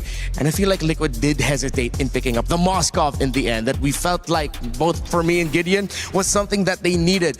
After seeing the Barretts and knowing that you're up against a Belleric, you cannot double fighter playing an assassin that isn't even basic attack based into this. You have to respect your opponents and acknowledge that at some points you're gonna need basic attack to make this lineup work. Anything you want to add, Gideon? Yeah, I also wanted to add that the carry bank was the big indicator that this lineup was going to be so thick and beefy that you're gonna it's just well done, right? It's just too much to cut through. Yeah, and them banning out the Yi Sun Shin. Liquid, they banned out the Yi Sun Shin right there, right after they banned out the Guinevere. I felt like they did not see this Barretts at Red 4 coming. They didn't expect that a Barretts would be slot into the jungle instantly, making it such a difficult lineup to go up against for a lineup that has an assassin and 2 fighters in the side lanes, no basic attacks whatsoever. It is a very difficult thing to anticipate all of this, especially in this position. You have to kind of feel for Liquid PH, who got up against Aurora and we're like, okay, what is this? No one's played that at all. We haven't seen it still. We haven't seen that come back out. And then you go and you look at a situation where you don't have a lot of time to iterate. You don't have any other tests. And now when you get a test, you're seeing something a little different as well, although it's a little bit more on pace, guys. I mean, this is going to be a masterclass in one way, or it's going to be an amazing story. The masterclass side is Team Liquid PH went back in there for those 10 minutes, and they came up with a plan. How we're not going to get surprised, how we're going to get the edge in this draft, and getting in. If you're that coach, if you're looking at this team with the tools you have, what does that conversation look like? A lot of it is going to come down to how much can we scale into this game. And I'm sorry, Carl, it can't be you this time. We are dependent on the side lanes to make this happen. I'm looking at Teddy specifically here in this particular matchup. And hopefully we're not going to Flying Clouds, because maybe then there will be a time that... What'd you say? Oh, man, you know what? Never mind. I'm out of here. Now, boys. See you later, man. All right, Remar, what's your thoughts? Just kidding. Flying Cloud. This is not going to bode well for Liquid, knowing that Entity 7, they have the momentum. They know that they have a chance to make history here and etch themselves in the history books of MLBB as the team that eliminated Team Liquid in MSC 2026 as the defending champions. That is nuts. Liquid, Coach Aeon and Coach Snap, they are running through all the permutations. They have to get creative. We know Aeon and Snap to be very logical dudes. Yeah. They have proudly proclaimed themselves to be huge nerds for the game. But this meta is about creativity. It isn't just about the permutations, it's how creative you can get with all the numbers here presented. Not just creative, but also getting into the minds of your opponents. If you understood their top 5 list, that helps you so much walking into this draft. And immediately, surprisingly enough, Team Liquid said, you know what? One more time. We're going to go back on that blue side. We're going to contest. But interestingly enough, Entity 7 are the ones who are banning out the Freya. Yeah, they don't pick it up for themselves. They opened up the Valentina that they banned out earlier, and I think this might be a Valentina Belleric. Unless they're thinking about it, they're taking their time, whether or not they have, they don't need to rush their assassin. I think they're also considering what does Liquid have in store in their pocket that might come in as a surprise for Blue 2-3. I want to say, I mean, they're changing things up, right? So if they're changing things up, I would only imagine that they want to kind of show their jungle now, just to keep it like really, really honest. Maybe give that Valentina over to TL and then just overload them with really, really nasty ult to maybe unlock Akashi a little bit. But for now, at least they got the Eudora on their side. We'll see how that plays out. I think just pick up either the Uranus or the Barretts here. The Esmeralda's gone. No need to go for double fighter. There's the Barretts, and then you... Okay, if it's not the Uranus you're getting... Oh, maybe they're... Oh, wait, no. Yeah, you can get a gold laner.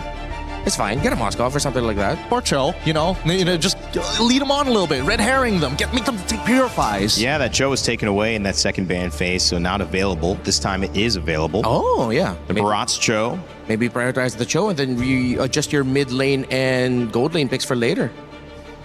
Liquid doing something. Kind of close to the edge you were looking for. Are we getting there?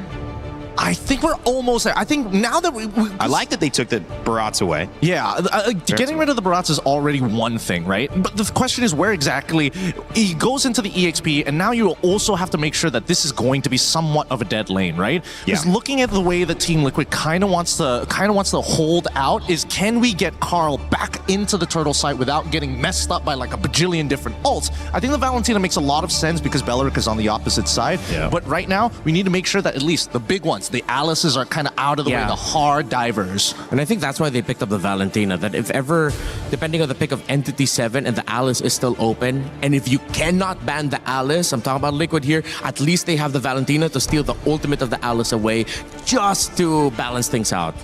Uranus and Belleric, another very good composition for roaming and handling team fights, giving space, disrupting. You got Eudora on top of that. I like that 3. Yeah, that was the trade up. Now, what are the odds? What are the odds that we're going to see Uranus go flexed into the jungle? Like, we're really pushing the meta here at this point. We've seen it a couple of times. 100%. No, kidding. But even so, it's one of those picks where I don't think Aurora can actually deal with you even at level 2. Wow. Unless, if ever they decide to invade it, that could actually be really deadly. Cho taken away again in the second ban phase. It will work out. Yeah, if the problem of the Uranus against the Hirara and farming is speed, then why don't you take away that problem just by invading? You have the Belleric and Eudora together. Okay, I think Liquid do need to watch out for that. Yeah, even a Paquito is kind of dangerous on either side.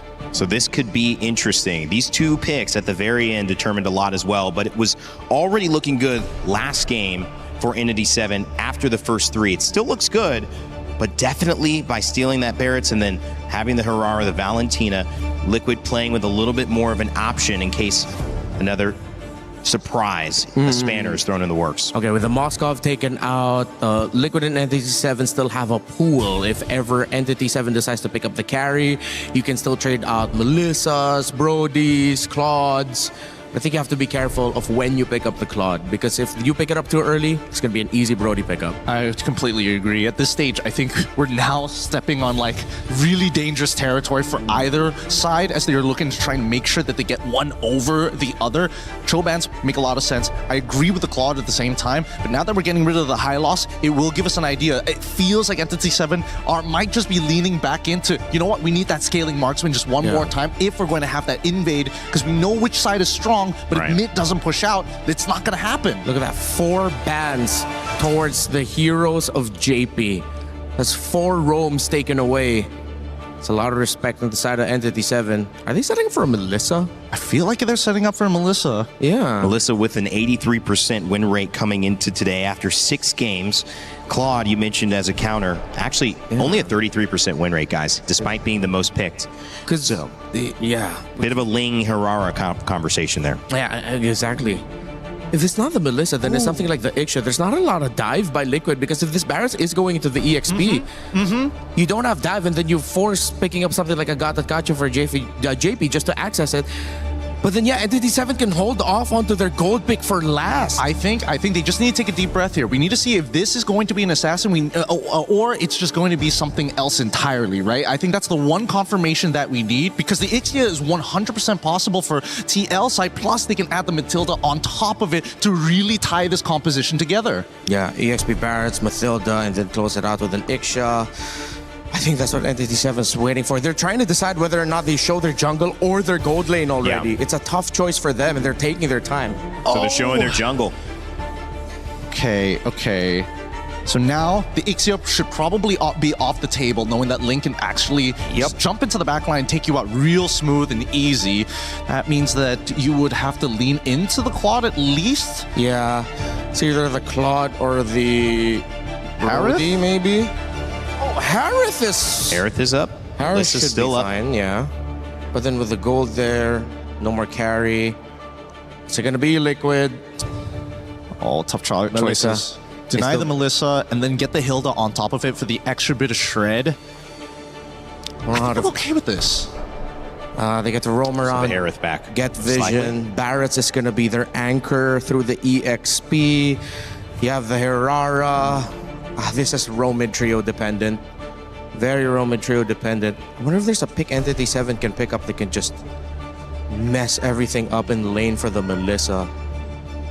It's not a lot can actually do that. I would say that the Harith probably is safest. Claude would also be really, really good. Just BMI on top of her, blaze into it, get it over and done with. With such a heavy front, I wonder if Granger is viable. But then Muddles. Yeah, Granger, Skypiercer, Muddles.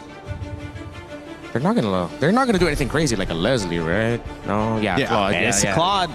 Play it safe, play it safe. Go past Claude.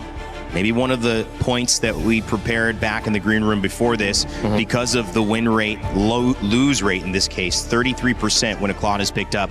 But ironically, Teddy had been playing a lot of Claude, helping to contribute to that. Now Teddy on the other side with Melissa, who has an 83% win rate. Will this trade in the gold lane make the difference as we send it to a Team Liquid and Entity 7 Game 2, that if Entity 7 win, they will knock out your defending champions of MSC and guarantee that MSC at EWC 2026 will have a new champion here lifting that trophy. Get ready, get excited, because we're Game 2 here. History could be made. It's Entity 7 versus Team Liquid PH. History is already in the process so far with this one. After Game 1, surprising and shocking everyone around the world watching this one, Entity 7 gets Game 1. Now for Team Liquid Philippines to move forward, it starts here with Game 2. They brought a draft that I think it looks better, at least for them in this Game 2, Trex. They got to get it, and it's a Melissa, yes, that has a high % win rate right now. I like it better than the Paquito for Teddy. Yeah, definitely better than the Paquito for Teddy. It gives the possibility to defend these big pushes. It gives some range. It adds a little more dynamic to the draft of Team Liquid. Entity 7 also comes straight forward this time. They pick up the Ling, hide on Bush on the Assassin. The only game he's been able to win so far has been on a utility jungle, and that was the Barats that he played last game. So things are going to have to definitely be a little different this time. Yeah, the different factor here too is, you know, there's a way for Team Liquid to approach these fights, whether that's depending on what ultimate Sanji decides to take. You know, most likely that Wrath of the Dryad will be the biggest value for him. Set things up around the team fight. JP provides this information on the Hilda, able to go ahead and kind of slow down or attempt to slow down Hide on Bush. You know, again, the previous game, Hide on Bush was just on point with the retributions. This is a challenge now for Carl Teasy to make it happen on the heroic. Running it back, but the mid lane is also where things start. Oh, a lot of damage on a Begin there. Is going to have to go back to base. Team Liquid definitely controlling the pace of this first 2 minutes. But honestly, it was similar in the last game, and Entity 7 was able to find the big punch back. Yeah. It's when those first few turtles came up, that's when we saw the difference happening. Akashi is on this Uranus. Uranus hasn't had the best games for a lot of teams, honestly. Can Akashi make a difference? Yeah, that's a big question. You see him at quarter of the health here. Sanford burning that flicker. He's not going to have it available. He's trying to get that level 4, so at least he's got the Daytona's welcome. Turtle's going to already be started up, though, by Carl Teasy. He'll pull off of it, though. Let it reset a bit. Some of the buffs are up. Oh, flicker. Ooh, nice stun on to Shin. Shin going to take a lot of damage. First blood going to the hands of JP. As Hide on Bush has to work on his purple buff. Team Liquid should get a free turtle here. It is taking them some time, though. If they can clean up this purple buff soon enough, maybe they'll go for a steal. No, they decide to back off as Akashi keeps vision. Yeah, better for them to go ahead and just secure the buff for now and not get a little overzealous around it. It's just the first turtle there for Entity 7. Yeah, they lose that first blood over to TL, but you know, they can adjust from it. We've seen this, especially with the Ling. You know, Ling able to go ahead and move around the map pretty quickly here. JP, again, this is going to be his job. And you can see E7's kind of dealing with it now. Whoa! Ooh, another kill into the hands of Sanji.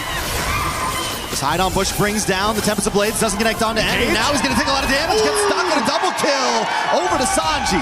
Man, JP, he planted himself in that bush. And he's like, you know what, I'm going to hide on this bush so I can heal back up. Very well done. I like your way with words, sir. Thank you. On the top side. You know what? That's what you do. That's what you do when you have this job. But yeah, dude, it's already an early lead for TL off of this composition. You know, this is a very different start. This is the flow that Team Liquid is usually used to. And a big part of it is just the amount of damage that they can do early on and, you know, setting things up around, again, the information that is provided by having a Hilda in the hands of JP. Oh, he could be in trouble. Nice hit on the JP there. Wrath of Dryad as well on a Sanji. Sanji's going to back off, get a couple free shots in as Carl Teasy does miss the skill. Entity 7, TL, both go back to a standstill. But wait, no, Carl Teasy. A lot of damage on a Shin. Is he going to go for the dive on the tower? Sanji tries to get another shot as well. Carl Teasy going to move over to this purple buff. Doesn't have vision. JP's going to open it up for them. They push Akashi back. He does have the consecration. He can deal with a little bit of crowd control. TL just testing the boundaries right now. Yeah, all that pressure for the purple buff, right? To take it from Hide on Bush if they can. But also TL can't risk it. You got to think every decision here up to this point, because you're down in the series 1 game and you're facing elimination here, you really have to stay calm and collected through this. You know, they can go ahead and kind of thread that needle as much as possible, but they want to maintain this lead they've already built. They want to go ahead and scale it up even further. The second turtle is up, and right now they're fighting for this space to work with. Hide on Bush is going to make his way here. Wrath of Dryad already used. Carl trying to run. Carl looking for a way in. Nice then as welcome on to Hide on Bush. Sanford able to lock him down. Akashi will secure the turtle as JP gets brought down low. Tempest of Blades does come down onto Sanford. Sanford just trying to walk away, but Hide on Bush doesn't want to let it happen. He's able to get the kill. Back in the mid, Carl Teasy's forced to go back to base, and on the top side, Doom and Teddy continue to battle it out on the bot side tower, though. JP's not going to be able to defend it. This should be a good tower for Entity 7.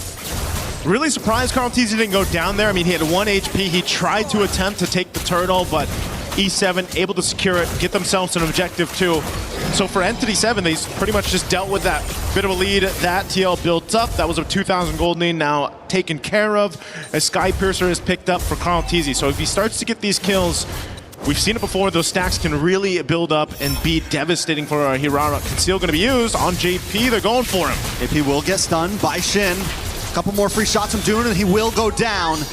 Sanford and Sanji are forced to just watch from the tri-bush. A nice terrify onto Akashi, but he's going to continue to get vision for the team as Hide on Bush goes back to the jungle. You know, that's the difficult part there, Trex, too. You know, you have these tanky heroes like this Uranus. Whether he's, you know, as nimble as the other XP laners, he just tanks up a lot of damage and he can just go ahead and be that front line for you.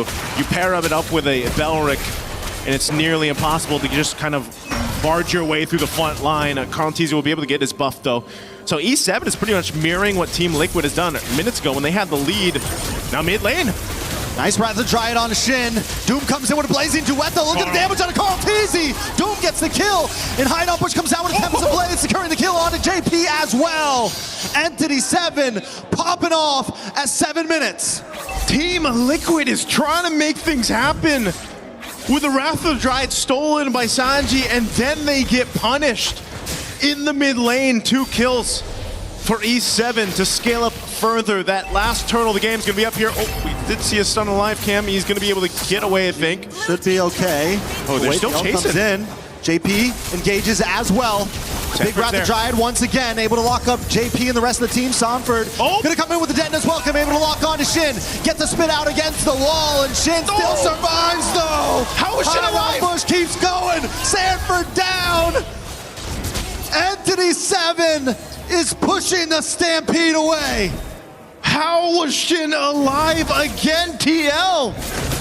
They try to make something happen and they get punched to the ground off the decision. That is not what you want happening with your backs against the wall in your tournament life. But for E7, looking to make history, they're a step closer at that point. Each objective that goes down, Entity 7 is looking to make a huge statement across the world of competitive MLBB. You know, we saw them the other day, and I think everyone came in today down-deed Entity 7. Another ult lands down onto Sanford.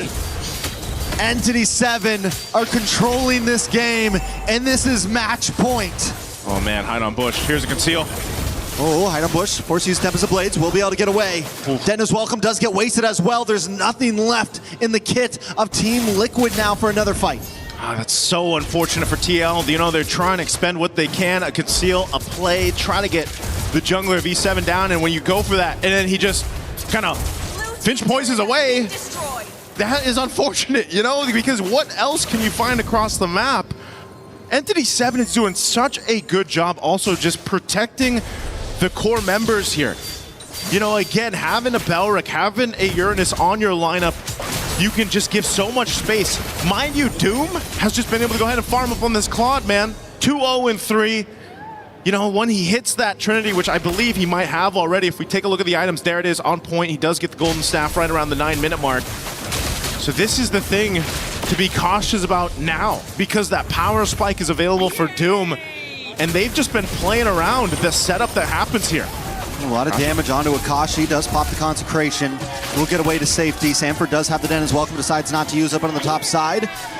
Teddy and JP just try to defend the waves. It's a tier 2 on the mid, tier 2 on the bottom, and an inhibitor standing at the top. Team Liquid getting brought down to their bones at this point. Orange buff is saved by Karltzy, but every time Entity 7 makes them fight for it. Oh man, they're gonna make them fight for this Lord here. Purple buff go and taken by Hide on Bush. Karltzy's trying to get his. It is gonna be a reset on the Lord, but Doom will hold it there. They've got that small wave trying to push up top. That should be cleared out. Oh, they're gonna start this fight. Kashi takes a lot of damage, pops Consecration once again. And Team Liquid still have ults ready to go along with Entity 7. It's a dance, and last time we saw this in the previous game, Entity 7 was willing to go the distance for these Lords. They don't need to rush them. They know they can slow play it. This isn't what we expected from Entity 7, but right now, they are bringing it to Team Liquid's face. JP looking for the tri-brush. Oh, he's looking. As Teddy's up in the top side. Carl Teasy takes some damage. Doom comes in with Blazing Duet. Does not capitalize too much with that damage. BMI's back, but it does the job. It zones them away. Sanford able to get Deton's welcome. Around the Dryad comes out. Begin ready to lose his life for the rest of the team. Hide on Bush comes in, doing some nice damage. Akashi does go down. Teddy shows up. Entity 7 backs off with the Lord. Okay, they back off. Shin's still there. Carl Teasy gonna be able to get away. Doom's just around the corner too. Did they want to go for this? Again, Lord was secured. They got one kill. But you're seeing how much of a struggle it is right now for TL. For these team fights, they still need a lot of time to kind of catch up here. Once again, E7 finds themselves with a healthy gold lead to work with. Against the defending MSC champions here, the Filipino champions. This is such a big game, a big series for Entity 7. And everyone else watching this, look at the item different factor here as they try to put some pressure on that purple buff. From Carl Teasy, he's able to go ahead and secure it. They do have to go ahead and slow this down a bit to deal with this Lord push up top. Entity 7 slowly taking it to them right now. A wave of minions down the mid. They're going to take this tier 2. TL on the defense. Good taunt on a Sanford. Asanji tries to come in. Sanji does have the Wrath of the Dryad. We got to watch out for that one. But there's one in the hands of Agin as well. Lord crashing in. There's a lockdown. Lockdown. Teddy able to get Begin. Lord does go down, and TL defend well, taking a member along with the Lord and losing no inhibitors. It's one small step in the right direction for Team Liquid. They got to go ahead and scale up here on Teddy, especially this Melissa, again, has a great win rate so far throughout MSC. But you can see, you know, he's a bit behind. 2,000 gold, that's more than a bit, that's quite a bit of gold behind, you know, working on this fourth item. He's at least got the Trinity locked in. So that's why the damage, when they're able to go and set it up, it's there. But again, you're susceptible to being collapsed down on. You've only got your go away and you've only got your flicker. That's about it. So TL is really just, it seems like they're just trying to slow it down, keep things maintained in the base till that, you know, they're ready to actually fight into these fights right now. They just know that the power is in favor of Entity 7. They have to dissect these fights really carefully, especially with Hide on Push on this Ling. As we've seen so far, a little bit of stun here on JP. He'll be able to tank that up. They want to go ahead and secure, once again, this buff for Carl Teasy. Sanford's going to try to bring it back. Begin does get pushed back as well, but Hide on Bush takes the purple. Now Carl Teasy doesn't have the buff to go, and Lord is up in just 16 seconds. It's going to be a big advantage over to Entity 7. Not to mention as well, they're sending Doom up to the top side to create a slow push on the long lane. Team Liquid has to think very clearly about this next Lord. This Lord is crucial. Approaching that 14-minute mark up to this point, Entity 7 with a 6,000 plus gold lead is in charge, just like they were in game 1. And now for this Lord to go ahead and start up, Akashi will pull it through. And Sanford, he's got to get those stacks. He's got to be that front line. They got to allow Teddy that space to work with. And Sanji has been holding on to that Wrath of the Dryad. It's going to be crucial here. If they decide to fight, that's the main thing. Quarter the health on the Lord here. Does TL go for the Lord? It's just going to be secured by Hide on Bush. So they choose to defend again. I think that's the right play, honestly. The thing about Team Liquid's draft is they do have good protection against a siege. They can huddle up. They want to try to fight in those little corners. When Entity 7 has to come through, they'll have the Wrath of the Dryad in response. They'll have the Detona's welcome, and they'll have Teddy just getting free shots from the base. That's where they need to look for the big mistake, or that's where they at least need to buy some more time to get to this 18-20 minute mark to where gold is at a standstill. Man, again, if this Lord making its way up top, Entity 7 with a 7,000 gold lead. Maybe that's lucky for them as they approach the base. TL trying to clear this out. Again, they've got some key items picked up. Wind of Nature too for Teddy, so they can fight this if they need to lock it down here into the base. Lord's going to charge in up top. Entity 7 looking to take out a base turret. Conceal going to be used here. Conceal is used. Entity 7 breakthrough. TL's tournament life on the line. One more fight could end it all. Karl'tezi tries to look for the engage. Begin as well, entering through the Lord, crashes in. Doom forced back by the Muddles. Entity 7 just looking for towers. They know they can't brute force their way in right now. And with that, that'll be a successful defense for TL. Yes, they lost 2 base turrets, but given the situation, how far behind as a team they are, they hold on to 1. They potentially buy themselves a minute and a half or so to go ahead and catch up. But we've seen this before, Trex. It might be one of those cases where it's like, do they just continue to let the Lord go and then try to get that miracle-based defense? At some point, though, especially when we get to that evolved Lord territory, it's almost better just to go for that play in the Lord, you know, and not let it come down to your base defense. This might honestly be the one that they're going to have to fight for. Without 2 inhibitors, it's a very tough defense because, yes, they have the capability with Teddy now, especially having the Wind of Nature and everything. They can hole up for a little while, but it's not like Entity 7 doesn't have the dive potential either. They have the big Blazing Duet. They have Begin. They have Akashi who can harass. They have so many opportunities. And look at them now. They're just huddling outside. They're freezing lanes, but they're not giving much space. And a big threat to just stop Team Liquid in their tracks is, again, Shin. And that's why this Eudora has been so deadly in the drafts. Whether it's Shin and just playing off the Wrath of the Dryad even, or that taunt that comes through the Balric, that could be an almost automatic kill. That numbers advantage that Entity 7 can potentially get is what's so deadly and why Team Liquid has to pretty much just stay in their base unless they're all going to go together here. JP can spot some things out. He's tanky enough, has that magic resistance too. So now that this Lord is up, Teddy goes and handles that wave a bit. Doom will start this Lord. And this could be a crucial one. This could be the game-winning Lord take for Entity 7 unless TL could somehow, some way make this happen. The stun's coming through, plus that ultimate from Shin already. I think they know this is going to be drawn out, so they're willing to use it just to force them away a little bit. It's a slow push on the boss side towards Team Liquid's last inhibitor. At some point, Entity 7 knows you got to send someone over there. That's your only option. You also have to worry about top lane. You also have to worry about mid. And look at Hide on Bush. He's even willing to commit. Listen, I'm going to force this thing in. You have to send someone now. Ooh. And I'm quickly going to get back to the Lord. And they know Teddy's got to go there. That wave pushed in. There's the conceal. They got to stop this here. It's on a quarter of the health. Big Wrath of Dryad, and Doom comes in with a Blazing Duet, along with a Tempest of Blades. And Tona's Welcome does lock on, but it's not enough. Karl'tezi finds Shin in the backside. Can Teddy get there? Taking so much damage, and Hide on Bush with the double. The go away does come out, but Entity 7 doesn't want to give it up now. It's just JP and Teddy up against them all with Karl'tezi. Entity 7's not going to force it in. They're going to go back to the Lord. They want to make this a guarantee. And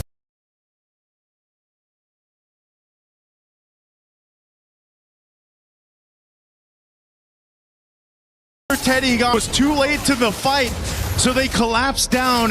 Yes, TL's still going to be able to defend, but man, they expended a lot. Look at those battle spells. Still down here, they got waves to deal with, and eventually Entity 7 will be looking to take down this base turret and take down the tournament lives here of TL. I'm going to say this, Entity 7 better finish this here. I'm surprised they didn't go for the ending a second ago. No go away on Teddy. But once again, just to remind everyone, Team Liquid on tournament life. This could be the last Lord push we see from them. Can they make the Hail Mary play? Oh, they're going for it. Karl'tezi gets taken out by Shin, diving too deep. Are they just trying to buy time? Those rest of Entity 7 pushes in a big Blazing Duet on Sanji. The Lord connects onto the base.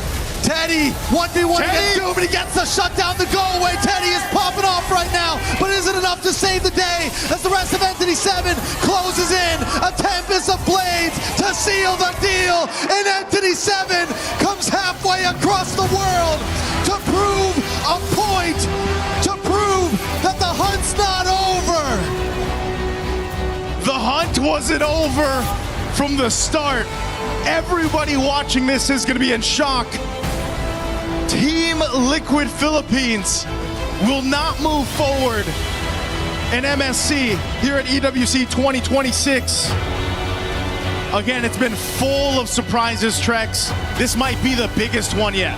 For those that don't know, Entity 7 came from the Development League of South America, worked their way on, took the MCT Amer champion, and now are sitting on the stage taking out the previous MSC champions.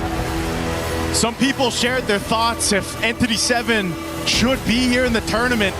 Well, I'm pretty sure now it's been quieted and the doubters are not there anymore, because talk about adding one to the list, to the hunt. Tough loss here for Team Liquid Philippines and all the supporters that they've had up to this point, man, and still will have moving forward, but it leaves you wondering what went wrong. What happened here from the drafts, from the execution? Is the meta, again, that big of a difference matter and a factor now, where teams are just adjusting quicker? It's an onion. The meta is unraveling piece by piece before us, and some teams are adapting quickly, some are adapting slowly. But let's go over to the stage. Rose, take it away. To say I am shook on this stage is an understatement. Entity 7 actually eliminates the defending champions from MSC at EWC 2026 in a sweep. Wow, first of all, Shin, congratulations. How are you actually feeling right now after doing that? Ante todo, Shin, felicidades. ¿Y cómo te sientes después de esta gran victoria? Sí, me siento bastante feliz, bastante emocionado.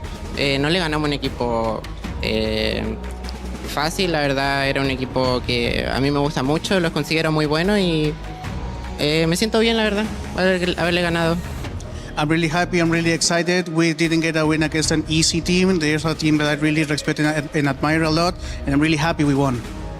I agree. This is definitely not an easy team to beat. So what does this victory mean for your region, South America as a whole?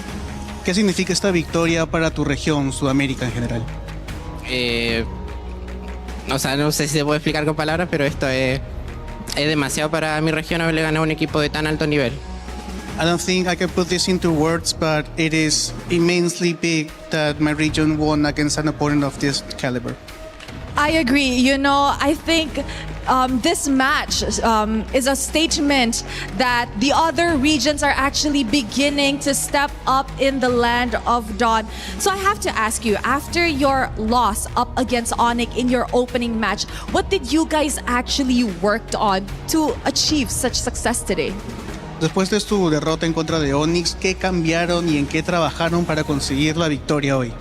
Yo creo que el draft, porque nosotros no estábamos acostumbrados a este draft, fue totalmente diferente a lo que nosotros jugamos anteriormente y yo creo que si ahora cambiamos el draft, sí vamos a conseguir ganar también. I think it was mostly the draft because we weren't used to the draft we were playing, but now we adjusted the draft, and I think that if we just keep adjusting the draft, we're going to continue winning. Ooh, I like that. Very draft reliant, and I gotta say though, the meta this time around, it's crazy. So many possibilities. So of course, your next match will be up against Pro Esports, right? So how are you guys preparing for that matchup? Tu siguiente enfrentamiento va a ser contra Pro Esports. ¿Cómo se están preparando para ese partido? Pro Esports, no los recuerdo quién eran, pero bueno, obviamente ahora voy a revisar. Creo que sí nos vamos a preparar bastante bien. Obviamente vamos a seguir entrenando y bueno, a darlo todo. I don't really know who they are. I'm gonna check them out right now, but we're going to definitely prepare and study them. Okay, now perfect. Before we crush some keys and some dreams, I want you to give a message to the South Americans watching back at home and supporting Entity 7's journey here at MSC. Quieren que des un mensaje para todas las personas en Sudamérica que los están apoyando. Bueno, que nos sigan apoyando. Yo había visto cuánto porcentaje teníamos y no mucha gente confió en nosotros, pero bueno, al final dimos una sorpresa y ganamos. Please continue supporting us. I saw how much percentage we have and not many people were with us, but please, those who are there, continue supporting us. Oh, so wholesome. And you know what? Are you ready to crush some keys? Are you ready? ¿Estás listo para romper unas llaves? Yes. Yes. All right, can we please have Entity 7 here? First up, who will be the one crushing the keys? Can I have a, volunteer who wants to push the lever? He wants to go? Okay, let's go, guys. Follow me. Let's go crush some keys over at the Key Crusher. Oh my. They are now considered the underdogs of the tournament after beating and eliminating Team Liquid in defending their title. Can we please have the LED to open up so we could actually proceed to crush some keys? All right.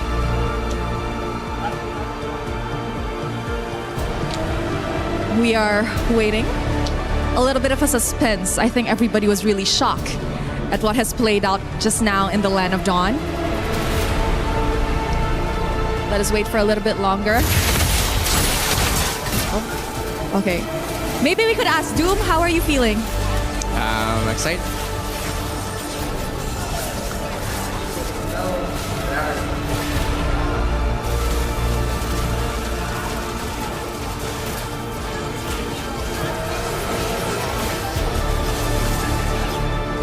Right now. I love it. All right, guys, it is time to crush some keys. There was a little bit of a difficulty just now, but don't worry, all is set, all is well. You may go, don't worry. All right, guys. Entity 7, you can go closer and watch. Feel free. All right? In 3, 2, 1. Entity 7 officially eliminates Team Liquid from MSC at EWC 2026.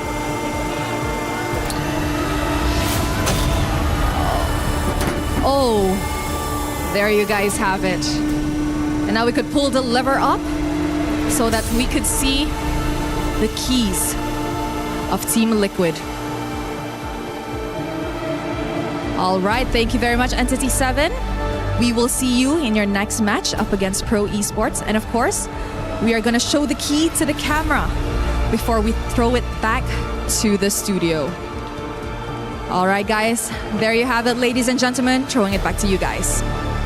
Well, it's not Vamos Team Vamos, it's Vamos Entity 7. South America not only gets a win and stays alive in this tournament, they take down the defending MSC champions, which guarantees this year's MSC at EWC 2026 will have a new champion. But more upon that, despite all the shock, despite 92% of you thinking Liquid PH would take the win, only 8% of people thinking what just happened on stage would happen, it is important to recognize the valiant effort of Team Liquid PH. It was a meta that didn't obviously work out to suit them, and it was a meta that they felt a little behind in, but you cannot doubt the greatness of what they've done in the past. We are sure they will be back.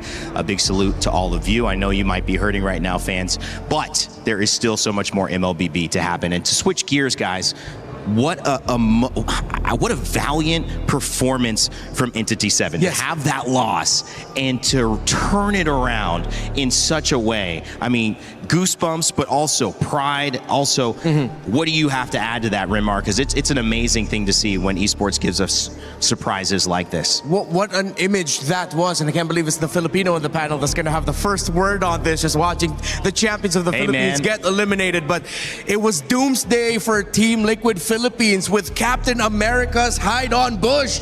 He was the one that popped the key of Liquid. And yeah, patent pending, Captain America's hide-on bush, you're welcome. It's not just Captain America, it's Captain America. Is that the one after Winter Soldier, or? I don't know. I'm not sure with where we are at. Which one is that? Is that the spin-off? Or? But this is their moment. This is their movie. I'm pretty sure that even they're wondering, wait, are we dreaming right now? You could see that a lot of them were coming off of that like, I can't believe it. Did that just happen? You know, you go up and do the handshake. I don't want to do it. Who wants to do it? Because the truth be told, I don't even think that Entity 7 believed that maybe, hey, this could be it. This could be their moment. It just happened. And I know with our community, we focus on a lot of what could have been and what could have been different, what could have been changed. I hope we take this moment as an MLBB community to look at Entity 7 and raise them up. I agree. We don't know how longer else they'll be able to stay in this tournament, but what they did today was legendary. Hey man, it's the GOAT's gift. That's why when you are playing up against Ghost, he expects the best. And Entity 7 this time round, they say, you know what? We will rise to the challenge.